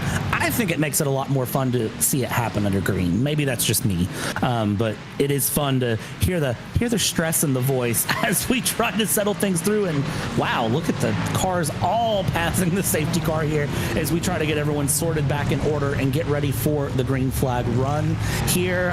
When we come through, it should be about 35 minutes to the end of this amazing event as it goes. We're almost at $26,000 raised. The goal, I think the ultimate goal on the day was 30,000, and we're really not that far off, all things considered. Yeah, indeed. Again, the very, very generous contributions from all of you sat at home and all of the teams driving around, everyone watching various people's streams and stuff around the world of sim racing. Thank you to everyone. If you are listening in and you're kind of paying attention to someone's community stream or whatever, jump over to them, pass on our thanks as well, because this event is nothing about everyone taking part without everyone watching and being so generous as well with their contributions. Obviously, still got 40 minutes left to go, and the chance of passing 30k, it's not a million miles away. We can absolutely do it in the final 37.5 minutes. And again, we've got plenty of singing left to go in that time. Still hoping to drag our junior in here and have a little sing along. He owes us a little bit of Rick Astley, as I've been informed. He does. I don't know where Arjuna is, but yeah, he'll owe us either now or I will be expecting a video in my DMs at some point. So we'll see what Arjuna decides to do. But it is fun to be here with you, Lewis. I'm not going to lie. It's fun to be here and be involved in this race, be involved in this event. I said it earlier when I first jumped in the booth. I love being involved in any sort of a charity event that's set up for a good cause, especially if it's commentary, not just because you get the fun, relaxed environment of that, where you can do crazy things like wear your helmet, or, if you're the one behind the broadcast, you can kind of be a little goofy here and there with certain decisions you make on the graphics, like I did last year on a charity stream. But it's all for a good cause. It's all fun. So it is awesome to be here with you, Lewis, and it's great to, again, see this event come together. Yeah, indeed. Like we say, it's a fantastic event for a fantastic cause, and hopefully we'll have a fantastic conclusion. You can see 1/10 of a second separating the top two because everyone's getting close together again and getting back ready to go racing, as I think it's 1 lap to go from now. 2 laps to go. We've just got the update from Race Control. It's 2 laps until we go green from this point. Sun setting here, Road Atlanta as well. So like I say, I think we're in for a solid one. We've said the MX-5s, that's pretty much set and sorted. We don't have to worry about that. GT4's still leaning towards Brabham. However, their lead won't be as much because Boosted Media, obviously they've been given a wave round, so they're actually just sat behind a little train. There's a couple of LMP3s in there, an MX-5 and then a GT4. They will be closing their way back up in the next couple of laps up to the rear end of this. Obviously they'd have a lot of cars to work their way through, but theoretically their chance of winning isn't that high, or isn't that low rather, and one intervention of a potential donation to send them back down into pit lane for Aidan Millwood and the 66 team could cost Brabham the victory here. So we'll have to wait and see. Confirmation for Race Control, it'll be green this time by. That's why the lights are out on the safety car. Yeah, and looking at the LMP3 category, the top 5 are all bunched together with each other. So we should see a 5-car battle for the lead as soon as that safety car pulls in and green flag is thrown. And that will be a big moment there because if you had asked me a few minutes ago, PWR Motorsports was in a great place. Solpec Precision Racing LMP3 was in a great place, but now we've introduced Nerdy Core, Maradness, Eclipse Racing, Esports, Lunar are all in as well. So you've got 5 LMP3s that could all be fighting each other, but I've said this time and time again, and I'll continue to say it. Traffic giveth, traffic taketh away. So if any of those cars end up in a traffic situation and the traffic, missets things for some reason, it's game over. Certainly is. Solpec Precision do have a few cars to work their way through before they get to Eclipse. One of those being their own teammates in the MX-5 race lead. Emil Bernstoff behind the wheel.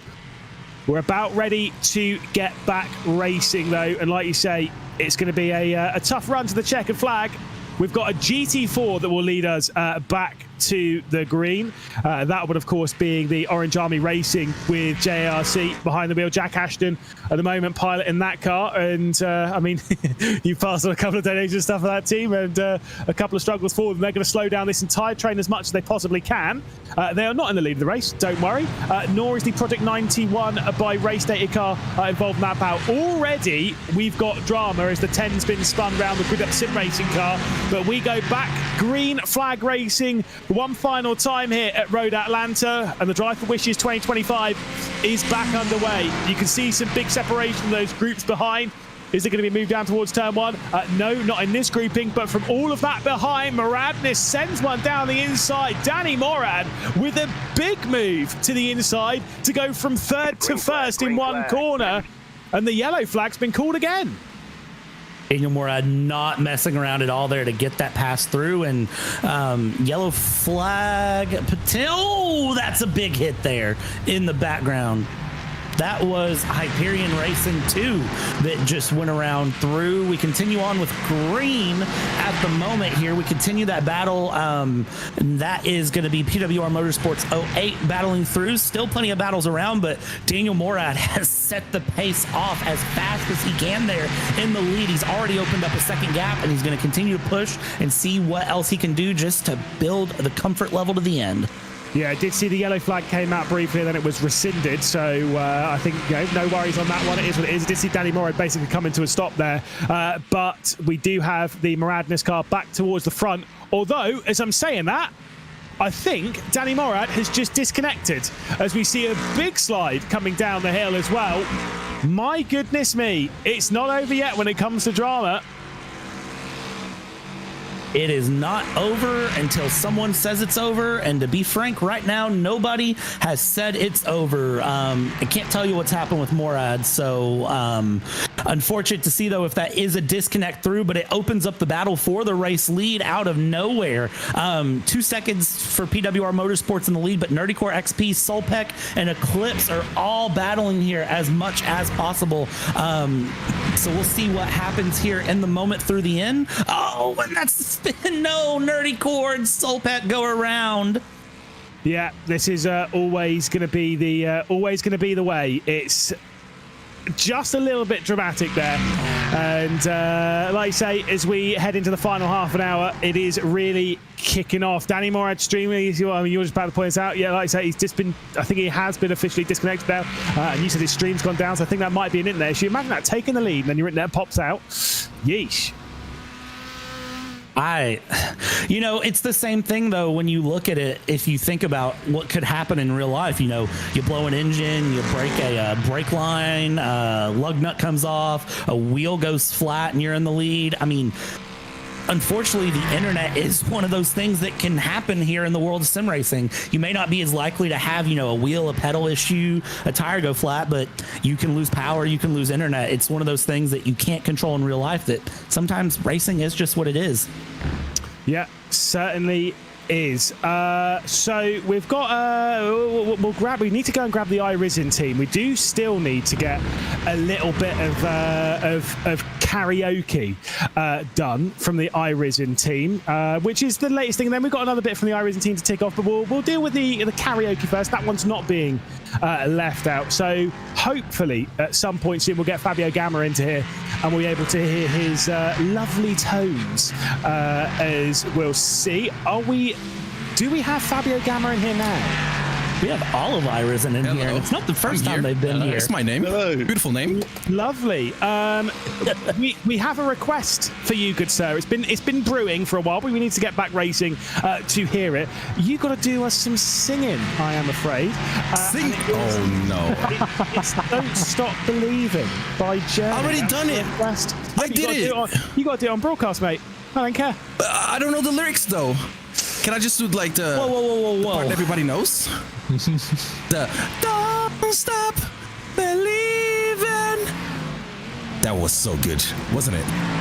Keep going, keep going. What's the next bit? But I don't know anymore. Hold on to this feeling. My goodness me, I don't know it.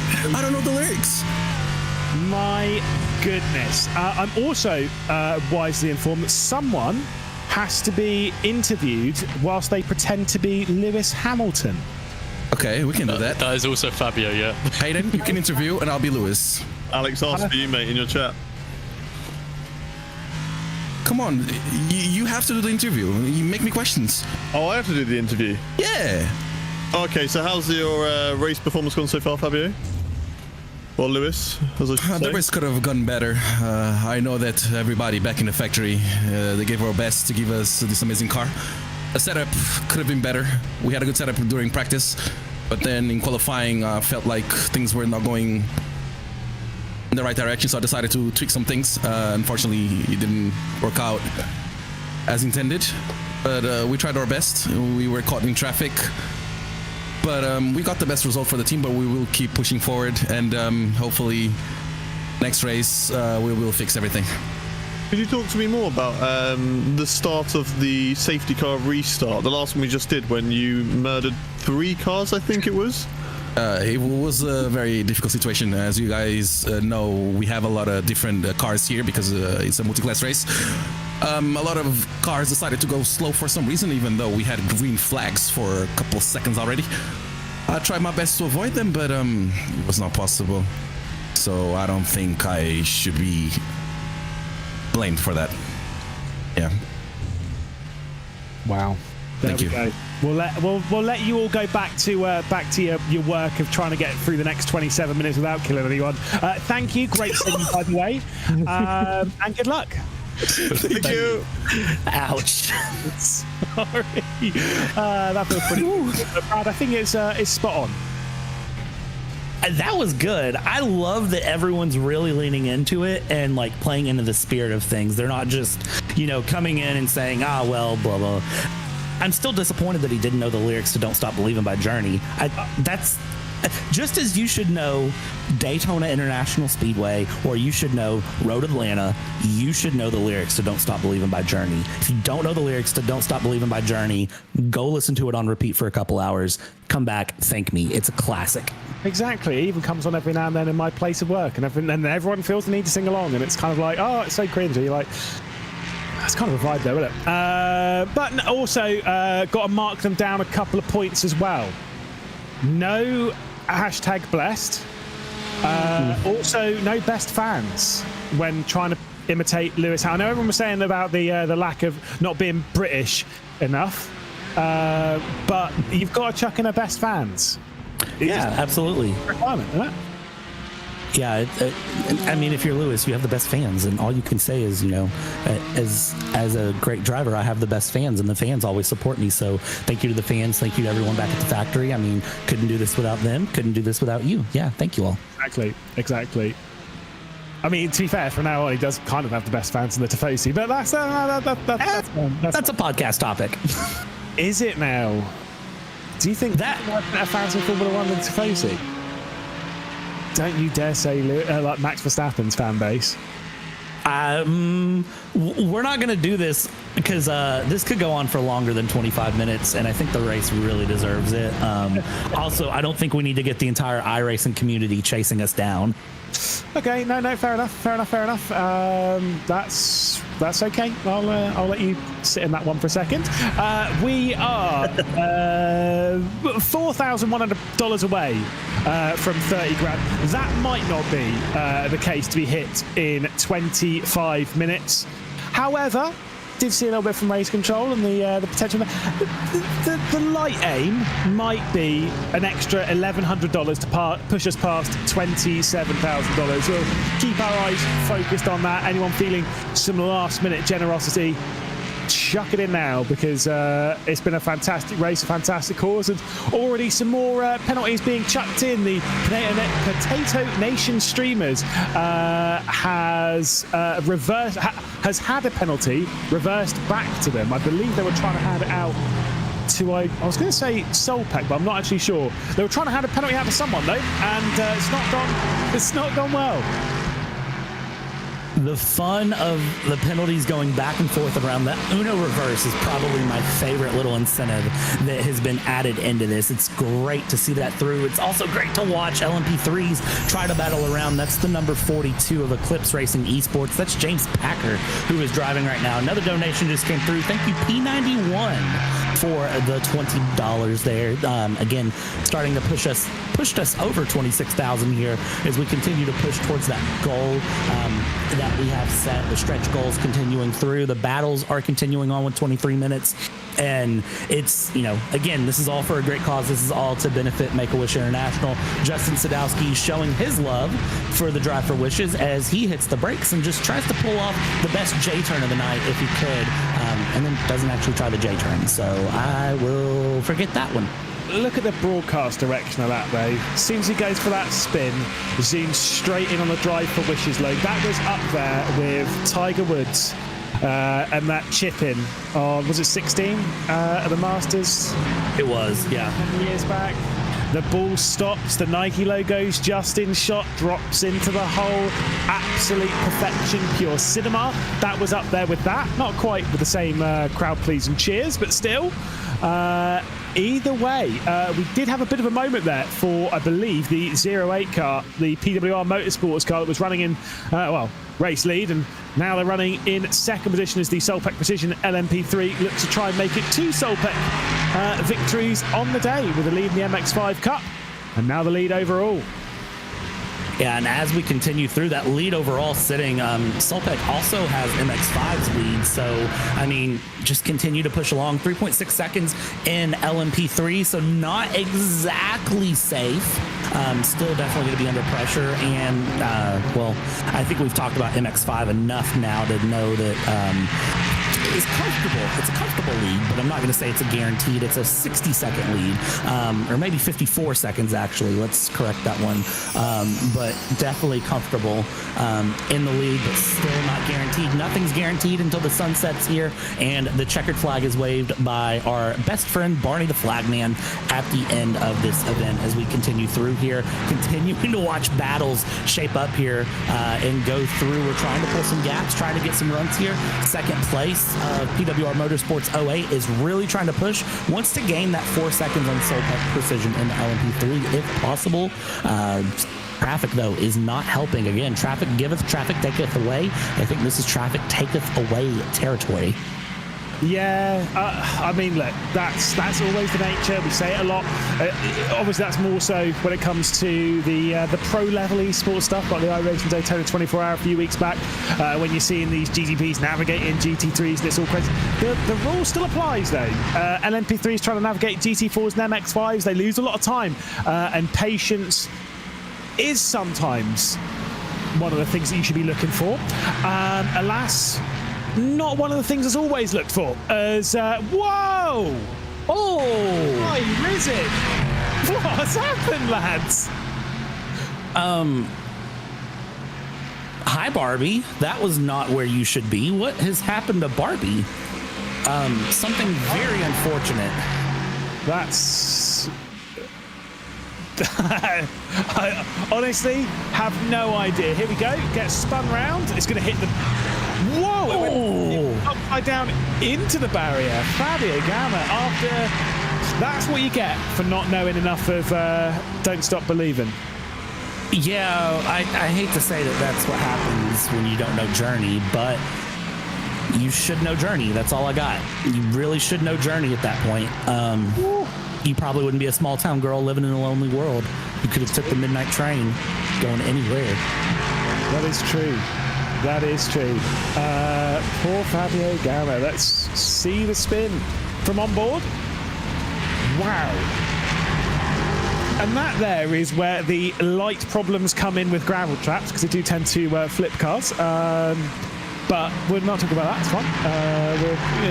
By the way, I don't believe in concrete runoffs either. There's a better way. That's fine. We're not going to talk about it. That was one of the fastest crashes I think I've ever seen at Turn 1, and I've commentated on Road Atlanta a lot. I think that's one of the worst crashes at Turn 1 Road Atlanta. Actually, I'm going to say that's the worst crash at Road Atlanta, period, I've seen in iRacing, and I have commentated a lot of Road Atlanta. So, yeah, that was a weird one. Yeah, just, again, absolutely sent into the barrier. Do you know what? I'm going to say it now. It's not the last crash you're dealing with today. Is here we go. There's the Maradness car sent round right in front of a trio, or at least duo of GT4s, and that's the Eclipse car from second position that's just been sent around, almost confirming the Solpec victory. Well, we'll see about that one. PWR then back up into second position. Absolute insanity. Yeah, this is not over at all. Let's get a replay here. This is going to be James Packer coming through, gets with the Maradness car. They tap, and then they both just lose it there on the grass. Nothing they can do. The GT4 secures the life of James Packer there, hits him again, and it's just carnage behind. Yes, indeed. Crazy. I don't know exactly how many times we've been flipping it around, but Boosted Media and Brabham, by the way, keep chucking some money around, basically bouncing a penalty between each other at the moment. So it's and again, that penalty will make a difference. If Brabham do have to take that penalty, they will lose the race. So they've basically just got to keep paying $10 every time they hang on to the race lead. This is on board with Brewer. And that's where the Eclipse car got a bit of a whack. And unfortunately for Brewer, also a bit of a whack. And into the barrier, into the pit lane has come James Packer as well for Eclipse. And there is your race leader in the LMP3s. 12.7 seconds at the moment. Out front and flying away. If they keep their nose clean, it's surely a slam dunk victory for them. It should be, yes, I agree. The big key is keep the nose clean, keep your eye on traffic, and for the last 15 minutes, I think really just keeping your head together and keeping focus through to the end, which is easier said than done. The battle of the meme MX-5s come together there, and that wasn't even a gentle one. That was just, I think that was a case of, I think my car looks better than yours. No, my car looks better than yours, with the MX-5s coming together there as we continue to watch battles here in the LMP3 category. Yep. We'll just say a couple of other issues. The car 39, that is the Racing Without Limits car, has received a delightful penalty courtesy of the Vandalay community team. Maybe even come from Vandalay as well, who knows? But either way, that sent them no positions lost, just a bit of track position lost and a bit of time to return to pit lane. But again, more money being donated, so we'll take it. Yeah, for sure. It pushes us. Wow, words. Pushing us closer and closer to that ultimate goal here as we stand 15 minutes, 45 seconds left to go. We continue to watch here the second position Hyperion Racing LMP3 car battle through and around and keep things going as best as possible. And, you know, just kind of watching, thinking about this race as a whole. You got to think we started 8 hours ago on this race, really getting it set up, qualifying, everything underway. So 8 hours ago, all of these drivers, all of these teams set up here, Lewis, and you know they just had a goal to get to the end, have some fun. And I'm going to tell you right now, a lot of fun has been had. A lot of cars have been totally lost. A lot of quick repairs have been taken. A lot of fuel, a lot of tires. But I think overall, this event has been a smashing success, and I can't wait to see it again. Exactly. Again, always look forward to races for charity. Obviously, we do have a few now in sim racing across the. Again, I remember back in Mad sim racing again 10, 12 years ago.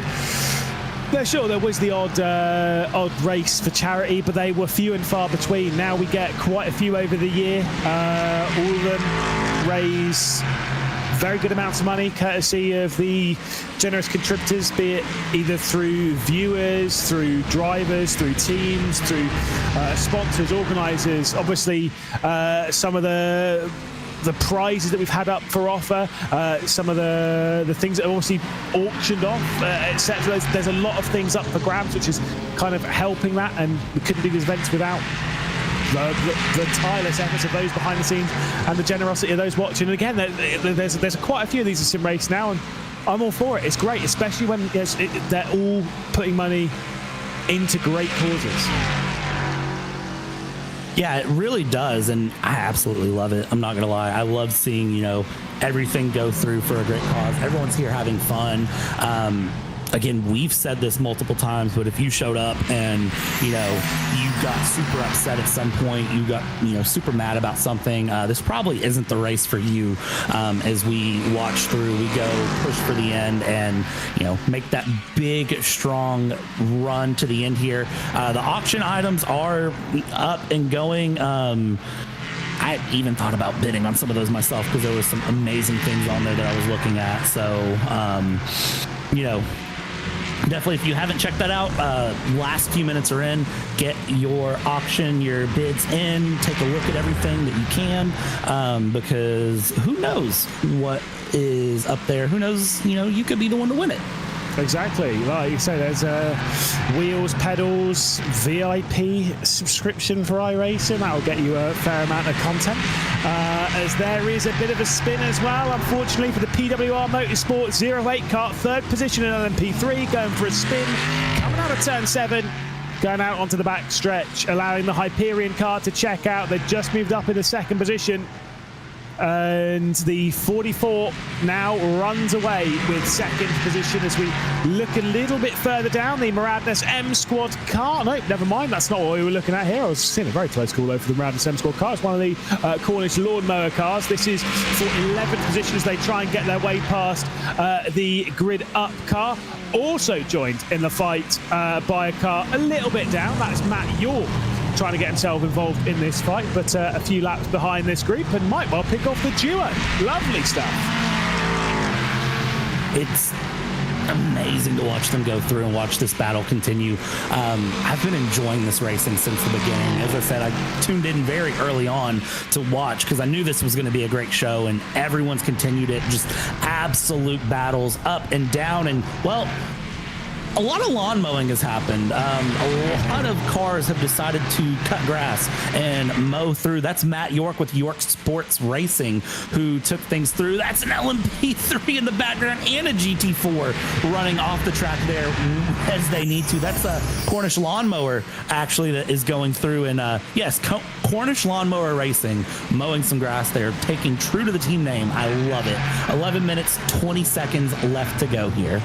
Yeah, indeed. Did say about Matt York earlier, if you weren't joining, obviously been well versed in the world of sim racing for a fair while, not just as a driver, but as his day job is working as a game developer. And he says in his little thing that he sent to us, worked on a few games like Project Cars 2 and 3, a couple of other bits as well, and has a bit more work as well coming up, but that's yet to be announced. So can give us a little tease for the future of sim racing, I'm sure.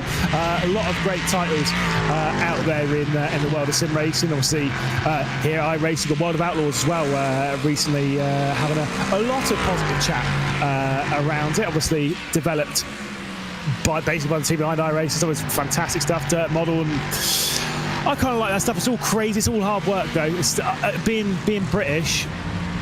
I'm no good at that. I'm no good at ovals generally, mate. Really? No, it's the hill I'll die on, which I don't need to with Americans. We all understand this, but a lot of people in Europe, as is it kind of expected, there is the stigma around oval racing, which is it's not that difficult. And I maintain oval racing is far harder than anyone gives it credit for, and will teach you a lot about racing that you don't really know. For one, very rarely in oval racing are you not around someone else. So if you're F1, something like that, you're doing an F1 like sim racing thing, you'll be at the front of the field or whatever, and you'll check out in the distance and you won't see anyone for an hour and a half. That doesn't happen in oval racing. So I think oval racing is great. I love it. I've watched NASCAR since 2014. Love myself some IndyCar. I'm all for it. Well, and the big thing with oval racing is, as we watch Aiden Pole here with Pole Sim Racing Red battling it out, this is a big old mix of MX-5s that are going together. I think the big thing with oval racing, in my opinion, is that, you know, people think it's just keep your foot flat on the throttle and turn left. Baby, oh, that was, I don't know what LMP3 that was, but that was all three of those MX-5s. I want to say that was two MX-5s spinning together, and then the third one checking up and the LMP3 sending it through. That was a interesting moment there to see. And, well, there's the front end of an LMP3 for company. Yeah, it was Project 91 was the LMP3 trying to work their way through, who have been paying $10 here, there and everywhere to try and not get the penalty, I believe. And, well, they have that to deal with, which sends them straight out into the barrier and into the Hyperion car that was running in second position.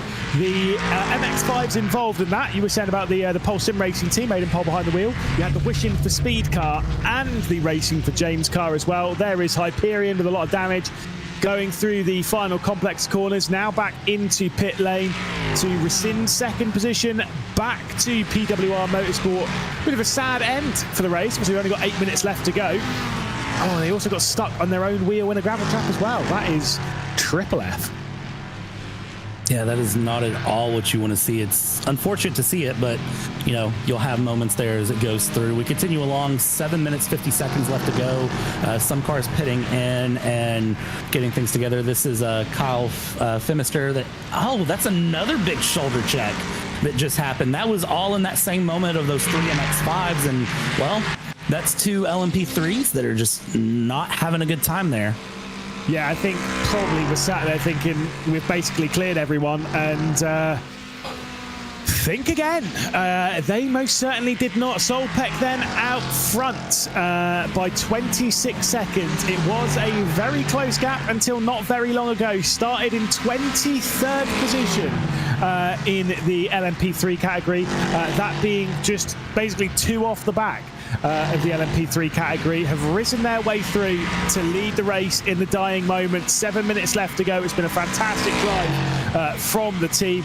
Saw some great moments from Ryan O'Connor earlier on, Michael Diaz, and of course Boris Angel Ovando, who I do remember seeing a few dramas from, in not a positive way. And of course Oleg Lovkov behind the wheel at the moment. Does seem as though it's going to be a comfortable bringing it home. Weaving onto the grass, why not? I think he knows he's on camera, mate.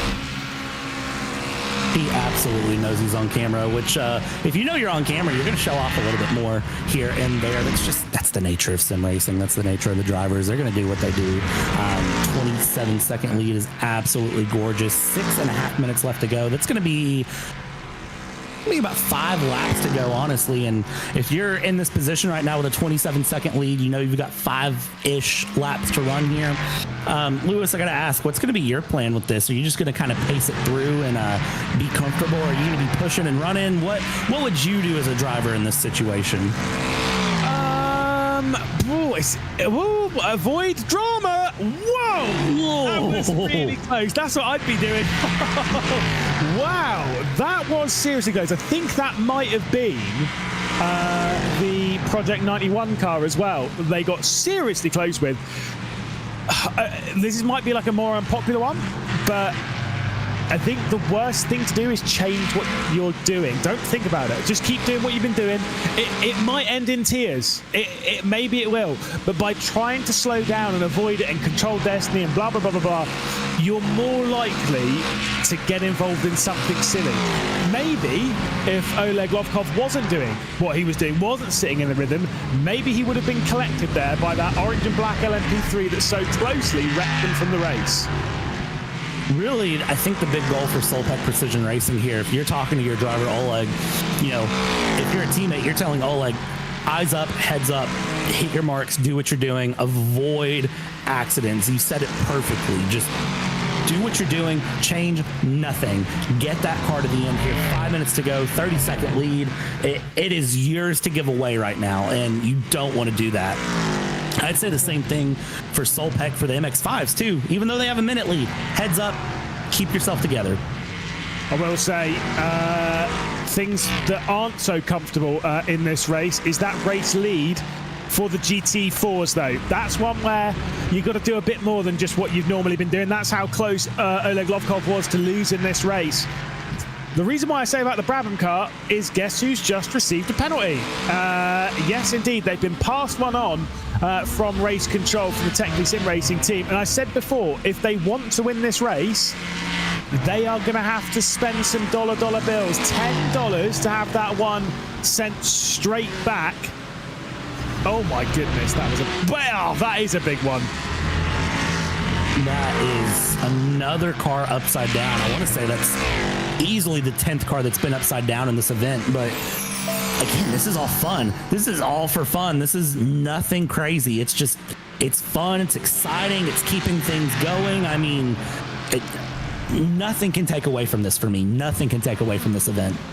No, indeed not. That $10 from Anonymous, I do wonder if that might be the request from the 66 Brabham car to be like, send that one back. Aidan Pohl was doing a reverse down the backstretch, which is when that incident happened. That was fun and terrifying indeed. There's your race leaders, 26 seconds clear. And like I say, I do wonder, I do have fears for the GT4 leader. No word from race control as to whether that penalty has been sent back. From where we are in the race though, and the lap times that we're currently running, the Solpec car should have 2 laps left to go at the line. Might be 3. They're running about 1 minute 15, 1 minute 16 second lap times, depending on traffic. So 2 minutes 30 at the line, and we're done in 2 laps. Yep.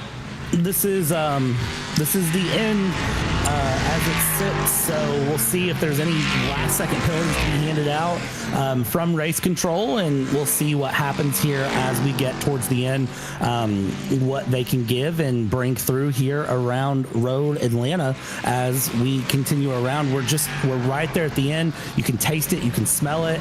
I'm still with you though. GT4 is not secure at all between Brabham and Boosted Media. Nothing is secure there for them. I want to say for Brabham, they can probably breathe easier, but really not as we just continue along and keep things going. And actually, there is a black flag for Boosted Media there, so it looks like they might be game over, honestly, where they stand. They're doing a drive-through. Yeah, and so what had happened was they were the ones, obviously, that penalised the Aidan Millwood, the 66 that currently leads the GT4 category, that Brabham Motorsport car. But then we got $10 pushed through, which was expected, and then it was obviously sent straight back. The iRacing squad, by the way, have been disqualified from the race. I believe there's the whiff of intentional wreck that may well have happened. I hope not. I would hope that that's not what happened through there. It's unfortunate if it did. So we'll see what happens there, as iRacing has been disqualified. It's unfortunate to see. I know Briarton Motorsports was out several laps ago as well. I don't know what happened with them either. I believe they might have been a disconnect early on, or something happened with them maybe serving a reverse. We're just a minute left to go here, Lewis. It's been an amazing 8 hours, and we're about to cross that $27,000 mark. Yeah, which again, thank you so much. That was the little goal that we were kind of having in our hearts and heads, that maybe we were going to be seeing ourselves hit the mark of 27,000. Obviously, ideally, we'd hit 30k, and I think post-race, the auctions and such of that, probably going to head towards that mark. But to get 27 mid-race, I'd be pretty happy with that. Again, it's been a very positive day for the world of sim racing. The time is ticking down. We've only got 20 seconds left to go, and there's only a handful of corners for the Solpec Precision team to do before they come across the line and take victory here in the 2025 Drive for Wishes. It's been a fantastic event from start to finish. Nearly $30,000 raised. We've just passed 27k out through the final corner. With seconds to spare, we cross the line, and Oleg Lovkov will cross it to start the final lap. I did wonder if we were going to be close. It was very tight at the line. We've got one more to do. That, by the way, 8 hours, 0.5 on the dot. So technically, we're in overtime. That was absolutely insane to see go through. I really thought we were done there. I saw the white flag waving. I thought it was going to be a transition to the checkered flag as Oleg crossed the line, but no, he gets one more celebration lap to bring it around. And again, 24 seconds in the lead. He could breathe easy here and just bring it safe, but he's not going to do that. He's going to absolutely send this car to the end and get it home here while he can. Don't change anything you're doing. If you don't need to, we continue to bring it around, and it's been an amazing event from everyone. It's been a crazy event to watch top to bottom. It's going to be awesome to watch him go through, and big congratulations will go to him, Brabham Motorsports, and Solpec Precision MX-5. Solpec bringing home 2 classes here today, which is huge. Yeah, indeed, doing the double on what has been a fantastic day for the world of sim racing, and of course for charity, all for a great cause. Now we're going to see the Solpec Precision car come across the line a little bit later maybe than we were expecting, but Oleg Lovkov brings the car to the line to take victory here in the Drive for Wishes 2025 alongside Michael Diaz, alongside Ryan O'Connor as well. A superb drive from the team. Of course, Boris Angel Lavando behind the wheel at various points throughout this race. Superb driving, as we'll now have a little wait for the Brabham Motorsport car to come across the line. The Solpec MX-5 will be behind that. They're going into turn 7 now, but here comes Brabham. Yeah, Brabham bringing it across the line there. Has to be very happy. That penalty, those Uno reverses really helping out there in the end to get things through. Boosted Media gave everything that team could to try to get in. They were within 10 seconds, and then one final drive-through sealed their fate there. Quad Dash Racing, too, and Orange Army, PWR Motorsport. I want to give a shout-out to them as well. All of them finishing in the top 5, but they were absolutely leading at some points. They were pushing at some points. I mean, they were giving it pressure, but in the end, after that final restart, I mean, they just sent it through, and here's the Solpec Precision MX-5. Yeah, indeed. Emil Bernstorff behind the wheel. They were probably the favourites to sing. That's why I think they to take victory. That's why they received a few donations to make them sing before the race had even started. But Emil Bernstorff will cross the line. Dario Frattini, Rob Clark behind the wheel also throughout the race. And a bit of a shout out to them because it's an unofficial award. But at least as far as I've seen, Rob Clark behind the wheel of this car will win the unofficial Lewis and Arjuna J Turn of the Day award, which was sick, by the way. But still, that's it. Race over. And what a fantastic one it was. I mean, look, we've had a great run, and like I say, we'll have to wait 12 months to do this all over again. But still, money keeps coming in. $28,700. Dollars. I know what I mean. $28,729 in cars doing donuts in the hill. I love this. Solpec celebrating MX5 and LMP3 together, going through. Money is still coming in too. 28,729. It continues to climb. By the time we sign this broadcast off, we might hit the $30,000 mark on its own. I mean, it's been an amazing thing. Look at that. There's a GT4 going backwards, flashing its lights. I think everyone's just happy that the event came through and ended, and well, everyone's going to celebrate with some donuts going through. I mean, amazing event. Amazing.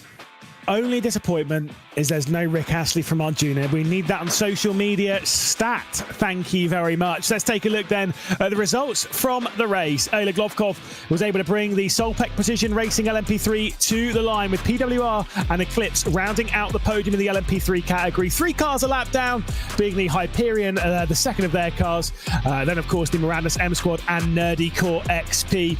The first of the Cornish Lawnmower Racing teams as well. They're in 7th position, all on the same lap as Project 91 and Maximum Effort. The second of the Miranda's M Sport cars, that was the one with Danny Morad behind the wheel, finished inside the top 10. Then we've got the Cornish Lawnmower, Grid Up Sim Racing, Vermilion, Eclipse, then the York Sports Car, Potato Nation, Spuds, and of course the iRisen squad got DQ'd there late on in the race. Pit Stop Party Animals, Racing Without Limits, Straight Line Racing for Wishes, and I believe a couple of final LMP3s on the final page. I think pretty much everyone was able to get to the end of the race, obviously with the slew of fast repairs which they were able to use unlimited throughout the race, of course.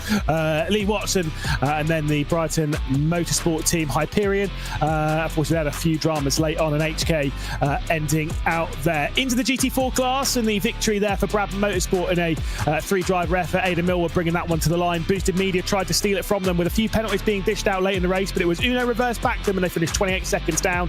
Quad Dash there in 3rd position with the PWR Motorsport. Orange Army Racing with JARC, Project 91 Racing team, and then under the radar Vandalay Community Racing, and then the Schadenfreude Volker with Team 922 team racing inside the top 10. JR3, of course, the legendary Oreo car, finishing at 11th position with 13.22, and Bum Racing finishing at the rear of the field after starting from the rear of the field.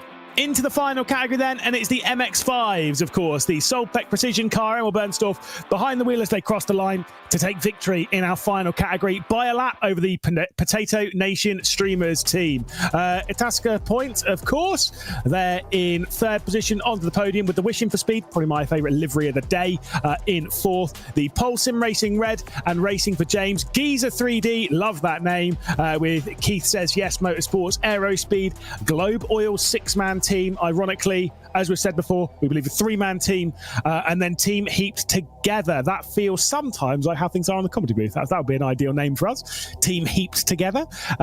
We do feel that way sometimes. What an event it's been, though, Brad. I mean, sum it up. Obviously, you commentated on the last 4 hours, courtesy of Arjuna not being here, but a great event for a great cause, and an amazing amount of money made for charity.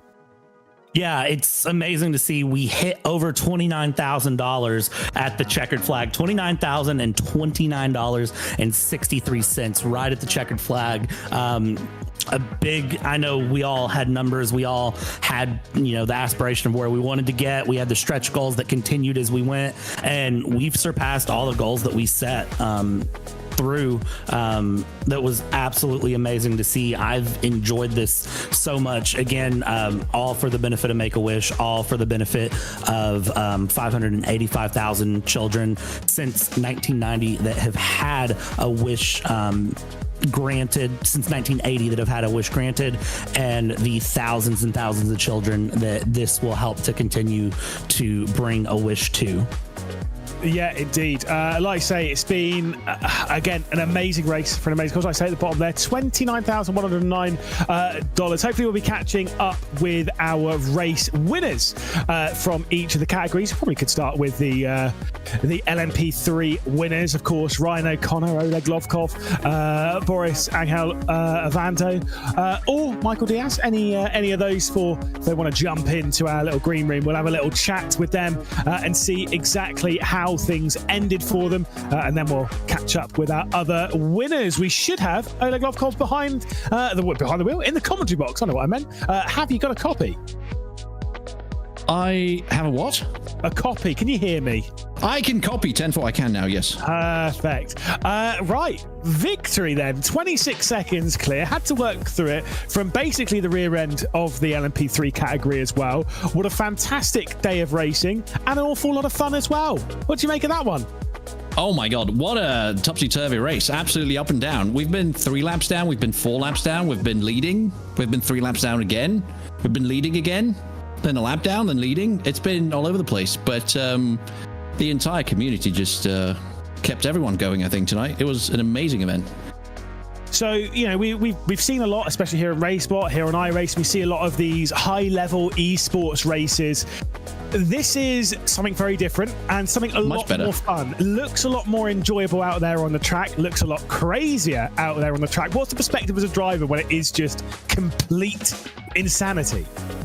It's controlled chaos in a way because you still have to go where the road goes most of the time. Other than that, it was just 8 hours of fun, I think. A bit of frustration, but mostly 99% it was just fun. Well, Oleg, it's been a long day. It's been a great day. 8 hours of racing. You have come across the line as the victor. We'll let you go and celebrate with the team. Fantastic effort. Pass on our congratulations. Thank you. Will do. Yeah, we did really well. I'll say hi to everyone. Thank you, guys. Perfect. Thank you. There is the Solpec Precision LMP3 winning our overall category. Now we've got someone who I never thought I would talk to as a winner. It's Aidan Millward. Hello. That's a backhanded compliment and a half, isn't it? Thanks, Aidan. It's been a while since we had a little a proper chat. Obviously, we had an excellent singing rendition from you earlier on in the day, but you come across the line as the winner. You had to chuck a bit of money out though for that one to send the penalties back to boosted media quite a lot. What was that like? Well, we were thinking that this is being manipulated, pay to win and all that stuff, but it's all for a good cause. And when we had that one come through right at the end, it was just like, well, we're sending that back, Uno reverse style, so that they had to take the penalty instead. And just managed to keep the car on the track because it was understeering like a canal boat towards the end. So we just managed to keep it going and came across the line to win. But the charity and the total and the kids that all the money's going to, they're the real winners, as cliche as that sounds. But with $29,109.63 raised, smashes the previous amount. So it just keeps getting bigger and bigger and bigger, and it's all going to go to a really good cause, and winning is secondary to that. We have had goals smashed on the broadcast again, like you say, nearly getting up to $30,000. Maybe a little bit. The window's still open. We'll have to wait and see. You also had a little bit of some goals to navigate. Obviously, assisting with the $29,000 there. Senator, what was the forfeit that you had? You had one in in mind? I have to turn my moon-sized head into a cue ball. Yeah. Yeah. You got to say not done that yet though, no. No, I haven't done it yet. No, Okay. that's a job for future me. All I didn't say when I was going to shave it. That is true. Aidan Millward, I'm sure on social media. I'm that video now. Keep my eye wide open. Aidan, thank you so much. And yeah, again, great race. Pass it on to the team. Yeah, I will do. Thank you. It's good to speak to you again. Lovely. Aidan Millward then, victory in the GT4 category, courtesy of Brad Motorsport. Brad, such a lot of fun to hear from the drivers, to hear the positivity as well after such a good event. Not, sure we've caught up with the winners, but I'm sure everyone's had a good time out there. Yeah, I think Aidan said it best. The real winner of all of this is the kids. I mean, I don't think there's a better way you could have phrased that. We all knew coming in that this was for a great cause. Everyone raced like it was for a great cause. Yes, there was action and chaos and all of the fun things that make things exciting. But at the end of the day, we all knew what was going on. Big shout out to Make-A-Wish International for getting this set up, getting this going. Shout out to every driver that showed up and promoted it, and big shout out to everyone that's watched. Yeah, indeed. Thank you to everyone that has kept with us throughout the entirety of the running of this race. It's been 8 hours. The auction, by the way, please do not forget, the auction is still going. You'll see a few things up for auction. You got pedals in there. You can see you got the rig there as well, courtesy of some of our partners. So ASR rig, you got SimLab pedals, you got a wheel as well that is winnable, and then the one that that I was having my little eyes on, of course, a big one, the iRacing VIP membership. So basically having everything for a year. I mean, look, a lot of fantastic stuff, and that is open until, I'm wisely informed by you, Brad, until 2 a.m. Eastern. That is plenty of time to get your bids in. Thank you so much for the donations that have brought us all the way up to this point. $29,229. Still, I'm sure plenty more to come. We're definitely going to pass that 30 grand. For myself, Lewis McGlade, from Brad Dalton, who's taken us through the final 4 hours of the race. Cheers, Brad, for stepping in for Arjuna. And of course, the entire commentary team and Hugo Luis, who's been bringing us the broadcast. For all of you watching at home, thank you so much for joining us. For all the teams that have taken part and everyone behind the scenes, a big thank you from us here at RaceSpot. We'll see you in 2026 when we do this all over again.